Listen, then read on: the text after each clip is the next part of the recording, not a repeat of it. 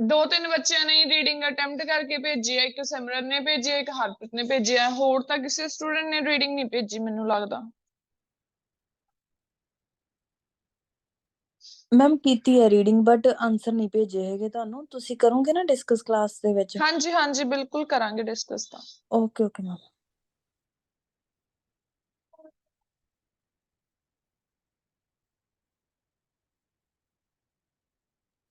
Ma'am ਮੇਰਾ ਇੱਕ question ਸੀਗਾ ਲਾਈਕ ਤੁਸੀਂ ਰੀਡਿੰਗ ਦੇ ਮੈਮ ਤੁਹਾਡੇ ਕੋਲੇ ਆਨਸਰ ਹੋਣਗੇ, ਤੁਸੀਂ ਆਨਸਰ ਭੇਜ ਸਕਦੇ ਹੋ ਰੀਡਿੰਗ ਦੇ? ਹਾਂਜੀ ਇਹਦੇ ਪੀਡੀਐਫ ਹੈਗਾ ਇਸ ਰੀਡਿੰਗ ਦਾ। Okay okay. ਨਹੀਂ ਮੈਮ ਜੇ ਮਤਲਬ ਜਿਹੜੀਆਂ ਸਾਨੂੰ ਹੋਰ ਵੀ ਕਈ ਵਾਰੀ ਰੀਡਿੰਗ ਜਿੱਦਾਂ ਘਰ ਕਰੀ ਦੀਆਂ ਆ ਬਟ ਸਾਡੇ ਕੋਲੇ ਆਨਸਰ ਨਹੀਂ ਹੁੰਦੇ, ਉਦਾਂ ਵੀ ਭੇਜ ਦੋਗੇ ਸਾਰੀਆਂ ਰੀਡਿੰਗਸ ਜਾਂ ਨਹੀਂ? ਹਾਂਜੀ ਹਾਂਜੀ ਮਿਲ ਜਾਣਗੇ, ਜਿਹੜੀ ਇਹ ਤੋਂ ਪਹਿਲਾਂ ਪੀਡੀਐਫ ਸੀ ਉਹਦੇ ਵੀ ਮਿਲ ਜਾਣਗੇ। ਹਾਂਜੀ ਮੈਮ ਪਲੀਜ਼ ਉਹ ਸੈਂਡ ਕਰ ਦਿਓ ਜੀ।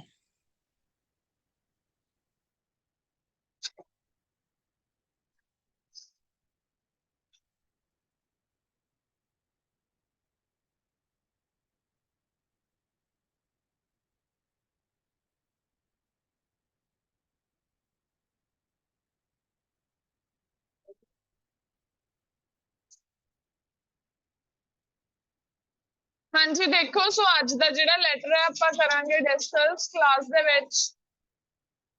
ਲੈਟਰ ਦਿੱਤੀ ਗਈ ਹੈ ਇਹ, you recently visited a tourist attraction, ਤੁਸੀਂ ਰੀਸੈਂਟਲੀ ਕੋਈ ਟੂਰਿਸਟ ਅਟਰੈਕਸ਼ਨ ਵਿਜ਼ਿਟ ਕੀਤਾ ਸੀ and you were very pleased with the help given to you by the staff, ਤੇ ਤੁਸੀਂ ਬਹੁਤ ਜ਼ਿਆਦਾ ਖੁਸ਼ ਸੀਗੇ। ਪਲੇਸਡ ਹੁੰਦਾ ਹੈ ਬਹੁਤ ਜ਼ਿਆਦਾ ਖੁਸ਼, ਹੈਪੀ, ਜੋ ਕਹਿੰਦੇ ਤੁਹਾਨੂੰ ਹੈਲਪ ਦਿੱਤੀ ਗਈ ਹੈ। या placed ma'am, what is placed pronunciation? Placed placed, ਠੀਕ ਹੈ। ਪਲੇਸਡ ਇਹ ਹੈਪੀਨੈਸ ਦੇ ਲਈ ਜਿਹੜਾ ਵਰਡ ਯੂਜ਼ ਕਰਦੇ ਆ ਉਹ ਪਲੇਸਡ ਦੇ ਲਈ ਯੂਜ਼ ਕਰਦੇ ਆ।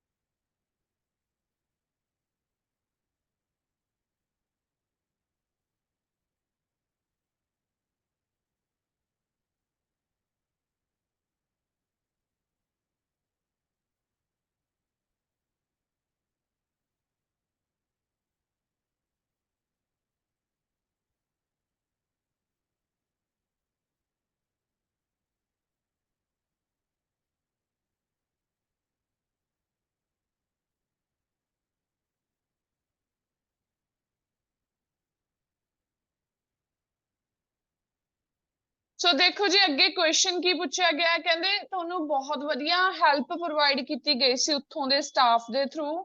ਕਹਿੰਦੇ write a letter to the head of the staff at the tourist attraction, ਠੀਕ ਹੈ ਜੀ। ਹੁਣ ਤੁਸੀਂ ਹੈਡ ਆਫ ਦਾ ਸਟਾਫ ਨੂੰ ਲੈਟਰ ਲਿਖਣੀ ਹੈ, ਉਸ ਟੂਰਿਸਟ ਅਟਰੈਕਸ਼ਨ ਦੇ ਹੈਡ ਨੂੰ, ਡਿਪਾਰਟਮੈਂਟ ਨੂੰ। Give details of the circumstances of your visit, ਤੁਸੀਂ ਡਿਟੇਲਸ ਦੇਣੀਆਂ ਨੇ ਕੀ ਸਿਚੁਏਸ਼ਨ ਸੀਗੀਆਂ, ਤੁਸੀਂ ਉੱਥੇ ਵਿਜ਼ਿਟ ਕੀਤਾ ਸੀਗਾ। ਨੈਕਸਟ ਹੈ describe the help given to you by the staff, help ਦੱਸਣੀ ਹੈ ਜਿਹੜੀ ਤੁਹਾਨੂੰ ਪ੍ਰੋਵਾਈਡ ਕੀਤੀ ਗਈ। ਨੈਕਸਟ ਹੈ say what you want the head staff to do, so ਤੁਸੀਂ ਕੀ ਚਾਹੁੰਦੇ ਹੋ ਕਿ ਹੈਡ ਸਟਾਫ ਤੁਹਾਨੂੰ ਇਨ ਰਿਟਰਨ ਦੇ ਵਿੱਚ ਕੀ ਕਰਕੇ ਦੇਵੇ। ਦੇਖੋ ਜੀ ਹੁਣ ਧਿਆਨ ਨਾਲ, ਇਹਦੇ ਵਿੱਚ ਤੁਹਾਨੂੰ ਟੌਪਿਕ ਕੀ ਹੈ, ਫਾਰਮਲ ਲੈਟਰ ਹੈ, ਠੀਕ ਹੈ। ਫਾਰਮਲ ਲੈਟਰ ਦੇ ਵਿੱਚ ਆਪਾਂ ਫਸਟਲੀ ਪਹਿਲਾ ਪੈਰਾਗ੍ਰਾਫ ਕੀ ਬਣਾਉਂਦੇ ਹੁੰਦੇ ਆ, ਪਰਪਸ ਲਿਖਦੇ ਹੁੰਦੇ ਆ ਕਿ ਲੈਟਰ ਆਪਾਂ ਲਿਖਣ ਕਿਉਂ ਜਾ ਰਹੇ ਹਾਂ। ਸੈਕੰਡਲੀ ਹੁਣ ਆਪਾਂ ਲੈਟਰ ਇਸੇ ਲਈ ਲਿਖ ਰਹੇ ਹਾਂ, ਆਪਾਂ ਐਪਰੀਸੀਏਸ਼ਨ ਸ਼ੋ ਕਰਾਂਗੇ ਜਿਹੜੀ ਕਿ ਤੁਹਾਨੂੰ ਟੂਰਿਸਟ ਅਟਰੈਕਸ਼ਨ ਤੇ ਸਟਾਫ ਦੇ ਥਰੂ ਪ੍ਰੋਵਾਈਡ ਕੀਤੀ ਗਈ ਹੈ। ਦੈਨ ਫਸਟ ਕੁਐਸਚਨ ਆਪਾਂ ਡਿਟੇਲ, ਇਹ ਆਪਣੀ ਮਰਜ਼ੀ ਆ ਵੀ ਪਹਿਲੇ ਪੈਰਾਗ੍ਰਾਫ 'ਚ ਪਹਿਲਾ ਕੁਐਸਚਨ ਪਲੱਸ ਪਰਪਸ ਲਿਖ ਦਈਏ ਜਾਂ ਸਿਰਫ ਇਕੱਲਾ ਹੀ ਪਰਪਸ ਲਿਖ ਦਈਏ। ਨੈਕਸਟ ਹੈ describe the help given to you by staff, ਤੁਹਾਡੀ ਹੈਲਪ ਕਿਵੇਂ ਕੀਤੀ ਗਈ ਵੀ, ਲਾਈਕ ਤੁਸੀਂ ਕਿਸੇ ਪ੍ਰੋਬਲਮ ਦੇ ਵਿੱਚ ਸੀ ਉਸ ਟਾਈਮ ਤੁਹਾਨੂੰ ਸਟਾਫ ਨੇ ਹੈਲਪ ਪ੍ਰੋਵਾਈਡ ਕੀਤੀ। ਨੈਕਸਟ ਹੈ say what you want the head staff to do, ਤੁਸੀਂ ਕੀ ਚਾਹੁੰਦੇ ਹੋ ਕਿ ਹੈਡ ਸਟਾਫ ਤੁਹਾਨੂੰ ਰਿਟਰਨ ਦੇ ਵਿੱਚ ਕੀ, ਲਾਈਕ ਤੁਹਾਡੀ ਹੈਲਪ ਕਿਵੇਂ ਕਰਕੇ ਦੇਵੇ। ਸੋ ਸਟਾਰਟਿੰਗ ਕਰਾਂਗੇ ਡੀਅਰ ਸਰ ਔਰ ਮੈਡਮ, ਠੀਕ ਹੈ, ਕਿਉਂਕਿ ਇਹ ਕੀ ਹੈ ਫਾਰਮਲ ਲੈਟਰ ਹੈ। ਫਾਰਮਲ ਆਪਾਂ ਨੂੰ ਕਿਵੇਂ ਪਤਾ ਲੱਗਿਆ, ਕਿਉਂਕਿ ਉਹਨਾਂ ਨੇ ਕਿਹਾ head of the staff at the tourist attraction ਨੂੰ ਲੈਟਰ ਲਿਖਣੀ ਹੈ। ਸੋ ਜਦੋਂ ਵੀ ਕਿਸੇ ਹਾਇਰ ਅਥਾਰਟੀ ਨੂੰ ਲੈਟਰ ਲਿਖੀ ਜਾਂਦੀ ਹੈ ਉਹ ਕਿਸ ਚ ਕਾਊਂਟ ਕਰਦੇ ਹਾਂ ਜੀ, ਫਾਰਮਲ ਵਨ ਚ। ਕਹਿੰਦੇ I am writing to express my sincere appreciation for the outstanding service I received during my recent visit to your esteemed tourist attraction। ਕਹਿੰਦੇ ਮੈਂ ਇਹ ਲੈਟਰ ਤੁਹਾਨੂੰ ਕਿਉਂ ਲਿਖ ਰਹੀ ਹਾਂ, ਇੱਕ ਐਪਰੀਸੀਏਸ਼ਨ ਸ਼ੋ ਕਰ ਰਹੀ ਹਾਂ ਜੋ ਕਿ ਮੈਂ ਬਹੁਤ ਵਧੀਆ ਸਰਵਿਸ ਰਿਸੀਵ ਕੀਤੀ ਹੈ, ਆਊਟਸਟੈਂਡਿੰਗ ਹੁੰਦੀ ਹੈ, ਬਹੁਤ ਵਧੀਆ service.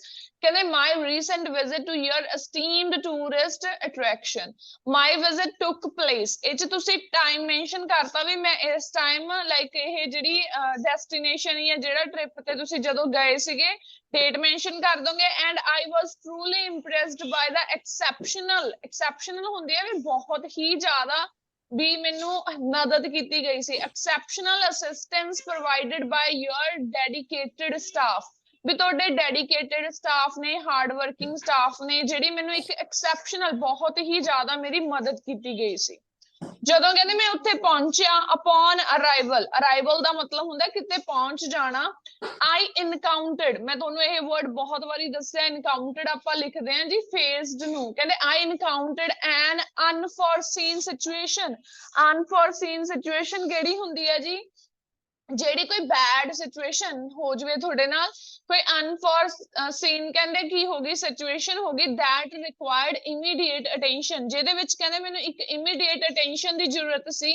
The staff members went above and beyond to address my concerns promptly and efficiently। ਸੋ ਕਹਿੰਦੇ ਜਿਹੜੇ staff member C, went above and beyond ਦਾ ਮਤਲਬ ਵੀ ਉਹਨਾਂ ਨੇ ਬਹੁਤ ਹੀ ਜ਼ਿਆਦਾ ਵੀ ਮਨੋ ਆਪਾਂ ਜਿਹਨੂੰ ਕਹਿੰਦੇ ਆ above and beyond, ਵੀ ਹਰੇਕ ਪਾਸੇ ਤੋਂ ਉਹਨਾਂ ਨੇ ਮੇਰੀ ਹੈਲਪ ਕੀਤੀ। To address my concern, address ਮੈਂ ਤੁਹਾਨੂੰ ਕੀ ਦੱਸਿਆ ਹੋਇਆ, ਐਡਰੈਸ ਇੱਥੇ ਕਾਹਦੇ ਲਈ ਯੂਜ਼ ਹੁੰਦਾ ਜੀ, ਪ੍ਰੋਬਲਮ ਨੂੰ ਸੋਲਵ ਕਰਨ ਦੇ ਲਈ।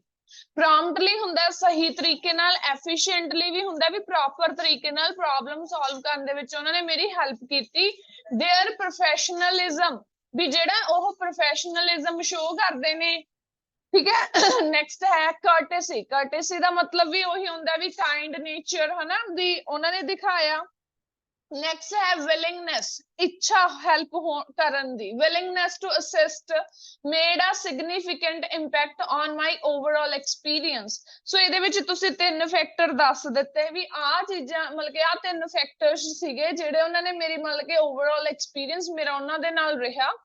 From providing clear directions to offering insightful information about the attraction, ਉਹਨਾਂ ਨੇ ਮੈਨੂੰ proper clear directions ਦੱਸੀਆਂ, proper ਕਹਿੰਦੇ information ਦਿੱਤੀ attraction ਦੇ ਲਈ। The staff exhibited a level of hospitality that exceeded my expectations। ਸੋ ਉਹਨਾਂ ਨੇ hospitality ਵੀ ਆਪਾਂ ਉਹੀ ਕਹਿੰਦੇ ਵੀ ਜਿਹਨਾਂ ਦਾ nature ਬਹੁਤ ਮਦਦਗਾਰ ਮਤਲਬ ਕਿ ਹੈਲਪਫੁਲ ਹੁੰਦਾ। ਸੋ ਕਹਿੰਦੇ ਮੇਰੀ ਬਹੁਤ ਜ਼ਿਆਦਾ ਹੈਲਪਫੁਲ ਕੀਤੀ, ਜੋ ਕਿ ਮੇਰੀਆਂ ਉਮੀਦਾਂ ਤੋਂ ਕਿਤੇ ਪਰੇ ਸੀ। ਐਕਸਪੈਕਟੇਸ਼ਨ ਹੁੰਦੀ ਹੈ ਆਸ ਲਗਾਉਣਾ। ਸੋ ਕਹਿੰਦੇ ਉਹ ਤੋਂ ਮੇਰਾ ਕਿਤੇ ਮਤਲਬ ਕਿ ਵੀ ਮੈਂ ਉਹ ਚੀਜ਼ ਸੋਚੀ ਨਹੀਂ ਸੀ ਜਿੰਨੀ ਹੈਲਪ ਉਹਨਾਂ ਨੇ ਮੇਰੀ ਕਰ ਦਿੱਤੀ। ਨੈਕਸਟ ਹੈ ਲਾਸਟ। ਹੁਣ ਇਹਦੇ ਵਿੱਚ ਆਪਾਂ ਸਿਚੁਏਸ਼ਨ ਦੱਸਤੀ, ਲਾਸਟ ਤੇ ਕਹਿੰਦੇ ਤੁਸੀਂ ਦੱਸ ਦੋਗੇ ਇਹਦੇ ਵਿੱਚ ਹੁਣ। ਕਹਿੰਦੇ I believe that exemplary service should be acknowledged and commended, ਵੀ ਜਿਹੜੀ ਇਹ ਸਰਵਿਸ ਦਿੱਤੀ ਗਈ ਆ ਵੀ ਇਹਨੂੰ ਕਹਿੰਦੇ ਕੋਈ ਨਾ ਕੋਈ ਉਹ ਮਿਲਣਾ ਚਾਹੀਦਾ, ਜਿਵੇਂ ਆਪਾਂ ਕਹਿੰਦੇ ਆ ਰਿਵਾਰਡ ਜਾਂ ਇਹਦਾ ਕਹਿੰਦੇ ਥੈਂਕਫੁਲ ਹੋਣਾ ਚਾਹੀਦਾ। therefore I kindly request that you convey my gratitude, ਵੀ ਮੇਰਾ ਜਿਹੜਾ gratitude ਆ to the exceptional individuals who assisted me during my visit। ਸੋ ਕਹਿੰਦੇ ਮੇਰਾ gratitude ਦਾ ਮਤਲਬ ਵੀ ਮੇਰਾ ਧੰਨਵਾਦ ਉਹਨਾਂ ਨੂੰ ਜ਼ਰੂਰ ਕਰਿਓ ਵੀ ਜਿਨ੍ਹਾਂ ਨੇ ਮੇਰੀ ਹੈਲਪ ਕੀਤੀ। their commitment to ensuring a positive visitor experience reflects positively on your establishment and I believe they deserve recognition for their outstanding efforts। ਸੋ ਮੈਨੂੰ ਲੱਗਦਾ ਕਿ ਉਹ ਇੱਕ deserve ਕਰਦੇ ਆ recognition ਜਾਂ ਕੋਈ rewards deserve ਕਰਦੇ ਆ ਜੋ ਉਹ ਇੰਨੀ ਵਧੀਆ ਹੈਲਪ ਕਰਦੇ ਆ ਟੂਰਿਸਟ ਦੀ ਜਾਂ ਵਿਜ਼ਿਟਰਸ ਦੀ। ਲਾਸਟ ਤੇ thank you once again for maintaining such high standards of customer service। I look forward to future visit and will undoubtedly recommend your tourist attraction to friends and family। ਸੋ ਕਹਿੰਦੇ ਮੈਂ ਕੀ ਆ ਤੁਹਾਡਾ ਬਹੁਤ ਜ਼ਿਆਦਾ ਧੰਨਵਾਦ ਕਰਦਾ ਵੀ ਜਿਹੜੀ ਤੁਸੀਂ ਇੰਨੀ ਵਧੀਆ ਐਕਸੈਪਸ਼ਨਲ ਕਹਿੰਦੇ ਜਿਹੜੀ ਹੈਲਪ ਪ੍ਰੋਵਾਈਡ ਕੀਤੀ ਗਈ ਆ। ਸੋ ਇਹਦੇ ਵਿੱਚ ਜਿਹੜੇ ਵਰਡਸ ਨੇ ਇੱਕ ਵਾਰੀ ਉਹਨਾਂ ਨੂੰ ਦੁਬਾਰਾ ਦੇਖ ਲਓ।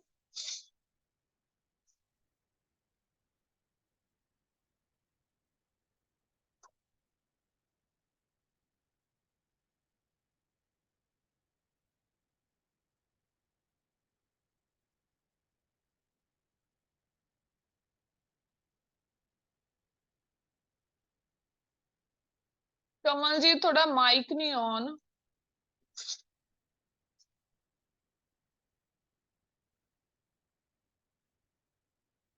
ਹਾਂਜੀ, ਸੋ ਸਿੰਪਲੀ ਤੁਸੀਂ ਇਸ ਤਰ੍ਹਾਂ ਲਿਖ ਸਕਦੇ ਹੋ, ਜਦੋਂ ਤੁਸੀਂ ਕੋਈ ਸਰਵਿਸ ਜਿਹੜੀ ਤੁਸੀਂ ਬਹੁਤ ਵਧੀਆ ਰਿਸੀਵ ਕੀਤੀ ਹੋਵੇ, ਇਸੇ ਨੂੰ ਤੁਸੀਂ ਕਨਵਰਟ ਕਰਕੇ ਲਿਖ ਸਕਦੇ ਹੋ ਵੀ ਤੁਸੀਂ ਕੋਈ ਰੈਸਟੋਰੈਂਟ ਵਿਜ਼ਿਟ ਕੀਤਾ ਸੀਗਾ, ਉੱਥੇ ਤੁਹਾਡਾ ਜਿਹੜਾ ਉਹ ਸੀਗਾ ਐਕਸਪੀਰੀਅੰਸ ਬਹੁਤ ਵਧੀਆ ਰਿਹਾ, ਉਹਦੇ ਵਿੱਚ ਵੀ ਇਹ ਚੋਂ ਕੋਈ ਨਾ ਕੋਈ ਜਿਹੜੀ ਵਰਡਿੰਗ ਹੈ ਤੁਸੀਂ ਯੂਜ਼ ਕਰ ਸਕਦੇ ਹੋ।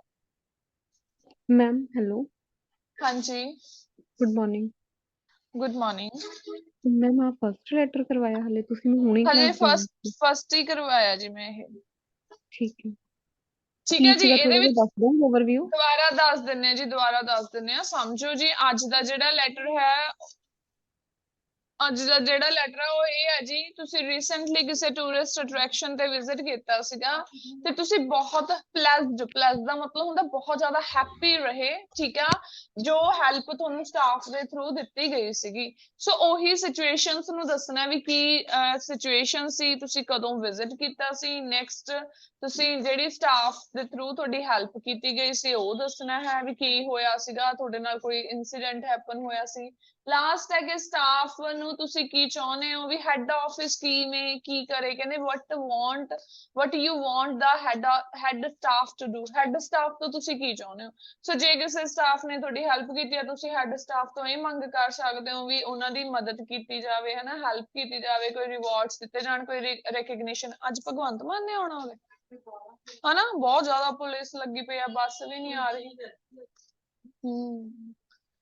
ਸੋ ਇਸ ਤੋਂ ਬਾਅਦ ਨੈਕਸਟ ਕੁਐਸਚਨ ਇਹੀ ਸੀ, ਫਿਰ ਇਹੀ ਆਪਾਂ ਨੇ ਪਹਿਲੇ ਪੈਰਾਗ੍ਰਾਫ ਦੇ ਵਿੱਚ ਐਕਸਪਲੇਨ ਕੀਤਾ।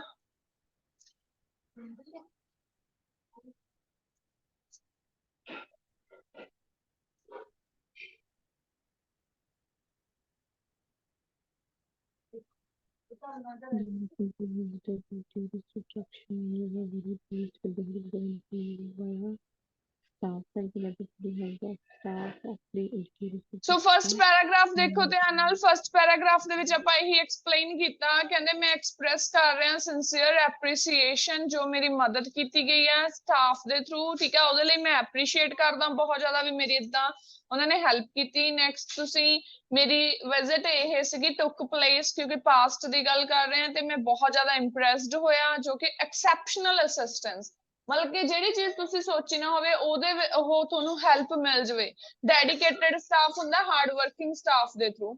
ਸੋ ਜਦੋਂ ਕਹਿੰਦੇ ਮੈਂ ਉੱਥੇ ਪਹੁੰਚਿਆ, ਕੀ ਹੋਇਆ ਕਿ ਮੇਰੇ ਨਾਲ ਕੋਈ ਏਦਾਂ ਦੀ ਸਿਚੁਏਸ਼ਨ ਹੋ ਗਈ, ਅਨਫੋਰਸੀਨ ਸਿਚੁਏਸ਼ਨ ਹੋ ਗਈ, ਤੇ ਮੈਨੂੰ ਉਹਦੇ ਲਈ ਇੱਕ ਇਮੀਡੀਏਟ ਅਟੈਂਸ਼ਨ ਚਾਹੀਦੀ ਸੀ। ਤੇ ਜਿਹੜੇ ਤੁਹਾਡੇ ਸਟਾਫ ਮੈਂਬਰ ਸੀ, ਕਹਿੰਦੇ went above and beyond. Above and beyond ਦਾ ਮਤਲਬ ਜਿਵੇਂ ਆਪਾਂ ਕਹਿੰਦੇ ਨੇ ਵੀ ਉਹਨਾਂ ਨੇ ਪੂਰਾ ਅੱਡੀਆਂ ਤੱਕ ਜ਼ੋਰ ਲਾਇਆ, ਵੀ ਹੈਲਪ ਕੀਤੀ ਵੀ ਪੂਰੀ, ਠੀਕ ਹੈ, ਉਹਨਾਂ ਨੇ ਇਹ ਨਹੀਂ ਦੇਖਿਆ ਵੀ ਹਰੇਕ ਪਾਸੇ ਤੋਂ ਮੇਰੀ ਮਦਦ ਕਰਨ ਦੀ ਕੋਸ਼ਿਸ਼ ਕੀਤੀ। ਟੂ ਐਡਰੈਸ ਮਾਈ ਕੰਸਰਨਸ ਪ੍ਰੋਮਪਟਲੀ, ਕੰਸਰਨ ਹੁੰਦੇ ਆ ਕੋਈ ਪ੍ਰੋਬਲਮ, ਪ੍ਰੋਮਪਟਲੀ ਹੁੰਦਾ ਸਹੀ ਤਰੀਕੇ ਨਾਲ, ਐਫੀਸ਼ੀਐਂਟਲੀ ਦਾ ਮਤਲਬ ਵੀ ਹੁੰਦਾ ਸਹੀ ਤਰੀਕੇ ਨਾਲ, ਠੀਕ ਹੈ ਜੀ। ਸੋ ਉਹਨਾਂ ਦਾ ਕਹਿੰਦੇ ਜਿਹੜਾ ਪ੍ਰੋਫੈਸ਼ਨਲਿਜ਼ਮ ਸੀਗਾ, ਕਰਟੇਸੀ ਸੀਗੀ, ਪ੍ਰੋਫੈਸ਼ਨਲਿਜ਼ਮ ਵੀ ਬਿਲਕੁਲ ਪ੍ਰੋਫੈਸ਼ਨਲ ਵੇ ਨਾਲ, ਕਰਟੇਸੀ ਦਾ ਮਤਲਬ ਹੁੰਦਾ ਬਹੁਤ ਪੋਲਾਈਟ ਨੇਚਰ ਦੇ ਨਾਲ, ਵਿਲਿੰਗਨੈਸ ਟੂ ਅਸਿਸਟ ਵੀ ਉਹ ਇੱਛਾ ਰੱਖਦੇ ਸੀਗੇ ਹੈਲਪ ਕਰਨ ਦੀ। ਸੋ ਇਹਨਾਂ ਨੇ ਕਹਿੰਦੇ ਇੱਕ ਮੇਰੇ ਤੇ ਬਹੁਤ ਸਿਗਨੀਫੀਕੈਂਟ ਇੰਪੈਕਟ ਪਾਇਆ ਮੇਰੇ ਓਵਰਆਲ ਐਕਸਪੀਰੀਅੰਸ ਤੇ। ਸੋ ਮੈਨੂੰ ਕਲੀਅਰ ਡਾਇਰੈਕਸ਼ਨਸ ਦੱਸੀਆਂ, ਅਟਰੈਕਸ਼ਨ ਦੀਆਂ, ਪਲੇਸ ਦੀਆਂ, ਪ੍ਰੋਪਰ ਇਨਸਾਈਟ ਇਨਫੋਰਮੇਸ਼ਨ ਹੁੰਦੀ ਆ, ਡਿਟੇਲ ਇਨਫੋਰਮੇਸ਼ਨ ਦਿੱਤੀ। ਉਹਨਾਂ ਨੇ ਲੈਵਲ ਆਫ ਹੌਸਪਿਟੈਲਿਟੀ ਕਹਿੰਦੇ ਬਹੁਤ ਵਧੀਆ ਸੀ, ਮਦਦ ਕਰਨ ਦਾ ਜਿਹੜਾ ਕਹਿੰਦੇ ਨੇਚਰ ਸੀਗਾ exceeded my expectations, ਵੀ ਜਿੰਨੀ ਮੈਂ ਆਸ ਰੱਖੀ ਸੀਗੀ, exceed ਦਾ ਮਤਲਬ ਹੁੰਦਾ ਉਸ ਤੋਂ ਕਹਿੰਦੇ ਕਿਤੇ ਵੱਧ ਸੀ। ਸੋ ਕਹਿੰਦੇ ਮੈਂ ਕੀ ਬਲੀਵ ਕਰਦਾ, ਐਗਜ਼ਾਮਪਲਰੀ ਸਰਵਿਸ ਸ਼ੁੱਡ ਬੀ ਐਕਨੋਲੇਜਡ ਐਂਡ ਕਮੈਂਡਡ। ਸੋ ਜਿਹੜੀ ਕਹਿੰਦੇ ਸਰਵਿਸ ਦਿੱਤੀ ਗਈ ਹੈ, ਠੀਕ ਹੈ, ਵੀ ਉਹਨੂੰ ਕਹਿੰਦੇ ਕੀ ਕੀਤਾ ਜਾਣਾ ਚਾਹੀਦਾ ਹੈ, ਵੀ ਉਹਨੂੰ ਦੇਖਣਾ ਚਾਹੀਦਾ, ਐਕਨੋਲੇਜ ਕਰਨਾ ਚਾਹੀਦਾ ਤੇ ਕਮੈਂਡਡ ਕਰਨਾ ਚਾਹੀਦਾ। ਜਿਵੇਂ ਆਪਾਂ ਕਹਿੰਦੇ ਨੇ ਵੀ ਉਹਨਾਂ ਨੇ ਮੇਰੀ ਹੈਲਪ ਕੀਤੀ ਹੈ ਤਾਂ ਇਨ ਰਿਟਰਨ ਉਹਨਾਂ ਨੂੰ ਕੋਈ ਨਾ ਕੋਈ ਰਿਵਾਰਡ ਦਿੱਤੇ ਜਾਣੇ ਚਾਹੀਦੇ ਆ। ਸੋ therefore I kindly request you convey my gratitude। ਸੋ ਮੇਰਾ ਧੰਨਵਾਦ, ਕਹਿੰਦੇ ਤੁਸੀਂ ਮੇਰਾ ਧੰਨਵਾਦ ਉਹਨਾਂ ਨੂੰ ਕਰ ਦਿਓ ਜਿਹੜੇ ਲੋਕਾਂ ਨੇ ਮੇਰੀ ਹੈਲਪ ਕੀਤੀ ਆ। ਐਂਡ ਕਹਿੰਦੇ ਮੈਂ ਚਾਹੁੰਦਾ ਜਿਹੜੀ ਉਹਨਾਂ ਨੇ ਕਹਿੰਦੇ ਮੇਰੇ ਨਾਲ ਕਮਿਟਮੈਂਟ ਕੀਤੀ ਸੀਗੀ to ensuring a positive visitor experience reflects positively on your establishment। So I believe they deserve recognition for their outstanding efforts. So मैं चाहनी है कि ਉਹਨਾਂ ਨੂੰ ਕੋਈ ਨਾ ਕੋਈ recognition ਦਿੱਤਾ ਜਾਵੇ, ਪਹਿਚਾਨ ਜਿਹਨੂੰ ਆਪਾਂ ਕਹਿੰਦੇ ਆ ਜਾਂ reward ਕਹਿ ਸਕਦੇ ਹਾਂ, ਇਨਾਮ ਦਿੱਤੇ ਜਾਣ ਜੋ ਉਹਨਾਂ ਨੇ ਇੰਨੀ ਮੇਰੀ help ਕੀਤੀ ਆ. So last day, thank you once again for maintaining such high standards of customer service. So ਕਹਿੰਦੇ ਮੈਂ ਦੁਬਾਰਾ ਤੋਂ ਧੰਨਵਾਦ ਕਰਦਾ ਵੀ ਜਿਹੜੀ ਉਹਨਾਂ ਨੇ ਮੇਰੀ ਇੰਨੀ ਜ਼ਿਆਦਾ help ਕੀਤੀ, and I look forward to future visits and will undoubtedly recommend your tourist attraction to friends and family. ਤੇ ਕਹਿੰਦੇ ਮੈਂ surely ਕਹਿੰਦੇ recommend ਕਰੂੰਗਾ, suggest ਕਰੂੰਗਾ ਇਸ tourist attraction ਨੂੰ ਮੇਰੇ friends and family ਨੂੰ, ਕਿਉਂਕਿ ਮੇਰਾ experience ਇੱਥੇ ਕੀ ਰਿਹਾ ਸੀ, ਬਹੁਤ ਜ਼ਿਆਦਾ pleasant, happy ਰਿਹਾ ਸੀ, ਬਹੁਤ ਵਧੀਆ ਰਿਹਾ ਸੀ ਮੇਰਾ ਇੱਥੇ overall experience. ਸੋ ਇਹ ਲੈਟਰ ਸੀਗੀ, ਜਿਹੜੇ ਸਟੂਡੈਂਟਸ ਨੇ ਹੁਣ ਲੇਟ ਜੁਆਇਨ ਕੀਤਾ ਉਹ ਇੱਕ ਵਾਰੀ ਦੇਖ ਲਓ, ਕੋਈ ਵਰਡ ਦਾ ਮੀਨਿੰਗ ਪੁੱਛਣਾ ਚਾਹੁੰਦੇ ਹੋ ਤੁਸੀਂ ਉਹ ਪੁੱਛ ਸਕਦੇ ਹੋ, ਸੋ ਇਹਨੂੰ ਇੱਕ ਵਾਰੀ ਦੇਖ ਲਓ ਜੀ ਦੁਬਾਰਾ.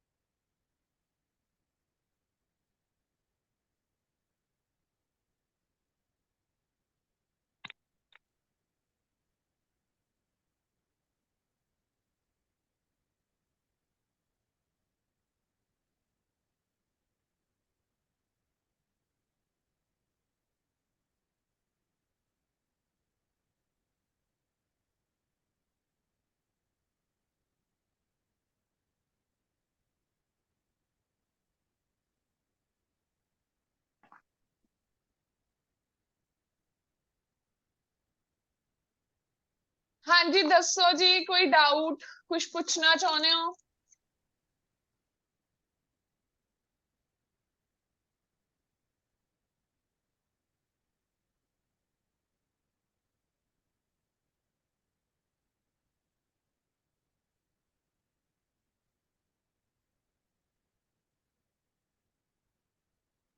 ਹਾਂਜੀ ਸਟੂਡੈਂਟ ਸਮਝ ਆ ਗਈ ਇਹ ਲੈਟਰ? ਕਿਸੇ ਨੂੰ ਨਾ ਸਮਝ ਆਈ ਹੋਵੇ ਤਾਂ ਡਾਊਟ ਪੁੱਛ ਸਕਦੇ ਹੋ, ਕੋਈ ਵਰਡ ਪੁੱਛ ਲਓ ਬੱਚੇ ਜੀ.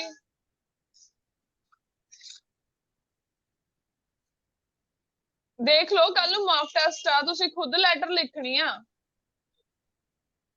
ਹੁਣ ਤਾਂ ਜਿਹੜਾ ਕੁਝ ਪੁੱਛਣਾ ਚਾਹੁੰਦੇ ਹੋ ਪੁੱਛ ਸਕਦੇ ਹੋ. ਜ਼ਰੂਰੀ ਨਹੀਂ ਕਿ ਤੁਸੀਂ ਇੰਨੀ ਹਾਈ ਫਾਈ ਵੋਕੈਬ ਦੇ ਨਾਲ ਲਿਖਣਾ, ਸਿੰਪਲ ਲਿਖ ਸਕਦੇ ਹੋ, ਬਟ ਪਰਪਸ ਇਹੀ ਹੋਣਾ ਚਾਹੀਦਾ ਕਿ ਪਹਿਲਾ ਪੈਰਾਗ੍ਰਾਫ ਜਿੱਥੋਂ ਇਹ ਕਲੀਅਰ ਹੋ ਜਾਵੇ ਆਪਾਂ ਲੈਟਰ ਕਿਉਂ ਲਿਖ ਰਹੇ ਹਾਂ. ਪਹਿਲੇ ਪੈਰਾਗ੍ਰਾਫ 'ਚ ਆਪਾਂ ਨੂੰ ਇਹ ਚੀਜ਼ ਕਲੀਅਰ ਕਰਤੀ, ਆਪਾਂ ਐਪਰੀਸੀਏਸ਼ਨ ਸ਼ੋ ਕਰ ਰਹੇ ਸੀ, ਇਸ ਲਈ ਇਹ ਲੈਟਰ ਲਿਖ ਰਹੇ ਸੀਗੇ.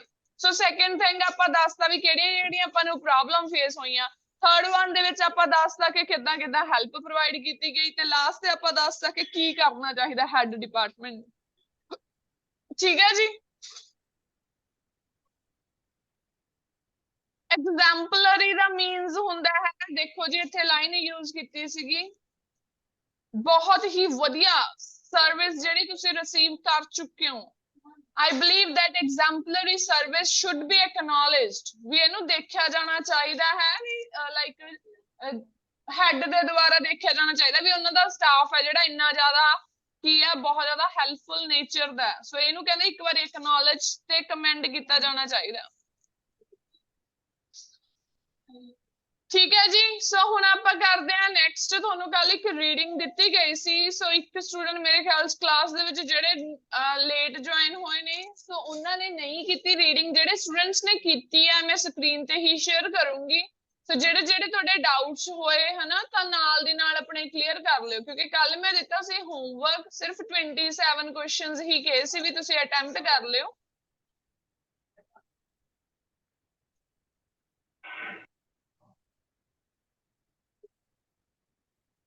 ਰੀਡਿੰਗ ਨੰਬਰ ਕਿਹੜਾ ਸੀ ਜੀ? 5? Yes, ma'am. ਤੁਹਾਡੇ ਨਾਲ ਸਕਰੀਨ ਸ਼ੇਅਰ ਹੋ ਰਹੀ ਹੈ, ਠੀਕ ਹੈ? ਸੋ ਰੀਡਿੰਗ ਨੰਬਰ 5 ਦਾ ਤੁਹਾਨੂੰ ਵਰਕ ਦਿੱਤਾ ਗਿਆ ਸੀ ਕੱਲ ਕਰਨ ਨੂੰ.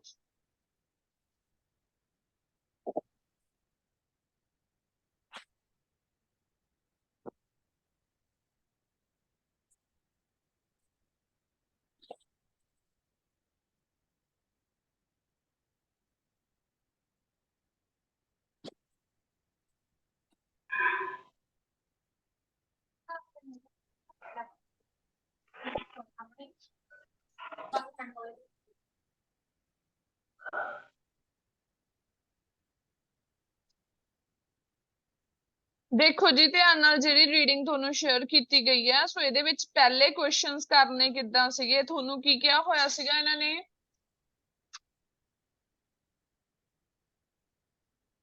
You are a male first year student, ਧਿਆਨ ਨਾਲ ਦੇਖੋ ਜੀ, ਤੁਸੀਂ ਕੀ ਹੋ, ਕਹਿੰਦੇ ਮੇਲ ਹੋ ਹਨਾ, ਫਸਟ ਈਅਰ ਸਟੂਡੈਂਟ ਹੋ who wants a single room close to the university and with laundry services in the hall। ਕੀ ਕਰਨਾ ਸੀ? 5 ਐਡਵਰਟੀਜ਼ਮੈਂਟ ਦਿੱਤੀਆਂ ਗਈਆਂ ਸੀ ਨੀਚੇ ਤੁਹਾਨੂੰ, ਠੀਕ ਹੈ, A B C D and E। ਸੋ ਇਹਦੇ ਨਾਲ ਕੁਐਸਚਨਸ ਦੀ ਮੈਚਿੰਗ ਕਰਨੀ ਸੀਗੀ, ਕਿਹੜਾ ਆਨਸਰ ਕਿਸ ਪੈਰਾਗ੍ਰਾਫ ਦੇ ਵਿੱਚੋਂ ਲਿਆ ਗਿਆ। ਸੋ ਹਾਂਜੀ ਦੱਸੋ first answer. First is B for boy। First answer B। ਕਿਉਂ ਆਇਆ B? ਕੀ ਸੀ? ਕਹਿੰਦੇ ਮੇਲ ਓਨਲੀ ਸਿੰਗਲ ਔਰ double rooms fully catered and laundry services available at modest fee। ਠੀਕ ਹੈ ਜੀ, ਇੱਕ modest fee ਤੇ ਮੇਲ ਨੂੰ ਸਾਰੀਆਂ ਇਹ ਜਿਹੜੀਆਂ ਸਰਵਿਸਿਜ਼ ਅਵੇਲੇਬਲ ਨੇ। ਸੋ ਇੱਥੇ ਮੇਲ ਦੀ ਹੀ ਗੱਲ ਕੀਤੀ ਸੀ, wants a single room।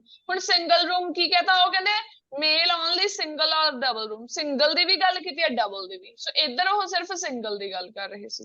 Second answer ਕੀ ਆਊਗਾ ਜੀ? Ma'am C। B, but ma'am B ਦੇ ਵਿੱਚ ਉਹਨਾਂ ਨੇ ਇਹ ਵੀ ਕਿਹਾ ਕਿ like close to the university with laundry service in the hall. ਤੁਸੀਂ ਫਸਟ ਕੁਐਸਚਨ ਦੀ ਗੱਲ ਕਰ ਰਹੇ ਹੋ ਨਾ? ਫਸਟ ਕੁਐਸਚਨ ਦਾ ਮੈਮ ਇਹਦੇ ਵਿੱਚ ਫਿਰ ਇਹ ਕਿੱਥੇ ਲਿਖਿਆ ਹੋਇਆ ਹੈ ਕਿ ਹਾਂਜੀ ਨਹੀਂ ਉਹਨਾਂ ਨੇ ਮੈਂਸ਼ਨ ਕੀਤਾ ਸੀਗਾ, ਪਰ ਮੈਂ ਫਿਰ ਵੀ ਬੀ ਲਗਾਇਆ ਆ, ਮਤਲਬ ਇਹ ਆਨਸਰ ਲਗਾ ਦਿੱਤਾ ਸੀ ਕਿਉਂਕਿ ਮੇਲ ਓਨਲੀ ਦਿੱਤਾ ਸੀਗਾ ਮੇਲ ਉਹਦੇ ਤੇ ਓਨਲੀ ਦੀ ਗੱਲ ਹੀ ਇਹਦੇ ਵਿੱਚ ਹੋਈ ਆ ਜੀ। ਤੁਸੀਂ ਹੋਰ ਅਗਰ ਤੁਸੀਂ ਕੋਈ ਆਪਸ਼ਨ ਚੂਜ਼ ਕੀਤੀ ਹੈ ਦੱਸੋ ਮੈਨੂੰ। ਕੁਐਸਚਨ ਦੀ ਕਿ ਜਿਹੜਾ ਉੱਪਰ ਦਿੱਤਾ ਉਹ ਨਹੀਂ ਇਹਨਾਂ ਨੇ ਦਿੱਤਾ ਨਾ, ਉਹਦਾ ਥਰਡ ਪਾਰਟ ਜਿਹੜਾ ਕੁਐਸਚਨ ਦਾ। ਹਾਂਜੀ ਕਲੋਜ਼ ਟੂ ਨਹੀਂ, ਉਹਨਾਂ ਨੇ ਯੂਨੀਵਰਸਿਟੀ ਦੱਸਿਆ, ਬਾਕੀ ਉਹਨਾਂ ਨੇ ਸਾਰਾ ਦੱਸਿਆ ਹੋਇਆ ਸੀਗਾ ਜੀ। ਪਰ ਮੈਮ ਹੁਣ ਜਦੋਂ ਆਪਾਂ ਸੀ ਕੁਐਸਚਨ ਦੇਖੀਏ ਰਾਈਟ, ਉਹਦੇ ਵਿੱਚ ਮਿਕਸ ਸੈਕਸ ਦੀ ਗੱਲ ਕੀਤੀ ਹੈਗੀ ਆ, ਮਤਲਬ ਉਹਦੇ ਚ ਮੇਲ ਵੀ ਤਾਂ ਆਉਂਦੇ ਆ। ਫਿਰ ਇਹਦੇ ਵਿੱਚ ਉਹਨਾਂ ਨੇ ਕਿਹਾ ਸੀ it's a self catering and kitchen and bathrooms are all shared. ਤਾਂ ਇਹਦੇ ਵਿੱਚ ਵੀ ਫਿਰ ਇਦਾਂ ਲੱਗਦਾ ਹੀ ਆ। ਉਹ ਕਹਿ ਰਹੇ ਉਹਨਾਂ ਨੇ ਇੱਧਰ ਤੁਹਾਨੂੰ ਦੱਸਿਆ, ਕਹਿੰਦੇ who wants a single room। Single room ਦਾ ਮਤਲਬ ਇਹ ਹੋਊਗਾ ਵੀ ਜਿਹਦਾ ਸੈਪਰੇਟ ਵਾਸ਼ਰੂਮ ਹੋਊਗਾ, ਸ਼ੇਅਰਡ ਕੁਝ ਵੀ ਨਹੀਂ ਹੋਊਗਾ। ਇਹ ਤਾਂ ਇੱਥੋਂ ਕੈਨਸਲ ਹੋ ਗਿਆ। ਠੀਕ ਹੈ, ਜੇ ਉਹਨੇ ਸਿੰਗਲ ਰੂਮ ਨਾਲ ਕਿਹਾ ਹੁੰਦਾ ਸ਼ੇਅਰਡ ਰੂਮ ਦੇ ਨਾਲ ਹੀ ਫਿਰ ਉਹ ਚੱਲਦਾ, ਕਿਉਂਕਿ ਸਿੰਗਲ ਰੂਮ ਮੰਗ ਰਿਹਾ ਤਾਂ ਸਿੰਗਲ ਹੀ ਵਾਸ਼ਰੂਮ ਹੋਊਗਾ, ਜੇ ਸ਼ੇਅਰਡ ਰੂਮ ਹੋਏਗਾ ਤਾਂ ਸ਼ੇਅਰਡ ਵਾਸ਼ਰੂਮਸ ਹੋਣਗੇ। ਇਹ ਤਾਂ ਆਪਸ਼ਨ ਕੈਨਸਲ ਹੋ ਗਈ ਸੀ। ਤੇ ਇਸ ਤੋਂ ਬਿਨਾਂ ਜੇ ਤੁਸੀਂ ਹੋਰ ਆਪਸ਼ਨਸ ਦੇਖਦੇ ਤਾਂ ਇਹ ਹੋਰ ਕਿਤੇ ਵੀ ਮੇਲ ਦੀ ਗੱਲ ਨਹੀਂ ਸੀਗੀ। ਸੋ ਆਨਸਰ ਇਸ ਕਰਕੇ B ਹੀ ਬਣੂਗਾ। ਸੈਕਿੰਡ ਦੇਖੋ ਜੀ, ਸੈਕਿੰਡ C ਕਿਉਂ ਆਇਆ? ਹੁਣ ਆਨਸਰ C ਆਏਗਾ, ਕਹਿੰਦੇ you are a male second year student who wants a single room and to cook your own meals, you want to be close to the university। ਹੁਣ second question ਬਣ ਰਿਹਾ ਸੀਗਾ C, ਕਹਿੰਦੇ ਤੁਸੀਂ ਮੇਲ ਹੋ, ਹੁਣ ਉਹ ਮਿਕਸਡ ਸੈਕਸ ਚ ਆ ਗਿਆ। ਐਂਡ ਕਹਿੰਦੇ ਉਹਨਾਂ ਨੇ ਕੀ ਕਿਹਾ ਹੈ, second year student who wants a single room and to cook your own meal। ਹੁਣ ਇੱਥੇ ਵੀ ਗੱਲ ਤਾਂ ਸਿੰਗਲ ਰੂਮ ਦੀ ਕੀਤੀ ਸੀ, ਪਰ ਉਹਨਾਂ ਨੇ ਨਾਲ ਹੀ ਤੁਹਾਨੂੰ ਦੱਸਤਾ to cook your own meals. ਇਸ ਕਰਕੇ ਹੋਰ ਕੋਈ ਕਲੋਜ਼ ਆਨਸਰ ਨਹੀਂ ਸੀ। ਇਹਦੇ ਵਿੱਚ ਉਹਨੇ ਕਿਹਾ ਸੀ ਵੀ ਤੁਹਾਨੂੰ ਸੈਲਫ ਕੈਟਰਿੰਗ ਕਿਚਨਸ ਦਿੱਤੀਆਂ ਜਾਣਗੀਆਂ। ਮੈਂ And ਕਨਫਿਊਜ਼ਨ ਜਿਹਦੇ ਮੈਨੂੰ ਵਿੱਚ ਸੈਲਫ ਤੁਸੀਂ ਖੁਦ, ਕੈਟਰਿੰਗ ਦੇ ਸੀ। ਜਿੱਥੇ ਸੈਲਫ ਤੁਸੀਂ ਖੁਦ ਕੈਟਰਿੰਗ ਦਾ ਕੁੱਕ ਮਤਲਬ ਕੀ ਕਰ, ਹੈ ਇੱਥੇ? ਜਿੱਥੇ ਤੁਸੀਂ ਖੁਦ ਕੁੱਕ ਕਰ ਸਕਦੇ ਹੋ। ਸੈਲਫ ਕੈਟਰਿੰਗ ਦਾ ਮਤਲਬ ਇਹ ਆ ਵੀ ਉਹ ਕਿਚਨ ਜਿੱਥੇ ਤੁਸੀਂ ਖੁਦ ਖਾਣਾ ਬਣਾ ਸਕਦੇ ਹੋ, ਸੈਲਫ ਉਹ ਕਰ ਸਕਦੇ ਹੋ। ਠੀਕ ਹੈ, but ma'am close to university ਨਾ ਸਿਰਫ ਇੱਕ ਉਹਦੇ ਵਿੱਚ ਦਿੱਤਾ ਹੋਇਆ ਸੀ ਪੈਰਾਗ੍ਰਾਫ ਚ, ਹੋਰ ਕਿਸੇ ਚ ਕਲੋਜ਼ ਟੂ ਯੂਨੀਵਰਸਿਟੀ ਦੀ ਗੱਲ ਹੀ ਨਹੀਂ ਕੀਤੀ ਹੋਈ। ਹੁਣ ਇਹਦੇ ਵਿੱਚ ਵੀ ਲਿਖਿਆ ਵਾ you want to be close to the university.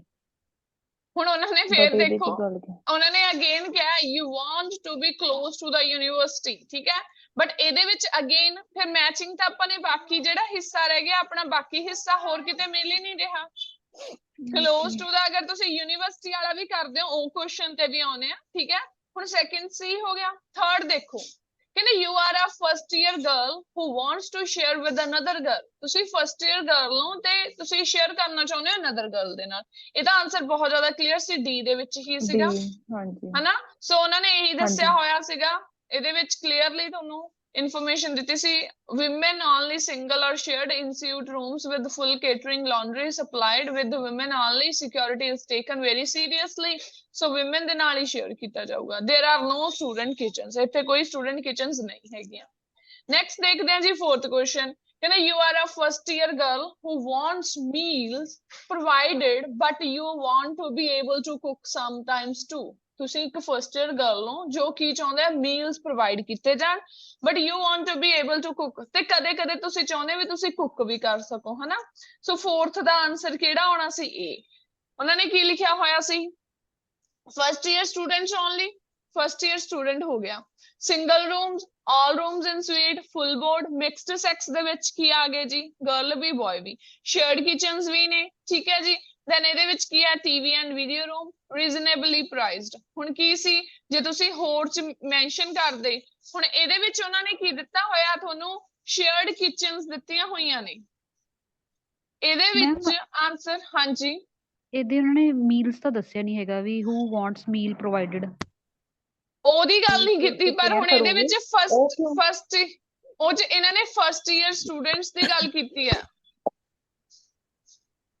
ਹੋਰ ਪੈਰਾਗ੍ਰਾਫ ਦੱਸੋ ਜਿਹਦੇ ਵਿੱਚ ਫਸਟ ਈਅਰ ਦੀ ਗੱਲ ਕੀਤੀ ਹੋਵੇ ਇਹੀ ਸਿੰਗਲ ਪੈਰਾਗ੍ਰਾਫ ਸੀ ਜਿਹਦੇ ਚ ਉਹਨੇ ਫਸਟ ਈਅਰ ਦੀ ਇਹਨਾਂ ਕੁਐਸਚਨ ਚ half information miss C but ਜਿਹੜੀ ਮੇਨ ਇਨਫੋਰਮੇਸ਼ਨ ਸੀ ਉਹ ਸਿਰਫ ਉਹਦੇ ਵਿੱਚ ਹੀ ਤੁਹਾਨੂੰ ਪ੍ਰੋਵਾਈਡ ਕੀਤੀ ਹੋਈ ਸੀ ਹੁਣ ਜੇ ਗਰਲ ਵਾਲਾ ਦੇਖਦੇ ਉਹ ਚ ਸਿਰਫ ਵਿਮਨ ਦੀ ਗੱਲ ਕੀਤੀ ਹੋਈ ਸੀ you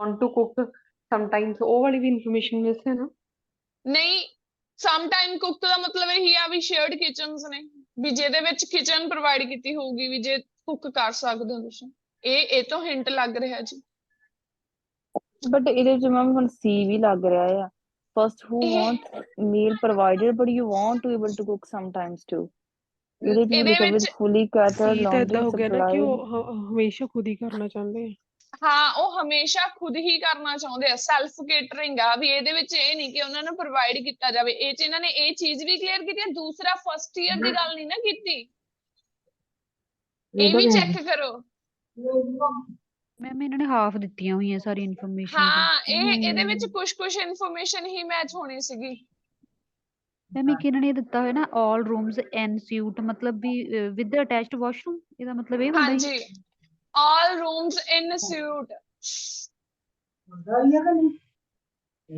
so next ਦੇਖੋ ਜੀ ਹੁਣ 5th question ਦੱਸੋ ਕੀ ਲਗਾਇਆ 5th ਦਾ ਆਨਸਰ ਆਏਗਾ B ਕਹਿੰਦੇ you are a male student who would like to share with another student for your first year ਠੀਕ ਹੈ 5th ਦਾ ਆਨਸਰ ਕੀ ਆਏਗਾ ਤੁਹਾਡਾ B ਹੀ ਆਊਗਾ ਕਿਉਂਕਿ ਉਹਨਾਂ ਨੇ ਮੇਲ ਦੀ ਗੱਲ ਤਾਂ ਸਿਰਫ ਇੱਥੇ ਹੀ ਕਿਹਾ ਸੀਗਾ ਵੀ ਸਿੰਗਲ ਵੀ ਆ ਡਬਲ ਵੀ ਆ ਐਂਡ ਤੁਹਾਨੂੰ ਉਹ ਤਾਂ ਬਾਕੀ ਮੋਡੈਸਟ ਪ੍ਰਾਈਸ ਤੇ ਦੱਸਿਆ ਹੋਇਆ ਸੀਗਾ ਨੈਕਸਟ ਮੇਲ ਦੀ ਗੱਲ ਹੀ ਆਪਾਂ ਕਹਿ ਦਈਏ ਵੀ ਬੀਚ ਹੋਈ ਸੀ ਹੋਰ ਤਾਂ ਆਪਾਂ ਨੂੰ ਇਨਫੋਰਮੇਸ਼ਨ ਕਿਤੋਂ ਮਿਲ ਨਹੀਂ ਸੀ ਸਕਦੀ 6th ਕੁਐਸਚਨ ਦੇਖੋ ਕੀ ਆਨਸਰ ਲਗਾਇਆ ਕਹਿੰਦੇ you are a student with a late night job ਕੀ ਆਨਸਰ ਸੀਗਾ ਇਹ ਤਾਂ ਕਲੀਅਰ ਸੀਗਾ ਇੱਕ ਦੋ ਕੁਐਸਚਨ ਤੁਹਾਨੂੰ ਕਨਫਿਊਜ਼ ਕੀਤੇ ਹੋਏ ਸੀ ਬਟ ਉਹਨਾਂ ਚ ਮੇਨ ਇਨਫੋਰਮੇਸ਼ਨ ਮਿਸ ਨਹੀਂ ਸੀ ਜੇ ਤੁਸੀਂ ਧਿਆਨ ਨਾਲ ਦੇਖੋ ਠੀਕ ਆ ਹੁਣ ਨੈਕਸਟ ਦੇਖੋ ਜੀ 7 to 10 ਕੁਐਸਚਨ ਦੇਖਦੇ ਆ 7 ਆਨਸਰ C ਆਏਗਾ You must remove small items from the pockets or clothing or they could break the action of washing machine pump. I think ਇਹ reading ਪਹਿਲਾਂ ਕੀਤੀ ਹੋਈ ਆ ਵਾਲੇ MCQ ਪਿਛਲੀ ਕਿਸੇ reading ਚ ਆਏ ਹੋਇਆ Okay, next 8th answer is B. Yes, ma'am. 9 answer is A. Yes, ma'am. And 10th answer is D. ਹਾਂਜੀ ਮੈਮ 8 ਦੱਸਿਓ ਨੂੰ 8 Eighth ਦਾ ਦੱਸਿਓ 8th question ਦੇਖੋ ਜੀ 8th question ਕੀ ਸੀ ਕਹਿੰਦੇ the washing label on a fabric garment will indicate machine washing by machine ਕਿਵੇਂ wash ਕਰੂਗੀ ਕਹਿੰਦੇ by displaying a particular symbol on it ਠੀਕ ਹੈ ਜੀ ਦੇਖੋ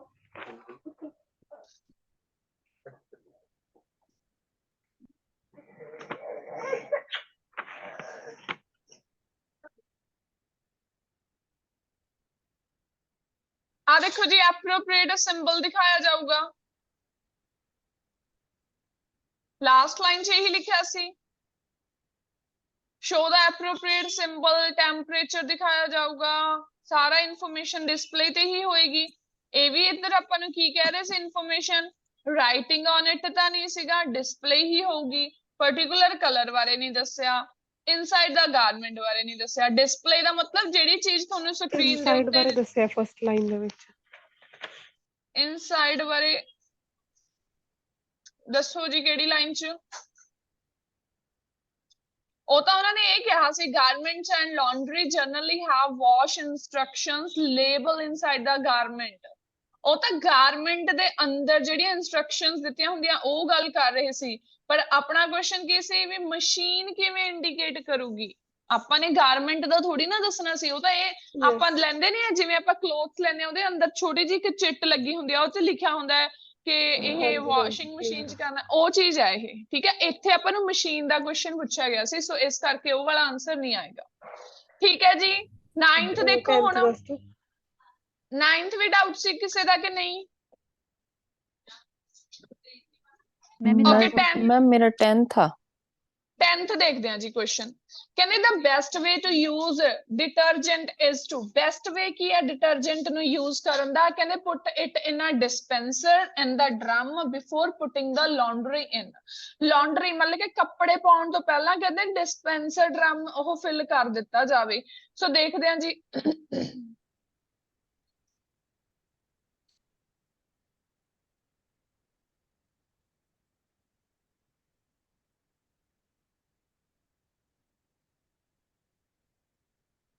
ਆ ਦੇਖੋ ਜੀ, ਸਟਾਰਟ ਦਾ ਵਾਸ਼ਰ, ਲਾਂਡਰੀ ਤੋਂ ਪਹਿਲਾਂ ਕਹਿੰਦੇ ਫਿਲ ਕਰ ਦਿੱਤਾ ਜਾਵੇ।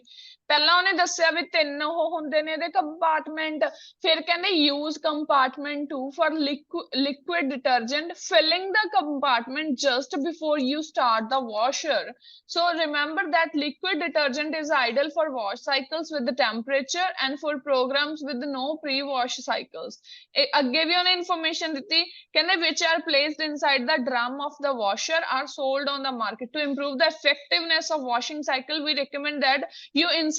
ਆ ਲਾਈਨ 'ਚ ਹੋਰ ਕਲੀਅਰ ਕਰਤਾ, ਇੱਥੋਂ ਵੀ ਹਿੰਟ ਦੇਤਾ, ਬਟ ਉਹਨੇ ਇੱਥੇ ਆ ਕੇ ਕਹਿੰਦੇ ਲੋਡ ਕਰਨ ਤੋਂ ਪਹਿਲਾਂ, ਕੱਪੜੇ ਪਾਉਣ ਤੋਂ ਪਹਿਲਾਂ ਤੁਸੀਂ ਕੀ ਕਰਨਾ, ਡਿਟਰਜੈਂਟ ਨੂੰ ਪਹਿਲਾਂ ਇਨਸਰਟ ਕਰਨਾ, ਵੀ ਪਹਿਲਾਂ ਫਿਲ ਕਰਨਾ। ਇੱਥੋਂ ਵੀ ਹਿੰਟ ਸੀ, ਇੱਥੋਂ ਵੀ ਗੱਲ ਪਤਾ ਲੱਗ ਰਹੀ ਸੀ, ਪਰ ਇਹਨੇ ਇੱਥੇ ਆ ਕੇ ਹੋਰ ਜ਼ਿਆਦਾ ਕਲੀਅਰ ਕਰਤਾ। ਕਹਿੰਦੇ ਅਸੀਂ ਤੁਹਾਨੂੰ ਕੀ ਸੁਜੈਸਟ ਕਰਦੇ ਆ, you insert a detergent dispenser in the drum before loading। Loading ਆਪਾਂ ਕੱਪੜਿਆਂ ਦੀ ਕਰਾਂਗੇ ਵਾਸ਼ਿੰਗ ਮਸ਼ੀਨ 'ਚ, ਸੋ ਲੋਡ ਕਰਨ ਤੋਂ ਪਹਿਲਾਂ ਕਹਿੰਦੇ ਕੀ ਹੈ ਜੀ, ਤੁਸੀਂ ਉਸਨੂੰ ਫਿਲ ਕਰ ਦੋ। ਠੀਕ ਹੈ ਜੀ, 10th ਕਲੀਅਰ ਹੋ ਗਿਆ। ਹਾਂਜੀ ਮੈਮ। 9th ਦੇਖੋ ਹੁਣ, 9th question ਕਹਿੰਦੇ when you have used the washing machine for a long time you will know how much detergent to use because of।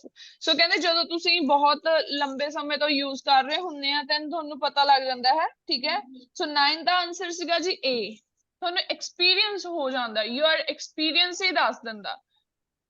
ਸੋ ਦੇਖੋ ਜੀ,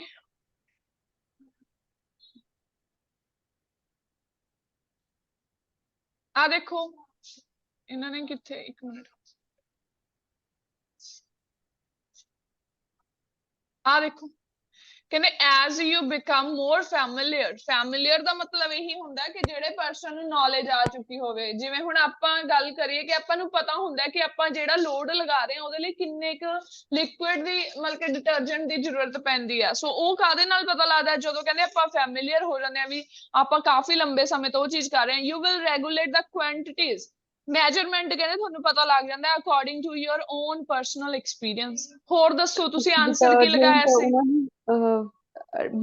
ਮੈਂ ਆ ਲਗਾਇਆ ਸੀਗਾ ਮੈਨੂਫੈਕਚਰ ਇੰਡੀਕੇਸ਼ਨਸ ਲਗਾਇਆ ਸੀ, ਬਟ ਇਹ ਤੁਹਾਨੂੰ ਦੱਸਦੀ ਹਾਂ ਇਹ ਤੁਹਾਨੂੰ ਡਾਊਟ ਦੇ ਰਿਹਾ ਸੀ ਮੈਨੂਫੈਕਚਰਰ ਇੰਡੀਕੇਸ਼ਨਸ। ਦੇਖੋ ਕਿਉਂਕਿ ਉਹਨੇ ਪਹਿਲੀ ਲਾਈਨਾਂ ਦੇ ਵਿੱਚ ਇੱਥੇ ਇਨਫੋਰਮੇਸ਼ਨ ਦਿੱਤੀ ਸੀ, ਉਹ ਕਹਿੰਦਾ open the dispenser marked C by pulling it outwards, fill with the detergent and conditioner using the quantities indicated by the manufacturer on the packet according to the load you are washing, the water hardness and how soiled your laundry is। ਫਿਰ ਉਹ ਤੋਂ ਬਾਅਦ ਇਹਨੇ as ਮਤਲਬ ਕੀ ਲੱਗਿਆ ਇੱਥੇ, because ਅੱਗੇ ਉਹਨੇ ਤੁਹਾਨੂੰ ਅੱਗੇ ਦੁਬਾਰਾ ਆਨਸਰ ਦੇਤਾ, ਇਹ ਉੱਪਰ ਵਾਲਾ ਆਨਸਰ ਕੱਟ ਗਿਆ। ਤੁਹਾਨੂੰ ਮੈਂ ਕੀ ਕਿਹਾ ਹੋਇਆ ਵੀ ਜਦੋਂ ਕਿਤੇ ਆਨਸਰ ਪੜਿਆ ਜਾਵੇ ਤਾਂ ਉਹ ਤੋਂ ਅਗਲੀ ਅੱਧੀ ਲਾਈਨ ਰੀਡ ਕਰ ਲਿਆ ਕਰੋ, ਕਿਉਂਕਿ ਆਨਸਰ ਚੇਂਜ ਹੋ ਜਾਂਦਾ। ਕਹਿੰਦੇ ਐਜ਼ ਯੂ ਬਿਕਮ ਫੈਮਿਲੀਅਰ, ਜਦੋਂ ਤੁਸੀਂ ਫੈਮਿਲੀਅਰ ਹੋ ਗਏ, ਫੈਮਿਲੀਅਰ ਦਾ ਮਤਲਬ ਇਹੀ ਸੀ ਵੀ ਜਦੋਂ ਤੁਸੀਂ ਵਾਰੀ-ਵਾਰੀ ਕੱਪੜੇ ਧੋ ਕੇ ਵੀ ਤੁਹਾਨੂੰ ਜਿਸ ਚੀਜ਼ ਬਾਰੇ ਜਾਣੂ ਹੋ ਜਾਓ, ਤਾਂ ਦੈਨ ਕਹਿੰਦੇ ਕੀ ਹੈ, ਤੁਸੀਂ ਕੁਆਂਟੀਟੀਜ਼ ਆਪਣੇ ਅਕੋਰਡਿੰਗ ਪਾ ਸਕਦੇ ਹੋ। ਠੀਕ ਹੈ ਜੀ। ਸੋ ਨੈਕਸਟ ਤੇ ਆਉਂਦੇ ਆ ਨਾਲੇ ਹੁਣ ਹੁਣ 11 ਡਿਟਰਜੈਂਟ ਵੀ ਯੂਜ਼ ਨਹੀਂ ਕੀਤਾ ਸੀ ਨਾ ਇਹਨਾਂ ਨੇ, ਮਤਲਬ ਕੁਆਂਟੀਟੀਜ਼ ਕੱਲਾ ਯੂਜ਼ ਕਰ ਲਿਆ ਸੀਗਾ। ਕੁਆਂਟੀਟੀ ਕਰ ਲਿਆ ਜੀ, ਬਿਲਕੁਲ। ਹਾਂਜੀ ਉਹਨਾਂ ਨੇ ਇੱਧਰ ਲਿਖਿਆ how much detergent, how much ਨੂੰ ਹੀ ਕੁਆਂਟੀਟੀ ਦਿੱਤਾ ਵੀ ਕਿੰਨਾ ਕੁ ਪਾਉਣਾ ਹੈ। ਠੀਕ ਹੈ। ਸੋ ਨੈਕਸਟ ਚੈੱਕ ਕਰਦੇ ਹਾਂ ਜੀ 11 and 12th। 11th is odorless. Nobody can tell when you have sprayed quick kill because it is odorless. Odorless ਦਾ ਮਤਲਬ ਵੀ ਸਮੈਲ ਨਹੀਂ ਹੁੰਦੀ ਉਹਦੇ ਵਿੱਚ ਕੋਈ ਵੀ। odor ਦਾ ਮਤਲਬ ਹੁੰਦਾ ਸਮੈਲ।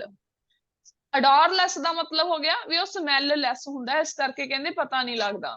ਨੈਕਸਟ ਹੈ ਪ੍ਰਾਈਸ ਨਾਲ ਫॉर, ਇਨਸੈਕਟੀਸਾਈਡ ਨਹੀਂ ਲਾ ਸਕਦੇ ਹੈਗੇ, ਡੋਰਲੈਸ ਇਨਸੈਕਟੀਸਾਈਡ। ਨਹੀਂ ਉਹ ਤਾਂ ਸਪਰੇਅ ਦੱਸਣੀ ਸੀ ਨਾ। ਇਨਸੈਕਟੀਸਾਈਡਸ ਤਾਂ ਕੀੜੇ ਮਕੌੜਿਆਂ ਨੂੰ ਮਾਰਨ ਵਾਲੀ ਸਪਰੇਅ ਹੀ ਹੋਊਗੀ। ਉਹ ਕਹਿੰਦੇ nobody can tell when you have sprayed, ਜਦੋਂ ਤੁਸੀਂ ਉਹ ਸਪਰੇਅ ਛਿੜਕ ਦਿੰਦੇ ਹੋ, ਕੋਈ ਵੀ ਕਹਿੰਦੇ ਗੈਸ ਨਹੀਂ ਕਰ ਸਕਦਾ। ਕਿਉਂ ਨਹੀਂ ਗੈਸ ਕਰ ਸਕਦਾ? ਕਿਉਂਕਿ ਉਹ ਚੋਂ ਕੋਈ ਸਮੈਲ ਹੀ ਨਹੀਂ ਆਉਂਦੀ, ਉਹ odorless ਹੈ। ਠੀਕ ਹੈ। ਨੈਕਸਟ ਹੈ the price for quick kill includes ਆ, ਕੀ ਇਨਕਲੂਡ ਕਰਦਾ ਹੈ? ਹਾਂਜੀ, ਸੈਂਪਲ ਪਾਊਡਰ ਪੈਕੇਟ ਜਾਂ ਫਿਰ powder packet. Coming with the ਮਤਲਬ ਇੱਥੇ ਇਹੀ ਸੀ ਵੀ ਇਨਕਲੂਡਸ ਆ ਸੈਂਪਲ ਪਾਊਡਰ ਪੈਕੇਟ ਟੂ ਹਾਂਜੀ ਟੈਸਟ ਆਊਟ। ਹਾਂਜੀ ਮੈਮ, ਪੂਰਾ ਤਿੰਨੇ ਵਰਡ ਲਿਖ ਸਕਦੇ ਆ।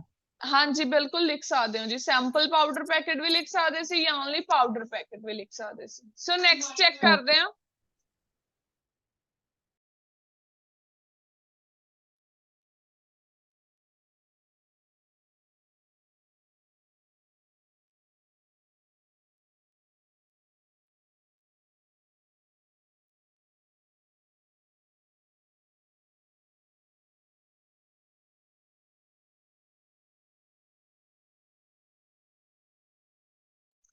ਨੈਕਸਟ ਆਂਸਰਸ ਚੈੱਕ ਕਰ ਲੈਂਦੇ ਆ ਜੀ ਹੁਣ ਤੁਹਾਡੇ 13 to 28 ਤੱਕ, ਕਿਉਂਕਿ ਇਹੀ ਦਿੱਤੇ ਸੀ ਮੈਂ। ਨੈਕਸਟ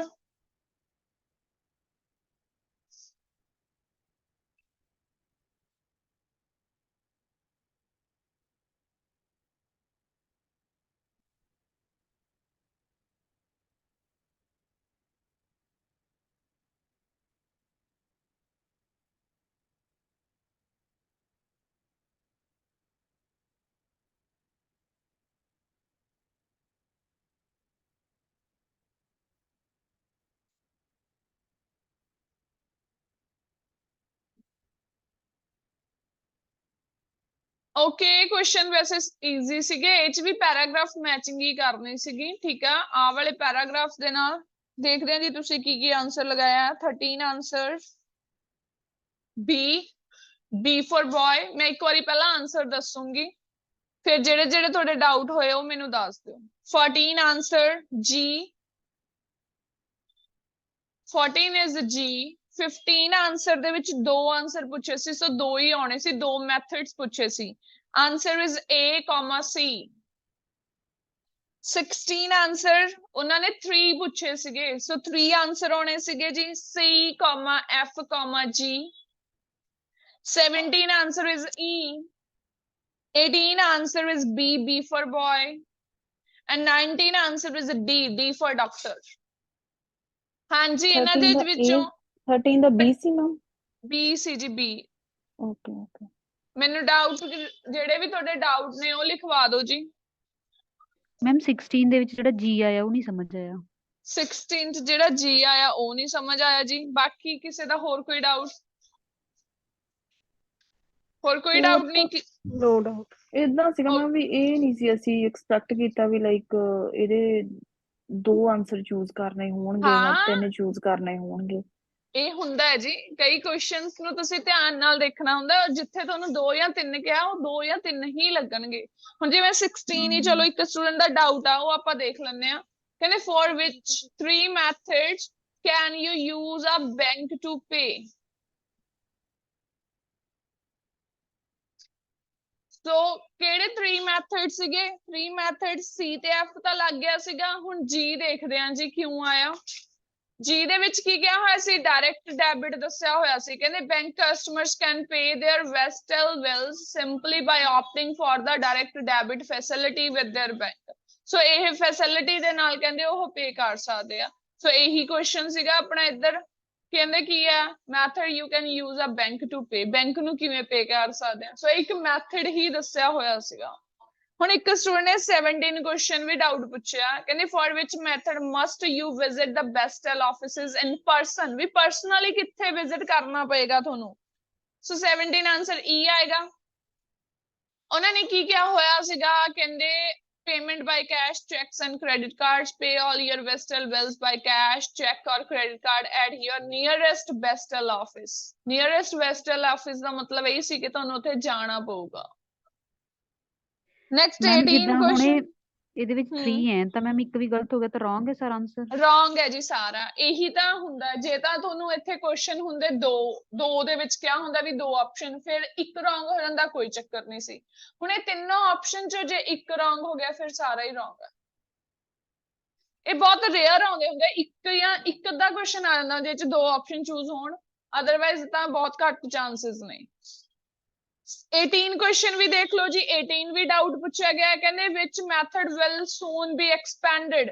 ਸੋ ਕਿਹੜਾ ਮੈਥਡ ਕਹਿੰਦੇ ਸੂਨ ਜਲਦੀ ਹੀ ਐਕਸਪੈਂਡ ਹੋ ਜਾਏਗਾ। ਸੋ ਆਂਸਰ ਦੇਖੋ ਬੀ ਪੈਰਾਗ੍ਰਾਫ ਦੇ ਵਿੱਚੋਂ ਲੱਗਣਾ ਸੀ, ਆਟੋਮੈਟਿਕ ਕੈਸ਼ ਪੇਮੈਂਟ ਮਸ਼ੀਨ। ਠੀਕ ਹੈ, ਸੋ ਕੁਐਸਚਨ ਇਹ ਸੀ soon be expanded ਕਦੋਂ ਹੋਏਗਾ। ਦੇਖੋ just walk up to one of the automatic cash payment machines at vestal offices and other strategic locations around town and pay your bills on the spot।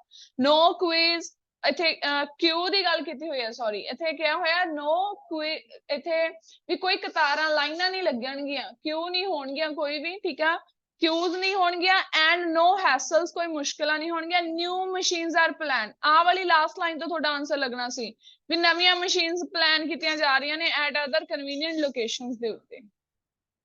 Last line तो answer clear सीगा। Next एक सिमरन होर answer doubt किया गया सीगा थोड़ा 19 I think, हाँ जी। सो 19 question भी देख लो जी। डी आंसर क्यों है, कहने for which method can you only use a cheque for payment. So किहड़े मैथड च तुसी सिर्फ चेक यूज कर सकते हैं पेमेंट करन दे लई। सो आंसर आएगा जी तुहाडा 19 दा D, just send a cheque. Just दा मतलब यही है भी तुसी चेक ही सेंड कर सकते हो। लास्ट लाइन फिर दस रही सी send only cheques, no drafts और कैश प्लीज, ये भी लाइन दस रही सी। आंसर की हो गया जी थोड़ा D for doctor. Next question check करते हैं जी 20 to 27। 20 आंसर च अगेन उन्होंने की कहा सीगा 2 कोर्सेज, जे 2 कोर्सेज के है आंसर 2 ही आने सीगे। आंसर सीगा ई एंड एफ। ਇਹਦੇ ਵਿੱਚ ਆਪਸ਼ਨਸ ਲਗਾਉਣੀਆਂ ਸੀਗੀਆਂ। ऑन ਇਹਨਾਂ ਨੇ ਲਿਖਿਆ ਵੀ ਸੀ your answer may require more than one letter, ठीक है। so answer is 20th answer is E and F। 21 answer is E, कहते for which course must you be a beginner, answer is E। 22 answer is C। 23 answer is F comma G। 24th answer D for doctor। 25 answer A। 26th answer F। 27 answer C। ਸੋ ਇਹ ਤੁਹਾਨੂੰ ਧਿਆਨ ਰੱਖਣਾ ਪਊਗਾ ਵੀ ਜਿੱਥੇ ਇੱਕ ਤੋਂ ਵੱਧ option ਪੁੱਛੀ ਗਈ ਹੈ ਉੱਥੇ ਇੱਕ ਤੋਂ ਵੱਧ ਆਪਸ਼ਨ ਹੀ ਆਪਣਾ ਆਨਸਰ ਲੱਗੇਗਾ। ਹਾਂਜੀ, ਇਹਨਾਂ ਦੇ ਵਿੱਚੋਂ ਡਾਊਟ ਦੱਸੋ। ਮੈਮ 20th ਦਾ ਮੈਮ 23 ਦਾ ਕੀ ਦੱਸਿਆ ਸੀਗਾ ਜੀ? 23 ਦਾ ਆਨਸਰ F, G। ਮੈਮ 20 ਦਾ E ਤਾਂ ਸਮਝ ਆ ਗਿਆ, ਪਰ F ਕਿਵੇਂ ਐਕਸਟਰਾ ਕਿੱਥੇ ਹੈ? F ਨਹੀਂ ਸਮਝ ਆਇਆ। F ਸੀਗਾ ਜੀ, ਦੇਖੋ 20 ਦਾ ਕਹਿੰਦੇ 2 ਕੋਰसेज will you have to pay extra for materials। Answer ਲੱਗਿਆ ਸੀ ਇੱਕ ਲੱਗਿਆ E refer to languages, ਇੱਕ ਦੂਸਰਾ ਆਪਸ਼ਨ ਲੱਗਿਆ F questions refer to beginning piano। ਸੋ ਦੇਖਦੇ ਹਾਂ ਜੀ, 1 ਮਿੰਟ ਦੇਖੋ ਪਿਆਨੋ ਵਾਲੇ ਪੈਰਾਗ੍ਰਾਫ ਚ ਆ ਜਾਓ। ਆ ਉਹਨਾਂ ਨੇ ਲਿਖੀ ਹੋਈ ਸੀਗੀ, ਕਾਸਟ ਦੱਸੀ ਹੋਈ ਸੀਗੀ, ਰੀਡ ਕਰ ਲੈਣੇ। ਕਹਿੰਦੇ if you once played the piano you are just dying to learn, here's your chance, playing a digital keyboard, learn chords, note names, sharps and flats, musical forms. A forms ਦੱਸਿਆ receive individual attention. Practice on your own with headphones. Also develop good habits for the future. Purchase the text at the first class from the instructor for $20. You should own or able to rent a keyboard or piano for at home practice. Participants will need to practice for about an hour a day at home to properly exploit what they learn. So ਆ ਜਿਹੜੀ cost ਦੱਸੀ ਗਈ ਸੀ ਇਹ ਤਾਂ ਹੀ ਦੱਸੀ ਗਈ ਸੀ ਵੀ ਜੇ ਤੁਸੀਂ first class ਲੈਣੀ ਹੈ ਤਾਂ ਤੁਹਾਨੂੰ $20 ਹੋਰ ਦੇਣੇ ਪੈਣਗੇ। ਇਹ extra cost ਕਿਉਂ ਲਈ ਕਿਉਂਕਿ ਹੋਰ ਦੇ ਵਿੱਚ ਕਿਸੇ 'ਚ ਵੀ ਤੁਹਾਨੂੰ ਕੋਈ cost ਨਹੀਂ ਸੀ ਦੱਸੀ ਗਈ ਜੇ ਤੁਸੀਂ ਕਿਸੇ ਹੋਰ ਆਪਾਂ ਕਹਿ ਦਈਏ ਵੀ ਹੋਰ option ਇੱਥੇ choose ਕਰਨੀ ਹੁੰਦੀ dance, cooking, wine tasting ਸਿਰਫ ਇਹ 'ਚ ਹੀ ਉਹਨੇ ਦੱਸੀ ਸੀ ਵੀ ਤੁਹਾਨੂੰ instructor ਨੂੰ ਦੇਣੇ ਪੈਣਗੇ $20। ਹਾਂਜੀ ਹੋਰ ਕੋਈ ਕੁਐਸਚਨ क्लियर है मैम। ਬਾਕੀ ਠੀਕ ਨੇ ਜੀ ਕਲੀਅਰ ਹੈ ਹੋਰ ਕੋਈ ਡਾਊਟ ਕਿਸੇ ਹੋਰ ਸਟੂਡੈਂਟ ਦਾ मैम ਕੁਐਸਚਨ 24 ਨੰਬਰ 24 24 ਦੇਖਦੇ ਹਾਂ ਜੀ ਆਨਸਰ ਕਹਿੰਦੇ which course will not wholly take place at WCAE ਵੀ ਪੂਰਾ ਕੋਰਸ ਕਹਿੰਦੇ ਇੱਥੇ ਕਿਉਂ ਨਹੀਂ ਟੇਕ ਪਲੇਸ ਹੋਏਗਾ ਸੋ 24th ਦਾ ਜਿਹੜਾ ਆਨਸਰ ਸੀ ਡੀ ਸੀਗਾ if the question refers to wine tasting ਦੇਖੋ ਜੀ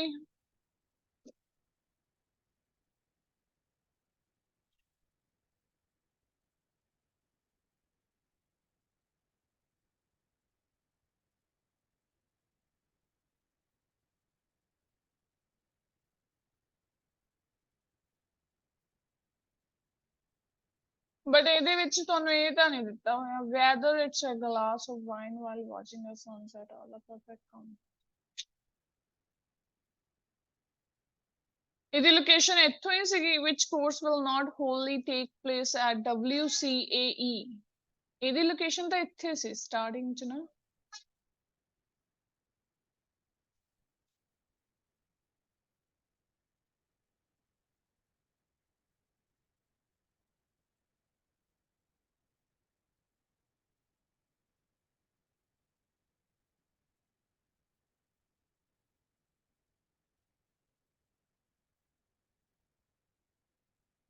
ਬਾਕੀਆਂ ਨੇ ਕਿੱਥੋਂ ਲੋਕੇਸ਼ਨ ਲਾਈ ਹੈ ਜੀ ਇਸ ਕੁਐਸਚਨ ਦੀ ਕੁਐਸਚਨ ਨੰਬਰ 24 ਦੀ ई तो मैम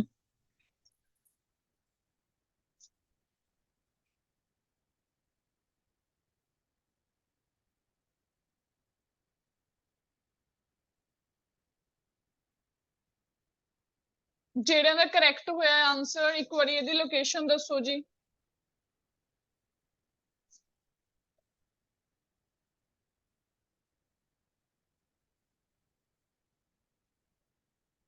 ਕਿਉਂਕਿ ਇੱਕ ਤਾਂ ਇਹਦੀ ਲਾਸਟ ਲਾਈਨ ਚ ਕਿਹਾ ਹੋਇਆ ਬਟ ਇੱਥੇ ਫਿਰ ਆਪਾਂ ਇਹ ਨਹੀਂ ਲਗਾ ਸਕਦੇ ਵੀ ਪ੍ਰੋਪਰ ਡੀ ਹੈ ਇਹਦੀ ਲੋਕੇਸ਼ਨ ਕਿਤੇ ਹੋਰ ਹੋਏਗੀ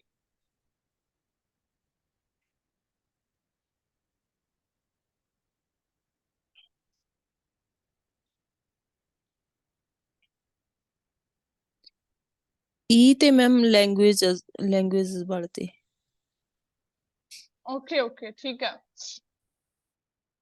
ਦੇਖੋ ਇਹਨਾਂ ਨੇ ਕੀ ਕਿਹਾ ਹੋਇਆ ਸੀ ਕਹਿੰਦੇ offer two languages at beginner level French and Spanish these courses are not intended for students who have studied the languages in the past and want a refresher course but for those who are completely new to the language classes emphasize basic grammar pronunciation oral exercise the text not included in the tuition are available at border books and music corner of the school Washington streets ਵੀ ਮਤਲਬ ਇਹਨਾਂ ਨੇ ਕੀ ਕਿਹਾ ਹੋਇਆ ਇੱਥੇ but ਫਿਰ ਵੀ ਇੱਥੋਂ wine tasting ਤੁਸੀਂ ਕਿੱਦਾਂ ਲਗਾ ਸਕਦੇ ਹੋ ਨਹੀਂ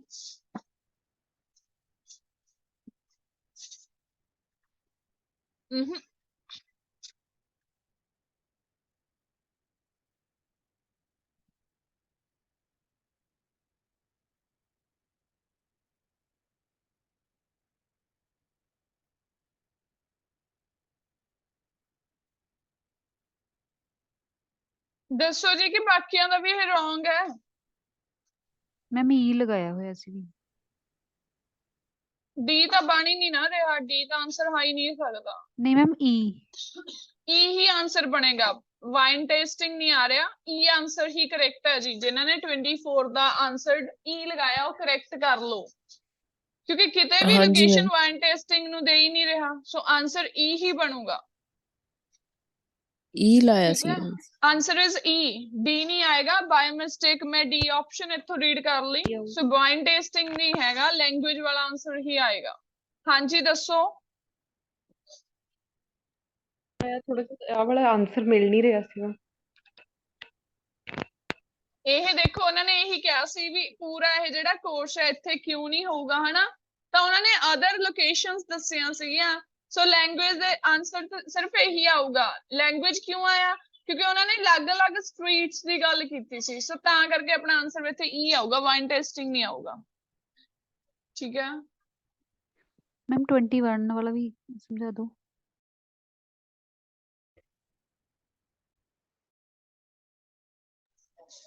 ਹਾਂਜੀ ਦੱਸੋ ਕੁਐਸਚਨ ਨੰਬਰ 21 ਮੈਮ। 21 ਓਕੇ 21 ਕੀ ਸੀ, for which course must you be a beginner. ਕੀ ਆਨਸਰ ਸੀਗਾ ਜੀ ਇਹਦਾ। मैम मैंने तो यही लगाया, पता नहीं मैंने।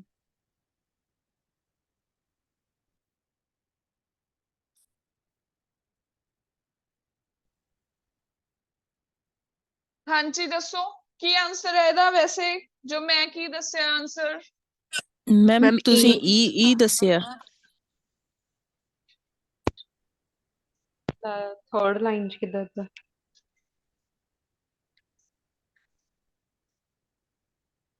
ਇੱਕ ਵਾਰੀ ਪਹਿਲਾਂ ਤੁਹਾਡੀ ਆਪਸ਼ਨ ਦੇਖ ਲੈਂਦੇ ਆ।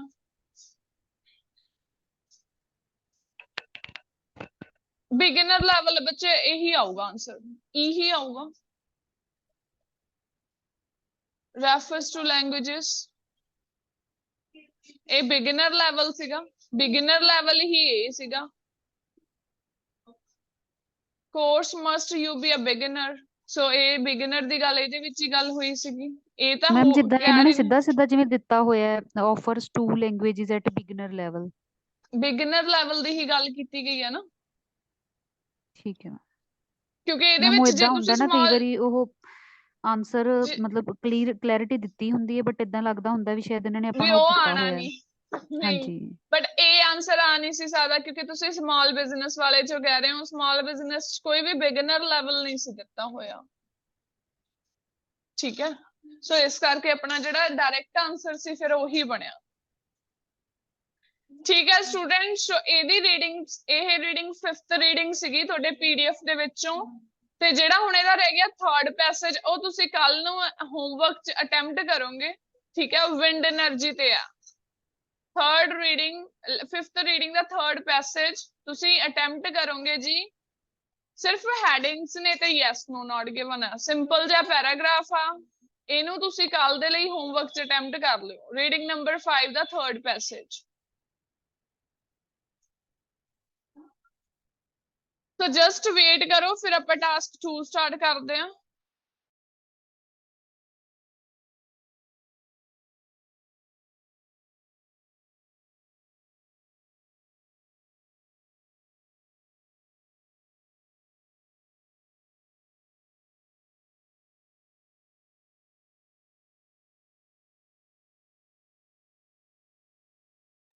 Good morning, ma'am.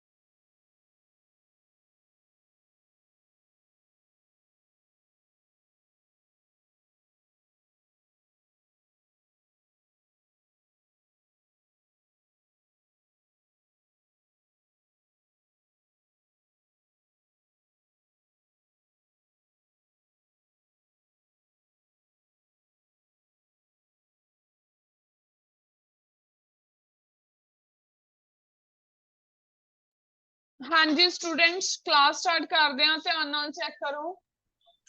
Good morning, ma'am. Good morning, ma'am. Good morning ਜੀ, good morning. Good morning, ma'am. Good morning all of you, good morning. So ਧਿਆਨ ਨਾਲ ਚੈੱਕ ਕਰੋ ਜੀ, ਅੱਜ ਦਾ ਟੌਪਿਕ ਬਹੁਤ ਵਾਰੀ ਐਗਜ਼ਾਮ ਚ ਆਇਆ ਹੋਇਆ ਔਰ ਕਾਫੀ ਇੰਪੋਰਟੈਂਟ ਟੌਪਿਕ ਆ। Some people think it is a good thing for senior managers to have much higher salaries than the other workers in a company। ਕਹਿੰਦੇ ਕੁਝ ਲੋਕ ਸੋਚਦੇ ਆ ਵੀ ਇਹ ਬਹੁਤ ਵਧੀਆ ਗੱਲ ਆ, ਬਹੁਤ ਗੁੱਡ ਥਿੰਗ ਆ ਵੀ ਜਿਹੜੇ ਸੀਨੀਅਰ ਮੈਨੇਜਰਸ ਨੇ ਉਹਨਾਂ ਦੀ ਹਾਈ ਸੈਲਰੀ ਹੋਵੇ ਕਿਹਨਾਂ ਨਾਲੋਂ ਜਿਹੜੇ ਅਦਰ ਵਰਕਰਸ ਕੰਮ ਕਰਦੇ ਹੁੰਦੇ ਆ ਕੰਪਨੀ ਦੇ ਵਿੱਚ। ਸੋ ਤੁਸੀਂ ਕਹਿੰਦੇ ਇਹਦੇ ਨਾਲ ਕਿਸ ਹੱਦ ਤੱਕ ਅਗਰੀ ਕਰਦੇ ਹੋ ਔਰ ਡਿਸਅਗਰੀ ਕਰਦੇ ਹੋ? ਹਾਂਜੀ ਮੈਨੂੰ ਇਹ ਦੱਸੋ ਵੀ ਵੱਧ ਸੈਲਰੀ ਹੋਣੀ ਚਾਹੀਦੀ ਆ ਜਿਹੜੇ ਸੀਨੀਅਰ ਮੈਨੇਜਰਸ ਹੁੰਦੇ ਆ ਜਾਂ ਨਹੀਂ ਹੋਣੀ ਚਾਹੀਦੀ? मैम होनी चाहिए Yes, ma'am. ਹੋਣੀ ਚਾਹੀਦੀ ਹੈ ਮੈਮ, ਹੋਣੀ ਚਾਹੀਦੀ ਆ, ਕਿਉਂ ਹੋਣੀ ਚਾਹੀਦੀ ਆ ਫਿਰ? ਕਿਉਂਕਿ ਮੈਮ ਉਹਨਾਂ ਕੋਲ ਕਿਉਂਕਿ ਮੈਮ ਉਹਨਾਂ ਐਕਸਪੀਰੀਅੰਸ ਤੇ ਜ਼ਿਆਦਾ ਸਾਰੀ ਹੁੰਦਾ ਹੈ। ਰਿਸਪੌਂਸਿਬਿਲਿਟੀ ਹੁੰਦੀ ਆ। ਹਾਂਜੀ, ਐਕਸਪੀਰੀਅੰਸ ਜ਼ਿਆਦਾ ਉਹਨਾਂ ਨੂੰ ਹੁੰਦਾ ਪਤਾ ਹੈ। ਹੁੰਦਾ ਵੀ ਕਿੰਨਾ ਪੈਸਾ ਯੂਟਿਲਾਈਜ਼ ਕਰਨਾ, ਉਹਨਾਂ ਨੇ ਵਰਕਰਸ ਨੂੰ ਸਾਹਮਣਾ ਹੁੰਦਾ, ਉਹਨਾਂ ਨੇ ਸਾਰੇ ਆਫਿਸ ਨੂੰ, ਤਾਂ ਕਰਕੇ ਮੈਮ। ਹਾਂਜੀ ਮੈਮ ਉਹੀ ਹੋ ਗਿਆ ਵੀ ਉਹਨਾਂ ਨੂੰ ਜ਼ਿਆਦਾ ਕੰਮ ਕਰਨੇ ਪੈਂਦੇ ਆ, ਮਤਲਬ ਕਿ ਸਾਰੇ ਆਸੇ-ਪਾਸੇ ਉਹਨਾਂ ਦੀ ਰਿਸਪੌਂਸਿਬਿਲਿਟੀ ਹੁੰਦੀ ਆ ਸਾਰੇ ਕੰਮਾਂ ਦੀ। ਸੋ ਦੇਖੋ ਹੁਣ ਤੁਹਾਨੂੰ ਪੈਟਰਨ ਤਾਂ ਸਾਰਿਆਂ ਨੂੰ ਸਮਝ ਆ ਚੁੱਕਿਆ ਕਿ ਵਟ ਐਕਸਟੈਂਟ ਚ ਆਪਾਂ ਕੀ ਕਰਦੇ ਹੁੰਨੇ ਆ। ਆਪਾਂ ਕੀ ਬਣਾਉਂਦੇ ਹੁੰਨੇ ਆ, 5 ਪੈਰਾਗ੍ਰਾਫ। ਜਿਸ ਸਾਈਡ ਆਪਾਂ ਹੈਗੇ ਆ ਉਹ ਆਪਾਂ ਲਿਖਦੇ ਆ ਅਗਲੇ ਵਾਲੇ 2 BP ਦੇ ਵਿੱਚ, ਤੇ ਪਹਿਲੇ BP ਦੇ ਵਿੱਚ ਆਪਾਂ ਲਿਖਾਂਗੇ ਵੀ ਜੇ ਸੇਮ ਸੈਲਰੀ ਹੁੰਦੀ ਆ ਤਾਂ ਉਹਦੇ ਕੀ ਬੈਨੀਫਿਟਸ ਨੇ। ਠੀਕ ਹੈ, ਇਹੀ ਲਿਖਣਾ ਪਊਗਾ ਨਾ ਆਪਣੇ ਪਹਿਲੇ BP ਦੇ ਵਿੱਚ ਤਾਂ। ਤੇ 2 ਅਗਲੇ ਜਿਹੜੇ BP ਬਣਨਗੇ ਉਹਦੇ ਵਿੱਚ ਆਪਾਂ ਇਹ ਲਿਖਾਂਗੇ ਵੀ ਨਹੀਂ ਮੈਨੇਜਰਸ ਦੀ ਹਾਈ ਸੈਲਰੀ ਹੋਣੀ ਚਾਹੀਦੀ ਹੈ ਤੇ ਕਿਉਂ ਹੋਣੀ ਚਾਹੀਦੀ ਆ ਉਹਦੇ ਰੀਜ਼ਨ ਦਵਾਂਗੇ। ਸੋ ਜਿਹੜਾ ਅੱਜ ਦਾ ਆਪਣਾ ਪੈਟਰਨ ਰਹੂਗਾ ਐਸੇ ਦਾ ਇਹੀ ਰਹੇਗਾ। ਧਿਆਨ ਨਾਲ ਦੇਖੋ ਜੀ। ਮੈਮ ਜਿਸ ਪੱਖ ਵਿੱਚ ਅਸੀਂ ਹੈਗੇ ਉਹਨੂੰ ਪਹਿਲਾਂ ਨਹੀਂ ਲਿਖਾਂਗੇ 2 BP ਪਹਿਲਾਂ ਉਹਦੇ ਨਹੀਂ ਬਣਾਵਾਂਗੇ? ਉਹਦੇ ਨਾਲ ਜੀ ਕੋਈ ਫਰਕ ਨਹੀਂ ਪੈਂਦਾ, ਚਾਹੇ ਉਹਨੂੰ ਪਹਿਲਾਂ ਲਿਖ ਲਓ ਚਾਹੇ ਬਾਅਦ ਚ ਲਿਖ ਲਓ, ਤੁਹਾਡੀ ਮਰਜ਼ੀ ਆ। ਫਿਰ 2 BP ਆਪਣੇ ਪਹਿਲਾਂ ਵਾਲੇ ਉਹ ਬਣਾ ਦਿਓ, ਚਾਹੇ ਆਪਾਂ ਜਿਸ ਸਾਈਡ ਨਹੀਂ ਹੈਗੇ ਉਹਦਾ 1 BP ਪਹਿਲਾਂ ਬਣਾ ਦਿਓ, ਕਿਉਂਕਿ ਤੁਹਾਡੀ ਥੀਸਿਸ ਲਾਈਨ ਨੇ ਆਲਰੇਡੀ ਐਸੇ ਚ ਦੱਸ ਦੇਣਾ ਐਗਜ਼ਾਮੀਨਰ ਨੂੰ ਵੀ ਤੁਸੀਂ 2 ਪੈਰਾਗ੍ਰਾਫ ਐਗਰੀ ਤੇ ਬਣਾਓਗੇ ਤੇ 1 ਪੈਰਾਗ੍ਰਾਫ ਜਿਸ ਚ ਤੁਸੀਂ ਘੱਟ ਆ ਉਹ ਤੁਹਾਡਾ 1 ਹੋਏਗਾ। ਬਸ ਮੈਟਰ ਇਹ ਕਰਦਾ ਵੀ 2 ਪੁਆਇੰਟ ਜਿਸ ਸਾਈਡ ਹੈਗੇ ਆ ਉਹ ਚਾਹੇ ਉਹਨਾਂ ਨੂੰ ਪਹਿਲਾਂ ਲਿਖ ਦਿਓ ਚਾਹੇ ਉਹਨਾਂ ਨੂੰ ਬਾਅਦ ਚ ਲਿਖ ਦਿਓ, ਇਹਦੇ ਨਾਲ ਕੋਈ ਚੱਕਰ ਨਹੀਂ ਕਰਦਾ। ਠੀਕ ਹੈ, ਓਕੇ ਮੈਮ। ਸੋ ਦੇਖੋ ਧਿਆਨ ਨਾਲ ਹੁਣ ਆਪਾਂ ਇਹਦੀ ਇੰਟਰੋਡਕਸ਼ਨ ਬਣਾਵਾਂਗੇ। ਕਹਿੰਦੇ owing to modernised era and demand of money. ਅੱਜ ਕੱਲ ਕਹਿੰਦੇ ਜਿਵੇਂ ਕਿ ਅੱਜ ਕੱਲ ਦਾ ਇੱਕ ਮਾਡਰਨਾਈਜ਼ਡ ਐਰਾ ਹੈ ਤੇ ਦੂਸਰਾ ਡਿਮਾਂਡ ਹੈ money the. some individual consider or opine that seniors employees should have high amount of money as salary than other usual workers। so ਕਹਿੰਦੇ due to the advanced era or plus demand of money ਕੁਝ ਲੋਕ ਸੋਚਦੇ ਆ ਕਿ employees ਦੀ ਜਿਹੜੀ money like ਜਿਹੜੀ salary ਆ ਉਹਨਾਂ ਨੂੰ ਜ਼ਿਆਦਾ ਦੇਣੀ ਚਾਹੀਦੀ ਆ as compared to usual ਜਿਹੜੇ common workers ਹੁੰਦੇ ਆ ਉਹਨਾਂ ਨਾਲੋਂ। I agree with this statement to large extent due to various reasons which I will discuss in the upcoming paragraph. So ਇਸ ਦੇ ਨਾਲ ਕਹਿੰਦੇ ਮੈਂ large extent ਤੱਕ agree ਕਰਦੀ ਹਾਂ ਤੇ ਇਹਨਾਂ ਨੂੰ ਆਉਣ ਵਾਲੇ ਪੈਰਾਗ੍ਰਾਫ ਦੇ ਵਿੱਚ ਕਹਿੰਦੇ ਮੈਂ ਡਿਸਕਸ ਕਰੂੰਗੀ। ਸਿੰਪਲੀ ਆਪਾਂ ਕੀ ਕਹਤਾ ਕਿ ਆਪਾਂ ਇਸ ਚੀਜ਼ ਨਾਲ agree ਕਰਦੇ ਹਾਂ ਵੀ ਸੀਨੀਅਰ ਮੈਨੇਜਰਸ ਨੂੰ ਜ਼ਿਆਦਾ ਪੇ ਮਿਲਣੀ ਚਾਹੀਦੀ ਹੈ ਐਜ਼ ਕੰਪੇਅਰ ਟੂ ਜਿਹੜੇ ਕਾਮਨ ਵਰਕਰਸ ਹੁੰਦੇ ਆ। ਸੋ ਇਹਦੇ ਵਿੱਚ ਹੁਣ ਮੈਂ ਇੱਕ ਪੈਰਾਗ੍ਰਾਫ ਪਹਿਲਾਂ ਉਹ ਬਣਾ ਦੂੰਗੀ ਵੀ ਜਿਹੜੇ ਕਹਿੰਦੇ ਵੀ ਨਹੀਂ ਸੇਮ ਸੈਲਰੀ ਹੋਣੀ ਚਾਹੀਦੀ ਹੈ ਤਾਂ ਪਹਿਲਾ ਪੈਰਾਗ੍ਰਾਫ ਆਪਾਂ ਉਸ ਦਾ ਬਣਾ ਦਾਂਗੇ ਤੇ ਅਗਲੇ ਜਿਹੜੇ 2 ਪੈਰਾਗ੍ਰਾਫ ਹੋਣਗੇ ਉਹ ਆਪਾਂ ਬਣਾ ਦਾਂਗੇ ਵੀ ਨਹੀਂ ਮੈਨੇਜਰਸ ਦੀ ਸੀਨੀਅਰ ਮੈਨੇਜਰਸ ਦੀ ਜਿਹੜੀ ਪੇ ਸਕੇਲ ਆ ਉਹ ਜ਼ਿਆਦਾ ਹੋਣੀ ਚਾਹੀਦੀ ਆ। ਸੋ ਸੇਮ ਵੇ ਪਹਿਲਾ ਪੈਰਾਗ੍ਰਾਫ ਮੈਂ ਇਹੀ ਬਣਾਇਆ ਕਹਿੰਦੇ with the view to discuss why giving same salary is fruitful at workplaces। ਹੁਣ same salary ਆਪਾਂ ਇਹ ਲਗਾਈ ਆ ਵੀ ਮੈਨੇਜਰਸ ਦੀ 올ਡਰ EMPLOYEES ਦੀ ਸੀਨੀਅਰ EMPLOYEES ਦੀ ਵੀ ਸੈਲਰੀ ਸੇਮ ਹੋਵੇ ਤੇ ਦੂਜਿਆਂ ਦੀ ਵੀ ਸੇਮ ਹੋਵੇ। ਇਹ ਕੀ ਹੋ ਗਿਆ ਡਿਸਐਗਰੀ ਦਾ ਪੁਆਇੰਟ ਹੋ ਗਿਆ। ਹਾਂਜੀ ਮੈਮ ਜਿੱਦਾਂ ਇਹਦੇ ਵਿੱਚ ਪੁੱਛਿਆ ਕਿ to what extent do you agree or disagree, ਆਪਾਂ ਫਰਮਲੀ ਅਗਰੀ ਔਰ ਡਿਸਐਗਰੀ ਵੀ ਜਾ ਸਕਦੇ ਹਾਂ। ਬੱਚੇ ਤੁਸੀਂ 2-3 ਦਿਨ ਕਲਾਸ ਨਹੀਂ ਲਾਈ ਹੈਗੀ ਮੈਮ ਨੋ ਫਿਰ ਇਹੀ ਤਾਂ ਮੇਨ ਰਿਕਾਰਡਡ ਰੀਜ਼ਨ ਹੈ।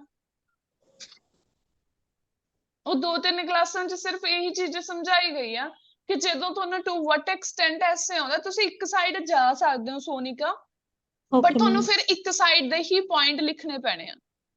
ਠੀਕ ਹੈ ਮੈਮ। ਤੁਸੀਂ ਫਿਰ ਥੀਸਿਸ ਲਾਈਨ ਉੱਥੇ ਇਹ ਨਹੀਂ ਬਣੇਗੀ, ਉੱਥੇ ਥੀਸਿਸ ਲਾਈਨ ਇਹ ਬਣੇਗੀ I completely agree with this statement.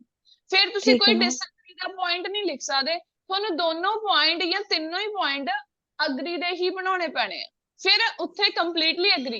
ਪਰ ਜਦੋਂ ਤੁਹਾਨੂੰ ਪੁੱਛਿਆ ਟੂ ਵਟ ਐਕਸਟੈਂਟ ਜਾਂਦਾ ਤਾਂ ਤੁਸੀਂ ਫਸਟ ਟਰਾਈ ਇਹ ਕਰਿਆ ਕਰੋ ਕਿ ਤੁਸੀਂ 70-30 ਕਰੋ ਵੀ ਜਿਸ ਸਾਈਡ ਆਪਾਂ ਹੈਗੇ ਆ ਉਹਦੇ 2 ਪੁਆਇੰਟ ਲਿਖੀਏ ਤੇ ਜਿਸ ਸਾਈਡ ਆਪਾਂ ਨਹੀਂ ਹੈਗੇ ਉਹਦਾ 1 ਪੁਆਇੰਟ ਲਿਖੀਏ। ਹੁਣ ਆਪਾਂ ਨੇ 2-3 ਦਿਨ ਤੋਂ ਇਹੀ ਪੈਟਰਨ ਫੋਲੋ ਕੀਤਾ ਕਿ ਜਿਸ ਸਾਈਡ ਆਪਾਂ ਨਹੀਂ ਹੈਗੇ ਉਹਦਾ ਪੈਰਾਗ੍ਰਾਫ ਆਪਾਂ ਪਹਿਲਾਂ ਬਣਾ ਦਿੰਦੇ ਆ ਤੇ ਜਿਸ ਸਾਈਡ ਆਪਾਂ ਹੈਗੇ ਆ ਉਹਦੇ 2 ਪੈਰਾਗ੍ਰਾਫ ਬਾਅਦ ਚ ਬਣਾ ਦਿੰਦੇ ਆ। ਚਾਹੇ 2 ਪੈਰਾਗ੍ਰਾਫ ਜਿਸ ਸਾਈਡ ਆਪਾਂ ਹੈਗੇ ਉਹਨੂੰ ਪਹਿਲਾਂ ਬਣਾ ਦਿਓ ਤੇ ਜਿਸ ਸਾਈਡ ਨਹੀਂ ਹੈਗੇ ਉਹਨੂੰ ਬਾਅਦ ਚ ਬਣਾ ਦਿਓ। ਇਹਦੇ ਨਾਲ ਕੋਈ ਫਰਕ ਨਹੀਂ ਪਊਗਾ ਤੁਹਾਡੇ ਸਕੋਰ ਦੇ ਉੱਤੇ ਕਿਉਂਕਿ ਤੁਹਾਡੀ ਆਹ ਲਾਈਨ ਨੇ ਸਾਰਾ ਕੁਝ ਇਲੈਬੋਰੇਟ ਕਰਤਾ ਐਗਜ਼ਾਮੀਨਰ ਨੂੰ ਵੀ ਤੁਸੀਂ ਅੱਗੇ ਲਿਖਣ ਕੀ ਜਾ ਰਹੇ। ਠੀਕ ਹੈ ਜੀ। Okay ma'am. ਪੁਆਇੰਟ ਕਹਿੰਦੇ ਜਿਹੜੇ ਹੁਣ ਕਹਿੰਦੇ ਵੀ ਸੇਮ ਹੀ ਹੋਵੇ ਵੀ ਜ਼ਿਆਦਾ ਨਾ ਹੋਵੇ ਉਹ ਜਿਹੜੇ ਸੀਨੀਅਰ EMPLOYEES ਨੇ ਤਾਂ ਪਹਿਲਾ ਪੁਆਇੰਟ ਇਹੀ ਬਣੇਗਾ ਕਹਿੰਦੇ ਕਿਉਂ ਸੇਮ ਸੈਲਰੀ ਹੋਣਾ ਕਿਉਂ ਜ਼ਰੂਰੀ ਆ। ਕਹਿੰਦੇ ਪ੍ਰੋਮੀਨੈਂਟ ਰੀਜ਼ਨ ਇਹ ਆ ਕਹਿੰਦੇ it helps to maintain the level of cooperation among colleagues. ਇੱਕ ਕੋਆਪਰੇਸ਼ਨ ਰਹੂਗੀ ਕਿਉਂਕਿ ਉਹਨਾਂ ਨੂੰ ਲੱਗੂਗਾ ਵੀ ਉਹਦੀ ਵੀ ਸੈਲਰੀ ਸੇਮ ਆ ਮੇਰੀ ਵੀ ਸੈਲਰੀ ਸੇਮ ਆ। To explain it when all members are treated equally by giving same amount of money or salary then it reduces the emergence of hate between workers because distinct quantity of wages always raise differences or ਤੁਸੀਂ ਕਹਿ ਸਕਦੇ ਹੋ raise conflict ਜਾਂ create conflict। distinct ਦਾ meaning ਕੀ ਹੁੰਦਾ because distinct different ਵੀ ਅਲੱਗ-ਅਲੱਗ salary ਹੋਊਗੀ। distinct ਮਤਲਬ ਕਿ different। emergence ਦਾ ਮਤਲਬ ਹੁੰਦਾ ਕਹਿੰਦੇ reduce emergence of we hate ਦੀ ਭਾਵਨਾ create ਹੀ ਨਹੀਂ ਹੋਊਗੀ। emergence ਵੀ create ਦੇ ਲਈ ਹੀ use ਕਰਦੇ ਆ। ਸੋ ਕਹਿੰਦੇ ਪਹਿਲਾਂ ਆਪਾਂ ਨੇ ਇੱਕ ਮੇਨ ਪੁਆਇੰਟ ਦੇ ਦਿੱਤਾ ਕਹਿੰਦੇ ਕੀ ਹੋਊਗਾ ਪਹਿਲਾ ਕਾਰਨ ਤਾਂ ਇਹ ਬੈਨੀਫਿਟ ਮਿਲੂਗਾ ਕਿ ਕੀ ਹੋਏਗੀ ਉਹਨਾਂ ਦੇ ਵਿੱਚ ਕੋਆਪਰੇਸ਼ਨ ਰਹੂਗੀ ਕਲੀਗਸ ਦੇ ਵਿੱਚ। ਕਲੀਗਸ ਕੌਣ ਹੁੰਦੇ ਆ ਵਰਕਰਸ। ਫਿਰ ਉਹਨੂੰ ਆਪਾਂ ਐਕਸਪਲੇਨ ਕਰਤਾ ਵੀ ਜਦੋਂ ਸਾਰਿਆਂ ਦੀ ਸੈਲਰੀ ਸੇਮ ਦਿੱਤੀ ਜਾਊਗੀ ਦੈਨ ਇਹਦੇ ਨਾਲ ਕਹਿੰਦੇ ਉਹਨਾਂ ਵਿੱਚ ਹੇਟ ਦੀ ਭਾਵਨਾ ਹੀ ਪੈਦਾ ਨਹੀਂ ਹੋਊਗੀ ਕਿਉਂਕਿ ਜੇ ਡਿਫਰੈਂਟ ਸੈਲਰੀ ਹੁੰਦੀ ਹੈ ਤਾਂ ਹੀ ਕਹਿੰਦੇ ਕੀ ਹੁੰਦੇ ਨੇ ਕਨਫਲਿਕਟਸ ਰਾਈਜ਼ ਹੁੰਦੇ ਨੇ। ਠੀਕ ਹੈ ਅਬਹੋਰੈਂਸ ਔਰ ਮੈਨੀ ਅਦਰ ਇਸ਼ੂਜ਼। ਸੋ ਰੇਜ਼ ਡਿਫਰੈਂਸਿਸ abhorrence ਦਾ ਮਤਲਬ ਵੀ ਇਹੀ ਆ ਵੀ ਲਾਈਕ ਛੋਟੇ-ਛੋਟੇ ਇਸ਼ੂਜ਼ ਕ੍ਰੀਏਟ ਹੋਣੇ ਸਟਾਰਟ ਹੋ ਜਾਂਦੇ ਆ ਐਂਡ ਮੈਨੀ ਅਦਰ ਇਸ਼ੂਜ਼ ਹੋਰ ਇਸ਼ੂਜ਼ ਕ੍ਰੀਏਟ ਹੋਣੇ ਸਟਾਰਟ ਹੋ ਜਾਂਦੇ ਆ। ਸੋ ਹਾਊਐਵਰ ਕਹਿੰਦੇ ਬਾय the dent of equal salary ਜੇ ਕਹਿੰਦੇ ਇਕੁਅਲ ਸੈਲਰੀ ਦਿੱਤੀ ਜਾਊਗੀ assistants not only work effectively but also increase the productivity in less time which will be better for specific area where they are working। so ਜੇ ਕਹਿੰਦੇ same salary equal salary ਦਿੱਤੀ ਜਾਊਗੀ ਤਾਂ ਇਹਦੇ ਨਾਲ ਕਹਿੰਦੇ ਉਹ ਨਾ ਤਾਂ ਇਫੈਕਟਿਵਲੀ ਕੰਮ ਕਰਨਗੇ ਪਲੱਸ ਪ੍ਰੋਡਕਟਿਵਿਟੀ ਨੂੰ ਵੀ ਰਾਈਜ਼ ਕਰ ਦੇਣਗੇ। For instance in Australia's biggest company identical amount of pay is provided by honor to all workers in order to reduce hate while working there so it is worthwhile for honor as well as colleagues। so ਕਹਿੰਦੇ ਇਹ ਕੀ ਆ Australia ਦੇ ਵਿੱਚ ਕੋਈ biggest company ਆ ਆਪਾਂ example ਬਣਾਈ ਆ ਇਹ। ਸੋ ਕਹਿੰਦੇ ਬਿਗੇਸਟ ਕੰਪਨੀ ਹੈ ਜੋ ਕਿ ਆਇਡੈਂਟੀਕਲ ਹੁੰਦੀ ਹੈ ਇਕੁਅਲ ਸੇਮ ਪੇ ਦਿੰਦੀ ਹੈ ਸੋ ਇਹਦੇ ਨਾਲ ਕਹਿੰਦੇ ਉਹਨਾਂ ਦੇ ਵਿੱਚ ਕੋਈ ਵੀ ਹੇਟ ਦੀ ਜਿਹੜੀ ਭਾਵਨਾ ਹੈ ਉਹ ਨਹੀਂ ਆਉਂਦੀ। ਸੋ ਇਹ ਦੋਨਾਂ ਦੇ ਲਈ ਫਰੂਟਫੁਲ ਹੈ, ਵਰਥਵਾਈਲ ਆ, ਓਨਰ ਦੇ ਲਈ ਵੀ ਔਰ ਕਲੀਗਸ ਦੇ ਲਈ ਵੀ। ਹੁਣ ਆਪਾਂ ਪਹਿਲਾ ਪੈਰਾਗ੍ਰਾਫ ਆਪਾਂ ਨੇ ਉਹ ਬਣਾਤਾ ਜਿਸ ਸਾਈਡ ਆਪਾਂ ਨਹੀਂ ਹੈਗੇ, ਮਤਲਬ ਕਿ ਆਪਾਂ ਇਹ ਕਹਿਣਾ ਚਾਹੁੰਦੇ ਆ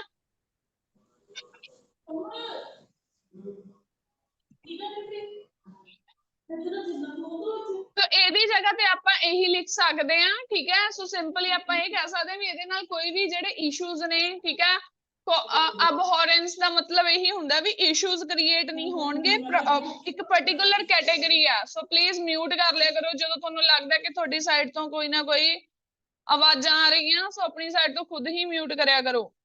ਸੋ abhorrence word ਲਿਖਿਆ ਗਿਆ ਹੈ। ਸੋ ਮੀਨਿੰਗ ਪੁੱਛ ਰਹੇ ਨੇ ਸਟੂਡੈਂਟ, ਇਹਦਾ ਮਤਲਬ ਇਹੀ ਹੁੰਦਾ ਹੈ ਕਿ ਜਦੋਂ ਤੁਹਾਡੇ ਵਿੱਚ ਲੜਾਈ ਝਗੜੇ ਦੀ ਕੋਈ ਭਾਵਨਾ ਪੈਦਾ ਹੋਵੇ ਵੀ ਉਹਦੀ ਸੈਲਰੀ ਜ਼ਿਆਦਾ ਹੈ, ਮੇਰੀ ਸੈਲਰੀ ਘੱਟ ਹੈ, ਠੀਕ ਹੈ, ਉਸੇ ਲਈ ਇਹ ਵਰਡ ਯੂਜ਼ ਕੀਤਾ। ਅਗਰ ਤੁਹਾਨੂੰ ਨਹੀਂ ਯਾਦ ਰਹਿੰਦਾ ਸਿੰਪਲੀ ਤੁਸੀਂ ਕਨਫਲਿਕਟ ਵਰਡ ਯੂਜ਼ ਕਰ ਸਕਦੇ ਹੋ, ਠੀਕ ਹੈ। ਬਾय द डेंट ऑफ मतलब बाय द मीन्स ऑफ।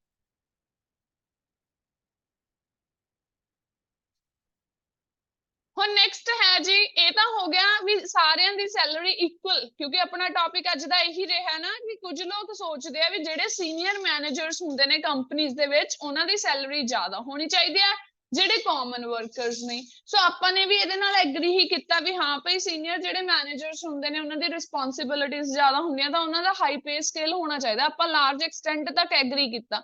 ਸੋ ਪਹਿਲਾ ਪੁਆਇੰਟ ਮੈਂ ਕੀ ਕਰਤਾ, ਪਹਿਲਾਂ ਮੈਂ ਡਿਸਐਗਰੀ ਦਾ ਲਿਖਤਾ ਕਿ ਇਕੁਅਲ ਸੈਲਰੀ ਕਿਉਂ ਹੋਣੀ ਚਾਹੀਦੀ ਆ, ਇਕੁਅਲ ਸੈਲਰੀ ਹੋਣ ਦੇ ਕੀ ਫਾਇਦੇ ਮਿਲਣਗੇ, ਕਿਉਂਕਿ ਇਸ ਸਾਈਡ ਆਪਾਂ ਨਹੀਂ ਆ ਸਿਰਫ ਇੱਕ ਪੈਰਾਗ੍ਰਾਫ ਬਣਾਉਣਾ। ਹੁਣ ਅਗਲੇ ਪੈਰਾਗ੍ਰਾਫ ਆਪਾਂ ਕਿਵੇਂ ਬਣਾਵਾਂਗੇ, ਉਹੀ ਸੇਮ ਜਿਵੇਂ ਆਪਾਂ ਬਣਾਉਂਦੇ ਆ ਡਿਸਪਾਈਟ ਦਾ ਅਫੋਰਮੇਸ਼ਨ ਵਿਊ। ਪਰ ਜਿਹੜਾ ਵਿਊ ਮੈਂਸ਼ਨ ਕੀਤਾ ਗਿਆ ਕਹਿੰਦੇ ਇਸ ਤੋਂ ਇਲਾਵਾ there are many benefits of giving high wages to senior managers। ਸੋ ਕਹਿੰਦੇ ਇਹਦੇ ਬਹੁਤ ਸਾਰੇ benefits ਨੇ ਅਗਰ ਹਾਈ ਵੇजेस ਦਿੱਤੇ ਜਾਂਦੇ ਆ ਸੀਨੀਅਰ ਮੈਨੇਜਰਸ ਨੂੰ as compared to the other staff members. तो ਪਹਿਲਾ ਪ੍ਰਾਈਮ ਰੀਜ਼ਨ ਕੀ ਆ, ਕਹਿੰਦੇ it offers comfort zone to seniors and they like to work in a specific area for longer periods। ਪਹਿਲੀ ਗੱਲ ਕਹਿੰਦੇ ਜੇ ਉਹਨਾਂ ਦੀ ਸੈਲਰੀ ਜ਼ਿਆਦਾ ਹੋਊਗੀ ਹਨਾ ਤਾਂ ਉਹ longer period ਦੇ ਲਈ ਕੰਮ ਕਰਨਗੇ। ਨੈਕਸਟ ਕਹਿੰਦੇ senior workers have reached at their positions only by working with full dedication। ਹੁਣ ਇਹ ਵੀ ਤਾਂ ਹੈ ਨਾ, ਹੁਣ ਜਿਹੜੇ ਸੀਨੀਅਰ ਵਰਕਰਸ ਹੋਣਗੇ ਦੂਸਰੇ EMPLOYEES ਨਾਲੋਂ ਉਹਨਾਂ ਨੇ ਬਹੁਤ ਮਿਹਨਤ ਕੀਤੀ ਹੋਗੀ ਉਸ ਮੁਕਾਮ ਤੇ ਪਹੁੰਚਣ ਦੇ ਲਈ। ਸੋ ਕਹਿੰਦੇ ਉਹਨਾਂ ਨੇ ਬਹੁਤ ਜ਼ਿਆਦਾ ਡੈਡੀਕੇਸ਼ਨ ਹਾਰਡ ਵਰਕ ਕੀਤਾ ਹੋਊਗਾ, ਡਿਟਰਮੀਨੇਸ਼ਨ ਦ੍ਰਿੜਤਾ and after several failures and ਬਹੁਤ ਸਾਰੀਆਂ ਫੇਲਿਅਰਸ ਫੇਸ ਕਰਨ ਤੋਂ ਬਾਅਦ ਹੀ ਕਹਿੰਦੇ ਉਹ ਉੱਥੇ ਪਹੁੰਚੇ ਹੋਣਗੇ। And it is obvious that they occupy special space than others। ਸੋ ਕਹਿੰਦੇ ਇਹ obvious ਹੈ, ਜ਼ਰੂਰੀ ਹੈ, ਠੀਕ ਹੈ, ਡੈਫੀਨੇਟਲੀ ਕਹਿੰਦੇ ਇਹ ਹੋਣਾ ਚਾਹੀਦਾ ਕਿ ਉਹਨਾਂ ਨੂੰ ਇੱਕ ਸਪੈਸ਼ਲ ਸਪੇਸ ਮਿਲਣੀ ਚਾਹੀਦੀ ਹੈ than others because of their hard work। ਸੋ ਆਪਾਂ ਨੇ ਕੀ ਪੁਆਇੰਟ ਦਿੱਤਾ, ਕਹਿੰਦੇ ਪਹਿਲੀ ਗੱਲ ਕਹਿੰਦੇ ਕੰਫਰਟ ਜ਼ੋਨ ਹੋਣਾ ਚਾਹੀਦਾ ਸੀਨੀਅਰਸ ਨੂੰ। ਕਿਉਂ ਹੋਣਾ ਚਾਹੀਦਾ, ਕਿਉਂਕਿ ਉਹ ਲੌਂਗਰ ਪੀਰੀਅਡਸ ਤੋਂ ਕੰਮ ਕਰ ਰਹੇ ਨੇ। ਜਿਹੜੇ ਸੀਨੀਅਰ ਵਰਕਰਸ ਹੁੰਦੇ ਨੇ ਕਹਿੰਦੇ ਉਹਨਾਂ ਨੇ ਆਪਣੀਆਂ ਪੋਜੀਸ਼ਨਸ ਤੇ ਪਹੁੰਚਣ ਦੇ ਲਈ ਬਹੁਤ ਜ਼ਿਆਦਾ ਹਾਰਡ ਵਰਕ ਮਿਹਨਤ ਕੀਤੀ ਹੁੰਦੀ ਹੈ, ਈਵਨ ਸੈਵਰਲ ਫੇਲਿਅਰਸ ਫੇਸ ਕੀਤੀਆਂ ਹੁੰਦੀਆਂ ਨੇ। ਸੋ ਇਸ ਲਈ ਕਹਿੰਦੇ ਉਹਨਾਂ ਦੀ ਇੱਕ ਖਾਸ ਜਗ੍ਹਾ ਹੋਣੀ ਚਾਹੀਦੀ ਹੈ ਕੰਪਨੀ ਦੇ ਵਿੱਚ। ਐਂਡ ਕਹਿੰਦੇ in order to provide them comfortability and special respect, so it is an utmost imperative to provide them large amount of wages। ਸੋ ਇਸੇ ਕਰਕੇ ਕਹਿੰਦੇ ਇਹਨਾਂ ਨੂੰ ਰਿਸਪੈਕਟ ਪ੍ਰੋਵਾਈਡ ਕਰਨ ਦੇ ਲਈ, ਕੰਫਰਟ ਪ੍ਰੋਵਾਈਡ ਕਰਨ ਦੇ ਲਈ ਸੋ ਕਹਿੰਦੇ ਇਹ ਜ਼ਰੂਰੀ ਹੈ ਕਿ ਉਹਨਾਂ ਨੂੰ ਜਿਹੜਾ ਉਹਨਾਂ ਦਾ ਪੇ ਸਕੇਲ ਆ ਉਹ ਜ਼ਿਆਦਾ ਦਿੱਤਾ ਜਾਵੇ।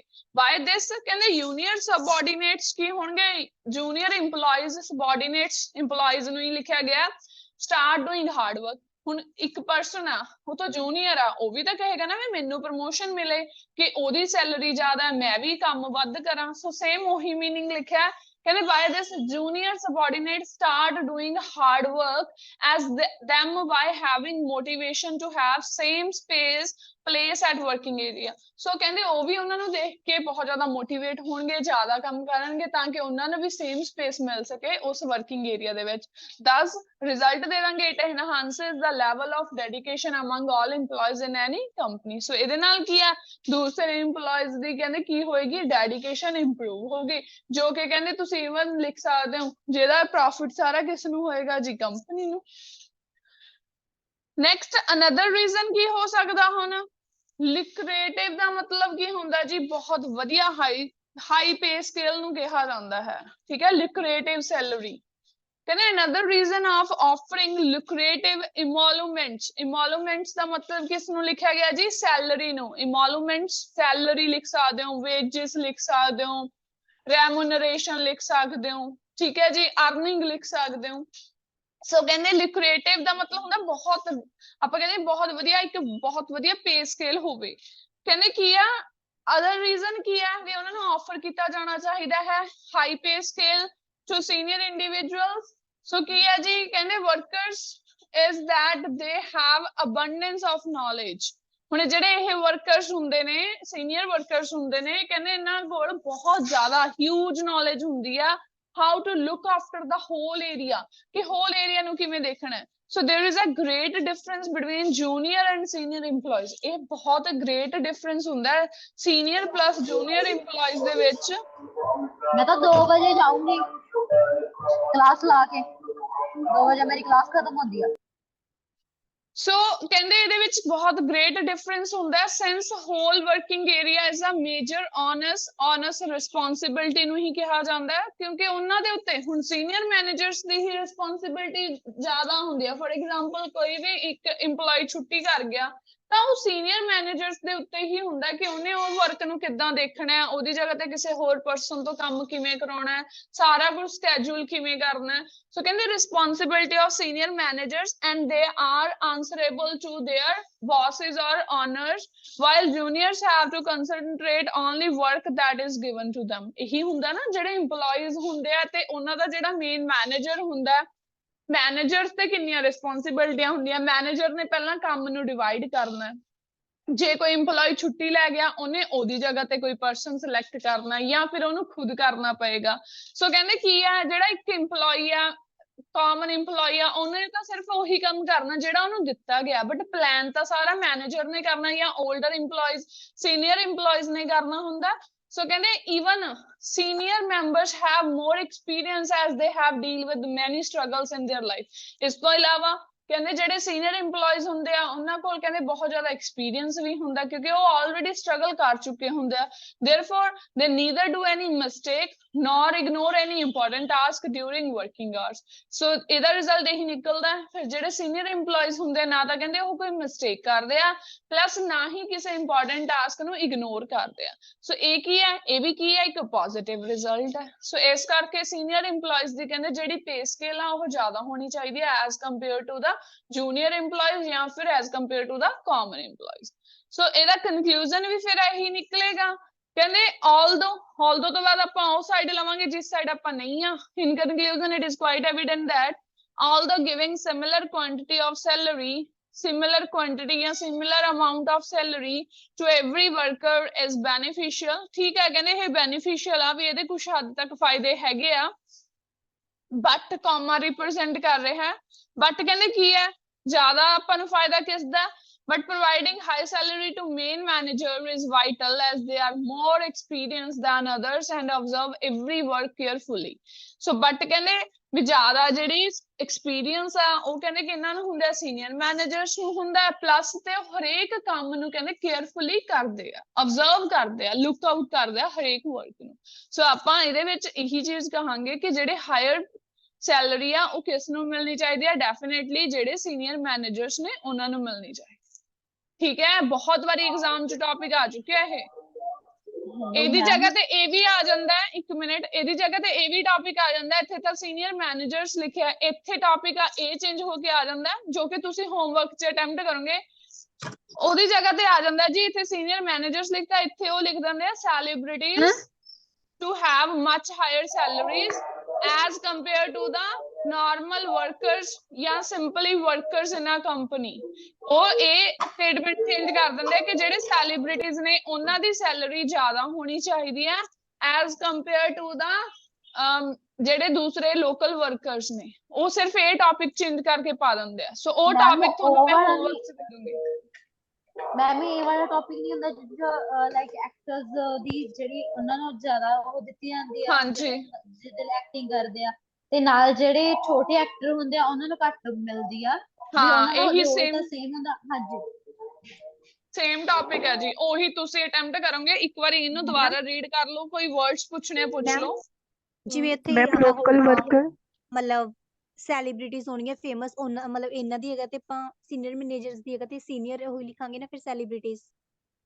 ਮੈਂ ਦੱਸਦੀ ਹਾਂ ਜੀ ਉਹ ਕੀ ਸਟੇਟਮੈਂਟ ਹੋਏਗੀ, ਤੁਸੀਂ ਪਹਿਲਾਂ ਇਹਨੂੰ ਦੇਖੋ ਫਿਰ ਮੈਂ ਦੱਸਦੀ ਹਾਂ। ਹਾਂਜੀ मैम सेकंड बीपी दोबारा सेकंड बीपी दिखाओ। मैम लोकल वर्कर्स या लोकल पीपल सेलिब्रिटीज के ऑपोजिट आते हैं। लोकल उन्हीं के वर्कर्स, मैं स्टेटमेंट बताती हूँ जी, वो जो मैं बोल रही हूँ वो स्टेटमेंट मुझे पूरी क्लियर नहीं है, मैं स्टेटमेंट आपको देती हूँ कि दूसरी कैसे आ सकती है, फिर उस पे हम करते हैं डिस्कशन। पहले आप मैम इसे थोड़ा देख लो। नीचे करिए मैम सेकंड बीपी कंक्लूजन वाला। दिखाओ। लो जी लो सेकंड बीपी। कंक्लूजन भी दिखा दो मैम नाल। हाँ जी हाँ जी मैम स्टेटमेंट शो करियो। एक मिनट मैम बचे, ਇਹਦਾ पहला मीनिंग ਕੀ लास्ट देख लो। ਸੈਕੰਡ ਬੀਪੀ ਚ ਲਿਖਿਆ ਹੈ ਆਫਰਿੰਗ ਲਿਕੁਇਡਿਵ ਐਮੂਲੈਂਟਸ। ਐਮੂਲਮੈਂਟਸ ਕੀ ਹੁੰਦੀਆਂ ਜੀ? ਸੈਲਰੀ ਨੂੰ ਕਿਹਾ ਜਾਂਦਾ ਹੈ। ਲਿਕੁਰੇਟਿਵ ਹੁੰਦਾ ਹੈ ਬਹੁਤ high pay scale, high salary, high ਦੇ ਲਈ ਯੂਜ਼ ਕੀਤਾ ਹੈ, ਬਟ ਸਿਰਫ ਸੈਲਰੀ ਦੇ ਨਾਲ ਹੀ ਲੱਗਦਾ। ਇੱਥੇ ਐਮੋਲੂਮੈਂਟਸ ਲਿਖਤਾ। ਲਿਕੁਰੇਟਿਵ ਸੈਲਰੀ ਵੀ ਲਿਖ ਸਕਦੇ ਹੋ। ਲਿਕੁਰੇਟਿਵ ਸੈਲਰੀ ਹੁੰਦੀ ਹੈ ਬਹੁਤ ਜ਼ਿਆਦਾ ਵਧੀਆ ਸੈਲਰੀ ਹੋਣਾ। ਠੀਕ ਹੈ ਸਟੂਡੈਂਟਸ, ਸੋ ਮੈਂ ਜਿਹੜਾ ਟੌਪਿਕ ਕਹਿ ਰਹੀ ਹਾਂ ਉਹ ਤੁਹਾਨੂੰ ਮੈਂ ਦੱਸਦੀ ਹਾਂ ਉਹ मैम ਟੌਪਿਕ स्टेटमेंट ਕੀ शो ਹੈ। करियो। मैम ਹਾਂਜੀ हेलो ਹਾਂਜੀ मैम, ਇਹਨੂੰ ਹਾਂਜੀ ਆਪਾਂ ਜੌਬ ਸੈਟੀਸਫੈਕਸ਼ਨ ਦੇ ਨਾਲ ਰਿਲੇਟ ਕਰ ਸਕਦੇ ਹਾਂ, ਜਿੱਦਾਂ ਤੁਸੀਂ ਹੁਣ ਮੋਟੀਵੇਸ਼ਨ ਦੇ ਨਾਲ ਰਿਲੇਟ ਕਰਿਆਗਾ। ਹਾਂ ਕਰ ਸਕਦੇ ਆ ਮੈਮ ਇਹਨੂੰ, ਮਤਲਬ ਇੱਕ ਦੋਨਾਂ ਬੀਪੀਜ਼ ਨੂੰ। ਬਿਕੋਜ਼ ਦੇਖੋ ਮੈਮ, ਜਿਵੇਂ ਉਹਨਾਂ ਦੀ ਜਿਨ੍ਹਾਂ ਦੀ ਸੈਲਰੀ ਜ਼ਿਆਦਾ ਹੋਏਗੀ ਜੇ ਸੀਨੀਅਰ ਮੈਨੇਜਰ ਦੀ, ਤਾਂ ਉਹ ਆਪਣੀ ਸੈਲਰੀ ਤੋਂ ਸੈਟੀਸਫਾਈ ਹੋਣਗੇ ਤਾਂ ਹੀ ਉਹ ਵਰਕ ਟਾਰਗੇਟਸ ਪੂਰੇ ਕਰਨਗੇ, ਕੰਪਲੀਟ ਕਰਨਗੇ। ਅਦਰਵਾਈਜ਼ ਕਰ ਜੇ ਸਕਦੇ ਉਹਨਾਂ ਹੋ, ਨੂੰ ਬਸ ਸੈਲਰੀ। ਇਹ ਧਿਆਨ ਰੱਖਿਓ ਵੀ ਜੇ ਤੁਸੀਂ ਉਹਨੂੰ ਉਹਦੇ ਨਾਲ ਕਰੋਗੇ ਤਾਂ ਹੋਰ ਕਿਸੇ ਨਾਲ ਕੰਟਰਡਿਕਸ਼ਨ ਨਾ ਕਰ ਜਾਵੇ, ਉਹ ਵਾਲਾ point. Okay ma'am, okay ma'am. ਠੀਕ ਹੈ, ਇਸ ਦਾ ਧਿਆਨ ਰੱਖਿਓ, ਬਸ ਕਰ ਸਕਦੇ ਹੋ ਤੁਸੀਂ। मैम नीचे करियो जी।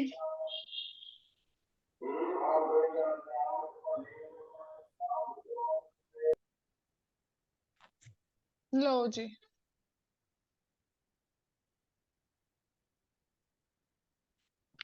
मैम टॉपिक दिखा दें ऐसे का। नेक्स्ट टॉपिक जी। नहीं मैम, इसी ऐसे का टॉपिक जो है ना ऊपर क्वेश्चन वो दिखा दें। हाँ जी 1 सेकेंड।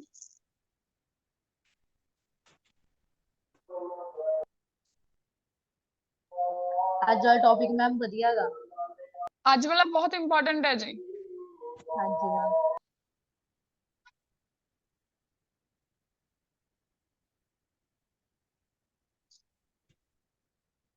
ਲਓ ਜੀ ਇਸ ਦੀ ਟੌਪਿਕ ਸਟੇਟਮੈਂਟ ਦੁਬਾਰਾ ਦੇਖ ਲਓ ਜਿਹੜੇ ਸਟੂਡੈਂਟ ਦੇਖਣਾ ਚਾਹੁੰਦੇ ਆ।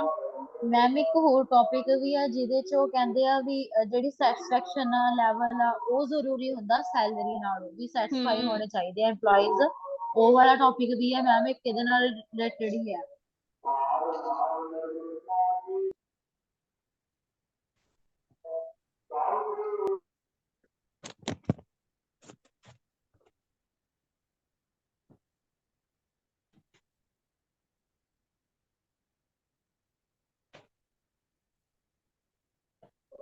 ਮੈਮ ਜਿੱਦਾਂ ਕਿ ਇਹ ਹੁਣ ਥੋੜਾ ਜਿਹਾ ਕਮਰਸ ਨਾਲ ਰਿਲੇਟਡ ਆ, ਐਂਡ ਇਹਦੇ ਨਾਲ 2-3 ਹੋਰ ਵੀ ਕਵਰ ਅਪ ਹੋ ਜਾਣਗੇ, ਬਟ ਜਿੱਦਾਂ ਮੈਡੀਕਲ ਕੇਅਰ ਨਾਲ ਰਿਲੇਟਡ ਜਾਂ ਹੈਲਥ ਕੇਅਰ ਦੇ ਨਾਲ, ਹੈਲਥ ਦੇ ਰਿਲੇਟਡ ਕੋਈ ਵੀ ਆਉਂਦੇ ਆ, ਉਹਨਾਂ ਦੇ ਰਿਗਾਰਡਿੰਗ ਥੋੜੀ ਜਿਹੀ ਬਕੈਵ ਕਰਵਾ ਦੋਗੇ ਮੈਮ?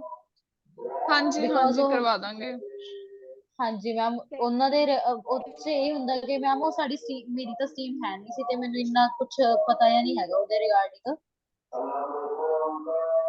ਹਾਂਜੀ ਸੋ ਦੇਖੋ ਇੱਕ ਟੌਪਿਕ ਹੁਣ ਇਹਦੇ ਲਈ ਹੋਰ ਕੀ ਆ ਜਾਂਦਾ, ਉਹਨੂੰ ਧਿਆਨ ਨਾਲ ਸੁਣੋ ਜਸਟ, ਠੀਕ ਹੈ। ਇਹਦੀ ਜਗ੍ਹਾ ਤੇ ਤੁਹਾਨੂੰ ਇੱਕ ਹੋਰ ਟੌਪਿਕ ਸੇਮ ਇਦਾਂ ਕਿਵੇਂ ਆ ਸਕਦਾ ਹੈ, ਕਹਿੰਦੇ celebrities such as actors, athletes and musicians. ਹੁਣ ਸੈਲੀਬ੍ਰਿਟੀਜ਼ ਚ ਤਾਂ ਕੋਈ ਵੀ ਆ ਸਕਦਾ ਨਾ, ਕੋਈ ਵੀ ਜਿਹੜਾ ਫੇਮਸ ਪਰਸਨ ਆ ਉਹਨੂੰ ਆਪਾਂ ਸੈਲੀਬ੍ਰਿਟੀ ਕਹਿੰਦੇ ਆ, ਚਾਹੇ ਸਪੋਰਟਸ ਪਰਸਨ ਆ, ਚਾਹੇ ਕੋਈ ਐਕਟਰੈਸ ਆ, ਚਾਹੇ ਕੋਈ ਐਕਟਰ ਆ, ਚਾਹੇ ਕੋਈ ਸਿੰਗਰ ਆ, ਸਾਰੇ ਇਹ ਸੈਲੀਬ੍ਰਿਟੀਜ਼ ਚ ਆਉਂਦੇ ਨੇ, ਠੀਕ ਹੈ ਜੀ।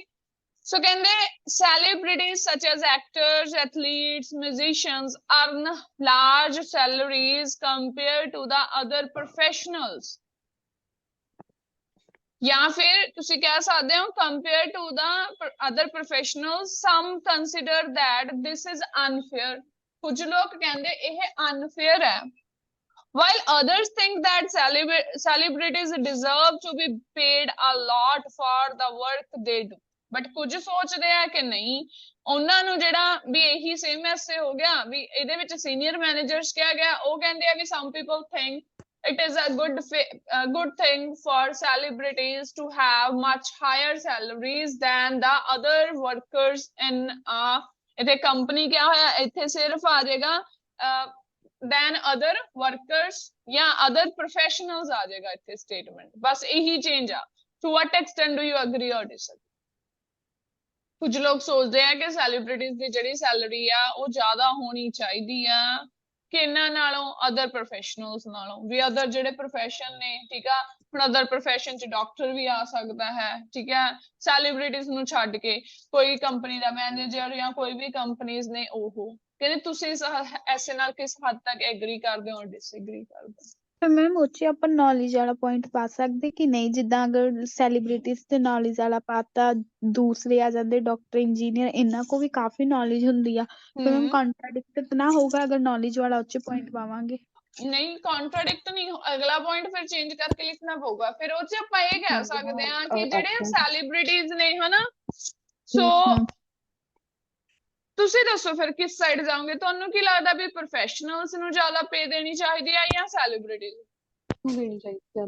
ਮੈਮ ਮੇਰੇ ਅਕੋਰਡਿੰਗ ਜਿਹੜੇ ਬਾਕੀ ਪ੍ਰੋਫੈਸ਼ਨ ਨੇ, ਜਿਵੇਂ ਟੀਚਰ ਹੋ ਗਿਆ ਐਜ਼ ਵੈਲ ਐਜ਼ ਡਾਕਟਰ, ਉਹਨਾਂ ਨੂੰ ਜ਼ਿਆਦਾ ਸੈਲਰੀ ਹੋਣੀ ਚਾਹੀਦੀ ਹੈ ਕੰਪੇਅਰ ਟੂ ਸੈਲੀਬ੍ਰਿਟੀ ਜਾਂ ਫਿਰ ਸਪੋਰਟਸਮੈਨ ਦੇ, ਬਿਕੋਜ਼ ਉਹਨਾਂ ਨੇ ਇੱਕ ਤਰ੍ਹਾਂ ਆਪਾਂ ਕਹਿ ਸਕਦੇ ਹਾਂ ਵੀ ਉਹ ਪਿੱਲਰ ਹੁੰਦੇ ਨੇ ਵੀ ਜਿਹੜਾ ਨਿਊ ਜਨਰੇਸ਼ਨ ਨੂੰ ਕ੍ਰੀਏਟ ਕਰਦੇ ਹੈਗੇ। ਟੀਚਰ ਨੋਬਲ ਪ੍ਰੋਫੈਸ਼ਨ ਹੁੰਦਾ ਗਾ ਜਿਹੜਾ ਬੱਚੇ ਨੂੰ ਗਾਹਾਂ ਜਾ ਕੇ ਨੌਲੇਜ ਦਊਗਾ, ਜੇ ਉਹਨਾਂ ਨੂੰ ਨੌਲੇਜ ਨਹੀਂ ਮਿਲੂਗੀ ਫਿਰ ਅੱਗੇ ਜਾ ਕੇ ਉਹ ਉਹਨਾਂ ਦੀ ਹੋਲਿਸਟਿਕ ਡਿਵੈਲਪਮੈਂਟ ਨਹੀਂ ਹੋਣੀ। ਟੀਚਰ ਦੇ ਲੈ ਕੇ ਹਾਂਜੀ ਬੋਲ ਸਕਦੇ, ਲਿਟਰੇਸੀ ਰੇਟ ਉਹ ਹੁੰਦਾ ਆ, ਫਿਰ ਉੱਪਰੋਂ ਜੀ ਉਹਨਾਂ ਦੀ ਵੀ ਨੌਲੇਜ ਕਾਫੀ ਹੁੰਦੀ ਆ, ਹਨਾ, ਤੇ ਨੌਲੇਜ ਵਾਲਾ ਤਾਂ ਉਹਨਾਂ ਨੂੰ ਤਾਂ ਬਿਲਕੁਲ ਨਹੀਂ ਜਾ ਸਕਦਾ, ਐਕਟਰਸ ਔਰ ਐਕਟਰਸਿਸ ਇੰਨਾ ਜ਼ਿਆਦਾ ਮਤਲਬ ਸਟਰੋਂਗ। ਹਾਂ, ਆਪਾਂ ਅਦਰ ਪ੍ਰੋਫੈਸ਼ਨਸ ਨੂੰ ਹੀ ਕਹਾਂਗੇ ਕਿਉਂਕਿ ਆਪਾਂ ਇਹਦੇ ਵਿੱਚ ਇਹੀ ਮੈਂਸ਼ਨ ਕਰਾਂਗੇ, ਆਪਾਂ ਫਿਰ ਇਹ ਸਟੇਟਮੈਂਟ ਨਾਲ ਡਿਸਐਗਰੀ ਹੋਵਾਂਗੇ ਟੂ ਲਾਰਜ ਐਕਸਟੈਂਟ। ਆਪਾਂ ਇਹ ਕਹਾਂਗੇ ਪਹਿਲਾ ਪੁਆਇੰਟ ਆਪਾਂ ਸਿਰਫ ਸੈਲੀਬ੍ਰਿਟੀਜ਼ ਨੂੰ ਦੇ ਦਾਂਗੇ, ਸੈਲੀਬ੍ਰਿਟੀਜ਼ 'ਚ ਇਹ ਦੇ ਦਾਂਗੇ ਕਿ ਠੀਕ ਹੈ ਕਿ ਉਹ ਬਹੁਤ ਘੰਟੇ ਕੰਮ ਕਰਦੇ ਆ, ਠੀਕ ਹੈ, ਉਹਨਾਂ ਨੂੰ ਕਈ ਵਾਰ ਹਾਰਡ ਸਟੰਟ ਜਾਂ ਕੋਈ ਐਕਸ਼ਨਸ ਕਰਨੇ ਪੈਂਦੇ ਆ, ਫੈਮਲੀਜ਼ ਤੋਂ ਦੂਰ ਰਹਿਣਾ ਪੈਂਦਾ, ਜਾਂ ਹਾਰਸ਼ ਵੈਦਰ 'ਚ ਵੀ ਈਵਨ ਮੂਵੀ ਦੇ ਸੀਨ ਕਰਨੇ ਹੁੰਦੇ ਆ ਉਹਨਾਂ ਨੇ ਸ਼ੂਟ, ਵੀ ਠੀਕ ਆ, ਉਹਨਾਂ ਦੀ ਹਾਈ ਸੈਲਰੀ ਵੀ ਹੋਣੀ ਚਾਹੀਦੀ ਹੈ। ਇੱਕ ਪੁਆਇੰਟ ਇਹ ਦੇ ਦਾਂਗੇ ਜਸਟ ਇਹਦੇ ਵਿੱਚ ਸੈਲੀਬ੍ਰਿਟੀਜ਼ ਦੇ। ਬਾਕੀ ਜਿਹੜੇ ਆਪਾਂ ਪੁਆਇੰਟਸ ਬਣਾਵਾਂਗੇ ਡਿਸਪਾਈਟ ਦਾ ਅਫੋਰਮੈਂਸ਼ਨ ਵਿਊ, ਉਹਦੇ ਵਿੱਚ ਆਪਾਂ ਕੀ ਦੱਸਾਂਗੇ ਕਿ ਜਿਹੜੇ ਅਦਰ ਪ੍ਰੋਫੈਸ਼ਨਸ ਨੇ ਉਹ ਬਹੁਤ ਜ਼ਿਆਦਾ ਜ਼ਰੂਰੀ ਨੇ। ਕਿਉਂ ਜ਼ਰੂਰੀ ਨੇ? ਵੀ ਜਿਵੇਂ ਅੱਜ ਕੱਲ ਦੀ ਜਨਰੇਸ਼ਨ ਹੈ, ਠੀਕ ਹੈ, ਉਹੀ ਉਹਨਾਂ ਨੂੰ ਕਹਿੰਦੇ ਨੌਲੇਜ ਪ੍ਰੋਵਾਈਡ ਕਰ ਸਕਦੇ ਨੇ। ਜਿਵੇਂ ਡਾਕਟਰ ਦਾ ਫੀਲਡ ਹੈ, ਠੀਕ ਹੈ, ਟੀਚਰ ਦਾ ਹੈ, ਜਾਂ ਆਪਾਂ ਇੱਕ ਦੋ ਐਗਜ਼ਾਮਪਲ ਦੇ ਸਕਦੇ ਹਾਂ ਵੀ ਇੱਕ ਤਾਂ ਇਹਨਾਂ ਦੀ ਜਿਹੜੀ ਜੌਬ ਹੁੰਦੀ ਹੈ, ਇਹਨਾਂ ਨੇ ਇਸ ਪੋਜੀਸ਼ਨ ਤੇ ਪਹਿਲਾਂ ਪਹੁੰਚਣ, ਉਹੀ ਪੁਆਇੰਟ ਆ ਜਾਣਗੇ ਵੀ ਜਿਵੇਂ ਆਪਾਂ ਕਿਹਾ ਸੀ ਵੀ ਸੀਨੀਅਰ EMPLOYEES ਨੇ ਵੀ ਬਹੁਤ ਹਾਰਡ ਵਰਕ ਕੀਤਾ ਹੁੰਦਾ, ਸੇਮ ਆਪਾਂ ਕਹਿ ਦਾਂਗੇ ਵੀ ਜਿਹੜਾ ਡਾਕਟਰ ਹੈ ਜਾਂ ਜਿਹੜਾ ਆਪਾਂ ਕਹਿ ਸਕਦੇ ਹਾਂ ਉਹਨੇ ਕੀ ਕੀਤਾ ਹੁੰਦਾ, ਬਹੁਤ ਜ਼ਿਆਦਾ ਹਾਰਡ ਵਰਕ ਕੀਤਾ ਹੁੰਦਾ ਇਸ ਪੋਜੀਸ਼ਨ ਤੇ ਪਹੁੰਚਣ ਦੇ ਲਈ, ਵੀ ਉਹ ਬਹੁਤ ਜ਼ਿਆਦਾ ਉਹਨਾਂ ਨੂੰ ਸਟੱਡੀ ਕਰਨੀ ਪੈਂਦੀ ਹੈ। ਫਿਰ ਦੂਸਰਾ ਜਿਹੜੇ ਡਾਕਟਰਸ ਨੇ ਉਹ ਬਹੁਤ ਸਾਰੇ ਲੋਕਾਂ ਦੀ ਲਾਈਫ ਨੂੰ ਸੇਵ ਵੀ ਕਰਦੇ ਨੇ। ਡਾਕਟਰਸ ਦੀ ਲਾਈਫ ਸੇਵਿੰਗ ਤੇ ਆ ਜਾਊਗਾ ਪੁਆਇੰਟ, ਠੀਕ ਹੈ, ਵੀ ਡਿਸੀਜ਼ਸ ਹੁੰਦੀਆਂ ਜਿਵੇਂ ਕਿਸੇ ਵੀ ਪਰਸਨ ਨੂੰ, ਤਾਂ ਉਹਦੀ ਹੈਲਪ ਕਰਦੇ ਆ। ਸੋ ਮੈਨੂੰ ਲੱਗਦਾ ਵੀ ਉਹ ਦਿਨ ਰਾਤ 24 ਆਵਰਸ ਜਿਹੜਾ ਵਰਕ ਕਰਦਾ ਉਹ ਡਾਕਟਰ ਹੀ ਆ। ਸੋ 24 ਆਵਰਸ ਉਹ ਵਰਕ ਕਰਦੇ, ਤਾਂ ਮੈਨੂੰ ਲੱਗਦਾ ਵੀ ਜਿਹੜੀ ਉਹਨਾਂ ਦੀ ਵੇਜਸ ਨੇ ਉਹ ਜ਼ਿਆਦਾ ਹੋਣੀਆਂ ਚਾਹੀਦੀਆਂ ਨੇ, ਕਿਉਂਕਿ ਉਹਨਾਂ ਨੂੰ ਬਹੁਤ ਜ਼ਿਆਦਾ ਆਪਾਂ ਕਹਿ ਦਈਏ ਕਿ ਬਹੁਤ ਲੈਕ ਆਫ ਸਲੀਪ ਮਿਲਦੀ ਹੈ। ਡਾਕਟਰਸ ਦੀ ਨੇ ਆਪਣੇ ਆਪਾਂ ਸਾਰੇ ਵਰਲਡ 'ਚ ਕਹੀਏ। ਇੱਕ ਪੁਆਇੰਟ ਇਹ ਹੋ ਜਾਏਗਾ ਅਦਰ ਪ੍ਰੋਫੈਸ਼ਨ ਵਾਲਾ। ਦੂਸਰਾ ਤੁਸੀਂ ਟੀਚਰ ਤੇ ਲਿਖ ਸਕਦੇ ਹੋ ਜਾਂ ਕਿਸੇ ਹੋਰ ਪ੍ਰੋਫੈਸ਼ਨ ਤੇ ਲਿਖ ਸਕਦੇ ਹੋ ਵੀ ਜਿਹੜੇ ਟੀਚਰਸ ਨੇ ਉਹ ਕੀ ਕਰਦੇ ਆ, ਉਹ ਸਟੂਡੈਂਟਸ ਦੇ ਨਾਲ ਰੈਲੇਵੈਂਟ ਕਰ ਦਿਓ ਵੀ ਟੀਚਰ ਹੀ ਹੈ ਜਿਹੜਾ ਸਟੂਡੈਂਟ ਨੂੰ ਇੱਕ ਸਹੀ ਸਿੱਖਿਆ ਦੇ ਸਕਦਾ ਹੈ, ਠੀਕ ਹੈ, ਉਹਨਾਂ ਨੂੰ ਨੌਲੇਜ ਪ੍ਰੋਵਾਈਡ ਕਰਦੇ ਨੇ, ਠੀਕ ਹੈ, ਮੈਂਟੋਰ ਹੀ ਉਹਨਾਂ ਨੂੰ ਵਧੀਆ ਲਾਈਕ ਰਸਤਾ ਦਿਖਾ ਸਕਦਾ, ਪਾਥ ਦਿਖਾ ਸਕਦਾ। ਸੋ ਉਹ ਵੀ ਬਹੁਤ ਜ਼ਿਆਦਾ ਹਾਰਡ ਵਰਕ ਕਰਦੇ ਨੇ, ਡੈਡੀਕੇਸ਼ਨ ਕਰਦੇ ਨੇ, ਉਹ ਨੌਲੇਜ ਪ੍ਰੋਵਾਈਡ ਕਰਦੇ ਨੇ, ਉਹ ਨੌਲੇਜ ਦੇ ਨਾਲ ਰਿਲੇਟ ਹੋ ਜਾਊਗਾ। ਤੇ ਸੈਲੀਬ੍ਰਿਟੀ ਦਾ ਜਿਹੜਾ ਇੱਕ ਪੁਆਇੰਟ ਲਿਖੋਗੇ ਉਹ ਸਿਰਫ ਇਹ ਲਿਖ ਦੋਗੇ ਵੀ ਹਾਂ ਠੀਕ ਹੈ ਉਹਨਾਂ ਦੀ ਹਾਈ ਸੈਲਰੀ ਤਾਂ ਹੋਣੀ ਚਾਹੀਦੀ ਆ ਕਿਉਂਕਿ ਜਿਹੜੀ ਉਹਨਾਂ ਦੀ ਪਰਸਨਲ ਲਾਈਫ ਆ, ਠੀਕ ਆ, ਉਹ ਵੀ ਉਹਨਾਂ ਦੀ ਪ੍ਰਾਈਵੇਸੀ ਵੀ ਨਹੀਂ ਇੰਨੀ ਜ਼ਿਆਦਾ ਉਹ ਹੁੰਦੀ, ਠੀਕ ਹੈ। ਵੀ ਦੂਸਰਾ ਉਹਨਾਂ ਨੂੰ ਵੀ ਹਾਰਸ਼ ਕੰਡੀਸ਼ਨ ਦੇ ਵਿੱਚ ਵੀ ਕੰਮ ਕਰਨਾ ਪੈਂਦਾ, ਕਈ ਵਾਰ ਲੌਂਗ ਆਵਰਸ ਕੰਮ ਕਰਨਾ ਪੈਂਦਾ, ਕਈ ਮੂਵੀਜ਼ ਦੇ ਸੀਨ ਐਗਜ਼ਾਮਪਲ ਉਹ ਪਾ ਦੋਗੇ। ਸੋ 2 ਪੁਆਇੰਟ ਤੁਹਾਡੇ ਇੱਕ ਡਾਕਟਰ ਤੇ ਆ ਜਾਊਗਾ, ਇੱਕ ਟੀਚਰ ਤੇ ਆ ਜਾਊਗਾ, ਅਦਰ ਪ੍ਰੋਫੈਸ਼ਨ ਤੇ ਜਿਹੜਾ ਟੀਚਰ ਹੈ ਉਹਨੂੰ ਨੌਲੇਜ ਦੇ ਨਾਲ ਉਹ ਕਰ ਦਿਓ, ਠੀਕ ਹੈ ਵੀ ਉਹੀ ਬੱਚੇ ਨੂੰ ਸਹੀ ਰਸਤਾ ਦਿੰਦਾ। ਤੇ ਜਿਹੜਾ ਡਾਕਟਰ ਹੈ ਉਹਨੂੰ ਤੁਸੀਂ ਉਦਾਂ ਦੱਸ ਦਿਓ ਵੀ ਉਹਨਾਂ ਨੂੰ 24 ਆਵਰਸ ਵਰਕ ਕਰਨਾ ਪੈਂਦਾ ਹੈ, ਠੀਕ ਹੈ। ਮੈਡੀਸਿਨਸ ਤੇ ਕਈ ਵਾਰ ਰਿਸਰਚ ਕਰਨੀ ਪੈਂਦੀ ਹੈ ਤਾਂ ਪੂਰੀ ਟੀਮ ਕਰਦੀ ਆ, ਸੋ ਇਸ ਕਰਕੇ ਉਹਨਾਂ ਦੀ ਜ਼ਿਆਦਾ ਹਾਈ ਸੈਲਰੀ ਹੋਣੀ ਚਾਹੀਦੀ ਆ। ਤੇ ਕਨਕਲੂਜਨ ਅਗੇਨ ਫਿਰ ਉਹੀ ਨਿਕਲ ਜੂਗਾ, ਆਲਦੋ ਦੇ ਨਾਲ ਸੈਲੀਬ੍ਰਿਟੀਜ਼ ਨੂੰ ਕਰ ਦੋਗੇ ਵੀ ਠੀਕ ਹੈ ਉਹਨਾਂ ਦੀ ਸੈਲਰੀ ਵੀ ਜ਼ਿਆਦਾ ਹੋਣੀ ਚਾਹੀਦੀ ਆ, ਬਟ ਜ਼ਿਆਦਾ ਕਿਹੜੇ ਮੈਟਰ ਕਰਦੇ ਨੇ, ਜ਼ਿਆਦਾ ਇੰਪੋਰਟੈਂਟ ਕੀ ਹੈ ਕਿ ਅਦਰ ਪ੍ਰੋਫੈਸ਼ਨਲਸ ਨੂੰ ਸੈਲਰੀ ਦਿੱਤੀ ਜਾਵੇ ਤਾਂ ਕਿ ਉਹ ਲੋਕਾਂ ਦੇ ਲਈ ਜਾਂ ਕੰਟਰੀ ਦੀ ਡਿਵੈਲਪਮੈਂਟ ਹੋ ਸਕੇ ਜਾਂ ਲੋਕਾਂ ਦੀ ਭਲਾਈ ਹੋ ਸਕੇ, ਵੈਲਫੇਅਰ ਹੋ ਸਕੇ। ਤੇ ਇਹ ਐਸੇ ਇਸ ਤਰ੍ਹਾਂ ਜਾਊਗਾ, ਇਹ ਇਸ ਤੋਂ ਆਪੋਜ਼ਿਟ ਹੋ ਜਾਊਗਾ। ਹਾਂਜੀ ਜਿਹੜਾ ਇਹ ਡਾਕਟਰ ਵਾਲਾ ਹੈ ਉਹਦੇ ਵਿੱਚ ਏਦਾਂ ਵੀ ਲਿਖ ਸਕਦੇ ਆ ਕਿ ਇਹਦੀ ਐਕਸਪਲੇਨੇਸ਼ਨ ਚ ਕਿ ਉਹਨਾਂ ਨੇ ਬਹੁਤ ਫੰਡ ਮਤਲਬ ਕੀਤਾ ਹੁੰਦਾ ਹੈ, ਮਤਲਬ ਆਪਣੇ ਸਟੱਡੀ ਦੇ ਲਈ ਮਤਲਬ ਬਹੁਤ ਹਨਾ, ਤਾਂ ਵੀ ਉਹਨਾਂ ਬਹੁਤ ਉਹ ਵੀ ਮਹਿੰਗੀ ਡਿਜ਼ਰਵ ਪੜ੍ਹਾਈ ਕਰਦੇ ਆ, ਹੁੰਦੀ ਆ, ਉਹ ਬਹੁਤ ਮਹਿੰਗੀ ਡਿਜ਼ਰਵ ਹੁੰਦੀ ਉਹਨਾਂ ਕਰਦੇ ਦੀ ਆ। ਪੜ੍ਹਾਈ। ਹਾਂਜੀ, ਬਿਲਕੁਲ ਮੈਡੀਕਲ ਦੀ ਵੀ ਵੀ ਜਿਵੇਂ MBBS ਨੇ, ਠੀਕ ਹੈ, ਈਵਨ ਪੜ੍ਹਾਈ ਮਹਿੰਗੀ ਵੀ ਹੁੰਦੀ ਹੈ, ਪਲੱਸ ਇਹਨਾਂ ਨੂੰ ਸੀਟਸ ਲੈਣ ਦੇ ਲਈ ਆਪਾਂ ਕਹਦੇ ਵੀ ਕੰਪੀਟੀਸ਼ਨ ਚੋਂ ਵੀ ਬਹੁਤ ਗੁਜ਼ਰਨਾ ਪੈਂਦਾ। ਉਹ ਡਿਪੈਂਡ ਕਰਦਾ ਵੀ ਤੁਸੀਂ ਪੁਆਇੰਟ ਲਿਖੋਗੇ ਕਿਵੇਂ। ਮੈਮ ਆਪਾਂ ਐਗਜ਼ਾਮਪਲ ਜੀ ਵੀ ਦੇ ਸਕਦੇ ਨਾ ਵੀ ਡਿਊਰਿੰਗ COVID-19 ਉਹਨਾਂ ਨੇ 24/7 ਵਰਕ ਕੀਤਾ, ਵੀ ਉਹ ਆਪਦੀ ਫੈਮਿਲੀ ਤੋਂ ਦੂਰ ਰਹੇ ਨੇ ਉਹ ਟਾਈਮ। ਹਾਂ ਵੀ ਰਿਸਕ ਸੀ ਉਹਨਾਂ ਆਪਣੀ ਦੀ ਲਾਈਫ ਲਾਈਫ ਨੂੰ, ਨੂੰ ਬਟ ਫਿਰ ਵੀ ਹਾਂ ਵੈਕਸੀਨਸ ਵਗੈਰਾ ਪ੍ਰਿਪੇਅਰ ਕੀਤੀਆਂ ਸੀ ਵੀ। ਹਾਂ ਬਿਲਕੁਲ, ਤੁਸੀਂ COVID-19 ਵਾਲੀ ਐਗਜ਼ਾਮਪਲ ਬਿਲਕੁਲ ਫਿੱਟ ਕਰ ਸਕਦੇ ਹੋ। ਦੋ ਐਗਜ਼ਾਮਪਲ ਦੇ ਦਿਓ, ਇੱਕ ਸੈਲੀਬ੍ਰਿਟੀ ਦੀ ਦੇ ਦਿਓ, ਇੱਕ ਡਾਕਟਰ ਦੀ ਦੇ ਦਿਓ, ਟੀਚਰ ਵਾਲੇ ਦੀ ਐਗਜ਼ਾਮਪਲ ਨਾ ਦਿਓ। ਸੋ ਉਹ ਐਸੇ ਉਦੋਂ ਚੇਂਜ ਹੋ ਜਾਊਗਾ। ਇਹ ਸਮਝ ਲਓ ਵੀ ਆਪਾਂ ਪ੍ਰੋਫੈਸ਼ਨਲਸ ਨੂੰ ਹੀ ਕਹਾਂਗੇ ਕਿ ਪ੍ਰੋਫੈਸ਼ਨਲਸ ਨੂੰ ਜ਼ਿਆਦਾ ਜ਼ਰੂਰੀ ਹੈ, ਜ਼ਿਆਦਾ ਅਰਨਿੰਗ, ਠੀਕ ਹੈ। ਜੇ ਹੁਣ ਇੱਕ ਐਸੇ ਹੋਰ ਕਰ ਲੈਂਦੇ ਆ, ਉਹਦੇ ਵੀ ਆਪਣੇ ਪੁਆਇੰਟ ਡਿਸਕਸ ਹੋ ਜਾਣਗੇ। ਜੇ ਮੰਨ ਲਓ ਇੱਥੇ ਟੌਪਿਕ ਇਹ ਆ ਗਿਆ ਮੈਮ ਜਿਹੜਾ ਤੁਹਾਨੂੰ ਹੁਣ ਐਸੇ ਹਾਂਜੀ ਕਰਵਾਇਆ ਸੀ, ਮੈਮ ਉਹਦੀ ਸਟੇਟਮੈਂਟ ਨਹੀਂ ਸ਼ੋ ਕਰਾਉਂਦੇ। ਕਿਹੜੇ ਵਾਲਾ ਜੀ? ਸੈਲੀਬ੍ਰਿਟੀਜ਼ ਸੱਚ ਐਜ਼ ਐਕਟਰਸ ਵਾਲੇ। ਬੱਚੇ ਕੁਛ ਵੀ ਨਹੀਂ, ਇਹੀ ਹੈ ਇੱਥੇ, ਸਿਰਫ ਸੀਨੀਅਰ ਮੈਨੇਜਰਸ ਦੀ ਜਗ੍ਹਾ ਸੈਲੀਬ੍ਰਿਟੀਜ਼ ਆ, ਇੱਥੇ ਰੈਦਰ ਦੈਨ ਵਰਕਰਸ ਇਹਨਾਂ। ਪ੍ਰੋਫੈਸ਼ਨਲਸ ਲਿਖੀਏ। हाँ बस rather than professionals है। मैम ग्लोबलाइजेशन और एक्स्ट्रा टेरेस्ट्रियल लाइफ का थोड़ा सा बता देंगे, अगर ये ऐसे है या नहीं तो वैसे ही बता दें। हाँ जी, एक मिनट, एक टॉपिक और कवर कर लीजिए, फिर ग्लोबलाइजेशन बता देते हैं, ठीक है क्या होता है।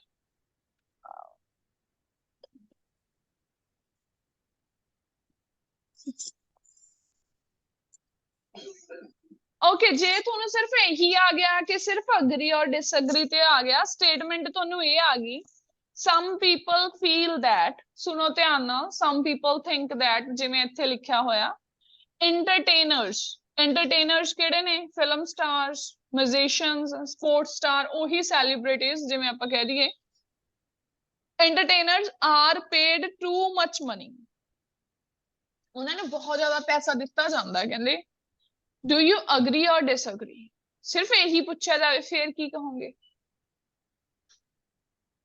Ma'am agree. मैम फिर रिपीट करो।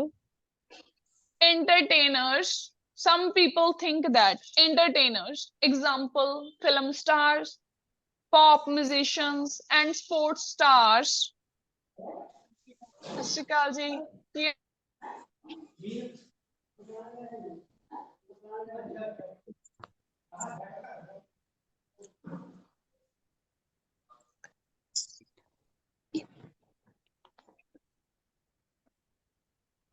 मैम ਬਹੁਤ ਵਧੀਆ ਸਕੋਰ ਲੱਤਾ ਸੁਖਮਨ। 7 ਲਿਸਨਿੰਗ ਚ 8 ਲਿਸਨਿੰਗ ਸੌਖੀ ਸਾਰੀ 1 ਪਰਸ ਓਵਰਆਲ 7। ਮੈਨੂੰ ਹੁਣੇ ਸਟੂਡੈਂਟ ਪੁੱਛ ਕੇ ਗਿਆ ਸੀਗਾ। ਚਲੋ ਬਹੁਤ ਵਧੀਆ। ਹਾਂਜੀ ਤੁਸੀਂ ਇਹ ਐਸੇ ਨੂੰ ਸੋਚੋ, ਠੀਕ ਹੈ। ਐਂਟਰਟੇਨਰਸ ਨੂੰ ਚਲ ਜਾਓ ਅੰਦਰ, ਚਲ ਜਾਓ, ਮੈਂ ਆਈ 1 ਮਿੰਟ ਚ। ਆ ਵੀ ਲੈ ਜਾਓ ਅੰਦਰ, ਆ ਵੀ ਲੈ ਜਾਓ। ਮੈਮ ਅੱਜ ਬੱਚਿਆਂ ਦਾ ਰਿਜ਼ਲਟ ਆਉਣਾ ਸੀ। ਹਾਂਜੀ ਬੱਚਿਆਂ ਦਾ ਰਿਜ਼ਲਟ ਹੋਣਾ ਸੀਗਾ ਅੱਜ। ਮੈਮ ਕਿੰਨੇ ਬੱਚਿਆਂ ਨੇ ਐਗਜ਼ਾਮ ਦਿੱਤਾ? ਬੈਂਡ ਸਕੋਰ ਕੀ ਹੈ? ਬੈਂਡ ਸਕੋਰ ਬੱਚੇ ਸਟੇਟਸ ਤੇ ਆਈ ਥਿੰਕ ਸ਼ੇਅਰ ਕਰ ਦਿੱਤੇ ਹੋਣੇ ਆ। ਇੱਥੋਂ ਆਫਲਾਈਨ ਸਟੂਡੈਂਟ ਸੀ 2-3 ਤਾਂ, ਠੀਕ ਹੈ। ਕੁਝ ਆਨਲਾਈਨ ਸਟੂਡੈਂਟ ਸੀਗੇ। मैम ਆਨਲਾਈਨ एक ਦਾ गल ਵੀ ਸੀਗਾ। पूछनी सी मैम। ਹਾਂਜੀ मैम ਜਿਹੜਾ ਨਾ ਤੁਸੀਂ ਮਤਲਬ ਰਾਈਟਿੰਗ ਟਾਸਕ 2 ਦਾ ਮੈਮ ਸੈਂਪਲ ਜਿਹੜਾ ਸ਼ੋ ਕੀਤਾ ਨਾ ਮੈਮ, ਇਹ ਕਿੰਨੇ ਬੈਂਡ ਵਾਲਾ ਹੁੰਦਾ? ਬੱਚੇ ਇਹ 6.5 ਤੋਂ ਪਲੱਸ ਵਾਲਾ ਹੁੰਦਾ। ਆਪਣੀ ਰਾਈਟਿੰਗ 'ਚ ਕਿਸੇ ਵੀ ਬੱਚੇ ਦਾ ਵੀ ਐ ਨਹੀਂ ਹੈਗਾ ਵੀ ਸਿਰਫ 6 ਹੀ ਸਕੋਰ ਆਉਂਦਾ। ਇਹ 6 ਤੋਂ ਪਲੱਸ ਵਾਲੇ ਹੀ ਸੈਂਪਲ ਸ਼ੇਅਰ ਕੀਤੇ ਜਾਂਦੇ ਹੁੰਦੇ ਆ। 7 ਓਕੇ ਵਾਲਾ ਮੈਮ ਹੁੰਦਾ ਹੈ, 6.5 ਵਾਲਾ ਹੁੰਦਾ ਹੈ, ਕਦੇ 6 ਵਾਲੀ ਰਾਈਟਿੰਗ ਨਹੀਂ ਕਰਾਈ ਜਾਂਦੀ ਔਰ ਆਉਂਦਾ ਵੀ ਨਹੀਂ ਹੈ ਬੱਚਿਆਂ ਦਾ ਵੀ ਸਿਰਫ 6 ਸਕੋਰ ਹੀ ਆਵੇ ਰਾਈਟਿੰਗ ਚ, ਕਿਉਂਕਿ ਇੰਨੀਆਂ ਓਕੇ ਮੈਮ ਸਟਰਕਚਰਸ ਅਗਰ ਤੁਸੀਂ ਪਹਿਲਾਂ ਵੀ ਕਿਤੇ ਸਟੱਡੀ ਕਰ ਚੁੱਕੇ ਹੋ ਨਾ, ਤੁਹਾਨੂੰ ਇਸ ਵੇ ਨਾਲ ਪਹਿਲੀ ਗੱਲ ਤਾਂ ਹਰੇਕ ਵਾਰੀ ਤੁਹਾਨੂੰ ਜਦੋਂ ਐਸੇ ਕਰਾਇਆ ਜਾਂਦਾ ਤਾਂ ਤੁਹਾਡਾ ਹਰੇਕ ਵਾਰੀ ਪੈਟਰਨ ਚੇਂਜ ਕਰ ਦਿੱਤਾ ਜਾਂਦਾ ਹੁੰਦਾ, ਇਹੀ ਹੁੰਦਾ ਨਾ ਯੈਸ ਯੈਸ ਮੈਮ ਮੈਮ ਵੀ ਕਦੇ ਕਿਵੇਂ ਲਿਖਾਇਆ ਜਾਂਦਾ ਕਦੇ ਕਿਵੇਂ ਲਿਖਾਇਆ ਜਾਂਦਾ। ਆਪਣਾ ਹੀ ਇੱਕ ਸੇਮ ਉਹ ਆ ਕਿ ਆਪਾਂ ਸੇਮ ਹੀ ਫੋਲੋ ਕਰਾਉਂਦੇ ਆ ਤੁਹਾਨੂੰ 4 ਜਾਂ 5 ਦਿਨ, ਤਾਂ ਕਿ ਤੁਹਾਨੂੰ ਯਾਦ ਰਹਿ ਜਾਵੇ, ਤੁਹਾਨੂੰ ਸਟਾਰਟਿੰਗ ਐਟਲੀਸਟ ਕਰਨੀ ਆ ਜਾਵੇ, ਤੁਸੀਂ ਕਨੈਕਟਰਸ ਲਗਾ ਦਿਓ, ਇਲੈਬੋਰੇਸ਼ਨ ਤੁਹਾਨੂੰ ਕਰਨ ਦਾ ਪਤਾ ਲੱਗ ਜਾਵੇ, ਇਹ ਚੀਜ਼ਾਂ ਮੈਟਰ ਕਰਦੀਆਂ ਨੇ। ਇਹ ਕਿਉਂ ਏਦਾਂ ਸੇਮ ਕਿਉਂ ਲਿਖਿਆ ਹੁੰਦਾ ਹੈ, ਤੁਹਾਨੂੰ ਇਹ ਨੈਟ ਤੇ ਕੋਈ ਆਨਸਰ ਏਦਾਂ ਮਿਲੂਗਾ ਹੀ ਨਹੀਂ। ਕਿਉਂ ਨਹੀਂ ਮਿਲੂਗਾ? ਕਿਉਂਕਿ ਇਹ ਇੱਕ ਦਿਨ ਪਹਿਲਾਂ ਸਾਰੇ ਇੱਕ ਦਿਨ ਐਡਵਾਂਸ ਚ ਪ੍ਰਿਪੇਅਰ ਹੋਏ ਜਾਂਦੇ ਆ, ਚਾਹੇ ਰੀਡਿੰਗ ਆ ਚਾਹੇ ਤੁਹਾਡੀ ਰਾਈਟਿੰਗ ਆ, ਕੁਛ ਵੀ ਆ ਉਹ ਪਹਿਲਾਂ ਇੱਕ ਦਿਨ ਪ੍ਰਿਪੇਅਰ ਪੂਰੀ ਟੀਮ ਕਰਦੀ ਹੈ। ਇਹ ਨਹੀਂ ਮੈਂ ਕਹਾਂ ਕਿ ਮੈਂ ਸਿਰਫ ਇਕੱਲੀ ਕਰਦੀ ਹਾਂ, ਠੀਕ ਹੈ ਵੀ ਮੈਂ ਆਪਾਂ ਸਿਰਫ ਡਿਸਕਸ਼ਨ ਕਰਦੇ ਆ ਪੂਰੀ ਟੀਮ ਬੈਠ ਕੇ ਈਵਨਿੰਗ, ਬਟ ਪ੍ਰਿਪੇਅਰ ਇੱਕ ਦਿਨ ਪਹਿਲਾਂ ਹੁੰਦਾ ਹੈ। ਓਕੇ ਤਾਂ ਮੈਮ ਕਰਕੇ ਸਾਰਾ ਇਹ ਤੁਹਾਨੂੰ ਤਾਂ ਹੀ ਕਿਹਾ ਜਾਂਦਾ ਵੀ ਇਹ ਪੈਟਰਨ ਨੂੰ ਸਿੱਖ ਲਓ, ਵੀ ਇਹ ਪੈਟਰਨ ਜੇ ਤੁਸੀਂ ਏਦਾਂ ਫੋਲੋ ਕਰਕੇ ਆਉਂਦੇ ਹੋ ਤਾਂ ਬਹੁਤ ਵਧੀਆ ਸਕੋਰ ਲੈ ਸਕਦੇ ਹੋ। ਠੀਕ ਹੈ, ਹੁਣ ਐਂਟਰਟੇਨਰਸ ਵਾਲਾ ਤੁਸੀਂ ਖੁਦ ਸੋਚਿਓ ਤੇ ਮੈਨੂੰ ਕੱਲ ਨੂੰ ਦੱਸਿਓ ਪੁਆਇੰਟਸ, ਠੀਕ ਹੈ, ਤੁਸੀਂ ਖੁਦ ਐਕਸਕਿਊਜ਼ ਸੋਚ ਕੇ ਮੈਮ ਦੱਸਣਾ ਹੈ। ਮੈਮ ਹਾਂਜੀ ਮੈਮ ਮੈਂ ਇੱਕ ਕੁਐਸਚਨ ਸੀਗਾ ਕਿ ਇੱਕ ਅਟੋਮਿਕ એનર્ਜੀ ਵਾਲਾ ਕੁਐਸਚਨ ਵੀ ਕਾਫੀ ਵਾਰ ਆ ਚੁੱਕਿਆ ਆ, ਉਹ ਵੀ ਡਿਸਕਸ ਕਰਵਾ ਦੋਗੇ? ਕਰਵਾ ਮੈਮ ਇਹ ਦਾਂਗੇ ਜੀ। ਕਰਵਾ ਤੁਸੀਂ ਦਿਓ। ਮੈਨੂੰ ਇੱਕ ਵਾਰੀ ਅਕਸਾ ਤੁਸੀਂ ਗਲੋਬਲਾਈਜੇਸ਼ਨ ਪੁੱਛ ਰਹੇ ਸੀ ਬੱਚੇ, ਜਿਹੜਾ ਨਾ ਤੁਹਾਡਾ ਡਾਊਟ ਹੁੰਦਾ ਉਹਦੀ ਸਟੇਟਮੈਂਟ ਭੇਜ ਦਿਆ ਕਰੋ, ਫਿਰ ਉਦਾਂ ਦੇ ਟੌਪਿਕ ਕਰਵਾ ਦਿੰਦੇ ਹੁੰਦੇ ਆ, ਠੀਕ ਹੈ। ਓਕੇ मैम मैम एक्सक्यूज कल मी डिस्कशन हो ग्लो जाएगी ग्लोबलाइजेशन और एक्स्ट्रा टेरेस्ट्रियल लाइफ पे। ग्लोबलाइजेशन पहले बताओ जी क्या होता है? ग्लोबलाइजेशन का मतलब है जो चीज हमारे भी यहाँ पे भी अवेलेबल है और फॉरेन कंट्रीज में भी अवेलेबल है। फॉर एग्जांपल हम अगर मैकडॉनल्ड्स की बात करें है ना, तो वो ग्लोबलाइज्ड ही है। मैकडॉनल्ड की ब्रांच यहाँ पे भी है, चंडीगढ़ में भी है, पटियाला में भी है, फॉरेन कंट्रीज में भी सेम है। उसे ही हम ग्लोबलाइजेशन बोलते हैं, जो ग्लोबल स्केल के ऊपर अवेलेबल हो। कोई कंपनी की ब्रांच यहाँ पे भी है उधर भी है, ठीक है, जैसे आईडीपी है, सेम ब्रांच यहाँ पे, अगर कोई बच्चा यहाँ से एग्जाम फिल करता है वही सेम एग्जाम का रिजल्ट वहां पे मिलेगा और सेम एग्जाम का रिजल्ट ही उसे कनाडा में मिलेगा या फिर ऑस्ट्रेलिया में मिलेगा। सो ये डिफरेंस होता है आपका, ठीक है। और मैम ये एक्स्ट्रा टेरेस्ट्रियल लाइफ क्या है जहाँ पे गवर्नमेंट को एक्सपेंड करना चाहिए और नॉट? जो स्पेस वाला हमने कल टॉपिक किया था ना, वही सेम है। स्पेस के ऊपर लाइक गवर्नमेंट को स्पेंड करना चाहिए, लाइक जहाँ मून और मार्स के ऊपर लाइफ पॉसिबल है या नहीं। बैठ जाओ तुसी 2 मिनट। मैम ये एक्स्ट्रा टेरेस्ट्रियल किसी मतलब कि जैसे ये किसी और चीज को रेदर देन किसी ह्यूमन और प्लेनेट, किसी और प्लेनेट की बात की गई हो तो आप मुझे ऐसे भेज देना अक्सा। मैम ये जरूर करवा दीजिएगा, मैं आपको ना सेंड कर देती हूँ। हाँ जी, स्टेटमेंट भेज दो, वही सेम टॉपिक है जो हम कल कर चुके हैं। स्पेस को ही बोलते हैं एक्स्ट्रा टेरेस्ट्रियल, मतलब ये है कि किसी और प्लेनेट के ऊपर पैसा इन्वेस्ट करना कि वहां पे लाइफ पॉसिबल है या नहीं है, ठीक है। मैम मैंने इसको थोड़ा सा पढ़ा था तो उधर उन्होंने लिखा था कि ये डेंजरस हो सकती है, वो आप पे अटैक कर सकते हैं, तो मैंने समझा कि ये कोई रेदर देन नहीं, वो ह्यूमन। टॉपिक के रिलेट होगा ना, कुछ टॉपिक के रिलेट होगा, अदरवाइज ये तो प्लेनेट को ही बोलते हैं हम। हाँ जी मैं ठीक है, आपको सो ठीक है, जस्ट ਤੁਸੀਂ ਬੱਚੇ ਵੇਟ ਕਰੋ, ਤੁਹਾਡੀ ਲਿਸਨਿੰਗ ਟੀਚਰ ਦੂਸਰਾ ਸਟਾਰਟ ਕਰਦਾ ਹੈ, ਤੁਸੀਂ ਥੋੜੀ ਦੇਰ ਤੱਕ ਮੇਰੀ ਫੋਟੋ ਸ਼ੇਅਰ ਹੋਏਗੀ, ਠੀਕ ਹੈ, ਸਾਰੇ ਦੇਖ ਲਿਓ। Okay ma'am. ਸਟੂडेंट ਹੈਲੋ है, ਮੈਮ। ठीक है, ओके। ਮੈਮ हाँ जी हाँ जी हाँ जी। ਮੈਂ ਬਸ ਮੈਨੂੰ ਇੱਕ ਕੁਐਸਚਨ ਦੱਸ ਦਿਓ, ਜਿੱਦਾਂ ਕਲੋਥਿੰਗ ਵਾਲਾ ਕਿਊ ਕੱਟ ਆ, ਉਹਦੇ ਵਿੱਚ ਇੱਕ ਫਾਲੋਅਪਸ ਆ, ਉਹ ਮੇਰਾ ਗਲਤ ਹੋ ਜਾਂਦਾ ਕਿ ਜਿਹੜੇ ਸਾਊਥ ਜਾਂ ਨਾਰਥ 'ਚ ਆ ਉੱਥੋਂ ਦੇ ਲੋਕ ਡਿਫਰੈਂਟ ਟਾਈਪ ਦੇ ਕਲੋਥ ਵੀਅਰ ਕਰਦੇ ਆ, ਤੇ ਮੈਂ ਕੰਫਰਟੇਬਲ ਬੋਲੇ ਸੀ। ਮੈਮ ਇਹਦਾ ਥੋੜਾ ਆਂਸਰ ਦੱਸ ਦਿਓ ਕਿੱਦਾਂ ਹੋ ਸਕਦਾ। ਤੁਸੀਂ ਉਹਨਾਂ ਦੇ ਟ੍ਰੈਡੀਸ਼ਨਲ ਡਰੈਸਸ ਦੱਸ ਦਿਓ ਜੀ, ਜਿਹੜੇ ਸਾਊਥ ਵਾਲੇ ਨੇ, ਠੀਕ ਹੈ, ਜਿਵੇਂ ਸਾਰੀਜ਼ ਵਗੈਰਾ ਕਹਿ ਸਕਦੇ ਹੋ। ਜਿਹੜੇ ਨਾਰਥ ਵਗੈਰਾ ਨੇ ਜਿਵੇਂ ਪੰਜਾਬੀ ਨੂੰ ਪ੍ਰੈਫਰ ਕਰਦੇ ਆ।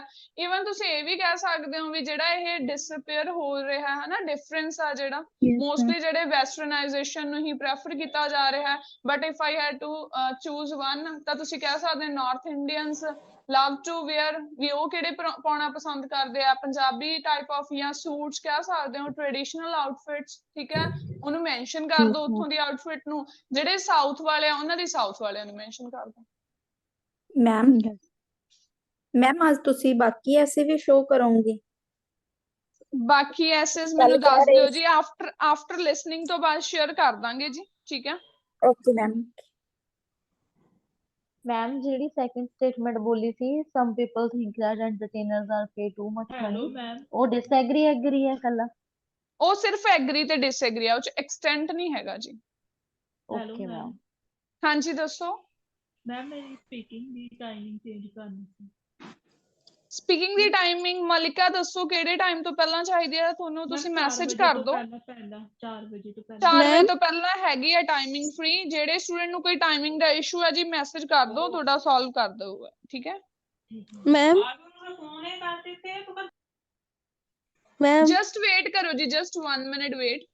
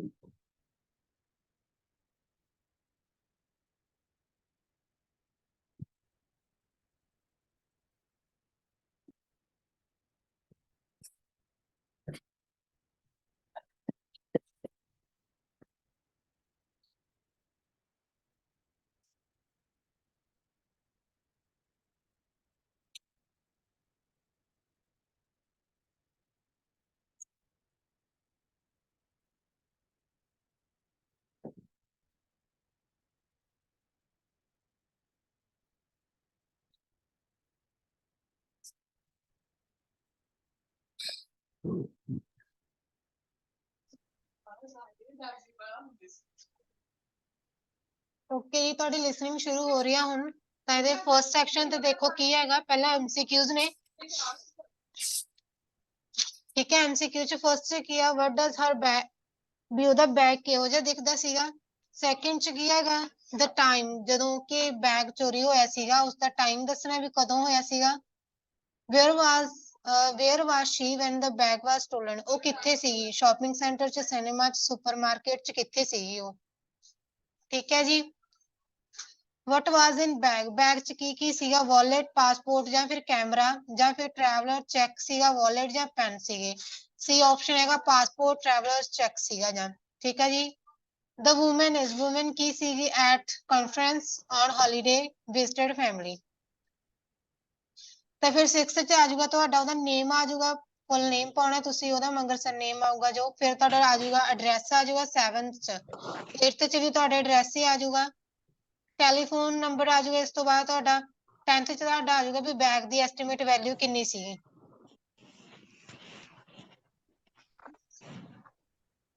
ਆਡੀਓ ਪਲੇ ਹੋ ਰਿਹਾ ਜੀ ਤੁਹਾਡੀ।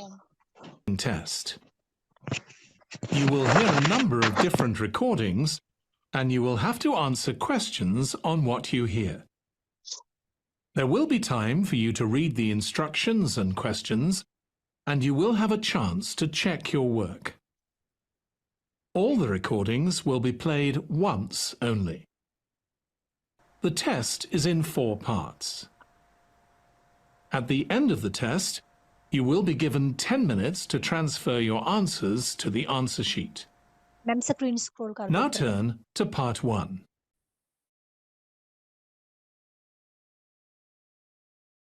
Part 1. You will hear a conversation between a woman and a policeman. First, you have some time to look at questions 1 to 5.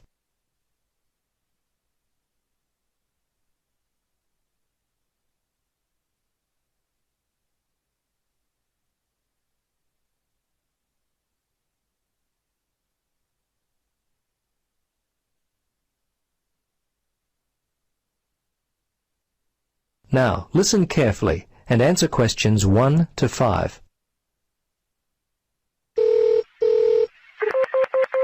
Good morning, Bumley Police Station. How can I help you?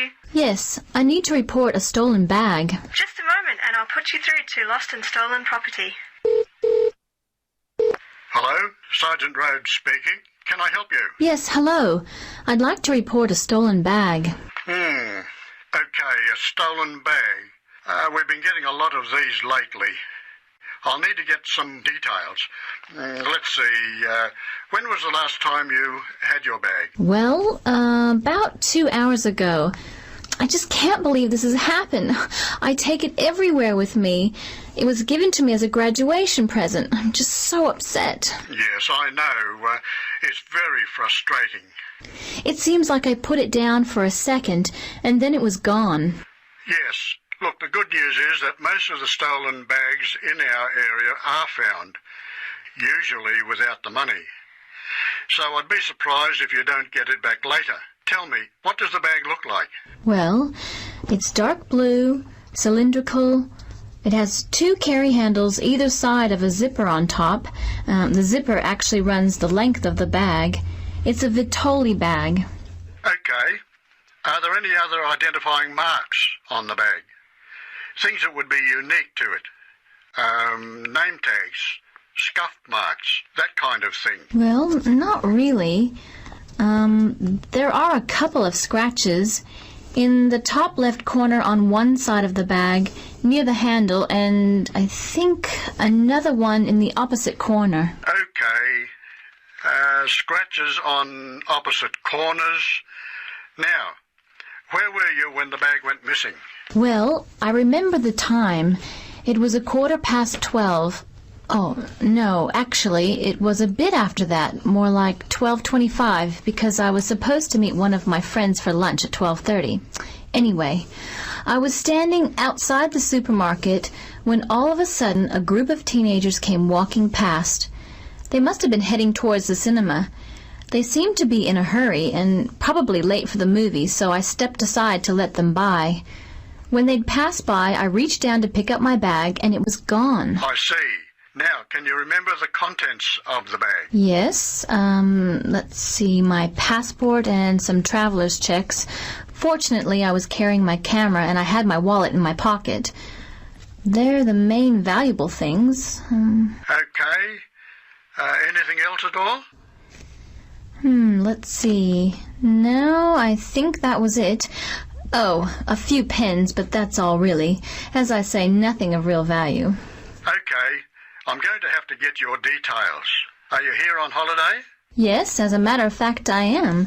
I'm visiting from Canada. I've been here for 3 weeks already, but I'll be here for another month. Before you listen to the rest of the conversation, you have some time to look at questions 6 to 10.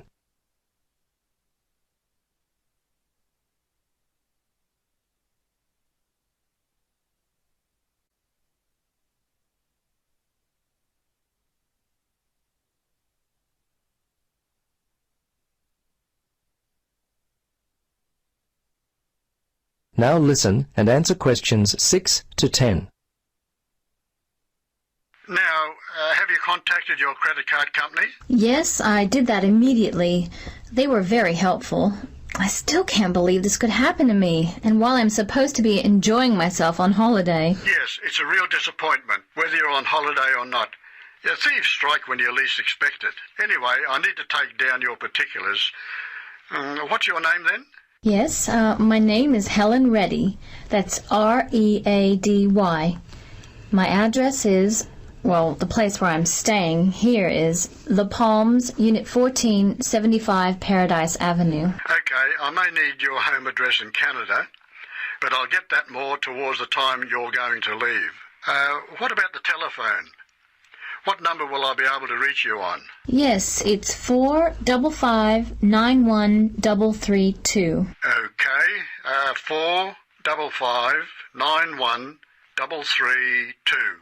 And how much do you think the bag and contents are worth? Well, it's not really a big cost. Probably only $100. It's the inconvenience of it all. I understand. Look, we have a lot of lost or stolen property recovered daily. Come by the station tomorrow and have a look. As I said, there's a high chance that we'll get the bag back. Your passport at the very least. Okay, thanks for your help. See you tomorrow then. Bye. Yes, bye.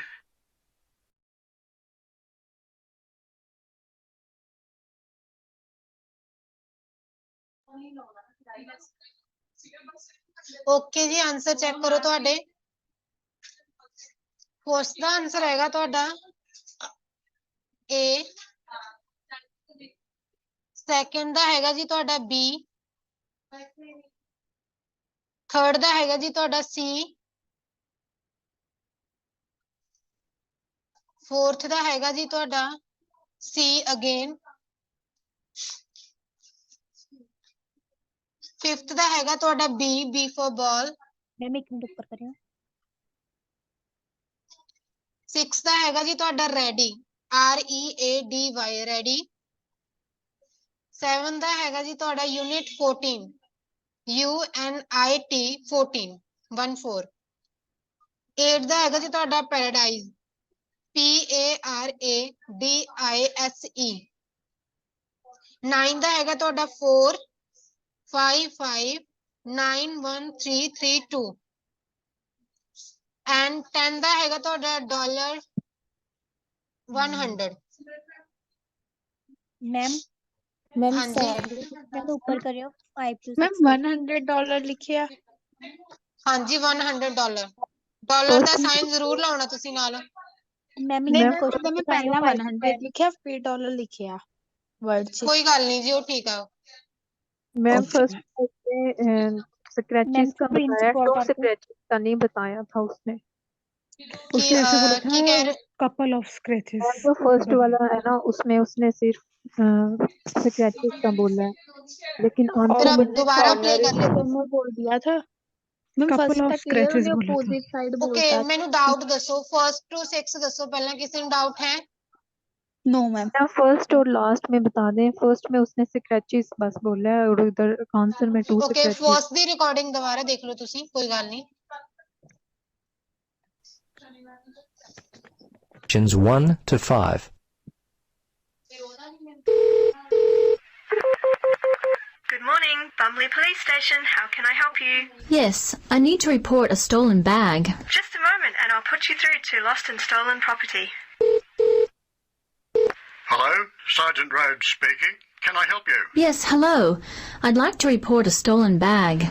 Okay, a stolen bag. We've been getting a lot of these lately. I'll need to get some details.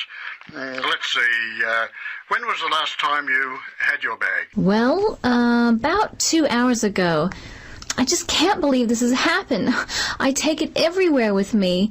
It was given to me as a graduation present. I'm just so upset. Yes, I know. It's very frustrating.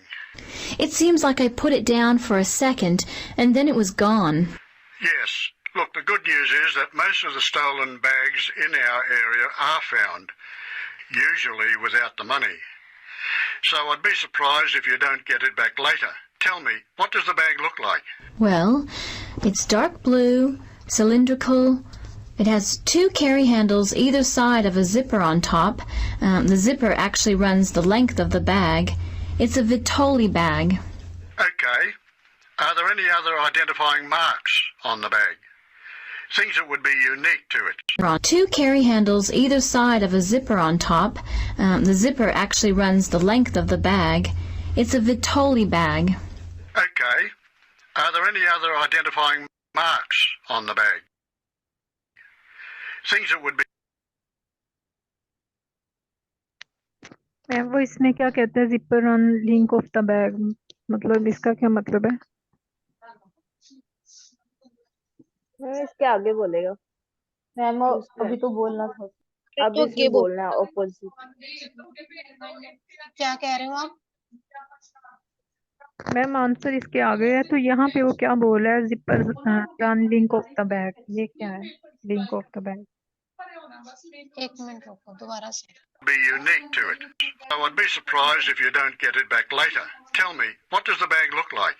Well, it's dark blue, cylindrical. It has 2 carry handles either side of a zipper on top.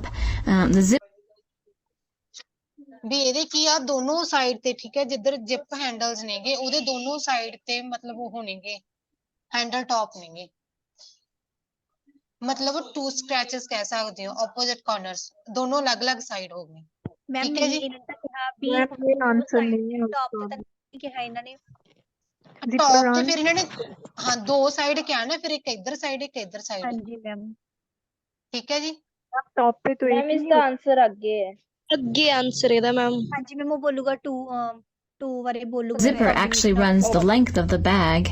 It's a Vitoli bag. Okay. Are there any other identifying marks on the bag? Things that would be unique to it?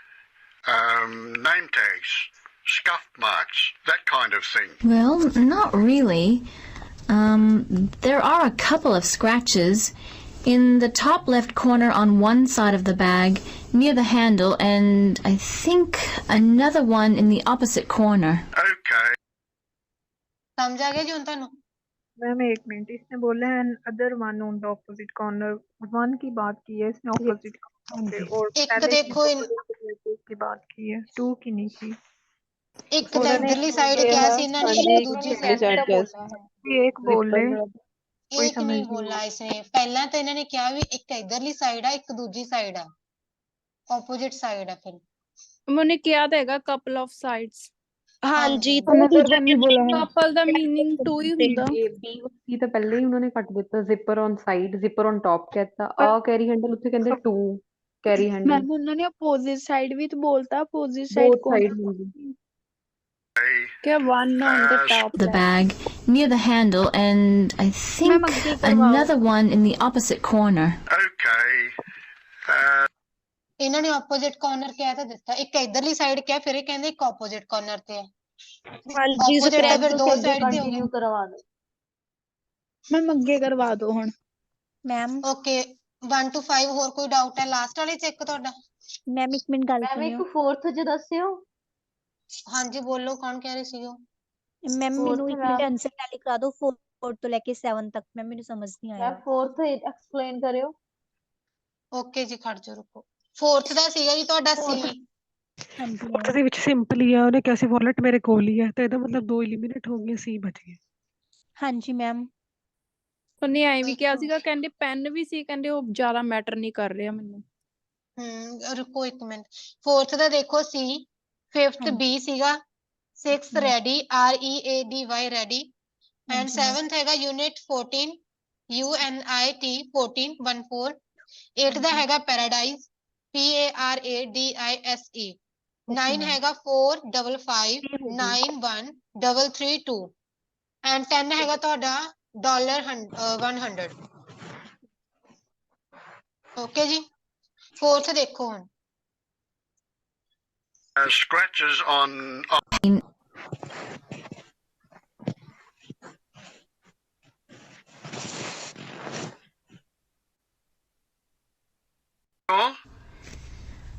Let's see. No, I think that was it.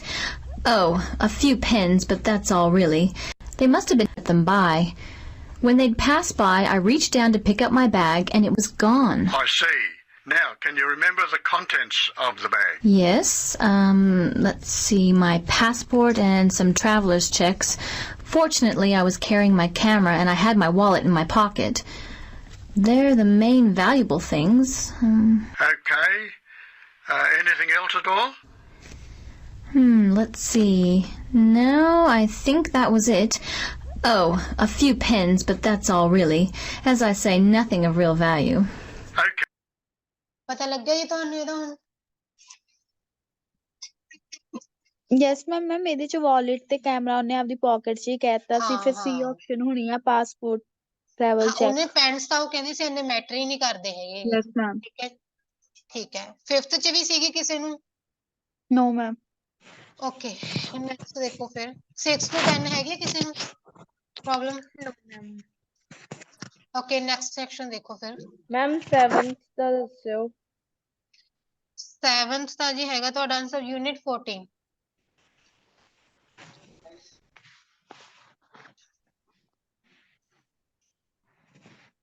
ਤਾਂ 11th ਦੇਖੋ ਵੀ ਜਿਹੜਾ water ਸੀਗਾ ਉਹ business ਕਦੋਂ ਸ਼ੁਰੂ ਹੋਇਆ ਸੀਗਾ। ਠੀਕ ਹੈ ਜੀ।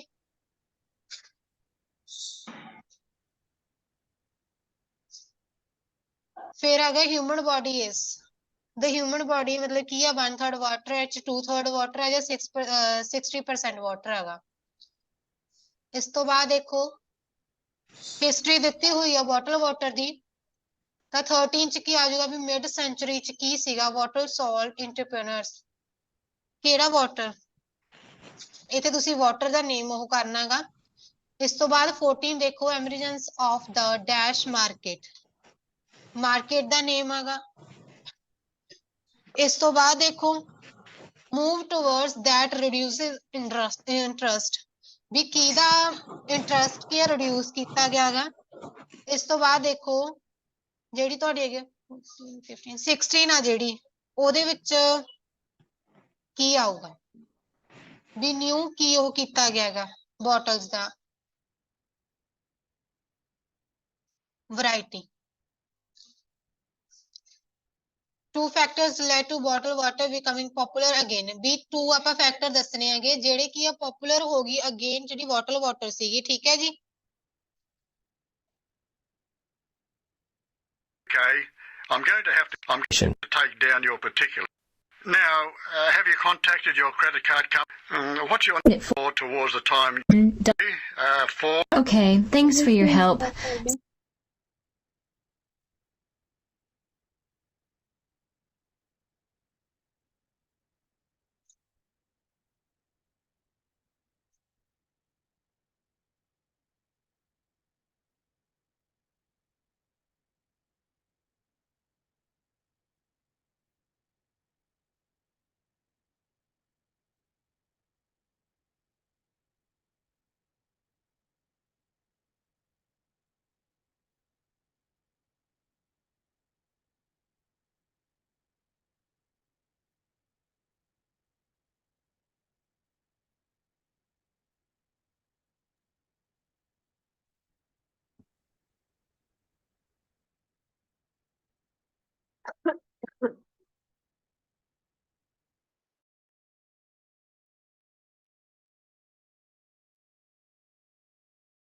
Part 2.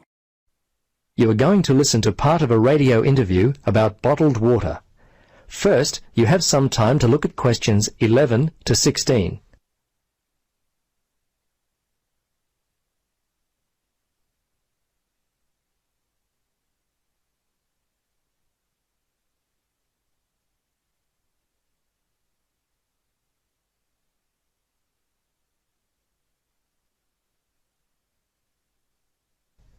Now listen and answer questions 11 to 16. The day is coming, so my grandfather used to say, when people are going to pay for water. Well, that day has come. Bottled water. How did it come about? Why are people prepared to pay for something that, up until only recently, has been completely free? With me in the studio is Bill Gilroy, founder of UK Water Starters, who promises to shed some light on this topic. Welcome, Bill. Thank you, and hello everyone. I dare say that not many of your listeners will be aware of this, but the bottled water market in the UK was actually first established a long time before your grandfather. In fact, it was established almost 2 centuries ago when the beneficial properties of mineral and spring water were recognised. The idea of bottled water meant that people would benefit from it without having to actually travel to the particular spring or well. We humans need water. The human body is actually 2/3 water. Yes, we're about 66% water, and that water must be continuously replaced. In fact, on average, we lose 1/3 of a litre of water on a daily basis just through normal breathing. Nutritionists say we need to drink at least 2 litres of water a day. This need for water for the body ensures the bottled water industry will be around for a long time. Now, historically, the bottled water market gradually developed. It was well known in the early 19th century that bottled water was beneficial, but during the mid-19th century, the artificial mineral water market became a commercial viability for many entrepreneurs. Later on that century, this led to the emergence of the soft drink market as we know it today, which of course is a very large and sophisticated market. Underlying the move from the artificial mineral water to soft drinks was a fundamental change in the use of the product. Whilst in the early days mineral waters were drunk for their medicinal values, soft drinks are, of course, drunk primarily for their ability to refresh and to be enjoyed. As a result of this move, bottled mineral water, without any sweetening agents added, steadily became unfashionable, and the market by the 1960s had declined to an almost non-existent level in the UK. The move during the 1960s and to a lesser extent the 1970s towards more processed foods impacted upon the bottled water market, and subsequently sales continued to decline.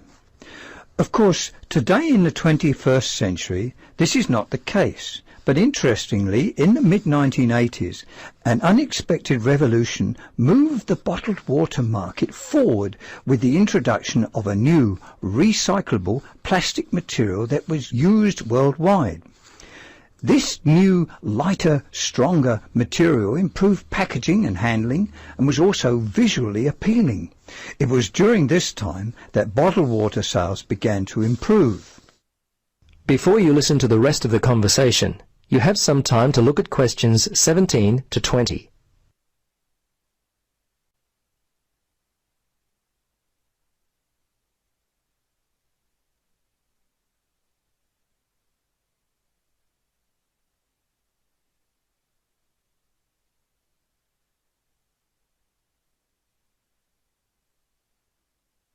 Now listen and answer questions 17 to 20.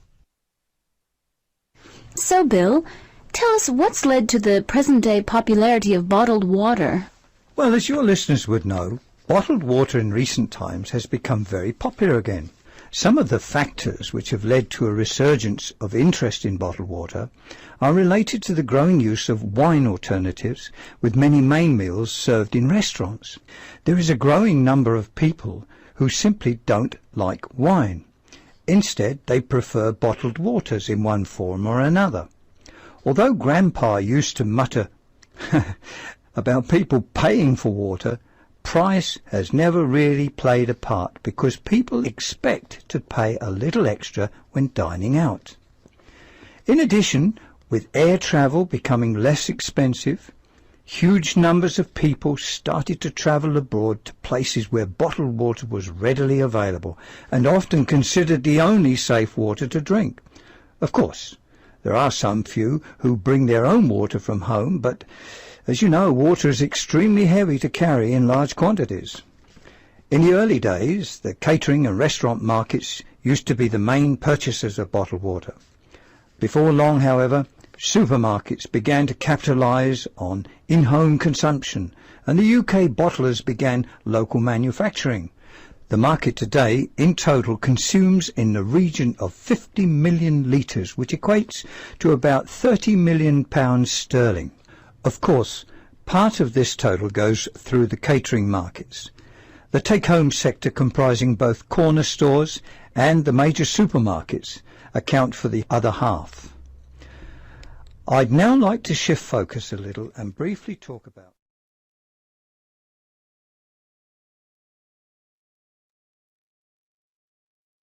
Answer check ਕਰੋ ਜੀ ਤੁਹਾਡੇ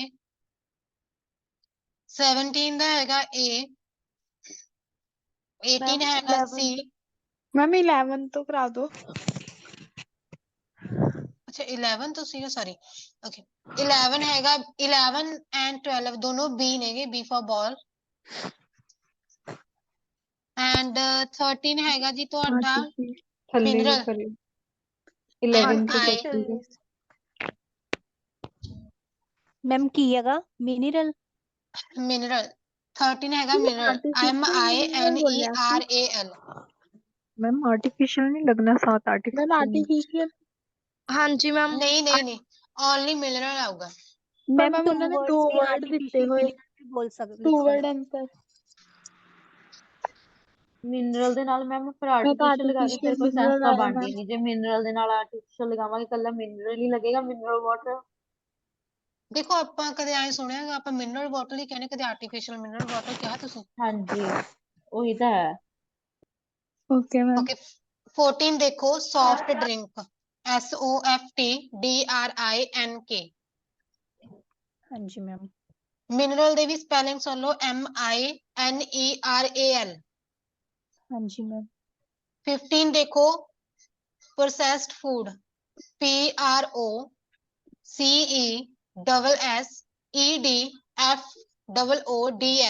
processed food foods S ਵੀ compulsory ਲਾਉਣੀ ਮਗਰ 16 ਦੇਖੋ plastic PLASTIC 17A 18C 19 again A and 20 again C ma'am ਇਹ ਤਾਂ ਕੋਈ ਵੀ order ਚ ਲਗਾ ਸਕਦੇ ਆ ਐਨੀ ਆਰਡਰ ਲਿਖ ਹਾਂਜੀ ਸਕਦੇ ਹਾਂ ਆ ਐਨੀ ਆਰਡਰ ਲਾ ਮੈਮ ਸਕਦੇ ਤੁਸੀਂ 16 ਤੋਂ 20 ਤੱਕ ਕਰਿਓ ਰਿਪੀਟ मैम जो ਹਾਂਜੀ 12 वाला मैम कर दें 2 लीटर कैसे है 12 वाला ਕੀ ਕਹਿ ਰਹੇ मैम ਹੋ 12 ਮੈਮ 18 ਦਾ ਕੀ ਹੈ ਆਨਸਰ ਬੋਲ ਦਿਓ 17 18 ਦਾ C 18 and 20 ਦੋਨਾਂ ਦਾ C ਆ 17 and 19 ਦੋਨਾਂ ਦਾ A ਆ ओके मैम मैम 12 वाला भी बता देंगे और ये जो था 16 वो रिसाइकल आना है उसके साथ रिसाइकल ਮੈਮ ਇੱਕ प्लास्टिक ਵਾਰ ਰਿਪੀਟ ਕਰਿਓ 16 ਤੋਂ ਨਹੀਂ ਲੈ ਕੇ ਓਨਲੀ 20 ਤੱਕ ਪਲਾਸਟਿਕ ਆਊਗਾ मैम 14 भी करो 14 और 16 मैम 14 12 ਹੈਗਾਗਾ वाला कर ਸੌਫਟ ਇੱਕ ਮਿੰਟ ਮੈਂ ਦੁਬਾਰਾ ਸਾਰੇ ਦੱਸਦੀ ਹਾਂ 11 B 12 again B for ball 13 ਹੈਗਾ mineral 14 soft drink 15 processed food PORCESSED foods 16 ਹੈਗਾ plastic 17A 18C 19 again A and 20 again C ਠੀਕ ਹੈ ਜੀ ਓਕੇ ਡਾਊਟ ਦੱਸੋ ਹੁਣ ਕਾਦੇ ਚ ਸੀਗਾ ਤੁਹਾਡਾ 12 वाला बता दें मैम मैम मैम 11 14 11 12 दोनों ਓਕੇ ਪਹਿਲਾਂ 11th and 12 ਕਰ ਲੈਣੇ ਆ ਫਿਰ ਦੇਖ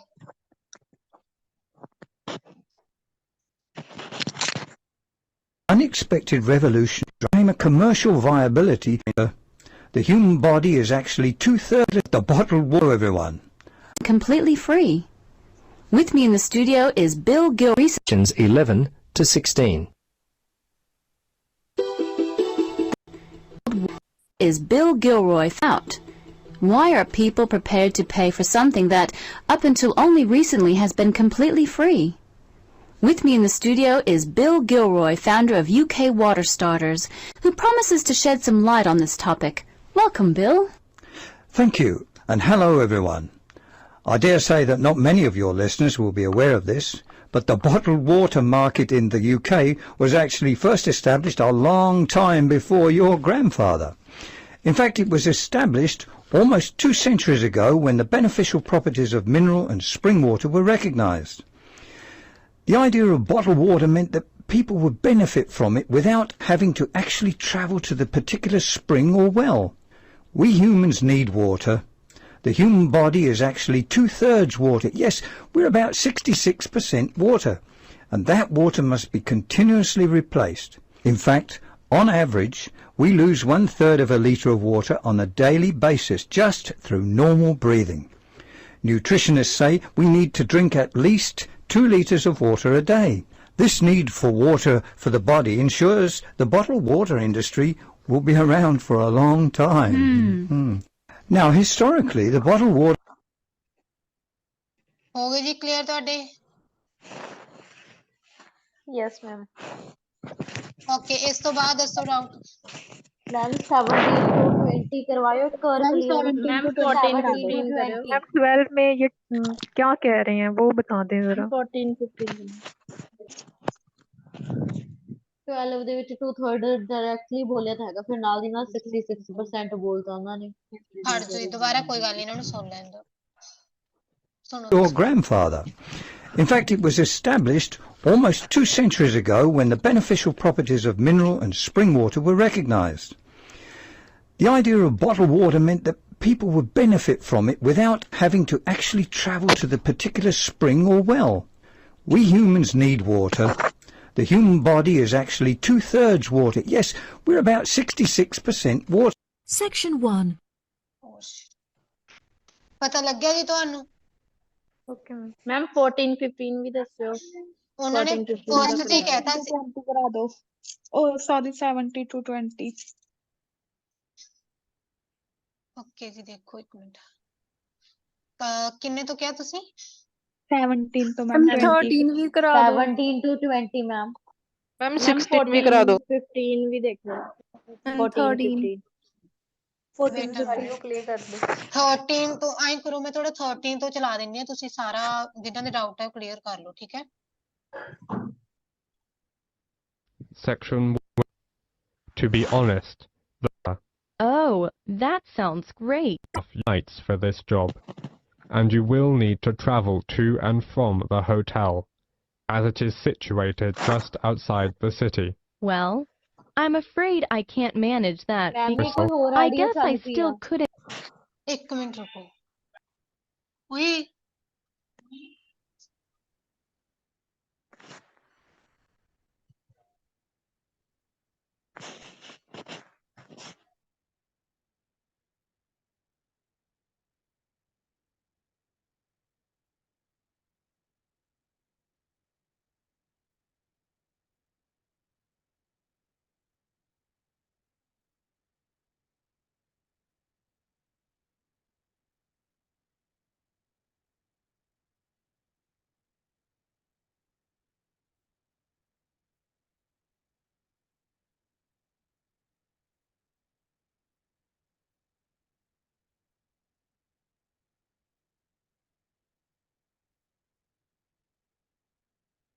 This is the IELTS listening test. You will hear a number of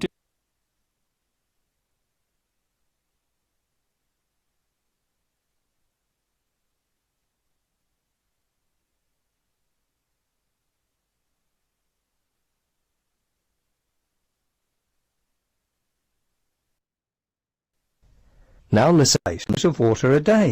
This need for water for the body ensures the bottled water industry will be around for a long time.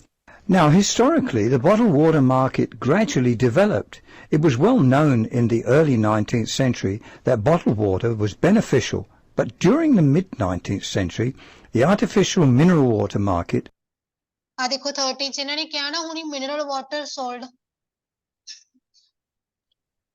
Yes ma'am लेकिन ਸਾ उससे 2 ਕੀਤਾ ਹੀ ਤਾਈਓ ਮੈਂ artificial ਲਾ ਨਹੀਂ ਆਏ ਨਹੀਂ ਹੁੰਦਾ ਉਹ ਚ ਨਾ ਆਪਾਂ ਨੂੰ ਮਤਲਬ ਇੱਕ ਕਿਸੇ ਜਾਂ ਦੋ ਚ ਕਿਸੇ ਚ ਆਉਣਾ ਹੁੰਦਾਗਾ ਤਾਂ ਕਰਕੇ ਉਹ ਲਾਇਆ ਹੁੰਦਾ ਉਹਨਾਂ ਨੇ ਜ਼ਰੂਰੀ ਨਹੀਂ ਹੁੰਦਾ ਵੀ ਉਹ यस ਸਭ ਚ मैम ਹੀ ਆਊਗਾ ਦੋ ਠੀਕ ਹੈ यस मैम ਓਕੇ ਨੈਕਸਟ ਦੇਖੋ ਹੁਣ 14 ਚ ਵੀ ਸੀਗਾ ਨਾ ਤੁਹਾਨੂੰ ਪ੍ਰੋਬਲਮ यस मैम ਓਕੇ ਸਾਰਾ ਦੇਖੋ became a ਇੱਕ ਵਾਰ commercial viability for many entrepreneurs. Later on that century, this led to the emergence of the soft drink market as we know it today. ਆ ਦੇਖੋ ਸੌਫਟ ਡਰਿੰਕ ਮਾਰਕੀਟ ਉਹਨਾਂ ਨੇ ਹੁਣੇ ਕਿਹਾਗਾ emergency of the okay ਜੀ clear ਹੈ yes ma'am okay next ਦੇਖੋ ਹੁਣ Which of course is a very large and sophisticated market. Underlying the move from the artificial mineral water to soft drinks was a fundamental change in the use of the product. Whilst in the early days mineral waters were drunk for their medicinal values, soft drinks are of course drunk primarily for their ability to refresh and to be enjoyed. As a result of this move, bottled mineral water, without any sweetening agents added, steadily became unfashionable, and the market by the 1960s had declined to an almost non-existent level in the UK. The move during the 1960s and to a lesser extent the 1970s towards more processed foods impacted ਠੀਕ ਪਤਾ ਲੱਗਿਆ ਜੀ ਉਹਨਾਂ ਨੇ ਪਹਿਲਾ word ਵੀ ਉਹੀ ਬੋਲਿਆ move towards ਦੇ ਮੂਰੋ ਫਿਰ ਉਹਨਾਂ ਨੇ ਕਿਹਾ ਸੀ ਪ੍ਰੋਸੈਸਡ ਫੂਡਸ ਆ ਜਿਹੜਾ ਪ੍ਰੋਸੈਸਡ ਫੂਡ ਆ ਜਿਹੜਾ ਠੀਕ ਹੈ ਜੀ ओके मैम ਓਕੇ ਨੈਕਸਟ ਦੇਖੋ ਹੁਣ upon the bottled water market, and subsequently sales continued to decline. Of course, today in the 21st century, this is not the case. But interestingly, in the mid-1980s, an unexpected revolution moved the bottled water market forward with the introduction of a new recyclable plastic material. ਉਹਨਾਂ ਨੇ new ਵੀ ਲਾਇਆ ਸੀਗਾ ਮੂਰੇ last ਵਾਲੀ ਦੇਖੋ ਹੁਣ ਹਨਾ 16 ਚ yes ma'am plastic bottle recycled ਨਹੀਂ ਆ ਸਕਦਾ ਨਾਲ ਨਹੀਂ ਨਹੀਂ ਜੀ ਉਹ ਨਹੀਂ ਆਊਗਾ ਰੀਸਾਈਕਲਡ ਕਿਵੇਂ ਆਊਗਾ ਜੀ ਉਹਨਾਂ ਨੇ ਉਹ ਪੁੱਛਿਆਗਾ ਵੀ ਬੋਟਲਸ ਕਿਹੜੀਆਂ ਪ੍ਰੋਡਿਊਸ ਹੋ ਰਹੀਆਂ ਨੇਗੀਆਂ प्लास्टिक बॉटल्स मैम इन्होंने रिसाइकल बोला है ना बोला तो है जरूरी थोड़ी है हम वो लगाएंगे और 2 वर्ड्स भी ऊपर हमें अलो है तो इसलिए कंफ्यूजन हो रही है नहीं ऐसा नहीं है 2 वर्ड्स ਤਾਂ ਦੇਖੋ ਤਾਂ ਕਹਿੰਦੇ ਹੁੰਦੇ ਹੈਗੇ ਜਦੋਂ ਕਿਸੇ ਮੈਂ ਤੁਹਾਨੂੰ ਪਹਿਲਾਂ ਹੀ ਦੱਸ ਕੇ ਹਟੀ ਆ ਵੀ ਜਦੋਂ ਕਿਸੇ ਫਿਲਮ ਚ ਆਉਣਾ ਹੁੰਦਾ 2 words ਠੀਕ ਹੈ ਉਹ ਆਈ ਨਹੀਂ ਹੁੰਦਾ ਵੀ ਸਾਰਿਆਂ ਚ 2 words ਆਊਗਾ ਇਹਨਾਂ ਨੇ ਕਿਹਾ ਨਿਊ ਪਲਾਸਟਿਕ ਬੋਟਲਸ ਪ੍ਰੋਡਿਊਸ ਆਪਾਂ ਇਹ ਕਿਵੇਂ ਕਹਾਂਗੇ new recycle plastic bottles produce ਉਹਨਾਂ ਨੇ ਵੈਰਾਈਟੀ ਦੱਸੀ ਹੈ ਬੋਟਲਸ ਦੀ ਠੀਕ ਹੈ ਜੀ ਵੀ ਕਿਹੜੀਆਂ ਬੋਟਲਸ ਨੇ ਜਿਹੜੀਆਂ ਇਹ ਸੇਲਸ ਇਨਕਰੀਜ਼ ਕਰ ਦਿੰਦੀਆਂ ਨੇਗੀਆਂ ਮਗਰ ਦੇਖੋ leads to increase in sales ठीक है जी ओके मैम ओके 17 एंड 18 च भी सीगा ना तुहानू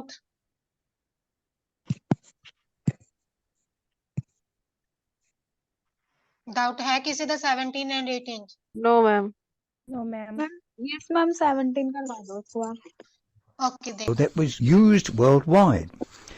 This new, lighter, stronger material improved packaging and handling and was also visually appealing.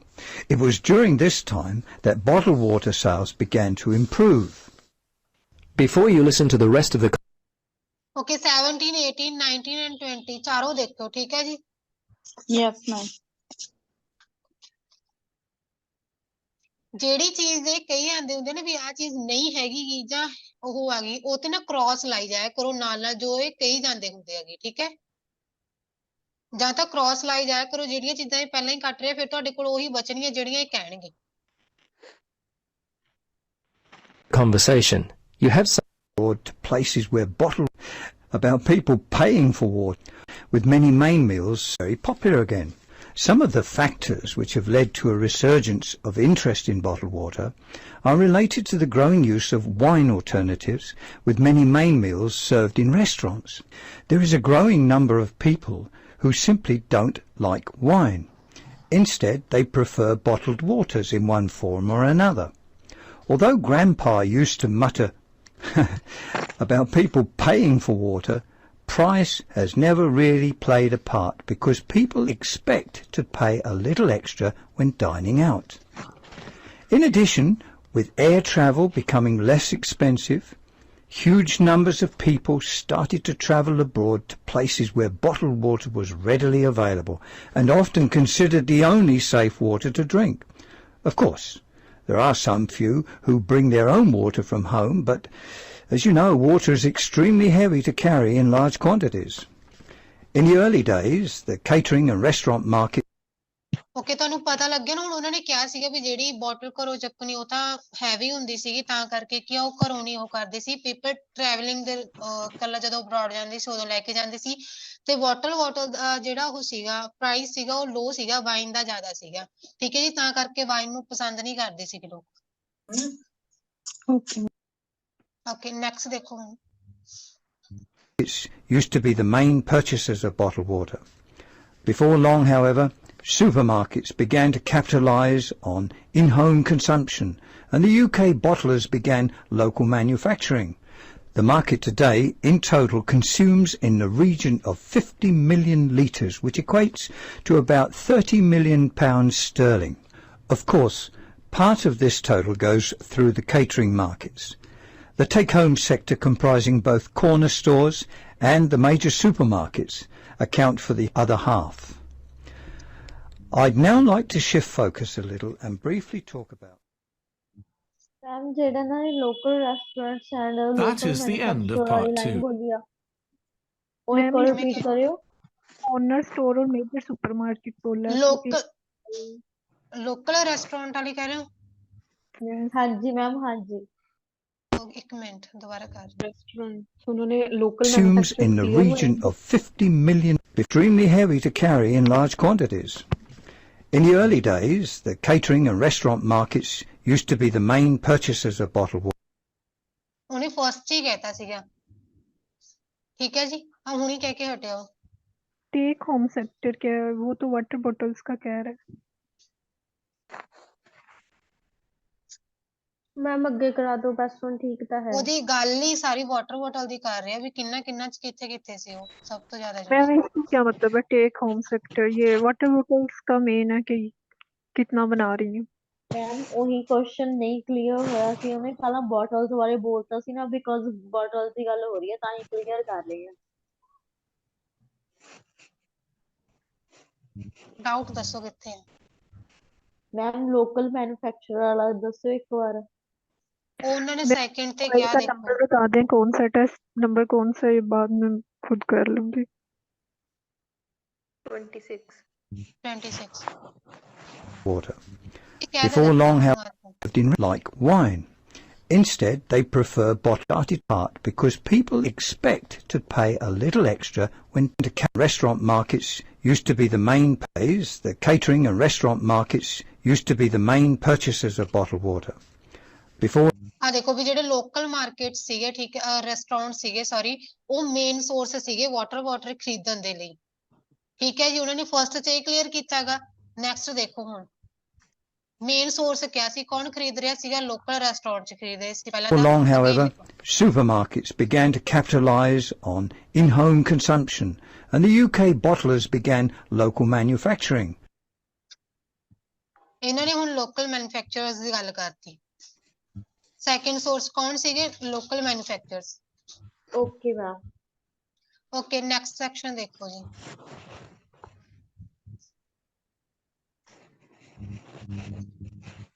Okay ਇੱਥੇ ਪਿੰਗਿਨ ਦੀ ਗੱਲ ਕੀਤੀ ਗਈ ਆ ਵੀ ਉਹ ਕੀ ਕਰਦੇ ਨੇਗੇ ਠੀਕ ਹੈ ਕੀ ਐਕਸ਼ਨਸ ਨੇ ਹਰੇਕ ਟਾਈਪ ਦਿੱਤੀ ਹੋਈ ਹੈ ਪੈਂਗੁਇਨ ਦੀ ਤੇ ਉਹ ਕੀ ਐਕਸ਼ਨਸ ਕਰਦੇ ਨੇ ਉਹ ਤੇ ਲਿਖਿਆ ਹੋਇਆ ਠੀਕ ਹੈ ਪਹਿਲੇ ਜਿਵੇਂ ਗੈਂਟੂ ਰੌਕ ਹੌਪਰ ਹੈਗਾ ਮੈਗਲੈਨਿਕਾ ਕਿੰਗ ਹੈਗਾ ਉਹ ਕੀ ਐਕਸ਼ਨਸ ਕਰਦੇ ਨੇ ਉਹ ਦਿੱਤਾ ਹੋਇਆ ਤੁਹਾਨੂੰ ਨੈਕਸਟ ਦੇਖੋ ਤੁਹਾਡੇ 25 ਵੀ ਉਹ ਪੈਂਗੁਇਨਸ ਨੇ ਠੀਕ ਹੈ ਜਦੋਂ ਉਹ ਕਦੋਂ ਸੌਂਦੇ ਨੇ ਯੂਜ਼ਲੀ ਠੀਕ ਹੈ ਫਿਰ 26 ਚ ਹੈਗਾਗਾ ਤੁਹਾਡਾ ਇੱਥੇ ਤੁਹਾਨੂੰ ਕੀ ਆ ਜਾਊਗੀ 25 ਚ ਵੀ ਕੋਈ ਪੋਜੀਸ਼ਨ ਆ ਜਾਊਗੀ, ਠੀਕ ਹੈ, ਜਾਂ ਕੋਈ ਟਾਈਮਿੰਗ ਆ ਜਾਊਗੀ।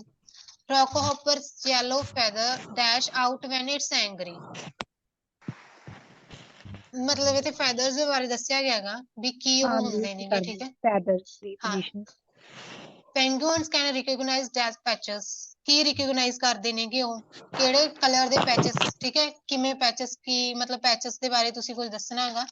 Penguins prefer to swim in group because it makes it easier to find। Ki find ਕਰਨ ਚ ਉਹ ਕਰਦੇ ਨੇਗੇ, ਇਹ ਤੁਸੀਂ ਕਿਸੇ ਥਿੰਗ ਦਾ ਨੇਮ ਦੱਸਣਾ ਹੈਗਾ। When they are on land they appear to be। ਤੁਸੀਂ ਇੱਥੇ ਕਿਸੇ ਥਿੰਗ ਦਾ ਨੇਮ ਅਗੇਨ ਦੱਸਣਾ ਹੈਗਾ। ਮੈਮ ਅਪੀਅਰ ਦਾ ਮਤਲਬ ਮਹਿਸੂਸ ਹੋਣਾ। ਹਾਂ। ਫਿਰ ਦੇਖੋ ਜਿਹੜੀ 30 ਲਾਸਟ ਵਾਲੀ ਆ ਗਈ, ਵੀ ਉਹਨਾਂ ਨੂੰ ਕਰੈਕਟਰਾਈਜ਼ ਕੀਤਾ ਜਾਂਦਾ ਹੈਗਾ ਉਹਨਾਂ ਦੀਆਂ ਸਪੀਸੀਜ਼ ਅਕੋਰਡਿੰਗ, ਕਿਹੜੀਆਂ ਸਪੀਸੀਜ਼ ਨੇ ਉਹਨਾਂ ਦੀਆਂ, ਠੀਕ ਹੈ ਜੀ, ਕਿੰਨਾ ਅਕੋਰਡਿੰਗ ਕੀਤਾ ਜਾਂਦਾ ਉਹਨਾਂ ਨੂੰ ਕਰੈਕਟਰਾਈਜ਼, ਠੀਕ ਹੈ ਜੀ। The market today.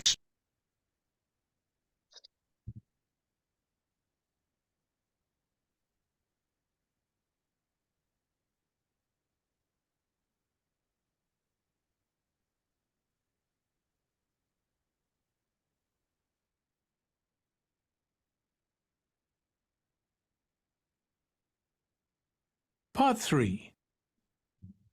You will hear two students, Brian and Emily, talking about penguins, the subject of their current assignment. First, you have some time to look at questions 21 to 24.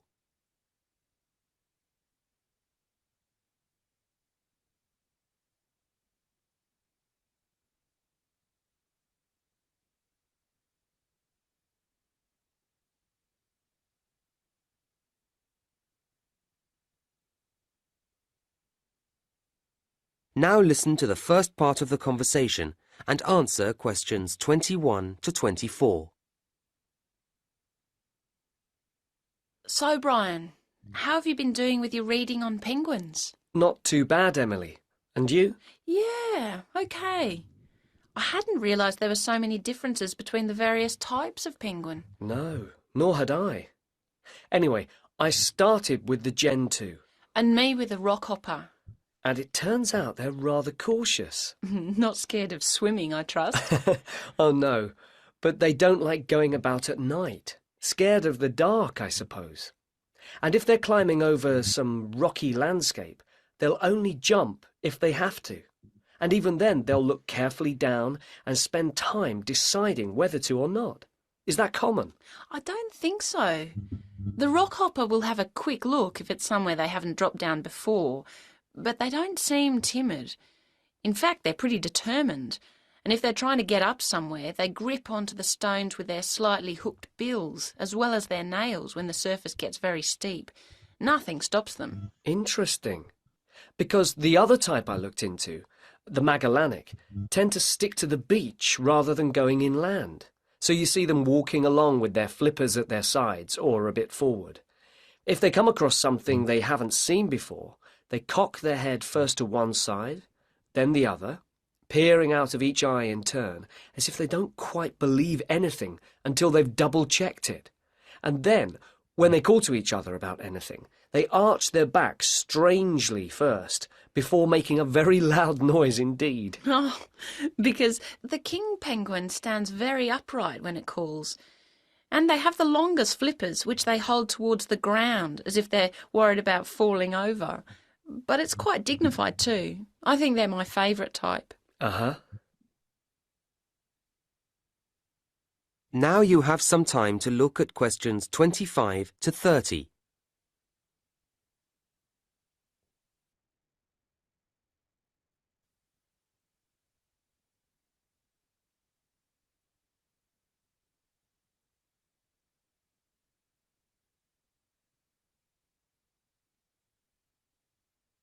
Now listen to the next part of the conversation and answer questions 25 to 30. Anyway, there are some things that they all do the same, aren't there? Oh, yes. Eating fish, for example. Well, of course. But sleeping, say? Yes. Occasionally you might see one stretched out flat in the sun for a snooze. But normally you see them standing at night, even though they're sound asleep. It seems odd, doesn't it? And then they're all liable to get aggressive if they feel invaded, aren't they? Yeah, not quite so sweet then. And with the rock hopper... The one with the distinctive black and yellow feathers on its head. That's the one. If it gets annoyed about something, then the black feathers on the head point upwards and the yellow feathers stick out. It all makes it look bigger or tougher. I wonder how often they get annoyed. Well, I don't know about annoyed, but they've plenty to get frightened of. They've got predators in the water and on land, well, in the sky anyway. Oh yes, the great skewer bird. It's after the eggs. So the penguins have to keep a careful watch for the skewer all the time, especially when they're nesting. They can spot the white patches in its wings, can't they, as one flies over? Yes, and then they sit very closely on the eggs to protect them. Not an easy life, really. No. So what else have we found out? Well, I was interested to see that although they nest individually, they always go into the sea together, in large numbers. Even though it might make them more obvious to predators. That's the price to pay for the best way to find food. It means a bigger catch from each trip. I see. I watched a video too, just showing them on the beach, and I was struck by how calm they seemed to be. I thought they might have looked frightened. Perhaps it's because there are so many of them. Maybe that gives them a sense of security. In fact, all the types have a social nature. I guess that's why we humans find them so fascinating to observe. I guess so. So, shall we start to put all our notes together? And then I think we ought to... That is the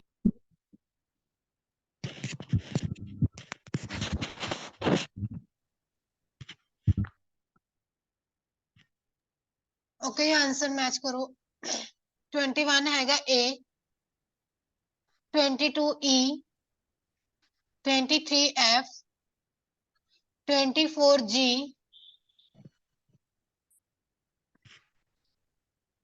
25 standing STA NDIG 26 हैगा stick STICK 27 हैगा white 28 हैगा food 29 calm CALM and 30 social CSOCIAL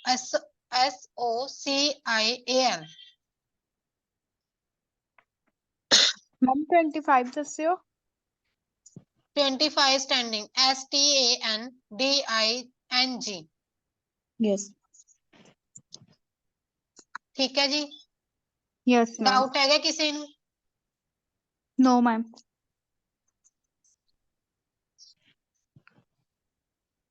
okay जी 31 देखो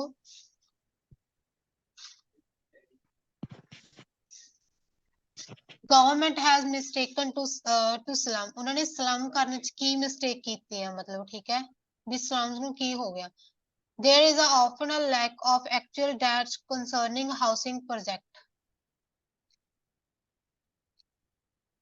ਕਾਦੀ मतलब ਘਾਟਾ ਕਾਦੀ lack ਹੈ ਠੀਕ ਹੈ ਉਹਦੇ ਚ ਵੀ मतलब ਹਾਊਸਿੰਗ ਉਹਦੇ ਪ੍ਰੋਜੈਕਟ ਚ ਹਾਊਸਿੰਗ ਪਾਲਿਸੀ ਹੁੰਦੇ ਆ ਮੈਮ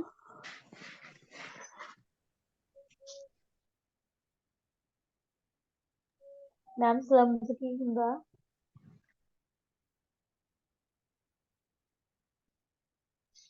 ਓਕੇ ਸਲਮ ਹੁੰਦੇ ਆ ਜਿਹੜੇ ਆਪਾਂ ਕਹਿ ਦਿੰਦੇ ਆ ਬੈਕਵਰਡ ਏਰੀਆਜ਼ ਹੁੰਦੇ ਨੇਗੇ ਉਹਨਾਂ ਨੂੰ ਕਹਿ ਦਿੰਦੇ ਨੇਗੇ ਮੈਮ ਜਿਹੜੇ ਆਪਾਂ ਮੇਨ ਝੁੱਗੀਆਂ ਝੋਪੜੀਆਂ ਵਾਲੇ ਕਹਿ ਦਿੰਦੇ ਆ ਹਾਂ ਹਾਂ ਉਹੀ ਹੁੰਦੇ ਨੇ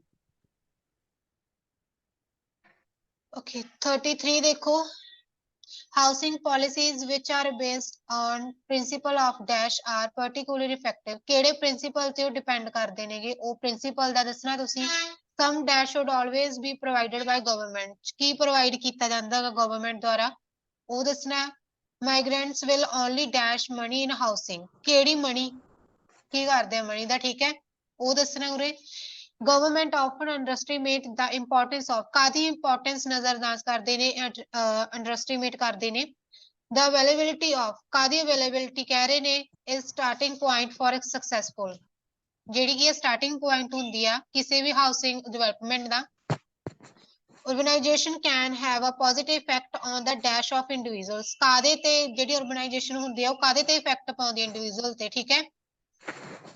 Population size of cities unable to range of specialists that to occur. ਮਤਲਬ ਜਿਹੜੀਆਂ ਸਾਈਜ਼ ਹੁੰਦਾ ਸਿਟੀਜ਼ ਦਾ, ਠੀਕ ਹੈ, ਪੋਪੂਲੇਸ਼ਨ ਦਾ ਸਾਈਜ਼ ਹੁੰਦਾ ਸਿਟੀਜ਼ ਕੀ ਉਹ ਕਰਦੀ ਆ, ਉਹ ਕੀ ਕਰਦੀ ਆ ਮਤਲਬ, ਠੀਕ ਹੈ। ਉਹ city living tend to rise level, ਕਾਹਦਾ ਮਤਲਬ ਲੈਵਲ ਉਹ ਰੇਜ਼ ਕਰਦੀ ਹੈਗੀ, ਤੁਸੀਂ ਉਹ ਦੱਸਣਾ ਹੈਗਾ, ਠੀਕ ਹੈ। Among people. The end of part 3. You now have 30 seconds to check your answers to part 3.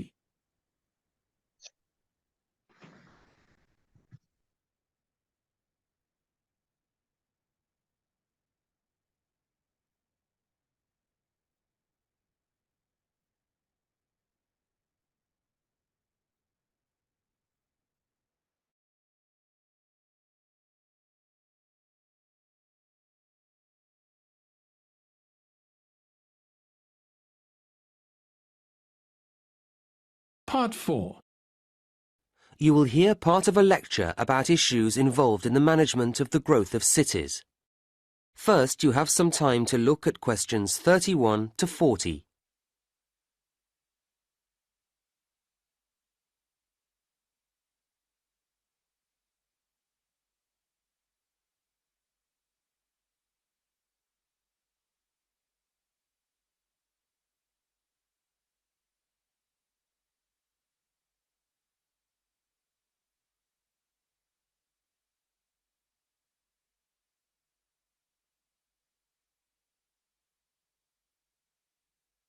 Now listen to the lecture and answer questions 31 to 40. Now, a key issue in the ability of cities to grow is the question of housing. However, quality is as important as quantity here. But that isn't to say that this is easy to guarantee, and the development, or at least the spread, of many modern cities is marked by the sprawl of slum or shantytown housing.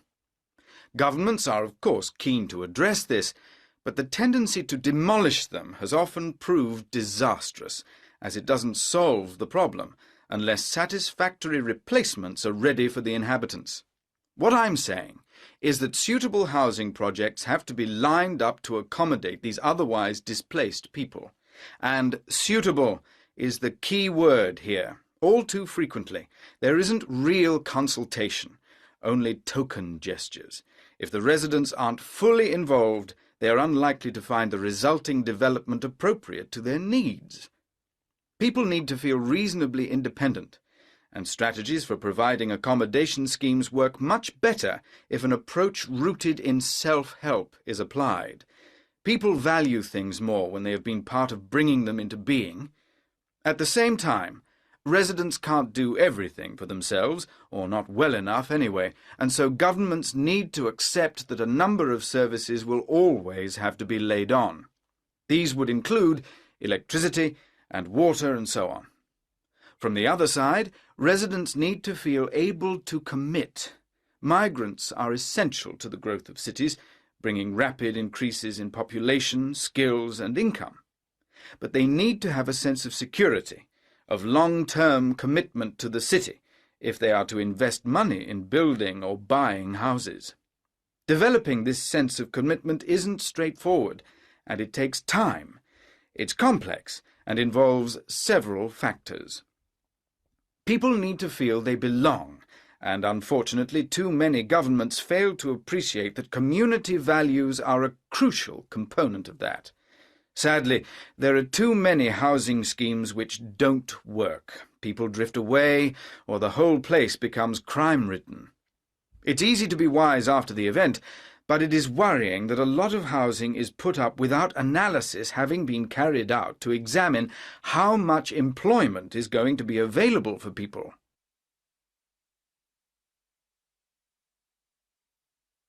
But I don't want to labour the negatives too hard.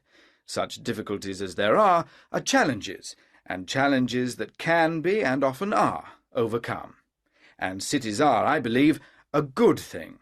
Urbanization, the process of developing cities and the societies that comprise them, may not be everyone's dream, but it has a huge impact on the economy and also benefits each and every person's freedom.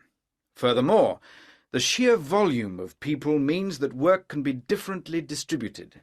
In villages, people need to be multi-skilled in order to be autonomous, but in cities, you can see the evolution of a variety of specialist activities, and this means people live in a more sophisticated way. It's not only tangible phenomena. There are all sorts of other equally important benefits too. Residing in cities brings us face to face with many different ways of thinking or going about things, and this increases our degree of understanding, something which is hard to measure in scientific terms, but which surely makes better people of us all. Right, well, now I'd like to turn our attention to the subject.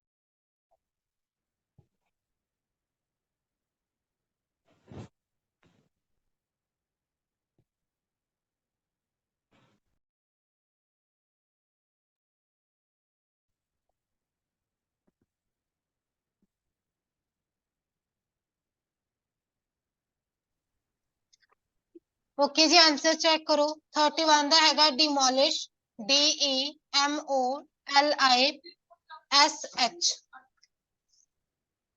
And 32 ਹੈਗਾ ਵਾ consultation CONSULTATION 33 ਹੈਗਾ self help services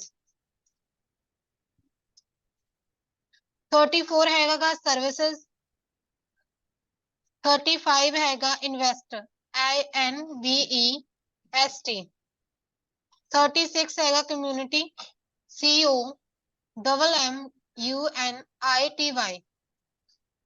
37 ਹੈਗਾ employment EMPLOYMENT 38 ਹੈਗਾ ਗਾ freedom 39 ਹੈਗਾ activities ACTIVITIES 40 ਹੈਗਾ ਗਾ understanding UNDERSTANDING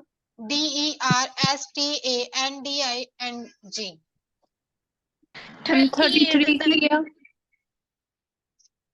ਕਿਹੜੀ ਕਹਿ ਰਹੇ ਹੋ 33 33 ਹੈਗੇ ਤੁਹਾਡੀ self help services self help one word ਆ ਮੈਮ ਇੱਥੇ ਤਾਂ ਮੈਮ ਇੱਕ ਵਰਡ ਹੀ ਦੱਸਿਆ ਹੋਇਆ ਮੈਂ ਤੁਹਾਨੂੰ ਕਹਿ ਰਹੀ ਹਾਂ self help one word ਚ ਕਾਊਂਟ ਹੁੰਦਾ ਹੈ ਇਕੱਠਾ ਇਹ ਤੇ ਫਿਰ ਸਰਵਿਸਿਜ਼ ਤਾਂ ਮੈਮ 2 ਵਰਡਸ ਹੋ ਗਏ ਫਿਰ ਤਾਂ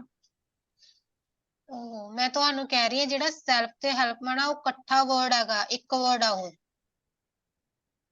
ਮੇਰਾ ਆਨਸਰ ਸੈਲਫ ਹੈਲਪ ਸਰਵਿਸਿਜ਼ ਹੀ ਆ ਹਾਂਜੀ ਤੇ ਫਿਰ ਉੱਤੇ ਤਾਂ ਮੈਮ 1 ਵਰਡ ਲਿਖਿਆ ਹੋਇਆ ਓਨਲੀ ਹਾਈਫਨ ਪਾ ਕੇ ਨਹੀਂ ਓਕੇ one word ਹਾਂ ਓਕੇ ਸਰਵਿਸਿਜ਼ ਨਾਲ ਲਿਖੋ ਠੀਕ ਹੈ self help ਆਊਗਾ ਇਹਦਾ ਕੱਲਾ ਆਨਸਰ ਓਕੇ ਮੈਮ ਹੋਰ ਮੈਨੂੰ ਸਾਰੀ ਕੁਐਸਚਨ ਟਾਈਪ ਕਲੀਅਰ ਹੈ ਬਟ ਵਨ ਵਰਡ ਬਹੁਤ ਮੈਨੂੰ ਡਿਫਿਕਲਟ ਲੱਗਦੇ ਨੇ ਇਹ ਤਾਂ ਸੌਖੇ ਹੁੰਦੇ ਨੇ ਇਹਨਾਂ ਜੋ ਤੇ ਇੱਕ ਵਰਡ ਹੀ ਲੱਭਣਾ ਹੁੰਦਾ ਆਪਾਂ ਕਿਹੜਾ ਦੋ ਦੀ ਕਨਫਿਊਜ਼ਨ ਹੁੰਦੀ ਹੈ ਇਹਦੇ ਵਿੱਚ ਮੈਮ ਨਹੀਂ ਮੈਮ ਇਹਦੇ ਵਿੱਚ ਮਤਲਬ ਬਸ ਲਾਈਨ ਹੀ ਨਹੀਂ ਕਈ ਵਾਰ ਸਮਝ ਆਉਂਦੀ ਆ ਮੈਂ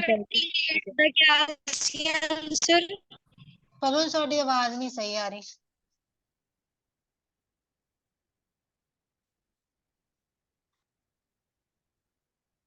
ਓਕੇ 31 to 40 ਡਾਊਟ ਦੱਸੋ ਹੈਗਾ ਕਿਸੇ ਨੂੰ ਦੁਬਾਰਾ ਪਲੇ ਕਰਗੇ ਮੈਮ 31 ਦਾ ਕਰਿਓ ਇੱਕ minute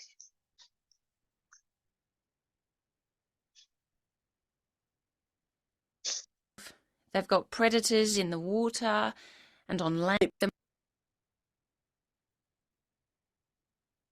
Part of a lecture about issues involved in the management of the growth of cities.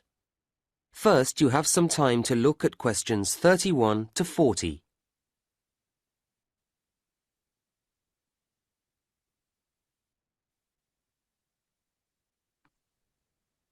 However, quality is as important. Now, a key issue in the ability of cities to grow is the question of housing. However, quality is as important as quantity here. But that isn't to say that this is easy to guarantee. and the development, or at least the spread, of many modern cities is marked by the sprawl of slum or shantytown housing. Governments are, of course, keen to address this, but the tendency to demolish them has often ਪਤਾ ਲੱਗਿਆ ਜੀ ਤੁਹਾਨੂੰ? Yes ma'am yes ma'am. Okay, ਹੋਰ ਕਿਸੇ ਚ doubt ਹੈਗਾ ਕਿਸੇ ਦਾ? ਨੋ ma'am. Okay, ਤਾਂ ਤੁਹਾਡੀ ਲਿਸਨਿੰਗ ਇੱਥੇ ਖਤਮ ਹੁੰਦੀ ਆ।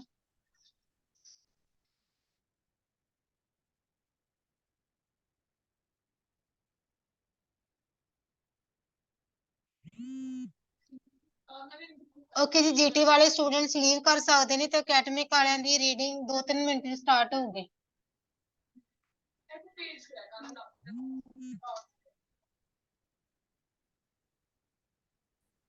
ਮੈਮ ਅੱਜ ਆਨਸਰ ਸ਼ੋ ਕਰਨੇ ਸੀ ਮੈਮ ਨੇ।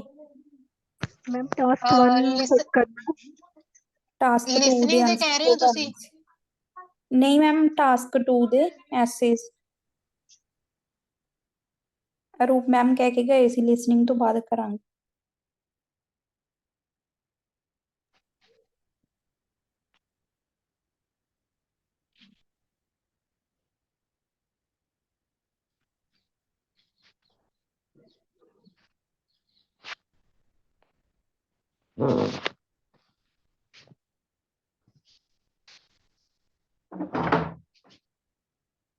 ਹਾਂਜੀ ਸਟੂਡੈਂਟਸ, ਮੈਂ ਤੁਹਾਨੂੰ ਸ਼ੇਅਰ ਕਰ ਦਿੰਦੀ ਹਾਂ ਜਿਹੜੇ ਤੁਸੀਂ ਕਹਿ ਰਹੇ ਹੋ ਫਾਈਲਸ। Okay ma'am.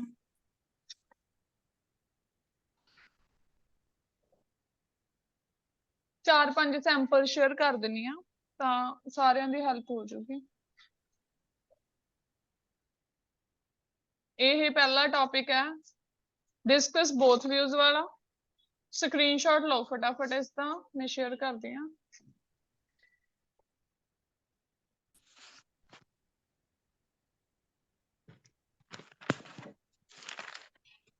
ਇਹ ਉਹਨਾਂ ਸਟੂਡੈਂਟਸ ਨੂੰ ਵੀ ਹੈਲਪ ਹੋ ਜਾਏਗੀ ਜਿਹੜੇ ਰਿਕਾਰਡ ਲੈਕਚਰ ਹੀ ਸਿਰਫ ਲੈਂਦੇ ਨੇ। ਸੋ ਇਹ ਸਾਰੇ ਟਾਈਪ ਆਫ ਐਸੇ 4-5 ਮੈਂ ਸੈਂਪਲ ਸ਼ੇਅਰ ਕਰ ਦੂੰਗੀ। ਤੁਸੀਂ ਮੈਨੂੰ ਕਹਿੰਦੇ ਹੁੰਦੇ ਕਿ ਫਾਈਲ ਸੈਂਡ ਕਰ ਦਿਓ, ਸੋ ਇਹ ਵਾਲੀ ਰਿਕਾਰਡਿੰਗ ਚੋਂ ਹੀ ਤੁਹਾਡੀ ਹੈਲਪ ਹੋ ਜਾਏਗੀ। ਸੋ ਫਸਟ ਇਹ ਟਾਈਪ ਡਿਸਕਸ ਬੋਥ ਵਿਊਜ਼ ਵਾਲਾ ਐਸੇ ਸ਼ੇਅਰ ਕੀਤਾ ਤੁਹਾਡੇ ਨਾਲ। ਮੈਮ ਨੀਚੇ ਸਿਨੋਨਿਮਸ ਨੀਚੇ ਇਸੇ ਐਸੇ ਚ ਜਿਹੜੇ ਸਿਨੋਨਿਮਸ ਤੁਸੀਂ ਯੂਜ਼ ਕਰ ਸਕਦੇ ਹੋ ਉਹ ਲਿਖੇ ਗਏ ਆ। ਕਿੱਡੀ ਸਟੇਟਮੈਂਟ ਆ, ਕਿੱਡੀ ਸਟੇਟਮੈਂਟ ਹੈ।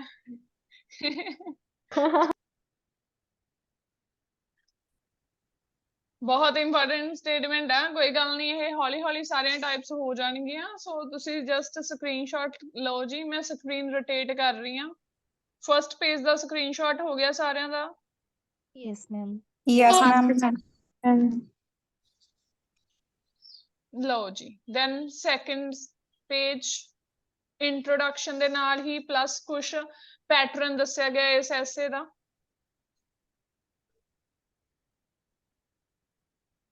हो गया मैम।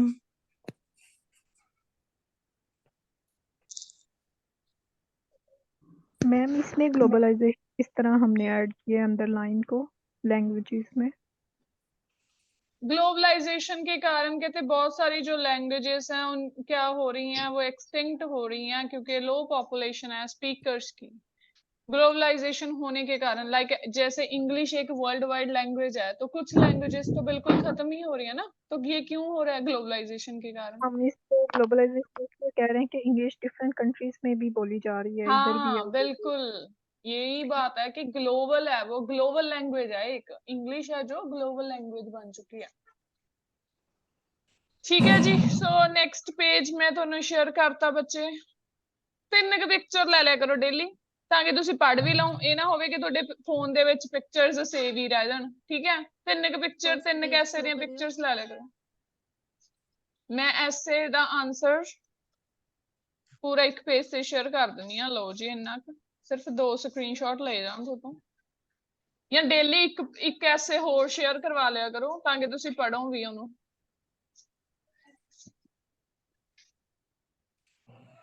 ਹੋ ਗਿਆ ਮੈਮ।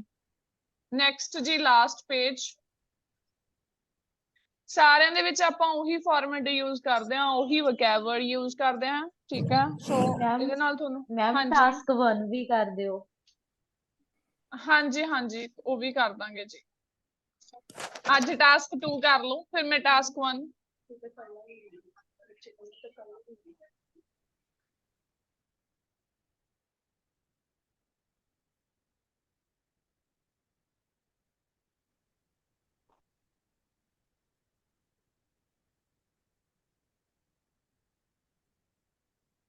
मैम हो गया। मैम हो गया जी।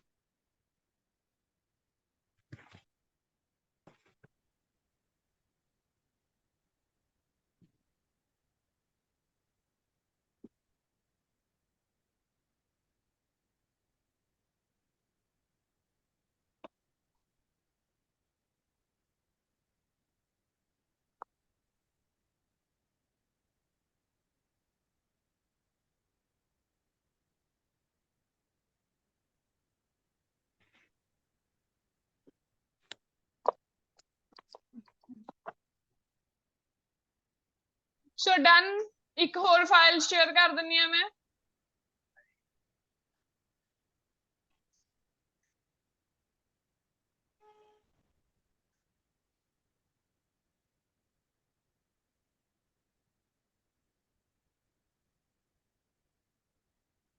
ਲਓ ਜੀ, ਇੱਕ ਇਹ ਸੈਂਪਲ ਆਂਸਰ ਸ਼ੇਅਰ ਕਰ ਦਿੱਤਾ, ਪ੍ਰੋਬਲਮ ਐਂਡ ਸੋਲਿਊਸ਼ਨ ਵਾਲਾ। ਇਹ ਚ ਇੱਕ ਪੁਆਇੰਟ ਨਹੀਂ ਮੈਂਸ਼ਨ ਕੀਤਾ ਹੋਇਆ, ਬਟ ਤੁਹਾਨੂੰ ਆਈਡੀਆ ਮਿਲ ਜਾਏਗਾ।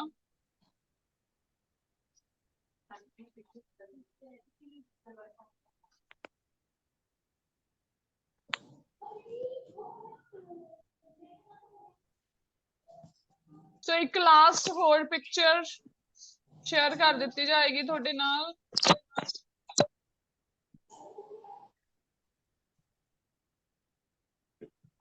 ਲਓ ਜੀ, ਇਹਦੇ ਵਿੱਚ ਕੁਝ ਰੂਲਸ ਵੀ ਲਿਖੇ ਗਏ ਨੇ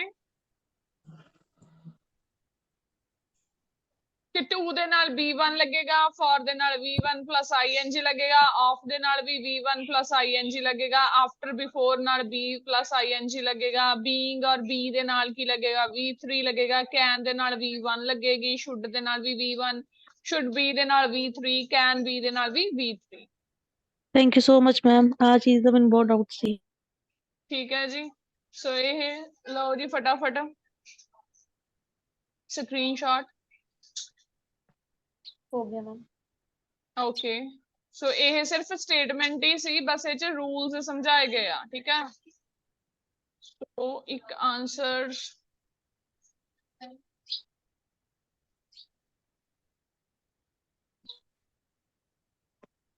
ਸਟਰਕਚਰਸ ਦਾ ਸ਼ੇਅਰ ਕਰ ਦਿੰਦੇ ਇੱਕ ਤੁਹਾਡੇ ਨਾਲ, ਠੀਕ ਹੈ, ਤਾਂ ਕਿ ਤੁਸੀਂ ਰਿਕਾਲ ਕਰ ਪਾਓ। ਲਓ, ਐਸੇ ਵੀ ਆ ਪਲੱਸ ਸਟਰਕਚਰਸ ਵੀ ਨੇ। 1 ਸੈਕਿੰਡ। ਹਾਂਜੀ ਲਓ ਜੀ, ਆ ਲਓ, ਪਹਿਲਾਂ ਤਾਂ ਵਕੈਬ ਲਿਖੀ ਹੋਈ ਆ, ਵਾਈਲਡ ਐਨੀਮਲਸ ਵਾਲੀ ਹੋਈ ਹੈ, ਵੀ ਬਹੁਤ ਇੰਪੋਰਟੈਂਟ ਐਸੇ ਨੇ ਵਾਈਲਡ ਐਨੀਮਲਸ ਵਾਲੇ ਵੀ। ਇਹ ਸਿਰਫ ਅਗਰੀ ਤੇ ਡਿਸਅਗਰੀ ਦਾ ਟਾਈਪ ਹੈ, ਠੀਕ ਹੈ।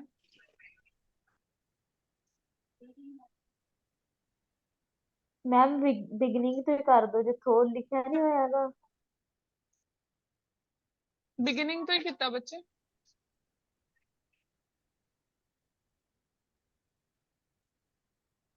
ਓਕੇ, ਸੋ ਨੈਕਸਟ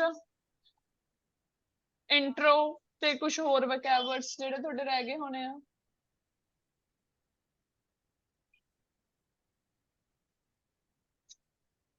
ਇਹ ਤੁਹਾਨੂੰ ਅਗੇਨ ਉਹ ਦੱਸਿਆ ਹੋਇਆ ਪੈਟਰਨ ਵੀ ਇੰਟਰੋ ਕਿਵੇਂ ਬਣਾਉਣੇ ਆਪਾਂ।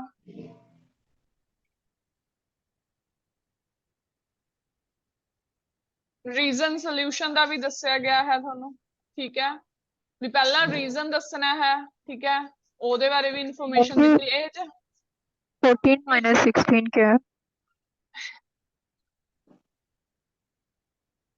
14 minus 6 कुछ आपका ਲਾਈਨਸ ਪੈਰਾਗ੍ਰਾਫ ਲਾਈਨਸ। ਹਾਂਜੀ ਹਾਂਜੀ, ਇੰਨੀਆਂ ਕੁ ਲਾਈਨਸ ਹੋਣੀਆਂ ਚਾਹੀਦੀਆਂ ਤੁਹਾਡੇ ਪੈਰਾਗ੍ਰਾਫ ਦੀਆਂ। ਮੈਮ ਸਟਰਕਚਰ ਤੋਂ ਅੱਗੇ ਸ਼ੋ ਕਰਿਓ। ਹਾਂਜੀ ਹਾਂਜੀ ਜੀ, ਲਓ ਜੀ, ਸਾਰੀਆਂ ਸਟਰਕਚਰਸ ਮੈਮ ਇਹ ਸਮਝਾ ਵੀ ਦਿੱਤੀਆਂ ਜਾਣੀਆਂ, ਇਹ ਨਹੀਂ ਕੱਲੀਆਂ ਪਿਕਚਰਸ ਤੁਸੀਂ ਕਲਿੱਕ ਕਰ ਲਓ। ਨੈਕਸਟ ਵੀਕ ਚ ਇੱਕ ਕਲਾਸ ਲਗਵਾ ਦਾਂਗੇ ਜਿਹ ਚ ਸਾਰੀਆਂ ਸਟਰਕਚਰਸ ਸਮਝਾਈਆਂ ਜਾਣਗੀਆਂ ਵੀ ਤੁਸੀਂ ਕਿਵੇਂ ਕਿਵੇਂ ਯੂਜ਼ ਕਰ ਸਕਦੇ ਹੋ। ਮੈਮ ਹਾਂਜੀ ਰਾਈਟਿੰਗ ਦੇ ਲਈ ਸਿਰਫ ਇਹੀ ਸਟਰਕਚਰਸ ਹੁੰਦੀਆਂ ਨੇ ਸਭ ਤੋਂ? ਇਨਫ ਨੇ ਜੀ, ਇਹ ਇਨਫ मैम ਨੇ। जे स्ट्रक्चर्स तुमको कल रख लें, कल की क्लास में। कल की क्लास में तो नहीं पॉसिबल है, कल की क्लास सिर्फ स्पीकिंग की होएगी। ਮੈਮ ਇਹ ਤਾਂ 3 ਵਾਰ ਹੋ ਵੀ ਗਈਆਂ। हाँ ये तो बहुत बारी हो चुकिया ने। ਮੈਮ ਗੱਲ ਸੁਣਿਓ। ਹਾਂਜੀ ਜੀ ਸੁਣਾਓ। ਮੈਮ ਜਿੱਥੇ ਮੈਂ ਨਾ ਮਤਲਬ ਪਹਿਲਾਂ ਪੜ੍ਹਦੀ ਸੀਗੀ ਉੱਥੇ ਨਾ ਸਾਨੂੰ ਜਿਹੜਾ ਤੁਸੀਂ ਮਤਲਬ ਵੱਟ ਐਕਸਟੈਂਟ ਵਾਲਾ ਕਰਾਉਂਦੇ ਹੋ ਐਸੇ, ਉਹ ਸਾਨੂੰ ਕਿਹਾ ਹਾਂਜੀ ਜਾਂਦਾ ਇਹਦੇ ਨਾਲ ਪਾਰਸ਼ਲ ਜਾ ਸਕਦੇ ਹੋ 50 ਨਹੀਂ 50। ਬੱਚੇ ਪਾਰਸ਼ਲੀ ਨਹੀਂ ਜਾਣਾ ਹੈਗਾ, ਉਹਦੇ ਨਾਲ ਤੁਹਾਡਾ ਸਕੋਰ ਬਹੁਤ ਘਟ ਜਾਊਗਾ। ਓਕੇ ਮੈਮ, ਬਟ ਮੈਮ ਮੈਨੂੰ मैम ਸਮਝ उसमें 70-30 होता है ना, मतलब कि ज्यादा होता है जिसकी तरफ आप होते हैं ਮੈਮ हाँ वर्क एक्सटेंट में। ਹਾਂਜੀ ਮੈਮ ਇੱਕ ਐਸੇ ਆ ਮੈਮ, ਤੁਸੀਂ ਕੱਲ ਨੂੰ ਮਤਲਬ ਕਦੋਂ ਵੀ ਕਲਾਸ ਲੱਗੀ ਆਪਣੀ ਮਤਲਬ ਤੁਹਾਨੂੰ ਮੈਂ ਭੇਜ ਦੂੰਗੀ, ਉਹ ਸਮਝਾ ਦੂੰਗੀ ਇੱਕ ਦਿਨ।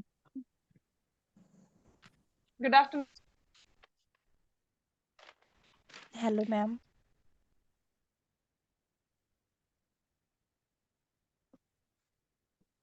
ਮੈਮ ਸਕਰੀਨ ਅੱਗੇ ਸਕਰੋਲ ਕਰਿਓ। ਮੈਮ ਕਾਲ ਆ ਗਈ ਸੀ, ਦੱਸਿਓ ਜਿਹੜੇ ਡਾਊਟ ਪੁੱਛੇ ਸੀ ਕਿਸੇ ਨੇ।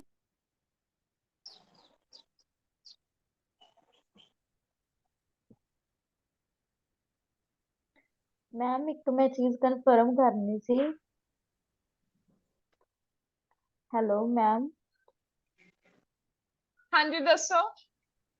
ਮੈਮ ਮੇਰਾ ਪਿਛਲੇ ਵੀਕ ਵੀ ਮੌਕ ਟੈਸਟ ਰਹਿ ਗਿਆ ਸੀ ਮੈਮ, ਮੈਂ ਨਾ ਉਦੋਂ ਬੱਚੇ 7 मैं 5 ਤੁਹਾਨੂੰ ਨੰਬਰ ਦੱਸਾਂ, ਸੀ मैं ਸਾਡੇ। ਗੱਲ थोड़ा सा ਦੱਸਦੀ ਆਂ। स्क्रीन ऊपर कर दें, 9 और ਮੇਰੀ 10 ਗੱਲ देख ਸੁਣੋ, लें। ਮੌਕ ਟੈਸਟ ਵਾਲੇ ਦਿਨ ਮੈਂ ਖੁਦ ਹੀ ਅਵੇਲੇਬਲ ਨਹੀਂ ਹੁੰਦੀ, ਸੋ ਮੈਂ ਮੌਕ ਟੈਸਟ ਵਾਲੇ ਦਿਨ ਤਾਂ ਹੀ ਕੋਈ ਜ਼ਿੰਮੇਵਾਰੀ ਨਹੀਂ ਲੈਂਦੀ ਹੁੰਦੀ। ਸੈਟਰਡੇ ਨੂੰ ਮੋਸਟਲੀ ਮੈਂ ਬਾਹਰ ਹੁੰਦੀ ਆ, ਸੋ ਮੌਕ ਟੈਸਟ ਮੈਮ ਮੈਂ ਇਹ ਜੇ ਕਹਿਣਾ ਤੁਹਾਡਾ ਵੀ ਰਹਿ ਗਿਆ। ਮੈਮ ਕੱਲ ਨੂੰ ਵੀ ਮੈਰਿਜ ਹੈ ਸਾਡੇ, ਤੇ ਕੱਲ ਨੂੰ ਵੀ ਮੇਰੇ ਤੋਂ ਹੋਣਾ ਨਹੀਂ ਬਈ ਤੇ ਮੈਮ ਤੁਸੀਂ ਨਾ ਅਟੈਂਪਟ ਮਤਲਬ ਕਿ ਕਰਿਓ ਨਦੀਪ, ਇੰਨੀ ਲਾਈਫ 'ਚ ਇੰਨਾ ਜ਼ਿਆਦਾ ਉਹ ਨਹੀਂ ਲੈ ਕੇ ਚੱਲੀਦਾ ਹੁੰਦਾ ਕਿ ਆਪਾਂ ਜੇ ਮੈਰਿਜ ਜਾਂ ਮੈਂ ਟੈਸਟ ਵੀ ਅਟੈਂਪਟ ਕਰਨਾ। ਛੱਡੋ ਟੈਸਟ ਨੂੰ, ਫਿਰ ਕਿੱਡੀ ਕੁ ਗੱਲ ਹੈ, ਚਿੱਲ ਕਰਕੇ ਆਇਲਸ ਕਰੋ। ਇੰਨੀ ਟੈਨਸ਼ਨ ਲੈ ਕੇ ਨਹੀਂ ਕਰਨੀ ਵੀ ਮੇਰਾ ਫਿਰ ਤੁਹਾਡਾ ਉਹ ਤਾਂ ਫੋਕਸ ਤਾਂ ਟੈਸਟ ਤੇ ਹੀ ਰਹਿਣਾ। ਜਿਹੜੀ ਚੀਜ਼ ਨੂੰ ਤੁਸੀਂ ਜਿਸ ਟਾਈਮ ਤੇ ਇੰਜੋਏ ਕਰ ਸਕਦੇ ਹੋ ਉਹਨੂੰ ਇੰਜੋਏ ਕਰੋ। ਮੌਕ ਟੈਸਟ ਮੰਡੇ ਪੁੱਛ ਲਿਓ, ਮੰਡੇ ਅਟੈਂਪਟ ਕਰਕੇ ਭੇਜ ਦਿਓ। ਓਕੇ ਮੈਮ ਅੱਜ ਮੈਮ ਮੈਂ ਠੀਕ ਬਹੁਤ ਹੈ। ਮੈਮ ਮੈਂ ਗਿਲਟੀ ਫੀਲ ਤੁਹਾਨੂੰ ਕਰ ਰਹੀ ਹਾਂ। ਮੈਸੇਜ ਹੈਲੋ ਹਾਂਜੀ ਦੱਸੋ। ਮੈਮ ਕਨੈਕਟਰ ਵੀ ਲਿਖਵਾ ਦਿਓ। ਲਿਖਾ ਦਾਂਗੇ ਜੀ, ਤਾਨੀਆ ਨੂੰ ਸਿਰਫ ਕਨੈਕਟਰ ਚਾਹੀਦੇ ਆ। ਮੈਮ ਇੰਨੇ ਜਿਹੜੇ ਦਿਨ ਕਿਸੇ ਹੋ ਨੇ ਗਏ ਕੁਐਸਚਨ ਹੁਣ ਪੁੱਛਿਆ ਸੀ ਕਿ ਕਹਿੰਦੇ ਟੂ ਵੈਟ ਐਕਸਟੈਂਟ ਵਿੱਚ ਅਸੀਂ ਪਾਰਸ਼ਲੀ ਜਾ ਸਕਦੇ, ਤੁਸੀਂ ਉਹਦਾ ਕੀ ਨਹੀਂ ਆਨਸਰ ਜਾਣਾ, ਦਿੱਤਾ ਸੀ? ਪਾਰਸ਼ਲੀ ਓਕੇ ਨਹੀਂ ਜਾਣਾ ਬੱਚੇ। ਮੈਂ ਇਹੀ ਕਿਹਾ ਕਿ ਤੁਸੀਂ 70 30 ਜੇ ਵਧੀਆ ਸਕੋਰ ਲੈਣਾ ਚਾਹੁੰਦੇ ਹੋ ਤਾਂ 70 30 ਹੀ ਜਾਣਾ। ਠੀਕ ਹੈ ਜੀ, ਠੀਕ ਹੁਣ ਹੈ ਮੈਮ। ਇਨਫ ਹੈ ਇੰਨਾ ਕੁ, ਤੇ ਤੁਸੀਂ ਲਓ 5-10 ਮਿੰਟ ਬ੍ਰੇਕ ਲਓ ਤੇ ਉਸ ਤੋਂ ਬਾਅਦ ਤੁਹਾਡੀ ਰੀਡਿੰਗ ਸਟਾਰਟ ਕਰਦੇ ਆ। ਠੀਕ ਹੈ ਜੀ। मैम ओके वन ਹਾਂਜੀ व्हाट एक्सटेंट में मैच हम कंप्लीटली भी जा सकते हैं ना, वन साइडेड?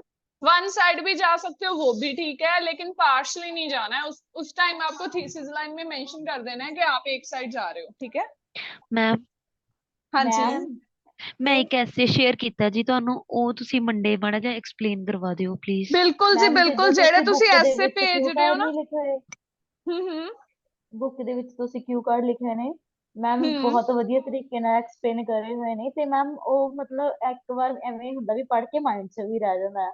ਬਟ ਮੈਮ ਬਿਲਕੁਲ ਇਹ ਆ ਰਹਿ ਵੀ ਜਾਂਦਾ। ਹਾਂਜੀ ਜਿੱਦਾਂ ਦਾ ਜਿਵੇਂ ਕੁਐਸਚਨ ਹੁੰਦੇ ਆ ਉੱਥੇ ਬੁਲੇਟ ਪੁਆਇੰਟ ਹੁੰਦੇ ਆ, ਵੀ ਇੱਕ ਵਾਰ ਥੋੜਾ ਤੁਸੀਂ ਆਪ ਖੁਦ ਥੋੜਾ ਐਲੈਬੋਰੇਟ ਕਰਕੇ ਕਰਵਾਇਆ ਦੱਸ ਕਰਾਂਗੇ ਸਕਦੇ ਜੀ, ਕਰਵਾਇਆ ਕਰਾਂਗੇ, ਮੰਡੇ ਤੋਂ ਕਰਵਾਇਆ ਕਰਾਂਗੇ। ਇਹ ਬੱਚੇ ਚਰਚਾ ਪਹਿਲਾਂ ਹੀ ਗੱਲ ਕਲਾਸ 'ਚ ਚੱਲ ਰਹੀ ਹੈ ਕਿ ਸਾਡੀ ਡੇਲੀ ਹੋਇਆ ਕਰੇ, ਚਾਹੇ 20 ਮਿੰਟ ਹੀ ਕਲਾਸ ਹੋਇਆ ਕਰੇ, ਤੇ 20 minute yes class ma'am make sure ਮੈਂ ਹੀ ਲਗਾਇਆ ਕਰੂੰਗੀ ਜਿਹੜੀ ਹੋਇਆ ਥੋੜਾ ਕਰੂਗੀ।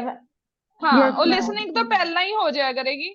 ਠੀਕ ਹੈ, ਠੀਕ ਪਹਿਲਾਂ ਹੈ ਮੈਮ ਰਾਈਟਿੰਗ ਤੋਂ ਬਾਅਦ ਫਿਰ ਸਪੀਕਿੰਗ ਤੋਂ ਬਾਅਦ ਤੁਹਾਡੀ listening. Okay ma'am okay ma'am ਠੀਕ ਹੈ ਜੀ, ਸੋ ਜਸਟ ਠੀਕ ਹੈ ਹੁਣ ਹਾਂਜੀ ਦੱਸੋ।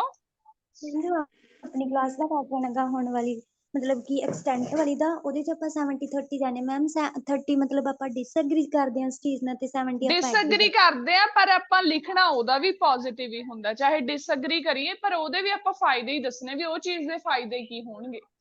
Okay ma'am ma'am. ਇੱਕ ਜਿਹੜਾ ਡਾਇਰੈਕਟ ਕੁਐਸਚਨ ਵਾਲਾ ਹੁੰਦੀ ਹੈ ਸਟੇਟਮੈਂਟ, ਇਹ ਆਉਂਦਾ ਗਾ ਮੈਮ? ਬਹੁਤ ਘੱਟ ਚਾਂਸਸ ਆ ਜੀ। ਇਹਦੇ ਚ ਮੈਮ ਰੀਜ਼ਨ ਲਿਖ ਕੇ ਫਿਰ ਰੀਜ਼ਨ ਸੋਲੂਸ਼ਨ ਵਾਂਗ ਹੀ ਹੁੰਦਾ ਹੈ ਸਿੱਧਾ? ਜਾਂ ਐਗਰੀ ਡਿਸਐਗਰੀ ਹੁੰਦਾ ਜਾਂ ਰੀਜ਼ਨ ਸੋਲੂਸ਼ਨ ਹੁੰਦਾ, ਬਸ ਇਹੀ ਹੁੰਦਾ ਇਹ ਚ ਵੀ। ਕੁਐਸਚਨ ਕਿੱਦਾਂ ਹੁੰਦਾ ਮਾੜਾ ਜਿਹਾ ਐਗਜ਼ਾਮਪਲ ਦਿਓ। ਐਗਜ਼ਾਮਪਲ ਬੱਚੇ ਦੇ ਦਾਂਗੇ, ਕੋਈ ਗੱਲ ਨਹੀਂ, ਮੰਡੇ ਤੱਕ ਕਰੋ ਵੇਟ, ਮੰਡੇ ਨੂੰ ਤੁਹਾਨੂੰ ਇਹੀ ਚੀਜ਼ਾਂ ਕਰਵਾਈਆਂ ਜਾਣਗੀਆਂ। ਜਿਹੜੇ ਬੱਚੇ ਮੈਨੂੰ ਕੁਐਸਚਨ ਭੇਜਣਗੇ ਇੱਕ ਤਾਂ ਮੈਂ ਉਹ ਡਿਸਕਸ ਕਰਵਾ ਦੂੰਗੀ ਮੰਡੇ, ਠੀਕ ਹੈ, ਤੇ ਜਿਹੜੇ ਤੁਸੀਂ ਡਾਇਰੈਕਟ ਕੁਐਸਚਨ ਪੁੱਛ ਰਹੇ ਹੋ ਉਹ ਦੱਸ ਦਿੱਤਾ ਜਾਊਗਾ, ਠੀਕ ਹੈ ਜੀ। ਸੋ ਜਸਟ ਹੁਣ 12:13 ਹੋ ਗਏ, 12:07 ਮਿੰਟਸ ਨੇ। ਚਾਹੇ ਤਾਂ ਤੁਸੀਂ ਚਾਹ ਪਾਣੀ ਪੀਣਾ, ਚਾਹ ਪਾਣੀ ਪੀਓ, ਕਿਸੇ ਨੇ ਲੀਵ ਕਰਨੀ ਹੈ 7 ਮਿੰਟ ਲਈ ਲੀਵ ਕਰ ਦੋ। ਸੋ ਤੁਹਾਡੇ ਕੋਲ 12:20 ਤੱਕ ਦਾ ਟਾਈਮ ਆ, 12:20 ਤੇ ਤੁਹਾਡੀ ਰੀਡਿੰਗ ਦੀ ਕਲਾਸ ਸਟਾਰਟ ਹੋ ਜਾਏਗੀ, ਠੀਕ ਹੈ ਜੀ। Okay ma'am.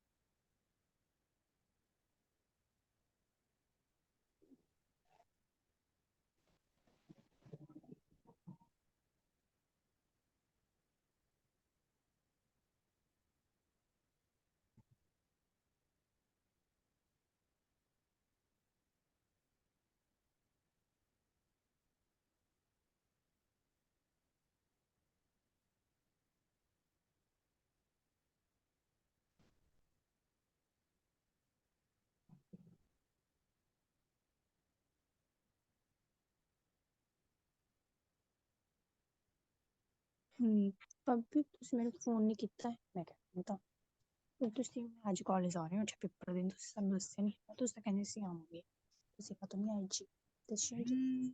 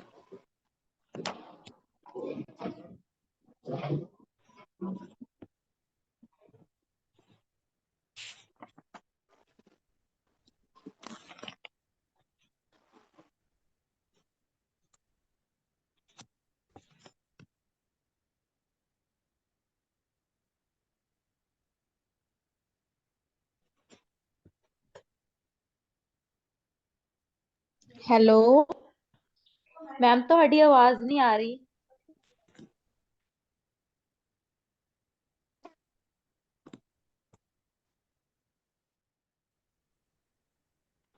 ਹਾਂਜੀ ਮੈम ਆਵਾਜ਼ ਨਹੀਂ ਆ ਰਹੀ।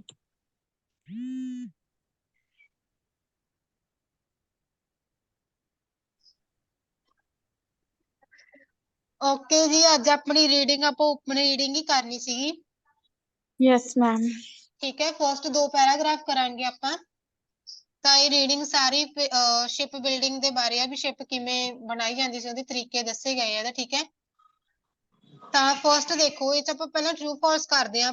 ਟਰੂ ਫਾਲਸ 'ਚ ਕੀ ਕਰਨਾ ਹੁੰਦਾ, ਆਪਾਂ ਕੀਵਰਡ ਨੋਟ ਕਰਨੇ ਹੁੰਦੇ ਆ। ਤਾਂ ਸਭ ਤੋਂ ਪਹਿਲਾਂ ਕੀ ਹੈਗਾ, The Roman shipbuilding skills were passed on Greek to the Greek and Egyptians। ਮਤਲਬ ਕੀ ਆ, ਜਿਹੜੀਆਂ ਰੋਮਨ ਦੀਆਂ ਸ਼ਿਪ ਬਿਲਡਿੰਗ ਦੀਆਂ ਸਕਿੱਲਸ ਸੀਗੀਆਂ, ਮਤਲਬ ਕਿਸੇ ਸ਼ਿਪ ਨੂੰ ਬਣਾਉਣ ਦੀਆਂ ਸਕਿੱਲਸ ਸੀਗੀਆਂ ਜਿਹੜੀਆਂ, ਠੀਕ ਹੈ, ਉਹ ਗ੍ਰੀਕ ਤੇ ਇਜਿਪਸ਼ੀਅਨਸ ਕੋਲੇ ਗਈਆਂ। ਮਤਲਬ ਜਿਹੜੀ ਗ੍ਰੀਕ ਤੇ ਇਜਿਪਸ਼ੀਅਨ ਸੀਗੇ, ਉਹਨਾਂ ਨੇ ਰੋਮਨ ਤੋਂ ਸਿੱਖੀਆਂ। ਇਹ ਐਂ ਕਹਿਣਾ ਚਾਹੁੰਦੇ ਆ। ਠੀਕ ਹੈ, ਆਪਾਂ ਕੀ ਕੀਵਰਡ ਨੋਟ ਕਰਨਾ ਇਹ 'ਚ ਵੀ ਪਾਸ ਆਨ ਹੋਈਆਂ, ਵੀ ਗ੍ਰੀਕਸ ਤੇ ਉਹਨਾਂ ਕੋਲੇ ਗਈਆਂ।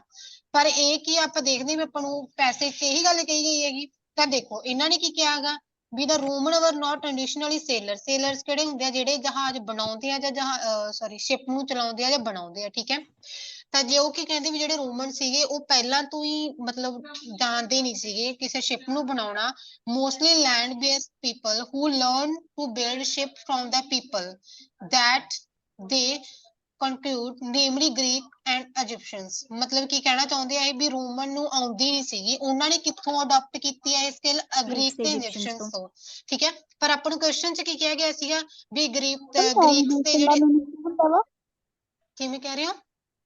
ਮੈਮ ਨੈਵੀਗੇਸ਼ਨ ਦਾ ਮੀਨਿੰਗ ਕੀ ਹੁੰਦਾ? ਉਹ ਨਹੀਂ ਕਹਿ ਦਿੰਦੇ ਆਪਾਂ, ਡਾਇਰੈਕਸ਼ਨਸ ਕਹਿ ਦਿੰਦੇ ਹੁੰਦੇ ਆ। Okay ma'am. ਠੀਕ ਹੈ, ਤਾਂ ਇਹਨਾਂ ਨੇ ਇਹਦੇ ਵਿੱਚ ਕੀ ਕਿਹਾਗਾ ਵੀ ਜਿਹੜੇ ਗ੍ਰੀਕਸ ਤੇ ਇਜਿਪਸ਼ੀਅਨਸ ਨੇ ਉਹਨਾਂ ਸੌਰੀ ਜਿਹੜੇ ਉਹਨਾਂ ਨੇ ਰੋਮਨ ਨੇ ਰੋਮਨ ਤੋਂ ਉਹਨਾਂ ਨੇ ਸਿੱਖੀ। ਹਾਂ ਨਹੀਂ ਜਿਹੜੇ ਗ੍ਰੀਕ ਰੋਮਨਸ ਨੇ ਸੌਰੀ ਉਹਨਾਂ ਨੇ ਗ੍ਰੀਕਸ ਤੋਂ। ਗ੍ਰੀਕ ਤੇ ਇਜਿਪਸ਼ੀਅਨਸ ਸਿੱਖਿਆ। ਠੀਕ ਹੈ, ਪਰ ਆਪਾਂ ਨੂੰ ਕੁਐਸਚਨ 'ਚ ਕੀ ਕਿਹਾ ਗਿਆ ਸੀਗਾ ਵੀ ਜਿਹੜੇ ਗ੍ਰੀਕ ਤੇ ਇਜਿਪਸ਼ੀਅਨਸ ਨੇ ਉਹਨਾਂ ਨੇ ਰੋਮਨ ਤੋਂ ਸਿੱਖੀ ਸੀ। ਤਾਂ ਗੱਲ ਕੰਟਰਾਡਿਕਟ ਹਾਂਜੀ ਕਰ ਗਈ, ਫਿਰ ਇਹ ਇਸ ਕੀ ਲਈ ਆ ਗਿਆ, ਫਾਲਸ। ਫਾਲਸ ਆ ਗਿਆ।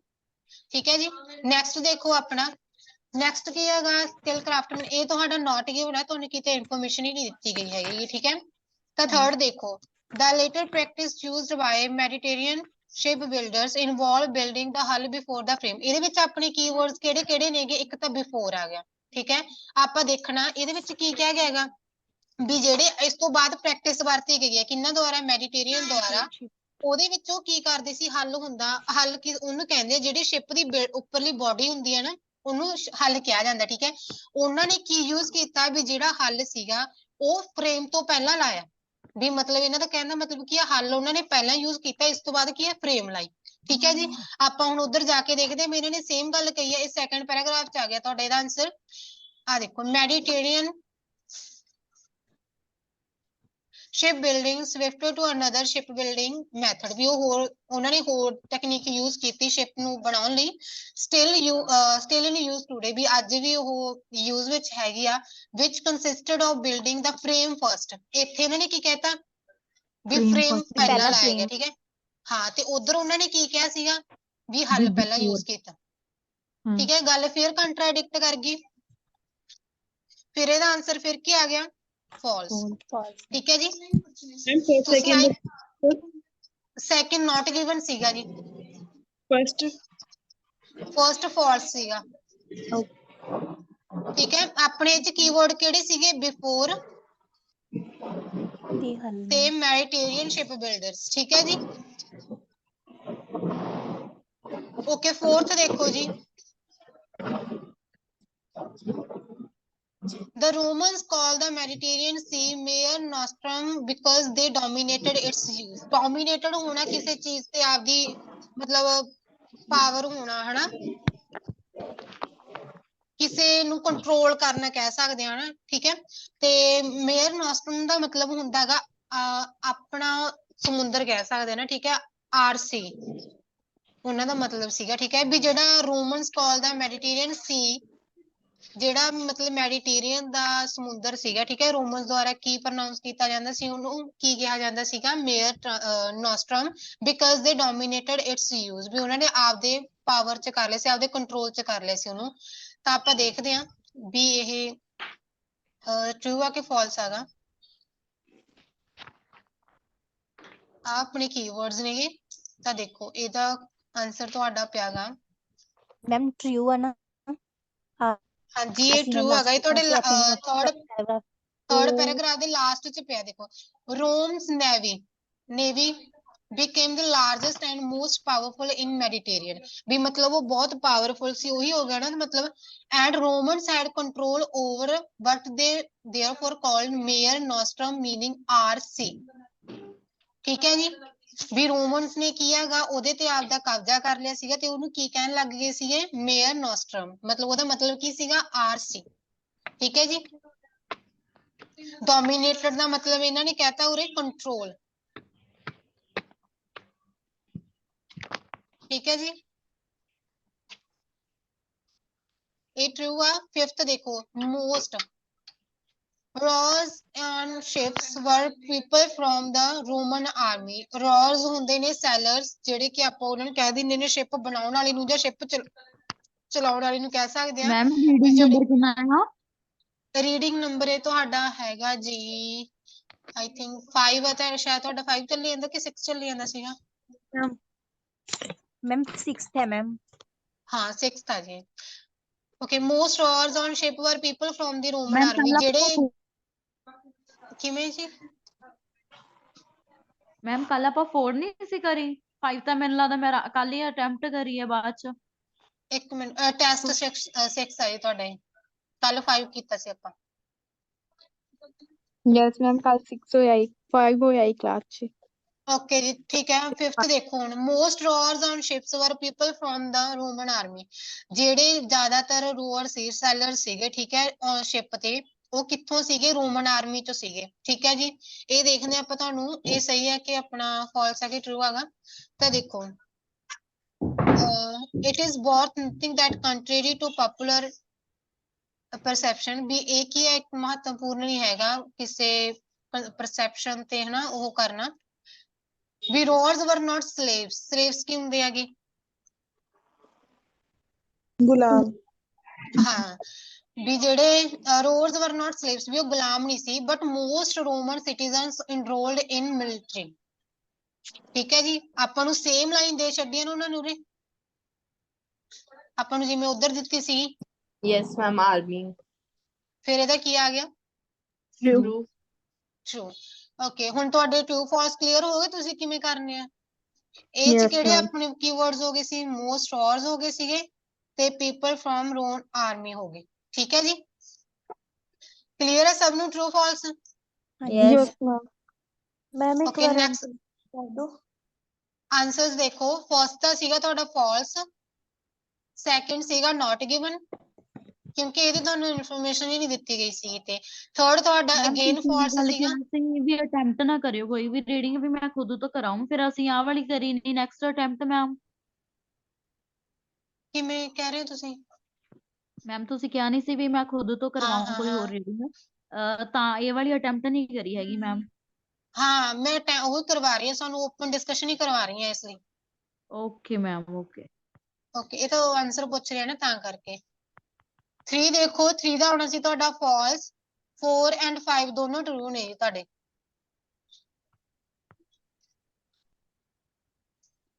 Okay ma'am.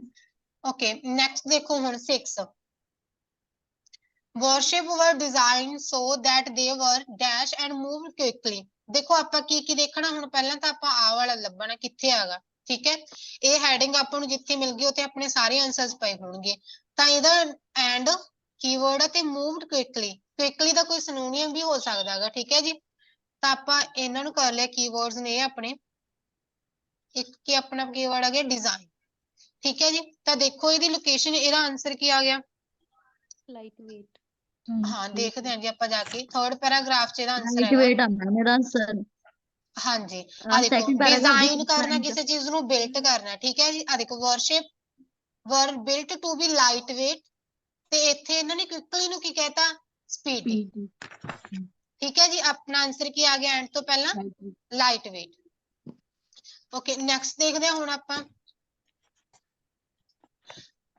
They often remained afloat after battles and were able to sail close to land as they lacked an additional weight.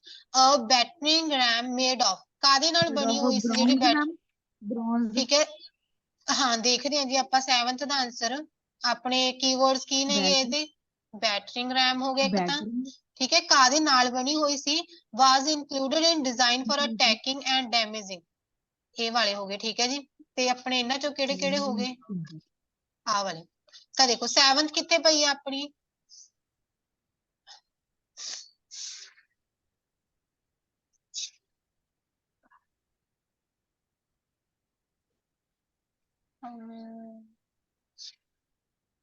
they had a bronze battering ram which was used to pierce the timber hull or break the ore. Bronze आएगा हाँ bronze ਆਏਗਾ ਫਿਰ ਆ ਪਿਆ they had a bronze ਠੀਕ ਹੈ ਜੀ ਬੈਟਰਿੰਗ RAM ਉਹਨਾਂ ਨੇ ਆਪਾਂ ਨੂੰ ਉਹ ਚ ਕੀ ਕਿਹਾ ਸੀਗਾ ਵੀ ਕਾਦੀ ਬਣੀ ਹੋਈ ਆ ਫਿਰ ਉਹੀ ਹੋ ਗਿਆ ਨਹੀਂ ਵੀ ਉਹਦੇ ਕੋਲ ਕੀ ਹੈ ਇਹੋ ਜਿਹਾ ਠੀਕ ਹੈ ਤਾਂ ਉਹ ਹੋ ਗਿਆ Boson had a battering ram which was used to praise and timber hulls to break an array of enemy vessels. ठीक है जी? Yes, ma'am. Yes, sir. Okay, next देखो 8 दा. Worship such as the Terrim and roars on 3 different. ਆਪਾਂ 3 different ਨੂੰ ਕਿਸੇ level ਨੂੰ ਵੀ ਕਹਿ ਸਕਦੇ ਹਾਂ ਨਾ ਜਿਵੇਂ 1 2 3 ਹੋ ਗਏ ਲੈਵਲਸ 3 different ਉਹੀ ਹੋ ਗਿਆ ਹੈ ਨਾ ਤਾਂ ਦੇਖੋ ਫਿਰ ਆਪਾਂ ਆ ਆਪਣਾ ਕੀ ਆ ਗਿਆ ਕੀਵਰਡ ਆ ਗਿਆ ਇਹਦੇ ਚ ਠੀਕ ਹੈ ਹੁਣ ਆਪਾਂ ਉੱਪਰ ਜਾ ਕੇ ਇਹਦਾ ਕੀਵਰਡ ਦੇਖਦੇ ਹਾਂ ਹਾਂਜੀ ਬੋਲੋ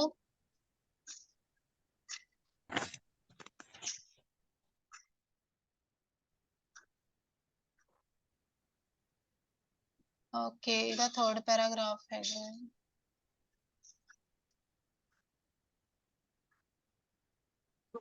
ਇਹ ਫੋਰਥ ਚ ਇਹਦਾ ਆਂਸਰ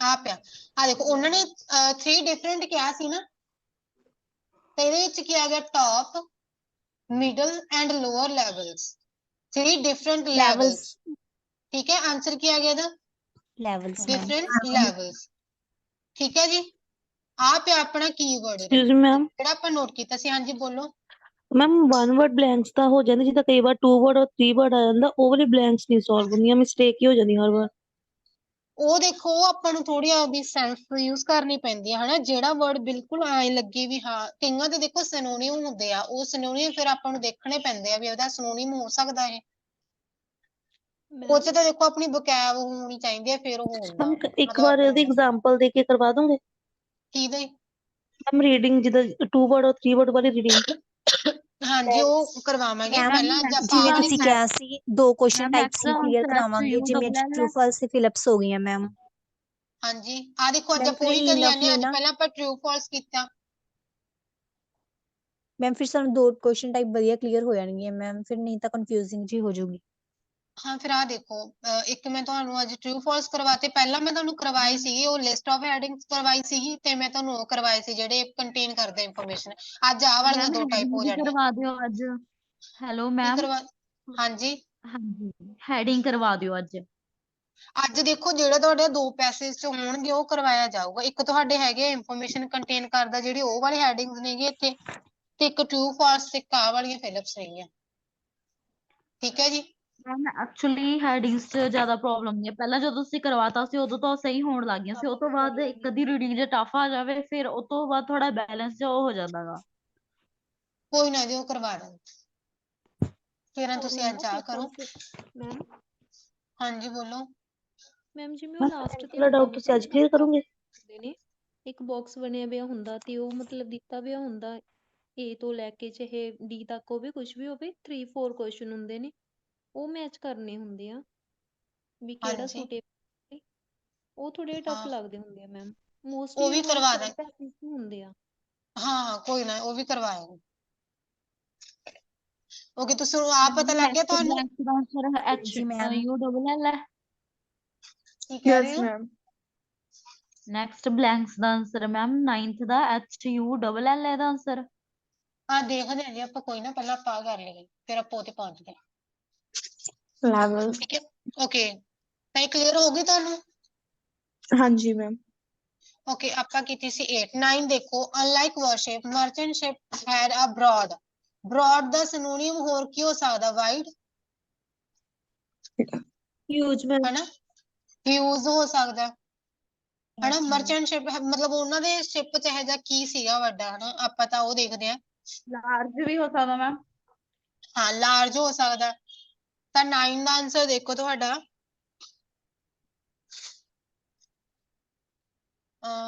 9 ਦਾ ਤੁਹਾਡਾ ਪਿਆ 1 2 3 5 ਪੈਸੇਜ ਹੈਗਾ, 3 4 and 5 to transport merchant ship ਆ ਪਿਆ। ਦੇਖੋ ਆਪਾਂ ਕੀ ਮੈਮ ਕਿਹਾ ਸੀ ਉਹਨਾਂ ਨੇ, transport they had a wider, ਆਪਾਂ ਨੂੰ ਉਧਰ ਕੀ ਦਿੱਤਾ ਹੋਇਆ ਸੀਗਾ? broad, broad ਦਾ ਸਿਨੋਨੀਅਮ ਕੀ ਆ ਗਿਆ? wider। Okay ma'am. ਇਹਦਾ ਆਂਸਰ ਕੀ ਆ ਗਿਆ? ਹਲ। ਹਾਂ ਠੀਕ ਹੈ ਜੀ, ਹਾਂਜੀ ਆਏ ਸਿਨੋਨੀਅਮ ਵੀ ਚੈੱਕ ਕਰਿਆ ਕਰੋ, ਠੀਕ ਹੈ। ਓਕੇ, ਨੈਕਸਟ ਦੇਖੋ ਹੁਣ, ਇਹ ਹੈਗੀ they had both square and, ਆਪਾਂ ਦੇਖਣੀ ਹੈ ਦੋ ਚੀਜ਼ਾਂ, ਸਕੁਅਰ ਐਂਡ ਤੇ ਦੂਸਰੀ ਕੀ ਆਊਗੀ, ਉਹ ਵੀ ਦੇਖੋ।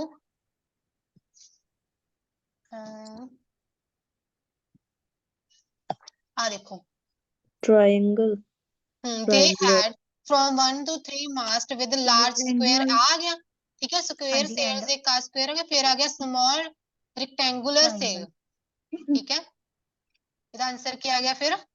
ਟ੍ਰਾਇੰਗਲ रेक्टेंगुलर, ठीक है ट्रायंगल जी, ट्रायंगल, सॉरी रेक्टेंगुलर कहता है। ओके, इस तो बाद सीगी अपनी 11th।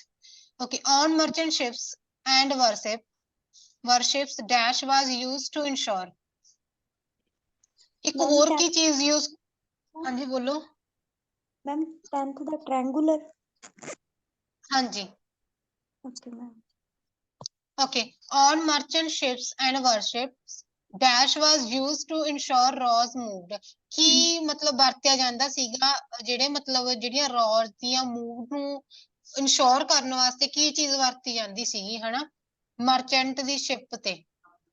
ਤਾਂ ਆਪਾਂ ਦੇਖਦੇ ਹਾਂ 11th ਦਾ ਤੁਹਾਡਾ ਆਨਸਰ ਆ ਗਿਆ, ਦੇਖੋ, ਉਹੀ ਪੈਸੇ in order to assist them music would be played on the instrument and oars would then keep time with this,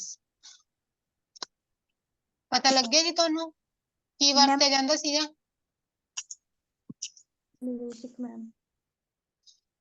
ਇਹ ਯੂਜ਼ ਕੀਤਾ ਜਾਂਦਾ ਸੀਗਾ ਵੀ ਤਾਂ ਕੀ ਹੈਗਾ ਉਹਨਾਂ ਨੂੰ ਪਤਾ ਲੱਗ ਸਕੇ। ਔਰ ਇਹ ਕੀ ਹੁੰਦਾ ਗਾ?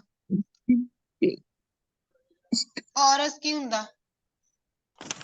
ਪਤਾ ਨਹੀਂ ਉਹ ਨੀ, ਉਹ ਆਪਾਂ ਮਤਲਬ ਸ਼ਿਪ ਨਹੀਂ ਚਲਾਉਂਦੇ ਹੁੰਦੇ, ਇੱਕ ਚੱਪੂ ਹੁੰਦਾ ਗਾ, ਉਹਨੂੰ ਚੱਪੂ ਕਹਿ ਦਿੰਦੇ ਆ ਸ਼ਾਇਦ, ਹਨਾ। ਉਹ ਜਿਹੜੀ ਆਪਾਂ ਮਤਲਬ ਕਿਸ਼ਤੀ ਨੂੰ ਚਲਾਉਣ ਲਈ ਯੂਜ਼ ਕਰਦੇ ਆ, ਪਾਣੀ ਆਪਾਂ ਮਤਲਬ ਪਿੱਛੇ ਨੂੰ ਉਹ ਕਰਦੇ ਆਂਗੇ ਜਿਹਦੇ ਨਾਲ, ਹਨਾ, ਆਪੋਜ਼ਿਟ ਸਾਈਡ ਪਾਣੀ ਨੂੰ ਵਿੱਚ ਮਾਰਦੇ ਆ ਉਹਨੇ ਚੱਪੂ ਨੂੰ, ਉਹਨੂੰ ਕਹਿੰਦੇ ਹੈਗੇ,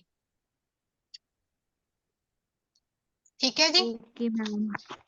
ਹਾਂ, ਤਾਂ ਕਿ ਦੇਖੋ ਮਿਊਜ਼ਿਕ ਯੂਜ਼ ਕੀਤਾ ਜਾਂਦਾ ਸੀਗਾ ਤਾਂ ਕਿ ਉਹਦੀਆਂ ਡਾਇਰੈਕਸ਼ਨਸ ਪਤਾ ਲੱਗ ਸਕਣ ਵੀ ਉਹ ਕਿੱਧਰ ਜਾ ਰਹੀ ਹੈਗੀ। ਓਕੇ, ਨੈਕਸਟ ਦੇਖੋ ਹੁਣ, ਆਪਣੀ ਸੀਗੀ 12 quantities of agriculture goods such as, ਇੱਥੇ ਗੁड्स ਦਾ ਨਾਮ ਕਿਹਾ ਗਿਆ, ਗੁड्स ਨੂੰ ਆਪਾਂ ਹੋਰ ਕੀ ਕਹਿ ਸਕਦੇ ਹਾਂਗੇ? ਮਟੀਰੀਅਲ ਵੀ ਕਹਿ ਸਕਦੇ ਆ ਮੈਮ। ਪ੍ਰੋਡਕਟ, ਹਨਾ। ਥਿੰਗ। ਹਾਂ, ਤਾਂ ਦੇਖੋ ਹੁਣ ਇੱਕ ਇਹਦਾ ਕੀਵਰਡ ਕਿਹਾ ਵਾ, transported by merchant ships to 2 main port in Italy, ਠੀਕ ਹੈ ਜੀ। ਹੁਣ ਆਪਾਂ ਦੇਖ ਕੇ ਆਉਣਾ ਵੀ ਕੀ ਯੂਜ਼ ਕੀਤਾ ਜਾਂਦਾ ਸੀਗਾ, ਕੀ ਮਤਲਬ ਟਰਾਂਸਪੋਰਟ ਕੀਤਾ ਜਾਂਦਾ ਸੀਗਾ। ਦੇਖੋ ਇੱਧਰ,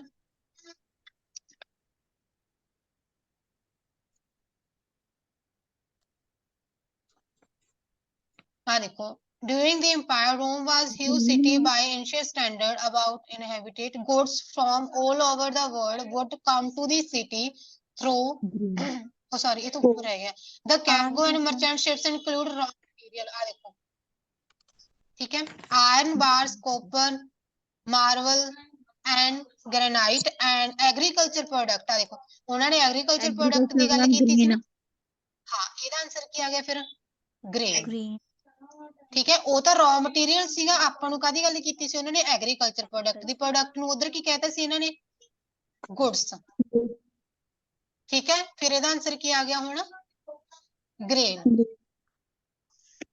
ਓਕੇ ਜੀ ਗ੍ਰੇਨ ਕੀ ਹੁੰਦੇ ਨੇਗੇ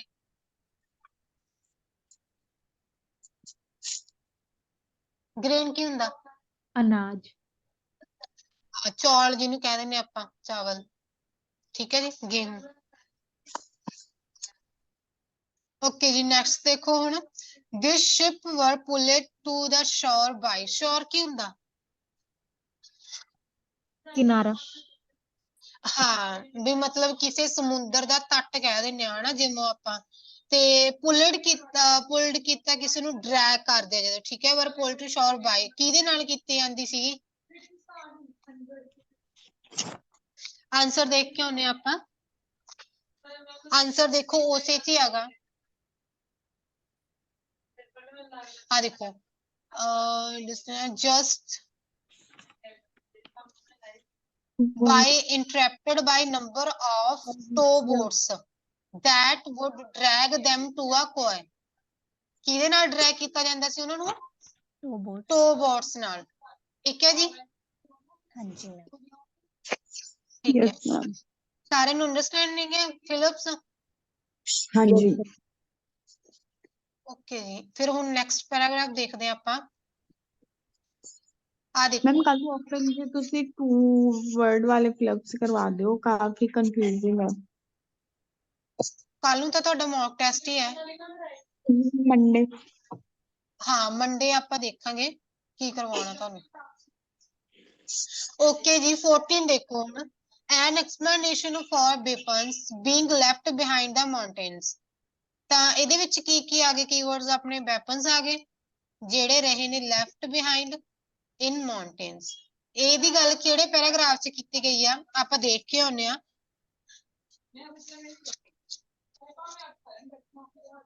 an explanation for weapons ਦੇਖੋ ਆਪਾਂ ਨੂੰ ਆ ਨਹੀਂ ਕਿਹਾ ਗਿਆ ਦੇਖੋ hunters would have easily misplaced arrow and they often discarded broken bows rather than take them all the way ਮਤਲਬ ਉਹ ਕੀ ਕਰਦੇ ਸੀਗੇ ਜਿਹੜੇ ਉਹਨਾਂ ਦੇ ਐਰੋ ਤੇ ਬੋ ਹੁੰਦੇ ਹੈਗੇ ਉਹ ਕੀ ਹੁੰਦੇ ਬਾਉਸ ਕੀ ਹੁੰਦੇ ਹੈਗੇ ਤੀਰ ਕਮਾਨ ਕਹਿ ਦਿੰਦੇ ਠੀਕ ਹੈ ਆਪਾਂ ਜਿਨ੍ਹਾਂ ਨੂੰ ਉਹ ਕੀ ਹੈਗੇ ਉਹ ਉੱਥੇ ਰੱਖ ਕੇ ਚੱਲੇ ਜਾਂਦੇ ਸੀ ਉਹਨਾਂ ਨੂੰ ਮਤਲਬ ਘਰ ਲਿਜਾਣ ਦੀ ਬਜਾਏ ਠੀਕ ਹੈ ਜੀ other items could have been used by hunters traversing the high mountain passes of upland okay ਮੈਨੂੰ ਆ ਦੱਸੋ traversing ਕੀ ਹੁੰਦਾ ਹੈਗਾ traversing ਕੀ ਹੁੰਦਾ ਮੈਮ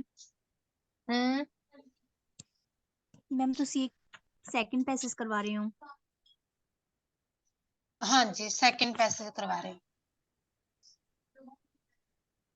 ਦੇਖੋ ਟੋਆ ਪਾਸਿਸ ਕੀ ਹੁੰਦਾਗਾ ਵੀ ਕਿਸੇ ਚੀਜ਼ ਨੂੰ ਕ੍ਰਾਸ ਕਰਨਾ ਟਰੈਵਲ ਕਰਨਾ ਕਾਦੇ ਥਰੂ ਕਰਨਾ ਲੈਂਡ ਦੇ ਜਾਂ ਵਾਟਰ ਦੇ ਠੀਕ ਹੈ ਜੀ ਤਾਂ ਕਿ ਆ ਉਹ ਸਾਰੀਆਂ ਚੀਜ਼ਾਂ ਉੱਥੇ ਹੀ ਛੱਡ ਜਾਂਦੇ ਸੀਗੇ ਜਿਵੇਂ ਟੂਲਸ ਹੋ ਗਏ ਠੀਕ ਹੈ ਸਕਾਈਜ਼ ਹੋ ਗਈਆਂ ਤੇ ਹਾਰਸ ਅਟੈਕ ਹੁੰਦੇ ਆ ਜਿਹੜੇ ਉਹ ਸਾਰੀਆਂ ਚੀਜ਼ਾਂ ਉੱਥੇ ਮਾਊਂਟੇਨਸ 'ਚ ਹੀ ਛੱਡ ਜਾਂਦੇ ਸੀਗੇ ਠੀਕ ਹੈ ਜੀ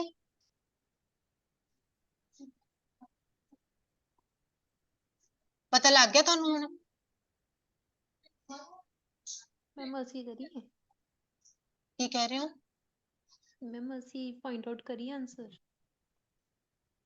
ਹਾਂ ਐ ਕਰੋ ਫਿਰ ਅਗਲੇ ਜਿਹੜੇ ਪਤਾ ਲੱਗੂਗਾ ਹੁਣ ਦੇਖੋ ਹੁਣ ਜਿਹੜਾ ਇੱਕ ਮੈਂ ਐਂ ਕਰੋ ਮੈਂ 15 ਕਰਵਾ ਦਿੰਦੀ ਹਾਂ ਇਸ ਤੋਂ ਬਾਅਦ ਥੋੜੇ ਈਜ਼ੀ ਨੇ ਉਹ ਤੁਸੀਂ ਖੁਦ ਕਰ ਲਿਓ 19 ਤੱਕ ਮੈਮ 14 ਦਾ ਮਤਲਬ ਡੀ ਆਏਗਾ ਹਾਂ 14 ਦਾ ਡੀ ਆਊਗਾ ਕਿਉਂਕਿ ਆਈ ਕਿਹਾ ਸੀ ਉਹਨਾਂ ਨੇ ਵੀ ਵੈਪਨਸ ਜਿਹੜੇ ਪਿੱਛੇ ਛੱਡ ਕੇ ਜਾਂਦੇ ਸੀ ਵੈਪਨਸ ਕਿਹੜੇ ਕਿਹੜੇ ਹੋ ਗਏ ਜਿਵੇਂ ਬੋ ਹੋ ਗਿਆ ਨਾ ਐਰੋ ਹੋ ਗਏ ਤੇ ਬਾਕੀ ਜਿਹੜਾ ਉਹਨਾਂ ਦਾ ਸਮਾਨ ਸੀ ਉਹ ਉੱਥੇ ਹੀ ਛੱਡ ਜਾਂਦੇ ਸੀ ਘਰੇ ਲਿਜਾਣ ਦੀ ਬਜਾਏ ਠੀਕ ਹੈ ਜੀ ਹੁਣ 15 ਦੇਖੋ ਇੱਕ ਆ ਕਰਵਾ ਦਿੰਦੇ ਫਿਰ ਤੁਸੀਂ 4 ਖੁਦ ਕਰਨੇ ਮੈਂ ਤੁਹਾਨੂੰ ਟਾਈਮਿੰਗ ਦੇ ਦੂੰਗੀ a reference to physical difficulties involved in archaeological expedition ਤਾਂ ਉਹਨਾਂ ਨੂੰ ਕਿਹੜੀਆਂ-ਕਿਹੜੀਆਂ ਫਿਜ਼ੀਕਲ ਡਿਫਿਕਲਟੀਜ਼ ਆਉਂਦੀਆਂ ਸੀਗੀਆਂ ਆਰਕੀਓਲੋਜੀਕਲ ਹੁੰਦੇ ਸੀਗੇ ਜਿਹੜੇ ਠੀਕ ਹੈ। ਇਹਦਾ ਆਨਸਰ ਦੇਖੋ ਤੁਹਾਡਾ ਕਾਹਦੇ ਚ ਆ ਰਿਹਾ ਹੈਗਾ ਕਿਹੜਾ ਹੈ 15 ਦਾ ਆਨਸਰ ਤੁਹਾਡਾ ਕਿਹੜੇ ਚ ਆ ਰਿਹਾ ਹੈਗਾ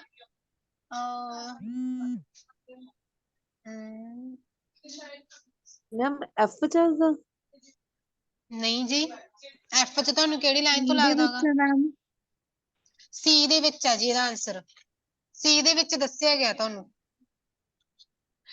ਜਿਹੜਾ ਇਹਦਾ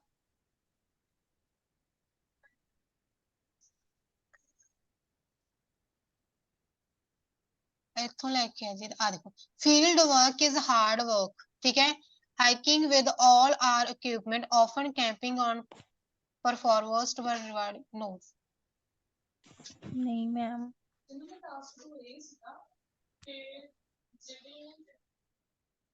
ਓਕੇ ਸੌਰੀ ਹਾਂ ਇਹ ਵਾਲੀ ਲਾਈਨ 'ਚ ਹੀ ਹੈਗਾ ਠੀਕ ਹੈ ਜਿਹੜਾ ਵੀ ਫੀਲਡ ਵਰਕ ਸੀਗਾ ਠੀਕ ਹੈ ਬਹੁਤ ਹਾਰਡ ਹੁੰਦਾ ਸੀ ਹਾਈਕਿੰਗ ਕੀ ਹੁੰਦਾ ਹੈਗਾ ਜਦੋਂ ਲੰਮੀ ਪੈਦਲ ਯਾਤਰਾ ਕਰਦੇ ਆ ਆਪਾਂ ਠੀਕ ਹੈ ਜਦੋਂ ਲੰਮਾ ਤੁਰ ਕੇ ਜਾਂਦੇ ਆਂਗੇ with all our equipment often camping on permafrost ਠੀਕ ਹੈ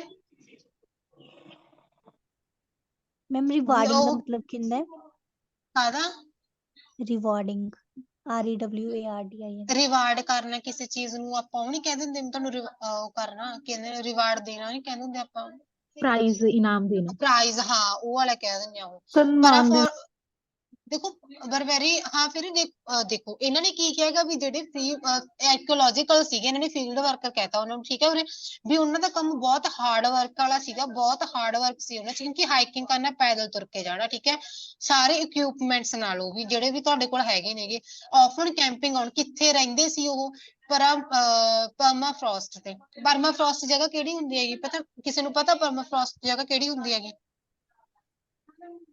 ਇੱਕ ਲੇਅਰ ਹੁੰਦੀ ਆ ਸੋਇਲ ਦੀ ਜਿੱਥੇ ਕੀ ਆ ਬਿਲਕੁਲ ਜਿਹੜੀ ਪਰਮਾਨੈਂਟ ਫਰੋਜ਼ਨ ਹੀ ਹੋ ਚੁੱਕੀ ਹੁੰਦੀ ਹੈ ਜਿਹੜੀ ਜਿੱਥੇ ਬਸ ਕੱਲੀ ਮਤਲਬ ਆਪ ਕਹਿ ਸਕਦੇ ਬਰਫ ਹੀ ਬਰਫ ਹੁੰਦੀ ਹੈ ਠੀਕ ਹੈ ਇੱਕਦਮ ਫਰੋਜ਼ਨ ਹੋ ਚੁੱਕੀ ਹੁੰਦੀ ਹੈਗੀ ਉਸ ਜਗ੍ਹਾ ਤੇ ਰਹਿਣਾ ਹੁਣ ਇਹ ਦੇਖੋ ਫਿਜ਼ੀਕਲ ਡਿਫਿਕਲਟੀਜ਼ ਹੀ ਹੈ ਨਾ ਉਹਨਾਂ ਵਾਸਤੇ ਹੈਨਾ ਯੈਸ ਕਿਸੇ ਮੈਮ ਇਹੋ ਜਿਹੀ ਜਗ੍ਹਾ ਤੇ ਰਹਿਣਾ ਜਿੱਥੇ ਬਿਲਕੁਲ ਠੰਡ ਆ ਉੱਤੋਂ ਹਾਈਕਿੰਗ ਕਰਨਾ ਤੁਸੀਂ ਜਮਾ ਤੁਰ ਕੇ ਜਾਣਾ ਸਾਰੇ ਕਿਤੇ ਸਾਰੇ ਇਕਵਿਪਮੈਂਟਸ ਨਾਲ ਇਹ ਆਪਣੀਆਂ ਫਿਜ਼ੀਕਲ ਡਿਫਿਕਲਟੀਜ਼ ਹੀ ਨਹੀਂ ਹੈ ਉਹਨਾਂ ਦੀਆਂ ਫੀਲਡ ਵਰਕ ਇਹਨਾਂ ਨੇ ਆਰਕੀਓਲੋਜੀਕਲ ਨੂੰ ਕਹਿਤਾ ਸੀਗਾ ਠੀਕ ਹੈ ਜੀ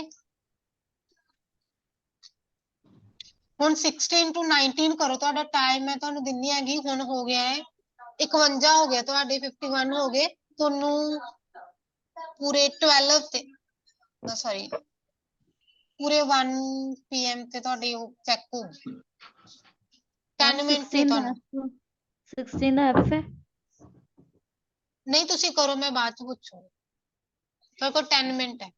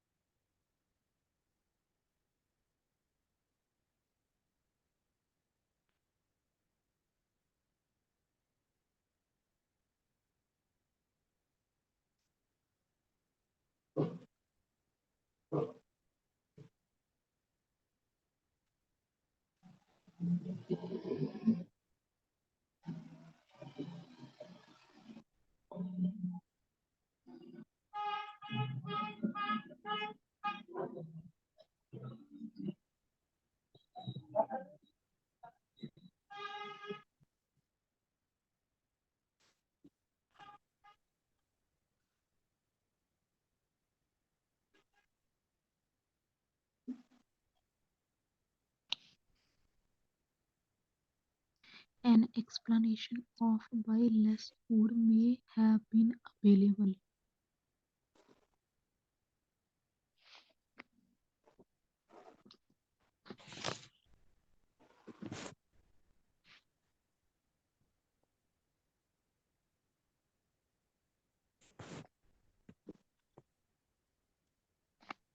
An explanation why less food may have been available. ਇੱਕ explanation ਦਿੱਤਾ ਹੈ ਵੀ ਘੱਟ food ਕਿਉਂ ਸੀਗਾ। A reference to the possibility of future archaeological discoveries.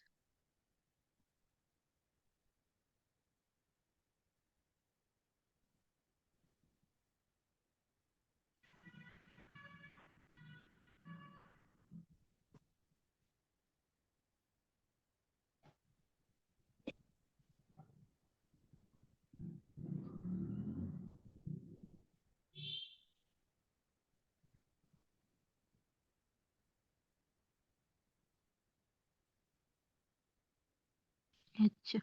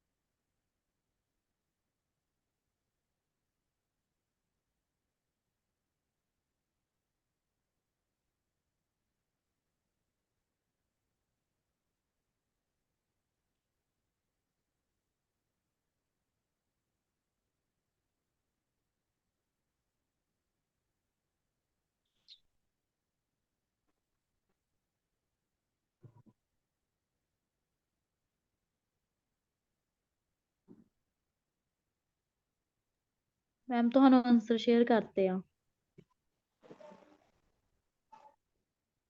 Okay ਜੀ, ਆਨਸਰ ਸ਼ੇਅਰ ਕਰ ਦਿਓ ਤੁਹਾਡੇ, ਮੈਂ ਦੇਖ ਲੈਂਦੀ ਹਾਂ।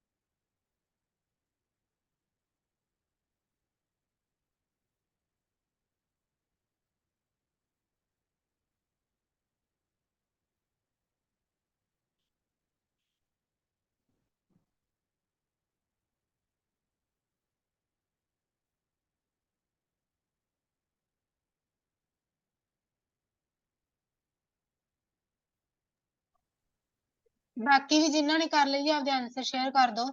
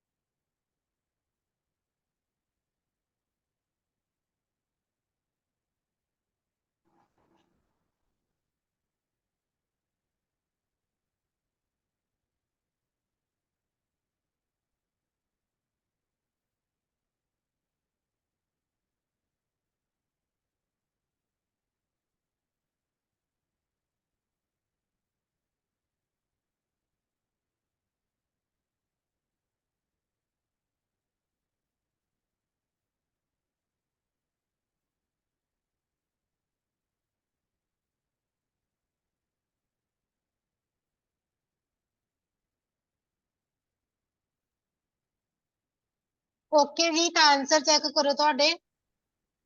16 ਦਾ ਆਉਣਾ ਸੀਗਾ ਤੁਹਾਡਾ F,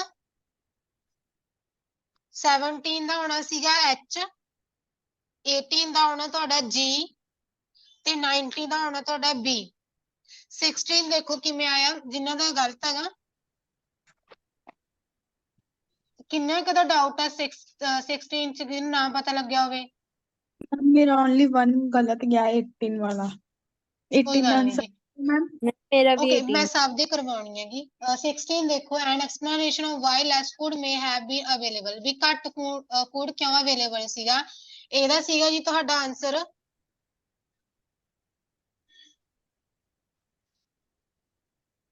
F ਸੀਗਾ। F ਪੈਰਾਗ੍ਰਾਫ ਦੇਖੋ ਹੁਣ ਆ ਦੇਖੋ। Colder turn in Scandinavia climate would likely have mean widespread crop failure। ठीक है, so more people would have depended on hunting to make up for those losses। ठीक है जी, ਵੀ ਮਤਲਬ ਜਿਹੜਾ ਕਲਾਈਮੇਟ ਸੀਗਾ ਉਹ ਚੇਂਜ ਹੋ ਗਿਆ ਸੀਗਾ। ਠੀਕ ਹੈ, ਤਾਂ ਕਿ ਆ ਕ੍ਰੌਪ ਫੇਲਰਸ ਹੋ ਗਈਆਂ ਜਿਹਦੇ ਕਰਕੇ ਤੇ ਲੋਕਾਂ ਨੂੰ ਕੀ ਹੈ ਜ਼ਿਆਦਾਤਰ ਡਿਪੈਂਡੈਂਟ ਕਾਹਦੇ ਤੇ ਰਹਿਣਾ ਪੈਂਦਾ ਸੀ? ਹੰਟਿੰਗ ਤੇ। ਓਕੇ, ਨੈਕਸਟ ਦੇਖੋ ਤੁਹਾਡਾ a reference to possibility of future archaeological discoveries।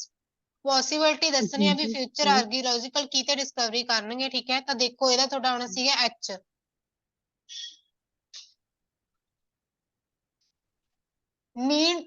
That means archaeologists could be extracting one of those artifacts from retreating ice in years to come। ਵੀ ਮਤਲਬ ਜਿਹੜੇ ਆਰਕੀਓਲੋਜਿਸਟ ਨੇਗੇ ਠੀਕ ਹੈ ਵੀ ਕਰ ਸਕਦੇ ਨੇਗੇ ਐਕਸਟ੍ਰੈਕਟਿੰਗ ਕੱਢ ਸਕਦੇ ਨੇਗੇ ਜਿਹੜੀਆਂ ਆਰਟੀਫੈਕਟਸ ਹੁੰਦੇ ਨੇ ਜਿਹੜੇ ਹਿਊਮਨ ਬੀਇੰਗ ਦੁਆਰਾ ਬਣਾਏ ਗਏ ਕੋਈ ਚੀਜ਼ ਹੁੰਦੀ ਹੈ। ਠੀਕ ਹੈ, ਉਹਨਾਂ ਨੂੰ ਵੀ ਜਿਹੜੀ ਰਿਟਰੀਟਿੰਗ ਕੀ ਹੁੰਦਾ ਹੈਗਾ ਵੀ ਆਈਸ ਨੂੰ ਪਿੱਛੇ ਹੋ ਕਰਕੇ ਹਟਾ ਕੇ। ਠੀਕ ਹੈ,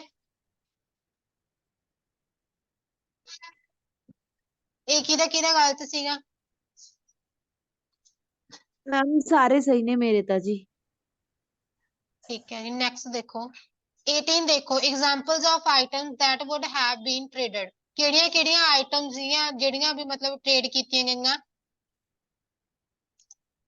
ਇਹਦਾ ਆਨਸਰ ਸੀਗਾ ਤੁਹਾਡਾ ਜੀ ਪੈਰਾਗ੍ਰਾਫ ਚ ਸੀਗਾ। ਤਾਂ ਇੱਥੇ ਸਾਰੀਆਂ ਉਹ ਆਈਟਮਸ ਦੇ ਨੇਮ ਹੀ ਦੱਸੇ ਗਏ ਸੀਗੇ ਜਿਵੇਂ ਸਪੈਸੀਫਿਕ ਫਾਰਮਸ ਦੱਸਿਆ ਗਿਆ ਸੀ। ਠੀਕ ਹੈ, ਇਹ ਚ ਸਾਰਾ ਤੁਹਾਨੂੰ ਟ੍ਰੇਡਿੰਗ ਬਾਰੇ ਦੱਸਿਆ ਗਿਆ ਸੀਗਾ ਵੀ ਕੀ ਐਕਸਪੋਰਟ ਕੀਤਾ ਜਾਂਦਾ ਸੀਗਾ, ਕਿਹਦੇ ਰਾਹੀਂ ਕੀਤਾ ਜਾਂਦਾ ਸੀਗਾ। ਆ ਕਿਹਦਾ?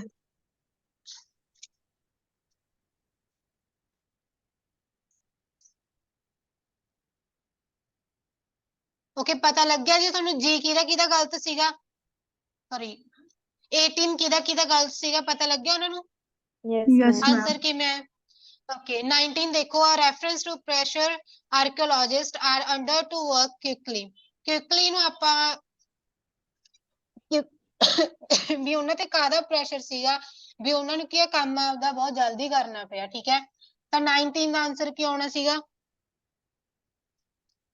B। ਹਾਂਜੀ B। ਕੀ ਹੋਣ ਲੱਗ ਗਿਆ ਸੀਗਾ? with climate change shrinking ice cover around the world, glacial archaeologists need to race to the clock to find newly revealed artifacts। race to the clock ਕੀ ਹੋ ਗਿਆ? ਵੀ ਉਹਨਾਂ ਨੂੰ ਹਰੀ ਕਰਨੀ ਪਈ। ਠੀਕ ਹੈ, ਉਹਨਾਂ ਨੂੰ ਮਤਲਬ ਕੰਮ ਕਿਉਕਲੀ ਕਰਨਾ ਪਿਆ ਕਿਉਂਕਿ ਜਿਹੜਾ ਕਲਾਈਮੇਟ ਚੇਂਜ ਸੀਗਾ, ਜਿਹੜੀ ਆਈਸ ਕਵਰ ਕੀਤੀ ਹੋਈ ਸੀ ਉਹ ਸ਼ਰਿੰਕ ਹੋਣ ਲੱਗ ਗਈ ਸੀਗੀ, ਮੈਲਟ ਹੋਣ ਲੱਗ ਗਈ ਸੀ, ਤਾਂ ਕਰਕੇ ਕੀ ਉਹਨਾਂ ਨੂੰ ਕੰਮ ਆਪਦਾ ਜ਼ਿਆਦਾ ਸਪੀਡ ਨਾਲ ਕਰਨਾ ਪਿਆ। ਰੇਸ ਟੂ ਕਲੌਕ ਮਤਲਬ ਕਿਕਲੀ ਹਰੀ ਚ। ਠੀਕ ਹੈ ਜੀ, ਤੁਹਾਨੂੰ ਮੈਂ ਕਿਹਾ ਸੀ ਨਾ ਵੀ ਤੁਹਾਨੂੰ ਇੱਕ ਲਾਈਨ ਚ ਇਹਦਾ ਆਨਸਰ ਮਿਲ ਸਕਦਾ ਹੈਗਾ ਸਾਰੀਆਂ ਚੀਜ਼ਾਂ ਦਾ। ਇਹਦੀ ਵੀ ਇੱਕ ਲਾਈਨ ਹੀ ਬਣਦੀ ਹੈਗੀ। ਠੀਕ ਹੈ ਜੀ, ਓਕੇ 20 ਦੇਖੋ ਜੀ they have little protection against ਇਹਦੇ ਵਿੱਚ ਕਿਹਦੀ ਗੱਲ ਕੀਤੀ ਗਈ ਹੈਗੀ? organic materials such as animal skin and textiles are not discovered very often at archaeological sites। ਵੀ ਮਤਲਬ ਕੀ ਆ organic material ਸੀਗਾ ਜਿਵੇਂ animals ਦੀ skin ਹੋ ਗਈ ਤੇ textile ਹੋ ਗਏ, ਉਹ discover ਨਹੀਂ ਹੋਏ ਸੀਗੇ ਅਕਸਰ archaeological sites ਤੇ। they have little protection against ਕਿਹਦੇ against ਉਹ protection ਕਰਦੇ ਸੀਗੇ? ਤਾਂ ਦੇਖੋ ਅ ਵਰਡ ਕੀ ਆ ਗਿਆ ਆਪਣਾ ਅਗੇਂਸਟ ਪ੍ਰੋਟੈਕਸ਼ਨ, ਪ੍ਰੋਟੈਕਸ਼ਨ ਅਗੇਂਸਟ ਕੀ ਆ ਗਿਆ ਆਪਣਾ ਕੀਵਰਡ ਆ ਗਿਆ। ਠੀਕ ਹੈ ਜੀ, ਤਾਂ 20 ਦੀ ਲੋਕੇਸ਼ਨ ਦੇਖੋ ਆਪਣੀ ਬੀ ਪੈਰਾਗ੍ਰਾਫ ਚ ਮੈਮ। ਕਿਹੜੇ ਪੈਰਾਗ੍ਰਾਫ ਚ ਕਹਿ ਰਹੇ ਹੋ? ਬੀ ਮੈਮ ਹਾਂਜੀ, ਬੀ ਪੈਰਾਗ੍ਰਾਫ ਦੀ ਸੈਕੰਡ ਲਾਈਨ ਚ ਹੀ ਹੈਗੀ। ਮਾਈਕਰੋ ਆ ਆਰਗੈਨਿਜ਼ਮ। ਦੇਖੋ, ਹਾਂ they are protected from, against ਦੀ ਥਾਂ ਤੇ ਇਧਰ ਕੀ ਹੋ ਗਿਆ ਫਰੋਮ, ਮਾਈਕਰੋਇਜ਼ਮ। ਠੀਕ ਹੈ ਜੀ, ਆਂਸਰ ਕੀ ਆ ਗਿਆ ਇਹਦਾ? Micro organism. ਹਾਂਜੀ। 21 ਦੇਖੋ, in the past there were trade routes through these mountains and ਵੀ ਜਿਹੜਾ ਪਾਸਟ ਦੇ ਵਿੱਚ there were trade routes ਜਿਹੜੇ ਮਤਲਬ ਵਪਾਰ ਕਰਨ ਦੇ ਰੂਟ ਸੀਗੇ through these mountains, ਵੀ ਮਾਊਂਟੇਨਸ ਦੇ ਵਿੱਚੋਂ ਦੀ ਸੀਗੇ। ਠੀਕ ਹੈ, and gather ਨੂੰ ਆਪਾਂ gather ਦਾ ਕਹਿ ਆ। ਠੀਕ ਹੈ, ਇੱਥੇ ਆਪਣਾ ਕੀਵਰਡਸ ਕੀ ਆ ਗਿਆ? ਇੱਕ ਮਿੰਟ ਰੁਕੋ। ਮੈਮ ਇੱਥੇ ਰੇਨਡੀਅਰ ਵਨਸ ਕਨਗਰੇਟਡ ਔਨ ਦੀਜ਼ ਹਾਂਜੀ ਆਈਸ ਹਾਂਜੀ, ਫੈਸਟੀਵਲ। ਕਨਗਰੇਟਡ ਦਾ ਮਤਲਬ ਕੀ ਆ ਗਿਆ? ਗੈਦਰ। ਠੀਕ ਹੈ, ਹਾਂਜੀ, ਤੇ ਇਹਦਾ ਅਟੈਕ ਵਾਲੇ ਦਾ ਹੈਗਾ ਇਨਸੈਕਟਸ ਲਾਸਟ 22 ਦਾ। ਹਾਂਜੀ ਦੇਖਦੇ ਹਾਂ, ਪਹਿਲਾਂ ਆਪਾਂ ਆ ਦੇਖ ਲਈਏ। ਇਹਦਾ 21 ਦੇਖੋ ਸੀ ਪੈਰਾਗ੍ਰਾਫ ਚ ਪਿਆ ਤੁਹਾਡਾ ਇਹਦਾ ਆਂਸਰ। ਆ ਦੇਖੋ, ਰੈਂਡੀਅਰ ਵਨਸ ਕੰਗਰੇਟਡ। ਕੰਗਰੇਟਡ ਕੀ ਹੁੰਦਾਗਾ? ਗੈਦਰ ਕਰਨਾ, ਕਿਸੇ ਚੀਜ਼ ਨੂੰ ਇਕੱਠਾ ਕਰਨਾ। ਠੀਕ ਹੈ ਜੀ, on these ice patches in later summer months। ਠੀਕ ਹੈ ਜੀ, ਕਨਗਰੇਟਡ ਰੇਨਡੀਅਰ। ਓਕੇ। ਫਿਰ ਇਸ ਤੋਂ ਬਾਅਦ ਦੇਖੋ ਨੈਕਸਟ ਦਾ ਮੈਮ 21 ਦਾ ਕੀ ਆਊਗਾ? ਰੈਂਡੀਅਰ ਜੀ, ਰੈਂਡੀਅਰ। ਓਕੇ ਓਕੇ, ਨੈਕਸਟ ਦੇਖੋ ਜੀ, gather there in summer months. ਉੱਥੇ ਸਮਰ ਨੂੰ ਵੀ ਆਪਾਂ ਨੂੰ ਮੈਂਸ਼ਨ ਕਰ ਦਿੱਤਾ ਗਿਆ ਸੀ ਨਾ ਇਸ ਤੋਂ ਬਾਅਦ ਵਾਲੀ ਲਾਈਨ 'ਚ, ਨਾਲ ਹੀ ਮਤਲਬ ਵਰਡ ਸੀਗੇ ਉਹਦੇ। Months to avoid being attacked, ਕਾਦੇ ਅਟੈਕ ਤੋਂ ਅਵੋਇਡ ਕਰਨ ਲਈ? ਉਹੀ ਪੈਰਾਗ੍ਰਾਫ ਦੇਖਦੇ ਹਾਂ ਆਪਾਂ ਦੁਬਾਰਾ, ਸੀ ਪੈਰਾਗ੍ਰਾਫ। Biting insect. ਹਾਂਜੀ, ਹੋਰ ਕਾਦੇ ਨਾਲ ਕਰਦੇ ਸੀਗੇ ਉਹ ਅਟੈਕ? ਟੂ escape, escape ਹੁੰਦਾ ਬਚਣਾ। ਬਾਈਟਿੰਗ ਇਨਸੈਕਟ, ਪ੍ਰੋਟੈਕਟ ਉਹੀ ਹੋ ਗਿਆ ਨਾ, ਅਵੋਇਡ ਕਰਨਾ ਅਟੈਕ ਤੋਂ। ਤਾਂ ਕਿੰਨਾ ਦੇ ਅਟੈਕ ਤੋਂ? ਇਨਸੈਕਟ। ਠੀਕ ਹੈ ਜੀ, ਹਾਂਜੀ ਮੈਮ। ਕਲੀਅਰ ਨੇ ਸਾਰਾ? ਮੈਮ ਹਾਂਜੀ ਬੋਲੋ। ਮੈਮ ਮੇਰੀ ਨਾ ਮਤਲਬ ਉਦੋਂ ਬੜੀ ਕਲਾਸ ਛੁੱਟ ਗਈ ਸੀ, ਇਸ ਕਰਕੇ ਮੈਨੂੰ 15 ਤੋਂ ਹਾਂ ਟੈਲੀ ਕਰਵਾ ਦਿਓ ਆਂਸਰ। 16 ਤੋਂ ਸੌਰੀ। ਓਕੇ, 16 ਦਾ ਦੇਖੋ ਤੁਹਾਡਾ ਆਉਣਾ ਸੀਗਾ, ਇੱਕ ਮਿੰਟ ਰੁਕੋ। 16 ਦਾ ਹੈਗਾ ਸੀ ਜੀ ਤੁਹਾਡਾ ਆਂਸਰ F, ਹਾਂਜੀ 17 ਸੀਗਾ H, ਐਂਡ 18 ਸੀਗਾ ਜੀ ਤੁਹਾਡਾ G, 19 ਸੀਗਾ B, 20 ਸੀਗਾ ਮਾਈਕਰੋਇਜ਼ਮ। ਇਹ ਤਾਂ ਹੋ ਗਈ ਮੈਮ। ਓਕੇ ਜੀ, ਓਕੇ। ਇਸ ਤੋਂ ਬਾਅਦ ਦੇਖੋ ਹੁਣ 23 ਐਂਡ 24 ਇਹਦੇ ਵਿੱਚ ਕੀ ਆ ਸਕਦਾ ਤੁਹਾਡਾ? ਆਪਾਂ ਹੁਣੇ ਪੜ੍ਹ ਕੇ ਹਟੇ ਆਂਗੇ। ਆਪਾਂ ਕੀ ਕਰਨਾ ਹੈ? ਕੀਵਰਡ ਕੀ ਹੈ ਇਹਦੇ ਚ? ਬੈਰਟ ਸਟੀਮ। ਠੀਕ ਹੈ, ਆਪਾਂ ਇਹਨੂੰ ਪਹਿਲਾਂ ਲੱਭ ਕੇ ਆਉਂਦੇ ਹਾਂ ਵੀ ਕੀ ਦਿੱਤਾ ਗਿਆ ਹੈਗਾ।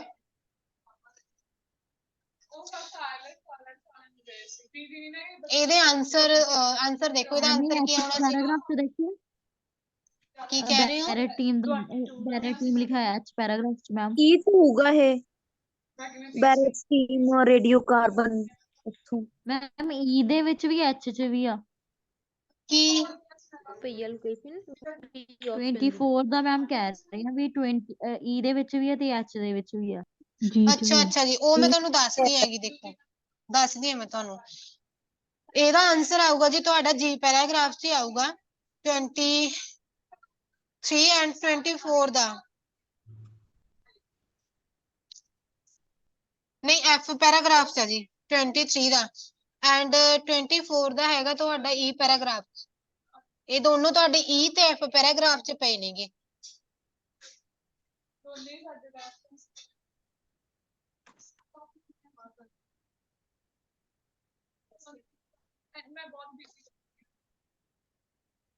ਓਕੇ, ਦੇਖੋ ਪਹਿਲਾਂ ਇਹਦਾ ਆਂਸਰ ਆਊਗਾ ਜੀ ਤੁਹਾਡਾ B, hunters went to the mountains even during period of extreme cold। ਹੰਟਰਸ ਕਿੱਥੇ ਜਾਂਦੇ ਸੀ? ਮਾਊਂਟੇਨਸ ਤੇ ਜਾਂਦੇ ਸੀ, ਭਾਵਾਂ ਕਿ ਉੱਥੇ ਕਿ ਬਹੁਤ ਜ਼ਿਆਦਾ ਐਕਸਟ੍ਰੀਮ ਕੋਲਡ ਹੁੰਦੀ ਸੀ, ਬਹੁਤ ਜ਼ਿਆਦਾ ਕੀ ਹੁੰਦੀ ਸੀ? ਠੰਡ ਹੁੰਦੀ ਸੀ। ਠੀਕ ਹੈ, ਤਾਂ ਇਹਦਾ ਆਪਾਂ ਨੂੰ ਕਿੱਥੇ ਮੈਂਸ਼ਨ ਕੀਤਾ ਗਿਆ ਗਾ, ਇਹ ਆਪਾਂ ਨੂੰ ਮੈਂਸ਼ਨ ਕੀਤਾ ਗਿਆ ਗਾ ਜੀ ਐਫ ਪੈਰਾਗ੍ਰਾਫ 'ਚ। ਠੀਕ ਹੈ, ਐਫ ਪੈਰਾਗ੍ਰਾਫ ਦੇਖਦੇ ਹਾਂ ਆਪਾਂ। ਆ ਦੇਖੋ, but it turn out that hunters kept regularly venturing ਹੁੰਦਾ ਗਾ ਕਿਸੇ ਚੀਜ਼ ਨੂੰ ਵਿਜ਼ਿਟ ਕਰਨਾ। ਠੀਕ ਹੈ, ਉਹਨੂੰ ਕਹਿੰਦੇ into the mountains even when the climate turned cold। ਠੀਕ ਹੈ ਜੀ, ਆਪਾਂ ਨੂੰ ਸਿੰਪਲ ਲਾਈਨ ਦਿੱਤੀ ਪਈ ਹੈ ਇਹਦੇ ਚ, ਤਾਂ ਆਪਾਂ ਕੱਲਾ ਵੈਂਚਰਿੰਗ ਦਾ ਮਤਲਬ ਦੇਖਣਾ ਸੀਗਾ। ਠੀਕ ਹੈ ਜੀ, ਕਲੀਅਰ ਹੈ ਜੀ ਸਾਰਿਆਂ ਨੂੰ?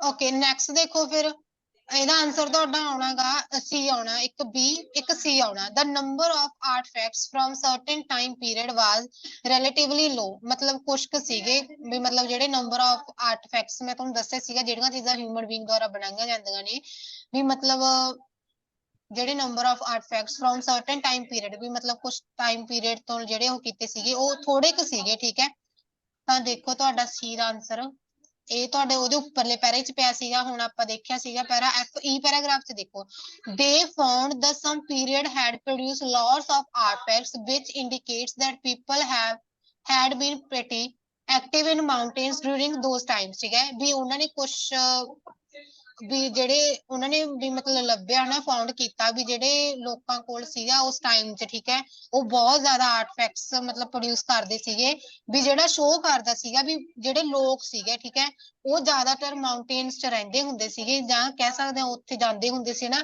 But there were few or no signs of activity during their other period। ਇੱਕ ਪੀਰੀਅਡ ਦੀ ਗੱਲ ਕੀਤੀ ਹੈ, ਪਰ ਕਹਿੰਦੇ ਹੋਰ ਕੋਈ ਸਾਈਨ ਨਹੀਂ ਸੀਗਾ ਵੀ ਹੋਰ ਕਿਸੇ ਪੀਰੀਅਡ ਦੌਰਾਨ ਕੀਤੀ ਗਈ ਆ ਉਹ ਐਕਟੀਵਿਟੀ, ਉਹ ਬਸ ਥੋੜੇ ਕੁ ਟਾਈਮ 'ਚ ਹੀ ਸੀਗਾ। ਠੀਕ ਹੈ ਜੀ, ਇਹ ਵੀ ਆਪਾਂ ਨੂੰ ਇੱਥੇ ਸੇਮ ਦਿੱਤਾ ਪਿਆ ਸੀਗਾ। ਆਹ ਵਾਲੀ ਲਾਈਨ ਦੇਖੋ, the number of artifacts from the certain time period was relatively low। ਘੱਟ, few ਕਹਿ ਦਿੰਦੇ low ਨੂੰ ਆਪਾਂ ਉਰੇ। ਠੀਕ ਹੈ ਜੀ, ਓਕੇ ਜੀ। 25 and 26 ਦੇਖੋ, 25 and 26 ਦਾ ਆਪਣਾ ਕੀ ਆ ਗਿਆ, A and C ਆ ਗਿਆ ਇਹਦਾ ਵੀ। ਇਹ ਦੇਖੋ, hunters at this time benefited from an increased demand for goods। ਵੀ ਮਤਲਬ ਹੰਟਰਸ ਨੂੰ ਬੈਨੀਫਿਟ ਹੋਇਆ ਕਾਦੇ ਤੋਂ, ਜਿਹੜੀ ਗੁੱਡਸ ਦੀ ਡਿਮਾਂਡ ਸੀਗੀ ਉਹ ਇਨਕਰੀਜ਼ ਹੋ ਗਈ ਸੀ, ਉਹਨਾਂ ਨੂੰ ਉਹਦੇ ਤੋਂ ਫਾਇਦਾ ਹੋਇਆ ਹੰਟਰਸ ਨੂੰ। ਤਾਂ ਇਹਦਾ ਆਨਸਰ ਦੇਖੋ ਤੁਹਾਡਾ ਕਿਹਦੇ ਚ ਪਿਆਗਾ, ਜੀ ਪੈਰਾਗ੍ਰਾਫ। ਹਾਂਜੀ, ਜੀ ਪੈਰਾਗ੍ਰਾਫ ਚ। ਆਪਾਂ ਪਹਿਲਾਂ ਵੀ ਉਹ ਕੀਤਾ ਸੀ ਨਾ ਉਦੋਂ, ਤਾਂ ਇਹ ਉਹੀ ਆਊਗਾ। the grow and ਇੱਥੋਂ ਲੈ ਕੇ ਬਿਜ਼ਨਸ ਆ ਮਸਟ ਦੇਖੋ, ਹੈਵ ਬੀਨ ਚਲੋ ਗੁੱਡ ਫॉर ਲਾਸਟ ਵਾਲੀ ਲਾਈਨ ਹੀ ਬਹੁਤ ਹੈ, ਜਦੋਂ business must have good for hunters, ਕਿਉਂਕਿ ਆ ਦੇਖੋ ਜਿਹੜੀਆਂ ਐਕਸਪੋਰਟ ਮਾਰਕੀਟ ਹੋ ਰਿਹਾ ਸੀਗਾ, ਠੀਕ ਹੈ, ਜਿਹੜੀਆਂ ਡਿਮਾਂਡ ਵੱਧ ਰਹੀ ਸੀ, ਬੂਮਿੰਗ ਹੁੰਦਾ ਇਨਕਰੀਜ਼ ਹੋਣਾ। ਠੀਕ ਹੈ, ਹਾਈਟਸ ਆਫ ਕੋਲਡ ਤੋਂ ਬਚਣ ਲਈ ਜਿਹੜੀਆਂ ਮਤਲਬ ਚੀਜ਼ਾਂ ਬਣ ਰਹੀਆਂ ਸੀਗੀਆਂ ਠੰਡ ਤੋਂ ਬਚਣ ਲਈ, ਉਹਨਾਂ ਤੋਂ ਕਿਹਨੂੰ ਫਾਇਦਾ ਹੋਇਆ ਸੀਗਾ, ਹੰਟਰਸ ਨੂੰ। ਠੀਕ ਹੈ ਜੀ, ਇਹ ਵੀ ਆਪਾਂ ਨੂੰ ਇੱਕ ਲਾਈਨ ਸਿੱਧੀ ਪਈ ਹੈ ਇਹਦੀ, business must have good for hunters. ਠੀਕ ਹੈ ਜੀ, ਇਹ 26 ਦਾ ਦੇਖੋ, ਇਹਦਾ ਆਨਸਰ ਕੀ ਹੋਣਾ ਸੀਗਾ, ਸੀ। Vikings did not rely on ships alone to transport goods। ਵੀ ਮਤਲਬ ਜਿਹੜੇ ਵਿਕਿੰਗਸ ਦੇ ਮਤਲਬ ਉਹ ਸੀਗੇ, ਲੋਕ ਸੀਗੇ, ਠੀਕ ਹੈ, ਉਹ ਕੱਲਾ ਡਿਪੈਂਡ ਨਹੀਂ ਰਹਿੰਦੇ ਸੀ ਕਾਦੇ ਤੇ, ਸ਼ਿਪਸ ਤੇ, ਆਪਦੀਆਂ ਗੁੱਡਸ ਨੂੰ ਟਰਾਂਸਪੋਰਟੇਸ਼ਨ ਕਰਨ ਲਈ ਉਹਨਾਂ ਦੀ। ਠੀਕ ਹੈ ਜੀ, ਹਾਂ ਇਹੀ ਸੀਗਾ। ਤਾਂ ਇਹਦਾ ਆਨਸਰ ਵੀ ਉਹਦੇ ਪੈਰਾਗ੍ਰਾਫ 'ਚ ਆ ਦੇਖੋ,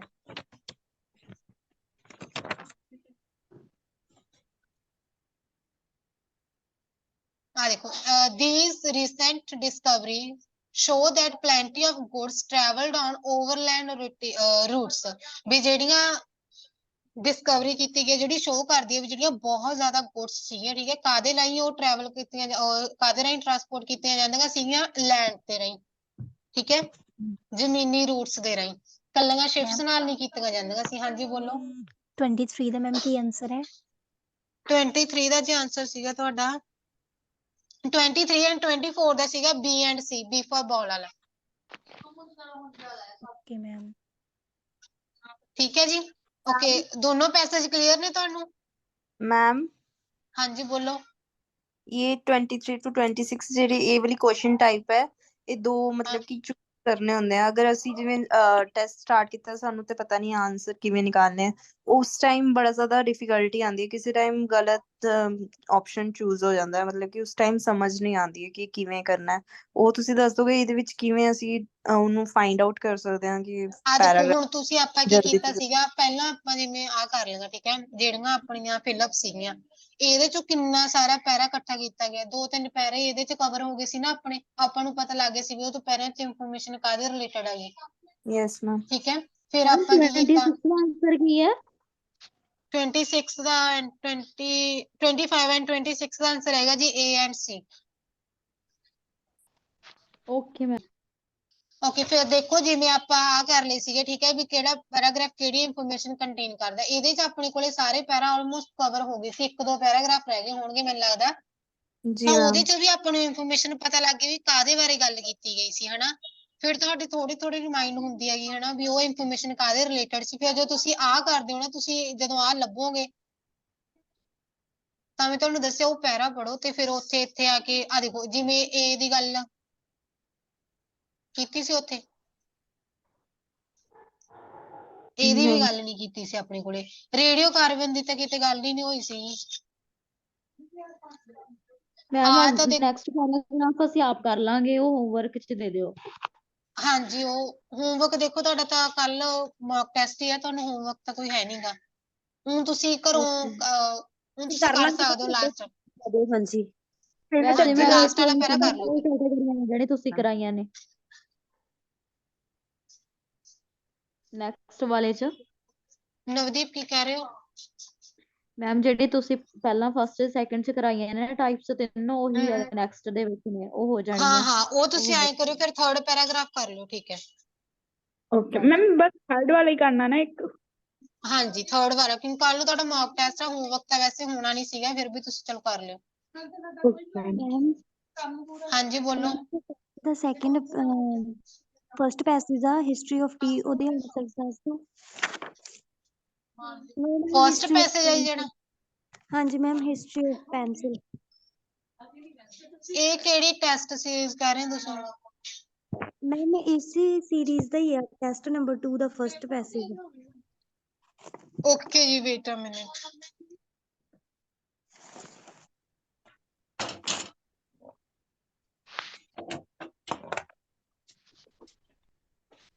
ਤੁਸੀਂ ਦੂਜੀ ਰੀਡਿੰਗ ਦਾ ਪਹਿਲਾ ਪੈਸੇਜ ਕੀਤਾ ਆ?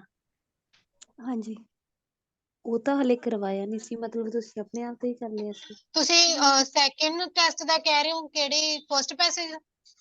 ਹਾਂਜੀ ma'am history of pencil. Ma'am second passage ਤਾਂ ਤੁਸੀਂ ਅਜੇ ਕਰਾਇਆ ਹੀ ਨਹੀਂਗਾ, ਜੀ ਮੈਮ। ਸੈਕੰਡ ਟੈਸਟ ਹੀ ਨਹੀਂ ਹੋਇਆ ਹਜੇ ਤੱਕ ਮੈਮ। ਉਹ ਤੁਸੀਂ ਛਡਵਾਇਆ ਸੀਗਾ, ਤੁਸੀਂ ਕਿਹਾ ਸੀ ਫੇਰ ਕਰਵਾਉਂ। ਉਹ ਡਿਕਟੇਸ਼ਨ ਕਰਵਾ ਕੇ ਮੈਮ ਤੁਸੀਂ ਓਪਨ ਕਲਾਸ 'ਚ ਕਰਵਾਉਣਾ ਸੀ, ਤਾਂ ਛਡਵਾਇਆ ਸੀ। ਮੈਮ ਉਹ ਮੈਂ ਵੈਸੇ ਹੀ ਕਰ ਲਿਆ ਸੀ, ਮੈਂ ਫ੍ਰੀ ਬੈਠੀ ਸੀਗੀ, ਫਿਰ ਮੈਂ ਕਿਹਾ ਚਲੋ।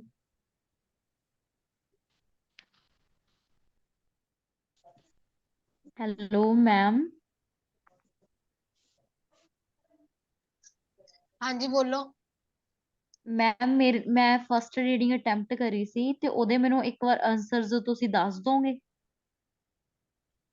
ਮੈਮ ਜਿਹਦੇ ਤੁਸੀਂ ਆਨਸਰ ਸ਼ੇਅਰ ਕਰਨ ਲੱਗੇ ਹੋ, ਇਹ ਵਾਲੀ ਰੀਡਿੰਗ ਤੁਸੀਂ ਕਿਹਾ ਸੀ ਕਿ ਓਪਨ ਕਰਵਾਵਾਂਗੇ, ਇਹ ਤੁਸੀਂ ਟੈਸਟ ਸੈਕੰਡ ਛਡਵਾਇਆ ਸੀਗਾ, ਓਪਨ ਕਿੱਦਣ ਕਰਵਾਓਗੇ ਮੈਮ? ਓਕੇ ਜੀ, ਇੱਕ minute.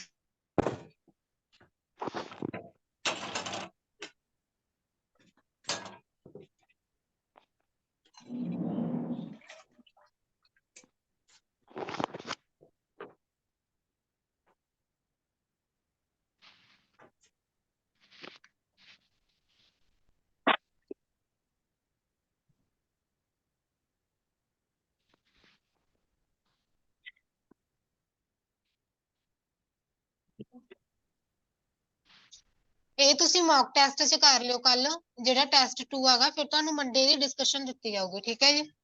Okay ma'am. Hello okay ਜੀ, ਮੈਮ, ਟੈਸਟ ਹਾਂਜੀ 1 ਮੈਂ ਬੋਲੋ। ਅਟੈਂਪਟ ਕਰਿਆ ਸੀ, ਉਹਦੇ ਆਨਸਰਸ ਮੈਨੂੰ ਦੱਸ ਦੋਗੇ ਇੱਕ ਵਾਰ? ਉਹ ਦੇਖੋ ਤੁਸੀਂ ਕੱਲ ਹੁਣੇ ਉਹਦੇ 'ਚ ਹੀ ਕਰਨਾਗਾ, ਮੌਕ ਟੈਸਟ 'ਚ ਕਰਨਾ, ਫਿਰ ਤੁਹਾਡੀ ਮੰਡੇ ਡਿਸਕਸ਼ਨ ਹੋਊਗੀ ਜੀ। ਟੈਸਟ 2 ਕਹਿ ਰਹੇ ਹੋ ਮੈਮ, ਮੈਂ ਟੈਸਟ 1 ਅਟੈਂਪਟ ਕਰਿਆ ਗਾ ਜੀ। ਟੈਸਟ 1 ਕੀਤਾ ਤੁਸੀਂ? ਹਾਂਜੀ, the return of monkey life reading ਦਾ ਨੇਮ, ਫਸਟ ਪੈਸੇਜ। ਇਹਦੇ ਫਸਟ ਪੈਸੇਜ ਦੇ ਆਨਸਰ ਦੇਖਣੇ ਤੁਸੀਂ? ਮੈਮ ਤਿੰਨੋਂ ਪੈਸੇਜ ਦੇ ਆਨਸਰ ਦੱਸ ਦਿਓ ਮੈਨੂੰ, ਮੈਂ ਅਟੈਂਪਟ ਕਰੀ ਆ ਸਾਰੀ ਰੀਡਿੰਗ ਇਹ। ਮੈਮ ਅਗਰ ਲਿਖੇ ਹੋਏ ਆ ਤਾਂ ਮੈਨੂੰ ਵੀ ਸਕਰੀਨਸ਼ਾਟ ਸੈਂਡ ਕਰ ਦੇਣਾ। ਓਕੇ, ਤੁਹਾਨੂੰ ਨਾ ਸਾਰੇ ਹੁਣ ਮੰਡੇ ਆਨਸਰ ਦੱਸ ਦਿੱਤੇ ਜਾਣਗੇ ਇਹਨਾਂ ਦੇ। ਪਹਿਲਾਂ ਮੌਕ ਟੈਸਟ ਹੋ ਜਾਣ ਦਿਓ, ਠੀਕ ਹੈ ਜੀ। ਹੁਣ ਨਹੀਂ ਦੱਸੋਗੇ ਮੈਮ? ਨਹੀਂ, ਮੰਡੇ ਕਰਵਾ ਦਾਂਗੇ। Okay ma'am. ਓਕੇ। ਮੈਮ ਤੁਸੀਂ ਇਹ ਕਰਵਾਈ ਹੈ ਡਿਸਕਸ਼ਨ ਇਹਦੀ ਕਲਾਸ 'ਚ? ਹਾਂਜੀ ਹੋਈ ਸੀ। ਓਕੇ ਓਕੇ, ਫਿਰ ਇੱਕ ਵਾਰ ਮੈਂ ਡਿਸਕਸ਼ਨ 'ਚ ਚੈੱਕ ਕਰ ਲੂੰਗੀ।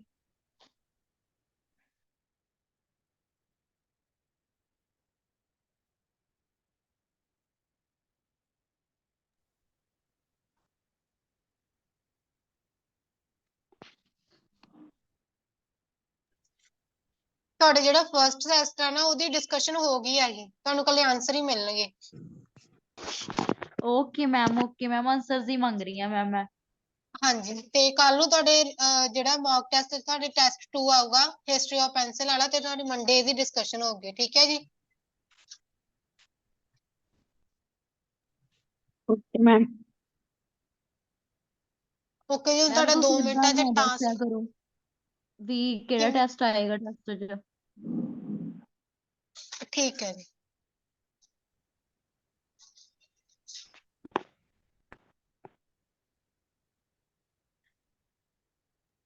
ਓਕੇ ਜੀ, ਹੁਣ ਤੁਹਾਡਾ 2 ਮਿੰਟ ਤੱਕ ਟਾਸਕ 1 ਸ਼ੁਰੂ ਹੋਊਗਾ।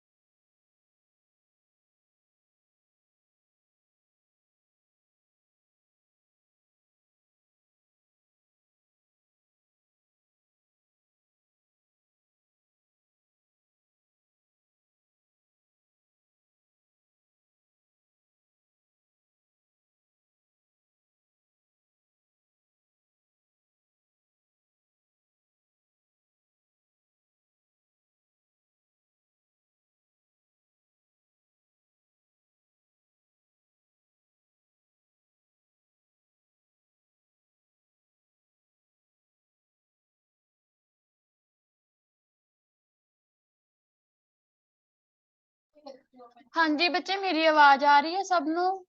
ਮੈਂ audible to everyone? Yes ma'am. Okay ਬੱਚੇ, ਹੁਣ ਆਪਾਂ ਟਾਸਕ 1 ਕਰਾਂਗੇ। ਕੱਲ ਆਪਣਾ sample C, same as it is ਅੱਜ ਤੁਸੀਂ ਖੁਦ ਕਰਨਾ, ਬਟ ਆਪਾਂ ਇੱਕ ਵਾਰੀ ਡਿਸਕਸ ਜ਼ਰੂਰ ਕਰਾਂਗੇ, ਠੀਕ ਹੈ।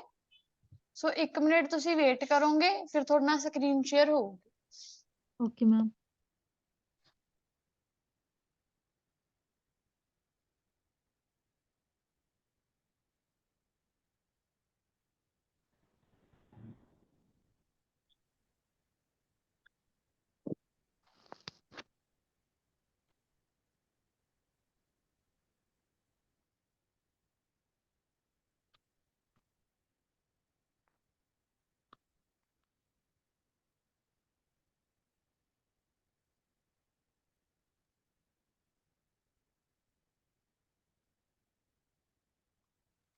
such as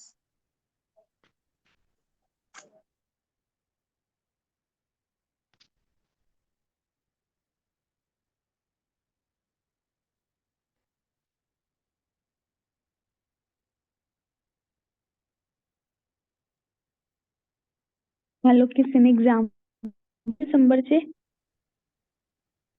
ਹਾਂਜੀ ਮੈਂ ਫਿਲ ਕੀਤਾ ਆ ਕਿੰਨੀ ਦਸੰਬਰ ਦਾ 16 ਦਾ ਮੈਂ ਵੀ 15 ਦਾ ਹੀ ਸੋਚ ਰਹੀ ਹਾਂ ਮੈਨੂੰ ਡਰ ਬਹੁਤ ਲੱਗ ਰਿਹਾ ਰੀਡਿੰਗ 'ਚ ਮੈਨੂੰ ਇਸ ਵੀ ਤੋਂ ਲੱਗ ਇਲਾਵਾ ਕੋਈ ਹੋਰ ਡੇਟ ਹੈ? ਟੂ ਮੈਂ ਡੇਟ ਵੀ ਆ, ਪਰਸੋਂ ਨੂੰ ਵੀ ਆ, ਕੱਲ ਨੂੰ ਵੀ ਆ ਐਗਜ਼ਾਮ, ਇੱਕ 7 ਨੂੰ ਆ, ਇੱਕ 15 ਆ, ਤੇ ਫਿਰ 9 ਨੂੰ ਵੀ ਆ। ਹੈਲੋ, ਹਾਂਜੀ ਹਾਂਜੀ 21 ਤੋਂ 30 ਨਹੀਂ ਹੈਗਾ? ਨਹੀਂ 15 ਤੱਕ ਹੀ ਆ, 23 ਨੂੰ ਕਿਤੇ ਕਿਤੇ ਅਵੇਲੇਬਲ ਆ ਖਾਲੀ। ਤੁਹਾਡਾ okay first thank time you ਹੈ? ਮੇਰਾ ਸੈਕਿੰਡ ਟਰਮ ਆ ਸੈਕਿੰਡ ਵਾਰ ਦੇਣਾ ਮੈਂ ਕਿੱਥੋਂ ਦਾ ਪੇਪਰ ਫਿਲ ਕੀਤਾ? ਖੰਨੇ ਦਾ Okay. ਕਿੰਨਾ ਸਕੋਰ ਆ ਰਿਹਾ ਇਸ ਟਾਈਮ? ਲਿਸਨਿੰਗ ਤੋਂ 7 7.5 ਤੇ ਰੀਡਿੰਗ ਚੋਂ 6.5 7 ਵੀ ਆ ਜਾਂਦਾ ਕਈ ਵਾਰ, ਪਰ ਕਈ ਵਾਰ ਘੱਟ ਵੀ ਜਾਂਦਾ ਆ। ਤੇ ਮੇਰਾ ਵੀ ਹੈ ਸਪੀਕਿੰਗ ਚੋਂ ਵੀ 6 5.5 ਪਲੱਸ। ਚਲੋ all the best. The same to you. Thank you. All the best.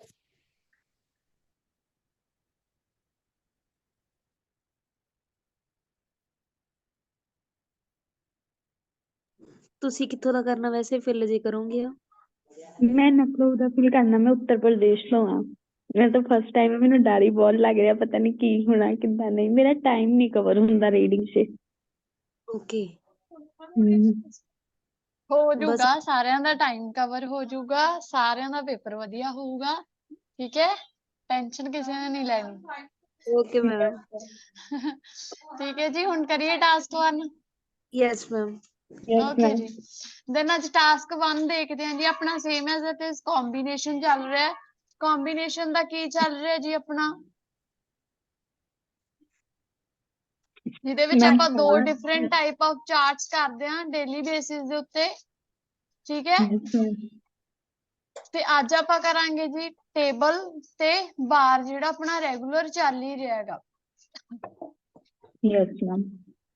ਠੀਕ ਹੈ, ਦੈਨ ਟਰਨ ਤੁਹਾਡੀ ਹੈ, ਪਰ ਸਮਝਾ ਰਹੀ ਹਾਂ ਵੀ ਤੁਸੀਂ ਕਰ ਕਿਵੇਂ ਸਕਦੇ ਹੋ। ਟੇਬਲ ਦੇ ਵਿੱਚ ਟੇਬਲ ਦੀਆਂ ਸਟਰਕਚਰਸ, ਬਾਰ ਦੇ ਵਿੱਚ ਤਾਂ ਆਪਾਂ ਨੂੰ ਪਤਾ ਹੀ ਹੈ ਆਪਾਂ ਡੇਲੀ ਬੇਸਿਸ ਤੇ ਕਿਹੜੀਆਂ ਯੂਜ਼ ਕਰਦੇ ਹਾਂ, ਠੀਕ ਹੈ। ਹੁਣ ਟੇਬਲ ਪਹਿਲਾਂ ਫਸਟ ਟਾਈਮ ਟੇਬਲ ਮੈਂ ਫਸਟ ਟਾਈਮ ਕਰਨ ਲੱਗੀ ਹਾਂ, ਸੋ ਮੈਨੂੰ ਸਟਰਕਚਰ ਪਤਾ ਨਹੀਂ ਇਹਦੀਆਂ। ਮੈਮ ਮੈਨੂੰ ਵੀ ਨਹੀਂ ਪਤਾ। ਮੈਮ ਆਲਸੋ ਮੈਂ ਜਿੱਦਾਂ ਹੁਣ ਪਹਿਲਾਂ ਕਰਿਆ ਸੀ ਨਾ ਆਪਾਂ, ਬਾਰ ਪਾਈ ਤਾਂ ਤੁਸੀਂ ਇੰਡੀਵਿਜੂਅਲੀ ਕਰਾਤਾ ਸੀ ਪਹਿਲਾਂ ਇਕੱਲਾ ਪਾਈ, ਫਿਰ ਉਦੋਂ ਬਾਰ ਦੀਆਂ ਸਟਰਕਚਰਸ ਪਤਾ ਨਹੀਂ ਸੀ ਮੈਮ। ਕੰਬਾਈਨਡਲੀ ਜਿੰਨਾ ਕੁ ਮਤਲਬ ਤੁਸੀਂ ਉਹ 'ਚ ਦੱਸਿਆ ਸੀ ਉਹ ਤਾਂ ਪਤਾ ਲੱਗ ਗਿਆ ਸੀ। ਅੱਜ ਜਿਵੇਂ ਫਸਟ ਟਾਈਮ ਕਰਨ ਲੱਗਿਆ ਟੇਬਲ। ਜੀ ਮੈਮ, ਟੇਬਲ ਦਾ ਤੇ ਨਹੀਂ ਬਾਰ ਪਤਾ। ਵੀ ਇੰਡੀਵਿਜੂਅਲੀ ਨਹੀਂ ਕਰਿਆ ਹੈਗਾ ma'am.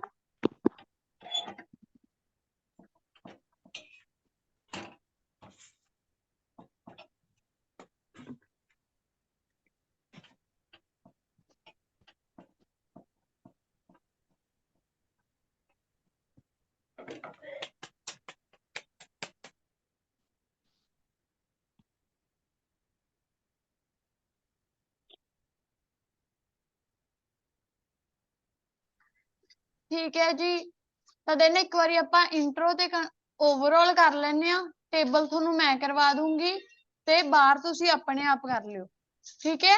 Okay ma'am. Okay ma'am. ਹੁਣ ਦੇਖੋ ਪਹਿਲਾ ਟਾਸਕ ਕੀ ਕਹਿ ਰਿਹਾ, ਕਹਿੰਦੇ ਜਿਹੜਾ ਗ੍ਰਾਫ ਹੈ ਉਹ ਸ਼ੋ ਕਰਦਾ ਆਪਾਂ ਨੂੰ ਇਨਫੋਰਮੇਸ਼ਨ ਕਿਸ ਚੀਜ਼ ਦੇ ਬਾਰੇ, ਅਨਇੰਪਲੋਇਮੈਂਟ ਰੇਟ ਨੇ ਸਿਟੀਜ਼ਨ ਦੇ ਕਿੱਥੇ ਨੇ, USA ਦੇ ਵਿੱਚ। ਹੁਣ ਐਵਰੇਜ ਕਹਿੰਦੇ with the further classification display average salary per week, ਤੇ ਉਹਨਾਂ ਦੀ ਐਵਰੇਜ ਸੈਲਰੀ ਕੀ ਆ। ਹੁਣ ਜਿਹੜਾ ਇਹ ਹੈ ਟੇਬਲ ਆ ਉਹ ਤਾਂ ਉਹਨਾਂ ਦੀ ਦਿਖਾ ਰਿਹਾ ਸੈਲਰੀ, ਤੇ ਜਿਹੜਾ ਆਪਾਂ ਨੂੰ ਬਾਰ ਹੈ ਉਹ ਅਨਇੰਪਲੋਇਮੈਂਟ ਰੇਟ ਦਿਖਾ ਰਿਹਾ ਹੈਗਾ, ਠੀਕ ਹੈ ਜੀ। ਤਾਂ ਫਿਰ ਤੁਸੀਂ ਇਹਦੀ ਇੰਟਰੋ ਕਿਵੇਂ ਬਣਾ ਸਕਦੇ ਹੋ ਕਿ ਜਿਹੜੀ ਇਨਫੋਰਮੇਸ਼ਨ ਆ regarding how much money was earned by people in different degree courses, ਕਿਉਂਕਿ ਉਹਨਾਂ ਤੋਂ ਅਲੱਗ-ਅਲੱਗ ਡਿਗਰੀ ਕੋਰਸਿਸ ਤੋਂ ਕਿੰਨੀ ਮਨੀ ਅਰਨ ਕਰ ਰਹੇ ਨੇ। ਕਿਸੇ ਨੂੰ 538 ਕਰ ਰਿਹਾ, ਕੋਈ ਕਿੰਨਾ ਕਰ ਰਿਹਾ, ਉਹ ਆਪਾਂ ਨੂੰ ਐਕਸਕਿਊਜ਼ ਮੀ ਕੌਣ। ਮੈਮ। ਹਾਂਜੀ ਮੈਮ ਹਾਊ ਮਚ ਔਰ ਹਾਊ ਮਨੀ ਦਾ ਦੱਸਿਓ ਥੋੜਾ, ਕਿੱਦਾਂ ਲੱਗਣਾ? ਹਾਊ ਮਚ ਮਨੀ ਰਾਜੇ, ਹਾਊ ਤਾਂ ਹੁੰਦਾ ਉਹ ਕਿਵੇਂ ਅਰਨ ਕਰ ਰਹੇ ਨੇ, ਹਾਊ ਮਚ ਮਨੀ ਮਤਲਬ ਕਿੰਨੀ ਮਨੀ। Okay ma'am. ਠੀਕ ਹੈ, ਤਾਂ information regarding how much money was earned by people, ਕਿਉਂਕਿ ਪਾਸਟ ਹੈ ਤਾਂ ਵਾਜ਼ ਲੱਗੂਗਾ, was earned by people of different degree courses, and ਜਿਹੜੀ ਅਗਲਾ ਪਾਰ ਕੀ ਦਿਖਾ ਰਿਹਾ, the percentage of people ਜਿਹੜੇ unemployment rates ਨੇਗੇ between citizens of USA of these degrees। ਹੁਣ ਕਿਹੜੀ ਡਿਗਰੀ ਦੇ ਲੋਕ, ਹਾਈ ਸਕੂਲ ਡਿਪਲੋਮਾ ਡਿਗਰੀ ਦੇ ਕਿੰਨੇ ਲੋਕ ਅਨਇੰਪਲੋਇਡ ਨੇ, ਕਿਹੜੀ ਕਿੰਨੀ ਡਿਗਰੀ ਦੇ ਨੇ, ਉਹ ਆਪਾਂ ਨੂੰ ਕੀ ਦਿਖਾ ਰਿਹਾ ਬਾਰ ਚਾਰਟ। ਤੇ ਇੱਥੇ ਕੀ ਲਾ ਦਾਂਗੇ, ਆਰਡਰਲੀ ਵਾਲੀ ਸਟਰਕਚਰ ਲੱਗ ਜੂਗੀ, ਇੰਟਰੋ ਬਣੂਗੀ ਆਰਡਰਲੀ ਦੀ ਸਟਰਕਚਰ ਲੱਗ ਕੇ। ਕਲੀਅਰ ਅਜੇ? ਹਾਂਜੀ ਮੈਮ। ਓਵਰਆਲ ਦੇਖ ਲਓ, ਓਵਰਆਲ ਕੀ ਬਣਾ ਸਕਦੇ ਆ ਵੀ ਇਹ ਚੀਜ਼ ਆਪਾਂ ਨੂੰ ਕਲੀਅਰ ਆ ਕਿ ਜਿਹੜੇ ਪੀਪਲ ਕੋਲੇ ਪ੍ਰੋਫੈਸ਼ਨਲ ਡਿਗਰੀ ਹੈ, ਹਾਇਰ ਸੈਲਰੀ ਉਹਨਾਂ ਨੂੰ ਮਿਲਦੀ ਹੈ, ਪ੍ਰੋਫੈਸ਼ਨਲ ਡਿਗਰੀ ਹੈ ਜਿਹੜਿਆਂ ਕੋਲ ਉਹਨਾਂ ਦੀ ਸੈਲਰੀ ਸਭ ਤੋਂ ਹਾਈਐਸਟ ਆ। ਤਾਂ ਓਵਰਆਲ ਚ ਕੀ ਬਣੂ ਕਿ ਹਾਇਰ ਸੈਲਰੀ ਕਿਹਨਾਂ ਨੂੰ ਮਿਲਦੀ ਆ? ਪ੍ਰੋਫੈਸ਼ਨਲ ਡਿਗਰੀ ਆ ਜਿਨ੍ਹਾਂ ਕੋਲ। ਠੀਕ ਹੈ ਮੈਮ ਜੀ। ਬਾਰ ਚਾਰਟ 'ਚ ਹਾਈਐਸਟ ਲੋਐਸਟ ਲੱਗਦਾ ਹੁੰਦਾ ਗਾ। ਇਹਦੇ ਵਿੱਚ ਦੋਨਾਂ ਚ ਹੀ ਹਾਈਐਸਟ ਲੋਐਸਟ ਦੱਸਾਂਗੇ ਜੀ। Okay ma'am. ਤੇ ਵੇਅਰ ਐਜ਼ ਲਾ ਕੇ ਕੀ ਕਹਿ ਦਾਂਗੇ ਵੀ ਜਿਹੜੀ ਡਾਕਟਰ ਡਿਗਰੀ ਆ ਉਹਦੇ ਕੋਲ ਸਭ ਤੋਂ ਜ਼ਿਆਦਾ ਘੱਟ ਕੀ ਨੇਗੇ ਆ? ਅਨਇੰਪਲੋਇਮੈਂਟ ਰੇਟਸ ਨੇਗੇ ਆ। ਠੀਕ ਹੈ ਜੀ। ਤਾਂ ਡਾਕਟਰ ਡਿਗਰੀ ਦੇ ਇੱਥੇ ਦੇਖ ਲਓ ਮਾਈਨਰ ਜਿਹਾ ਫਰਕ ਹੈਗਾ ਪ੍ਰੋਫੈਸ਼ਨਲ ਤੇ ਡਿਗਰੀ ਦੇ ਵਿੱਚ, ਡਾਕਟਰ ਦੇ ਵਿੱਚ। ਤਾਂ ਕੀ ਕਹਿ ਦਾਂਗੇ ਹਾਈਐਸਟ ਮਨੀ ਕੌਣ ਅਰਨ ਕਰਦੇ ਨੇ? ਜਿਹੜਿਆਂ ਕੋਲ ਪ੍ਰੋਫੈਸ਼ਨਲ ਡਿਗਰੀ ਆ। ਤੇ ਇੰਪਲੋਇਮੈਂਟ ਰੇਟ ਸਭ ਤੋਂ ਘੱਟ ਕਿਹਦੇ ਵਿੱਚ ਨੇ? ਜਿਹੜਿਆਂ ਕੋਲ ਡਾਕਟਰ ਡਿਗਰੀ ਹੈ। ਠੀਕ ਹੈ ਜੀ। ਮੈਮ ਜਿੱਦਾਂ ਇਹ 1 ਈਅਰ ਦਾ ਡੇਟਾ ਹੈ ਫਿਰ ਇਹ ਸਟੈਟਿਕ ਹੋਇਆ? ਹਾਂਜੀ ਪਾਸਟ ਦੇ ਵਿੱਚ ਚੱਲੂਗਾ, ਬਸ 1 ਈਅਰ ਨੂੰ ਹੀ ਮੈਂਸ਼ਨ ਕਰੋਗੇ ਸਾਰੇ ਚ। ਮੈਮ ਇਹਦੇ ਵਿੱਚ ਕੰਪੈਰੀਜ਼ਨ ਕਰਨਾ ਕਿ ਜਸਟ ਵੈਲਿਊਜ਼ ਹੀ ਦੱਸ ਦੇਣੀਆਂ ਆ? ਦੇਖੋ ਇੰਟਰੋ ਚ ਸਿੰਪਲ ਆ ਜੂ, ਓਵਰਆਲ ਦਾ ਤੁਹਾਨੂੰ ਮੈਂ ਦੱਸ ਹੀ ਦਿੱਤਾ ਵੀ ਕੀ ਬਣਾ ਸਕਦੇ ਹੋ। ਹਾਈਐਸਟ ਤੇ ਲੀਸਟ ਇਹਦਾ ਦੱਸ ਦੋਗੇ। ਹੁਣ ਮੈਂ ਟੇਬਲ ਸਮਝਾਉਣੀ ਆ, ਉਹਦੇ ਵਿੱਚ ਦੇਖਦੇ ਆ ਕਿਵੇਂ ਕਰਾਂਗੇ। ਟੇਬਲ ਦੇ ਵਿੱਚ ਆਪਾਂ ਟੇਬਲ ਨੂੰ ਟੈਬੂਲਰ ਵੀ ਕਹਿ ਸਕਦੇ ਹਾਂ, ਵੀ ਟੈਬੂਲਰ ਚਾਰਟ। ਕੀ ਕਹਾਂਗੇ ਵੀ ਇਨ 2005 ਜਿਹੜਾ ਐਵਰੇਜ ਵੀਕਲੀ ਅਰਨਿੰਗ ਸੀਗੀਆਂ ਪ੍ਰੋਫੈਸ਼ਨਲ ਡਿਗਰੀ ਦੇ ਉਹ ਕਿੰਨੀਆਂ ਸੀਗੀਆਂ? 800।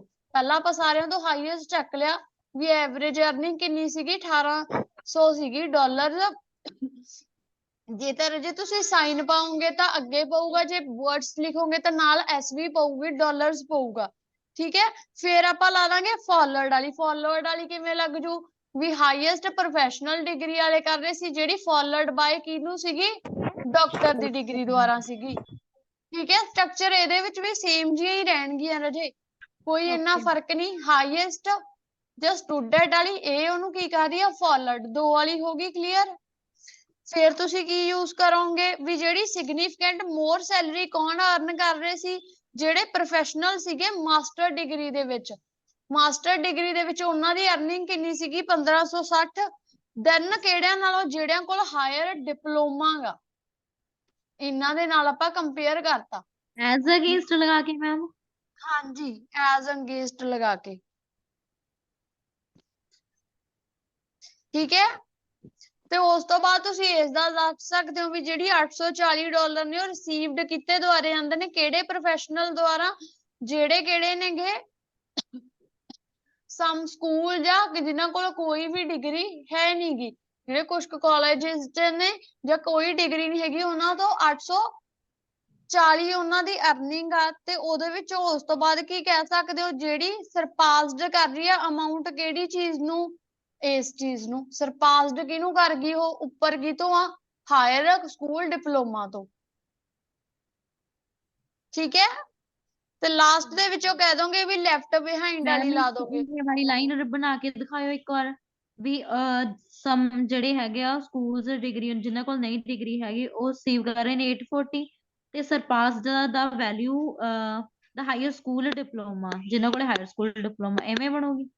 ਮੈਂ ਤੁਹਾਨੂੰ ਲਿਖ ਦਿੰਨੀ ਆ ਲਾਈਨ।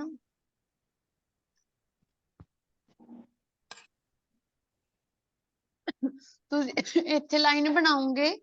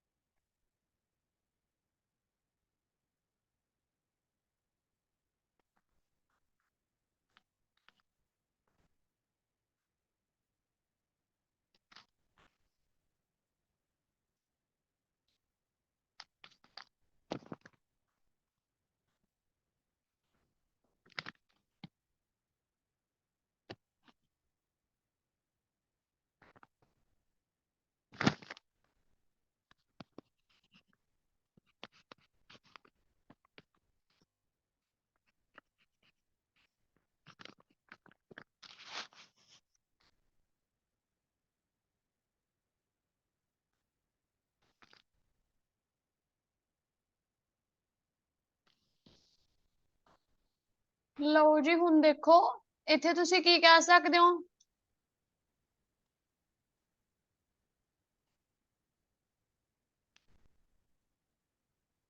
ਇੰਟਰਸਟਿੰਗ ਲਾ ਕੇ ਕੀ ਕਹੋਗੇ ਜੀ। ਸਿਗਨੀਫੀਕੈਂਟ ਜਿਹੜੀ ਮੋਰ ਸੈਲਰੀ ਹੈ was earned by professionals of master degree. ਕਿੰਨੇ ਤੇ ਅਕਾਊਂਟਡ ਕੀਤੀ ਗਈ ਸੀ ਜਿਹੜੀ 1560 ਦੇ ਉੱਤੇ। ਤਾਂ ਮਾਸਟਰ ਡਿਗਰੀਜ਼ ਕਿੰਨੀ ਅਰਨ ਕਰ ਰਹੀ ਹੈ $1560। ਉੱਥੇ ਕੀ ਕਹਿਣਾ ਦੈਨ ਕੰਪੈਰੀਜ਼ਨ ਕਰਿਆ ਕਿੰਨਾ ਦੇ ਨਾਲੋਂ ਅਰਨਰਸ ਕਿਹੜੇ ਸੀਗੇ of less high school diploma ਉਹਨਾਂ ਦੀ ਕਿੰਨੀ ਸੀਗੀ ਜੀ $538। ਤਾਂ ਇੱਥੇ ਕੀ ਕਰਤਾ ਕੰਪੈਰੀਜ਼ਨ ਕਰਤਾ ਇੱਕ। ਠੀਕ ਹੈ ਜੀ ਹੁਣ ਹਾਈ ਸਕੂਲ ਡਿਪਲੋਮਾ ਤੇ ਮਾਸਟਰਸ ਵਾਲਿਆਂ ਦਾ ਕੰਪੈਰੀਜ਼ਨ ਸਮਝ ਆਇਆ ਦੋਨਾਂ ਦਾ। Yes ma'am. ਉਸ ਤੋਂ ਬਾਅਦ ਆਪਾਂ ਲਾਉਨੇ ਆ ਦੇਖੋ ਜੀ $840 ਜਿਹੜੇ ਕੀ ਹੋਏ ਨੇਗੇ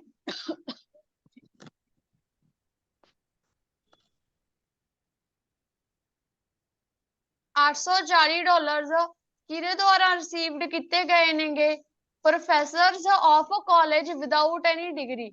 ਜਿਹੜੇ ਕਾਲਜ ਦੇ ਪ੍ਰੋਫੈਸਰਸ ਨੇਗੇ ਇੱਥੇ ਬੱਚੇ ਪ੍ਰੋਫੈਸਰਸ ਵਰਡ ਆਊਗਾ।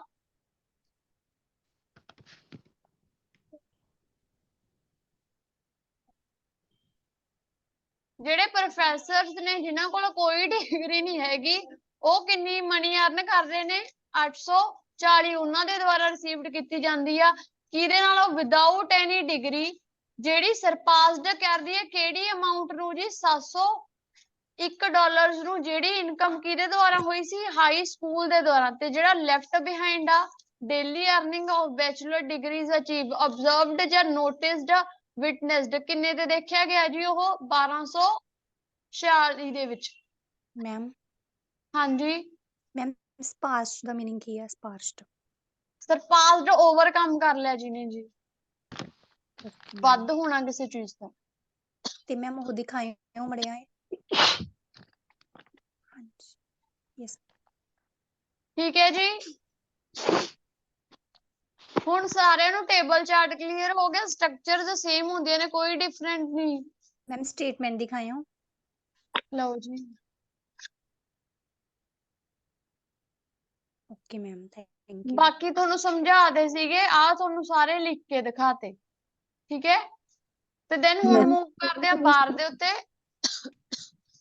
ਬਾਰ ਚਾਰਟ ਦੇ ਕੀ ਕਹਿ ਸਕਦੇ ਹੋ ਬਾਹਰਲੀ ਕੀ ਦੱਸੋਗੇ ਜਿਹੜੀਆਂ percentage of Americans ਨੇ ਜਿਹੜੀ less than high school diploma jobless stood ਕਾਤੇ ਸਿੱਖਣੀ ਸੀ 8% ਤੇ ਪਹਿਲਾਂ ਸਟੂਡੈਂਟ ਵਾਲੀ ਲਾ ਦੋਗੇ ਜੀ ਪਹਿਲੀ मैम ਦੱਸ बार ਦੋਗੇ। Clear ma'am bar graph clear नहीं है। ਹੁਣ ਕਲੀਅਰ ਹੈ ਜੀ। Yes ma'am. ਦੈਨ ਉਹ ਕਿੱਥੇ ਖੜੀ ਸੀ 8 ਤੇ ਐਜ਼ ਅਗੇਂਸਟ ਟੂ ਕਾਦੇ ਖੜੀ ਸੀ ਜਿਨ੍ਹਾਂ ਕੋਲ ਕੋਈ ਜੌਬ ਨਹੀਂ ਹੈਗੀ ਹਾਇਰ ਸਕੂਲ ਡਿਪਲੋਮਾ ਦੇ ਏਜ ਦੇ ਸੈਕਿੰਡ ਨੰਬਰ ਵਾਲੇ ਦੇ ਉਹ ਐਜ਼ ਅਗੇਂਸਟ ਲਾਤੀ ਸਟੂਡੈਂਟ ਫਿਰ ਇੱਥੇ ਐਜ਼ ਅਗੇਂਸਟ ਵਾਲੀ ਲਾ ਸਕਦੇ ਹੋ। ਦੈਨ ਉਸ ਤੋਂ ਬਾਅਦ ਕੀ ਕਹੋਗੇ ਜੀ ਜਿਹੜਾ ਡਿਫਰੈਂਸ ਦੱਸ ਦੋਗੇ ਕਿ 1.4 ਦਾਗਾ ਕਿਹਦੇ ਵਿਚਾਲੇ ਜਿਹੜੇ ਪਰਸਨ ਬਿਨਾਂ ਕਿਸੇ ਡਿਗਰੀ ਤੋਂ ਨੇ ਤੇ ਜਿਹੜਿਆਂ ਕੋਲ ਬੈਚਲਰਸ ਡਿਗਰੀ ਆ ਇਹਨਾਂ ਦੇ ਵਿਚਾਲੇ 1.4 ਮੈਮ ਦਾ ਰਿਸਪੈਕਟਿਵਲੀ ਵਾਲੀ ਵੀ ਲਗਾ ਡਿਫਰੈਂਸ। ਸਕਦੇ ਹਾਂ। ਹਾਂਜੀ ਰਿਸਪੈਕਟਿਵਲੀ ਵੀ ਲਾ ਸਕਦੇ ਹੋ ਇਹਨਾਂ ਦੇ ਵਿੱਚ ਤੁਸੀਂ ਡਿਫਰੈਂਸ ਵਾਲੀ ਯੂਜ਼ ਕਰ ਸਕਦੇ ਹੋ। ਦੈਨ ਫਿਰ ਸਿਮਿਲਰ ਪਰਸੈਂਟੇਜ ਇਹਨਾਂ ਦੋਵਾਂ ਚ ਦੱਸ ਦਾਂਗੇ ਵੀ ਆਲਮੋਸਟ ਸਿਮਿਲਰ ਪਰਸੈਂਟੇਜ ਸੀਗੀ ਕਿਹਦੇ ਵਿੱਚ ਪ੍ਰੋਫੈਸ਼ਨਲ ਡਿਗਰੀ ਤੇ ਡਾਕਟਰ ਡਿਗਰੀ ਦੇ ਵਿੱਚ। ਠੀਕ ਹੈ ਹਾਂਜੀ ਹਾਂਜੀ ਤੇ ਮੈਮ ਲਾਸਟ ਤੇ ਕੀ ਦੱਸ ਦੋਗੇ ਸਿੰਪਲ ਲਾਸਟ ਦੱਸ ਦੋਗੇ ਕਿ ਸਿਰਫ ਓਨਲੀ ਨੀਅਰਲੀ 2.5 ਕਿਹੜੇ ਅਨਇੰਪਲੋਇਮੈਂਟ ਰੇਟਸ ਕਿਹਦੇ ਵਿੱਚ ਦੇਖੇ ਗਏ ਹੋਏ ਨੇ ਮਾਸਟਰਸ ਦੇ ਵਿੱਚ। ਠੀਕ ਹੈ ਜੀ ਹਾਂਜੀ ओके मैम। मैम ਸਮਝ ਤੁਸੀਂ ਆ ਗਿਆ ਹਾਂਜੀ मैम। ਮੈਮ ਹੁਣ ਅਸੀਂ ਲਿਖ ਕੇ ਭੇਜ ਦਈਏ ਲੀਵ ਕਰ ਹਾਂਜੀ ਵੈਸੇ ਦਈਏ। ਤਾਂ ਟੇਬਲ ਦਾ ਤੁਹਾਨੂੰ ਲਿਖਾ ਹੀ ਦਿੱਤਾ ਉਧਰ ਤੁਸੀਂ same as it is copy ਕਰ ਸਕਦੇ ਹੋ ਬਾਹਰ ਲਿਖ ਦੋ ਇੰਟਰੋ ਦੇ ਓਵਰਆਲ ਬਾਹਰ ਲਿਖ ਕੇ ਭੇਜ ਸਕਦੇ ਹੋ। मैम ਹਾਂਜੀ मैम आज मेरा डे 1 ਸੀ ਤੇ ਮੈਨੂੰ ਨਾ ਸਟਰਕਚਰ ਵਗੈਰਾ ਨਹੀਂ ਪਤਾ ਪਲੀਜ਼ ਮੈਨੂੰ ਸ਼ੇਅਰ ਕਰ ਦੋਗੇ। ਹਾਂਜੀ ਬੱਚੇ ਤੁਹਾਨੂੰ ਹੌਲੀ ਹੌਲੀ ਜਿੱਦਣ ਤੁਹਾਡੀ ਸਟਰਕਚਰ ਦੀ ਕਲਾਸ ਹੋਈ ਉਦੋਂ ਤੁਹਾਡੇ ਨਾਲ ਮੈਮ ਟੇਬਲ ਚਾਰਟ ਸ਼ੋ ਕਰਿਓ ਲਿਖਿਆ ਹੋਇਆ ਜਿਹੜਾ। ਬੱਚੇ ਦੀਆਂ ਮੈਮ ਉੱਪਰ ਇਹਨਾਂ ਵਾਲੀਆਂ ਦਾ ਜਦੋਂ ਲਾਈਨਾਂ ਲਿਖੀਆਂ ਨਹੀਂ ਓਵਰਆਲ ਹੋਈਆਂ ਉਹ ਵੀ ਲਿਖ ਦੇਵਾਂ ਫਿਰ? ਯੈਸ ਮੈਮ ਲਿਖ ਦੋ।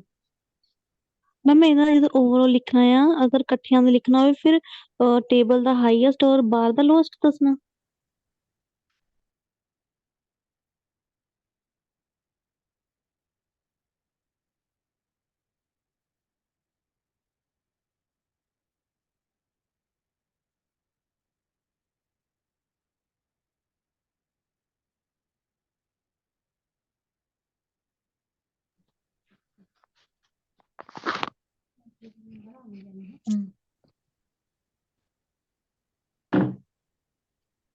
Hello ma'am. ਹੈਲੋ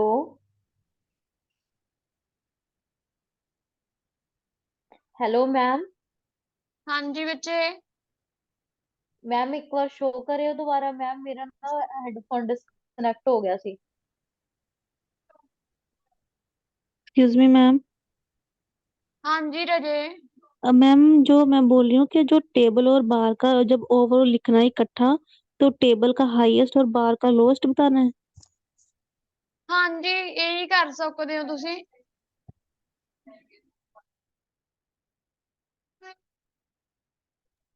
मैम एक बार आप लिख के बता दो प्लीज। लिख देती हूँ रजे, 1 मिनट प्लीज।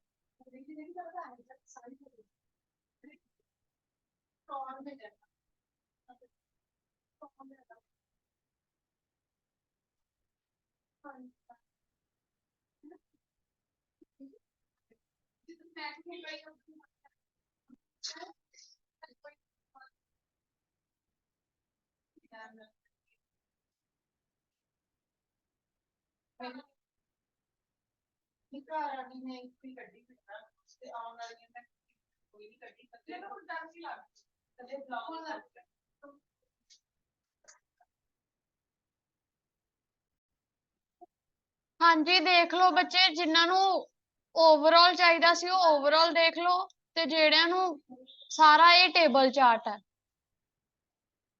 ਸਕਰੀਨਸ਼ਾਟ ਲੈ ਲਓ। Thank you ma'am. Thank you ma'am. ਆ ਲਓ ਜੀ ਟਾਸਕ ਦਾ ਲੈ ਲਓ ਸਕਰੀਨਸ਼ਾਟ, ਜਿਨ੍ਹਾਂ ਨੇ ਕਰਨਾ ਆਪਣੇ ਆਪ ਉਹ ਭੇਜ ਸਕਦੇ ਹੋ। ਮੈਮ ਇੱਕ ਵਾਰ ਸਕਰੀਨ ਸਕਰੋਲ ਕਰਿਓ ਪਲੀਜ਼। ਪਹਿਲਾਂ ਇਸ ਦਾ ਲੈ ਲਓ। ਹਾਂਜੀ ਮੈਮ ਹੋ ਗਿਆ ਜੀ ਇਹਦਾ। ਮੈਮ ਇੱਕ ਨਾ ਮੇਰਾ ਟਾਸਕ ਚੈੱਕ ਹੋਇਆ ਸੀ ਕੱਲ, ਮੈਂ ਉਹਦੇ ਚ ਜਿੱਦਾਂ ਤੁਸੀਂ ਉਹ ਚ ਇੰਟਰੋ ਚ ਆਰਡਰ ਨਹੀਂ ਸੀ ਲਗਾਇਆ, ਹਾਂਜੀ ਮੈਂ ਉਹ ਲਗਾਤਾ ਸੀ। ਫਿਰ ਮੈਂ ਅੱਗੇ ਜਾ ਕੇ BB1 ਚ ਤਿੰਨ ਹਾਂਜੀ ਅਮਾਉਂਟਸ ਸੀ, ਉਹ ਤਿੰਨੇ ਲਿਖੀਆਂ ਤੇ ਪਿੱਛੇ ਮੈਂ ਉਹਦੇ ਰਿਸਪੈਕਟਿਵਲੀ ਲਾਤਾ ਵੀ 3 ਇਅਰਸ ਦੇ ਵਿੱਚ ਤਿੰਨੇ ਉਹ ਹੋਏ ਸੀ, ਮਤਲਬ ਇਕੱਠਾ ਹਾਂਜੀ ਡਾਟਾ ਕਰਤਾ ਸੀ ਮੈਂ ਤਿੰਨੇ ਕੰਬਾਈਨਡ ਕਰਤੀਆਂ ਇੱਕ ਲਾਈਨ ਚ, ਤੇ ਉੱਥੇ ਫਿਰ ਮੈਨੂੰ ਨੋਟ ਨਹੀਂ ਜੀ ਮਿਲਿਆ ਉਹ ਸੀ ਵੀ ਆਰਡਰ ਥੋ- ਲਈ ਨਹੀਂ। ਹਾਂਜੀ ਮਤਲਬ ਤੁਸੀਂ ਕੀ ਕਹਿ ਰਹੇ ਹੋ ਮੈਨੂੰ ਸਮਝ ਨਹੀਂ ਆ ਰਹੀ। ਨਵਦੀਪ ਇੱਕ ਮੈਮ ਮੈਨੂੰ ਮੈਂ ਤੁਹਾਡਾ ਟਾਸਕ ਮੈਂ ਵੀ ਦੇਖਿਆ ਸੀਗਾ, ਉਹਦੇ ਹਾਂਜੀ ਵਿੱਚ ਜਿਵੇਂ ਤੁਸੀਂ ਸਿਲੀ ਐਰਰਸ ਬੱਚੇ ਬਹੁਤ ਕਰਦੇ ਹੋ, ਤੁਸੀਂ ਜਿਵੇਂ ਅੱਜ ਵਾਲੇ ਟਾਸਕ ਦੇ ਵਿੱਚ ਕੀ ਕਰਿਆ ਇਨ ਈਅਰ 2001 2 3, ਫਿਰ ਉੱਥੇ ਤੁਸੀਂ ਇਕੱਠੇ ਲਿਖਤੇ, ਤੁਸੀਂ ਇਹ ਲਿਖੋ ਨਾ ਇਨ ਈਅਰ 2001 ਟੂ 2003, 1 ਤੋਂ ਲੈ ਕੇ 3 ਤੱਕ ਇਹ ਚੀਜ਼ ਨੋਟਿਸ ਸੀਗੀ। ਜਿਹੜਾ ਮੈਂ ਅੱਜ ਚੈੱਕ ਓਕੇ ਕਰਿਆ ਮੈਮ। ਇੱਕ ਉਹਦੇ ਵਿੱਚ ਤੁਸੀਂ ਆਰਡਰਲੀ ਤੋਂ ਪਹਿਲਾਂ ਬੱਚੇ ਜੀ ਕੌਮਾ ਨਹੀਂ ਪਾਇਆ ਸੀ, ਕੌਮਾ ਜ਼ਰੂਰ ਪਊਗਾ। ਅਕਾਊਂਟੈਂਟ ਦੇ ਸਪੈਲਿੰਗ ਗਲਤ ਸੀ, ਤੇ ਤੁਸੀਂ ਇੱਕ ਗਲਤ ਲਿਖੀ ਜਾਂਦੇ ਹੋ ਜਿਵੇਂ shifting attention towards pie chart student opted 1/5 of 1/5 students ਹੀ ਸੀਗੇ, ਤਾਂ ਤੁਸੀਂ ਉਹਨੂੰ ਲਿਖਣਾ ਸੀ 1/5 of a student opted dash, okay ma'am 25% ਉਹੀ ਮੈਮ ਸਟੂਡੈਂਟਸ ਮੈਨੂੰ ਨੇ ਨਾ ਆਪਟਡ ਕਰਿਆ ਸੀ ਨਾ, ਤਾਂ ਤੁਸੀਂ ਗਲਤ ਲਿਖੀ ਜਾਂਦੇ ਹੋ ਵੀ ਜਿਹੜਾ ਆਪਟਡ ਹੋਇਆ 1/5 ਨਹੀਂ ਹੋਇਆ ਸੀ, 1/5 ਸਟੂਡੈਂਟਸ ਨੇ, ਮਤਲਬ 25 ਸਟੂਡੈਂਟਸ ਨੇ ਉਹ ਚੀਜ਼ ਨੂੰ ਆਪਟਡ ਕੀਤਾ ਸੀ। Okay ma'am. ਸਮਝੇ ਕਿ ਮੈਮ 3 ਕਲਾਸ ਲੀਵ ਸਿਲੀ ਕਰ ਸਕਦੇ? ਹਾਂਜੀ ਹਾਂਜੀ ਹਾਂਜੀ ਬੱਚੇ ਕਲਾਸ ਕਰ ਦਿਓ ਜਿਨ੍ਹਾਂ ਨੇ ਲੀਵ ਕਰਨੀ ਹੈ। ਓਕੇ ਮੈਮ, ਐਂਡ ਮੈਂ ਮੈਮ ਕੁਝ ਕਰਵਾਉਣਾ ਨਹੀਂ ਤੇ ਨਾ ਹੁਣ। ਜਿੱਦਾਂ ਹੁਣ ਮੇਰੀਆਂ ਇਦਾਂ ਦੀਆਂ ਮਿਸਟੇਕਸ ਨੇ ਨਾ ਮੈਮ, ਤਾਂ ਹੀ ਮੈਨੂੰ ਥੋੜਾ ਜਿਹਾ ਸੈਂਟੈਂਸ ਦਾ ਨਹੀਂ ਉਹ ਹੁੰਦਾ ਹੈਗਾ ਵੀ ਕਿੱਦਾਂ ਇਹ ਬਣੂਗਾ। ਜਿਵੇਂ ਹੁਣ 1/5 ਮੈਂ ਪਿੱਛੇ ਲਗਾਇਆਗਾ, ਆਣਾ ਤਾਂ ਅੱਗੇ ਸਮਝੋ ਫੇਰ ਨਾ ਪ੍ਰਪੋਰਸ਼ਨ ਕਿਹੜੀ ਚੀਜ਼ ਦੀ ਦਿੱਤੀ ਹੋਈ ਹੈ, ਪਰਸਨ ਦੀ ਪ੍ਰਪੋਰਸ਼ਨ ਸੀਗੀ। ਨਹੀਂ ਮੈਮ, ਕੈਰੀਅਰ ਚੋਇਸ ਦੀ ਸੀ ਉਹ ਮੈਮ। ਠੀਕ ਹੈ ਜੀ, ਹਾਂਜੀ ਤੁਸੀਂ ਹਾਂਜੀ ਸਮਝਿਆ ਕਰੋ ਕਿ ਪ੍ਰਪੋਰਸ਼ਨ ਬੰਦਿਆਂ ਦਾ ਦਿੱਤਾ ਕਿ ਚੀਜ਼ ਦਾ ਦਿੱਤਾ, ਉਸ ਹਿਸਾਬ ਨਾਲ ਸੈਂਟੈਂਸ ਬਣਨਗੇ ਰਜੇ। ਹੁਣ ਅਕਾਊਂਟੈਂਟ ਦੇ ਸਪੈਲਿੰਗ ਹੀ ਗਲਤ ਕਰਤੇ, ਉਹ ਕਿੱਡਾ ਸਿਲੀ ਐਰਰ ਸੀ ਤੁਹਾਡਾ। Yes ma'am. ਤੇ ਮੈਮ ਮੈਂ ਠੀਕ ਹੈ ਇਹ ਪੁੱਛਣਾ ਸੀ, ਸਪੀਕਿੰਗ ਮੇਰੀ ਤੁਸੀਂ ਲਈ ਸੀ ਕੱਲ? ਨਹੀਂ ਜੀ, ਕੀ ਪ੍ਰੋਬਲਮ ਆਈ ਰਜੇ? ਨਹੀਂ ਜੀ ਨਹੀਂ, ਪ੍ਰੋਬਲਮ ਤਾਂ ਕੋਈ ਨਹੀਂ, ਵੈਸੇ ਹੀ ਮੈਨੂੰ ਲੱਗਿਆ ਵੀ ਕੱਲ ਉਹ ਟੀਚਰ ਨਹੀਂ ਸੀ ਜਿਹੜੇ ਪਹਿਲਾਂ ਕਾਲ ਕਰ ਦਿੰਦੇ ਨੇ, ਮੈਨੂੰ ਲੱਗਿਆ ਤੁਸੀਂ ਕਾਲ ਕਰੀ ਆ। ਤੁਹਾਡਾ ਟਾਈਮ ਕੀ ਹੈ? ਮੇਰਾ ਮੈਮ ਕੱਲ ਮੈਂ 4:30 ਤੇ ਆਈ ਸੀ ਕਾਲ, ਉਦਾਂ ਮੇਰਾ 4:40 ਹੈ। ਨਹੀਂ ਬੱਚੇ ਮੈਂ ਤਾਂ ਨਹੀਂ ਲਈ। Okay ma'am okay ma'am. Okay ਜੀ ਦੈਨ ਲੀਵ ਕਰ ਦੋ meeting. Thanks to all of you, have a nice day. Thank you, ma'am.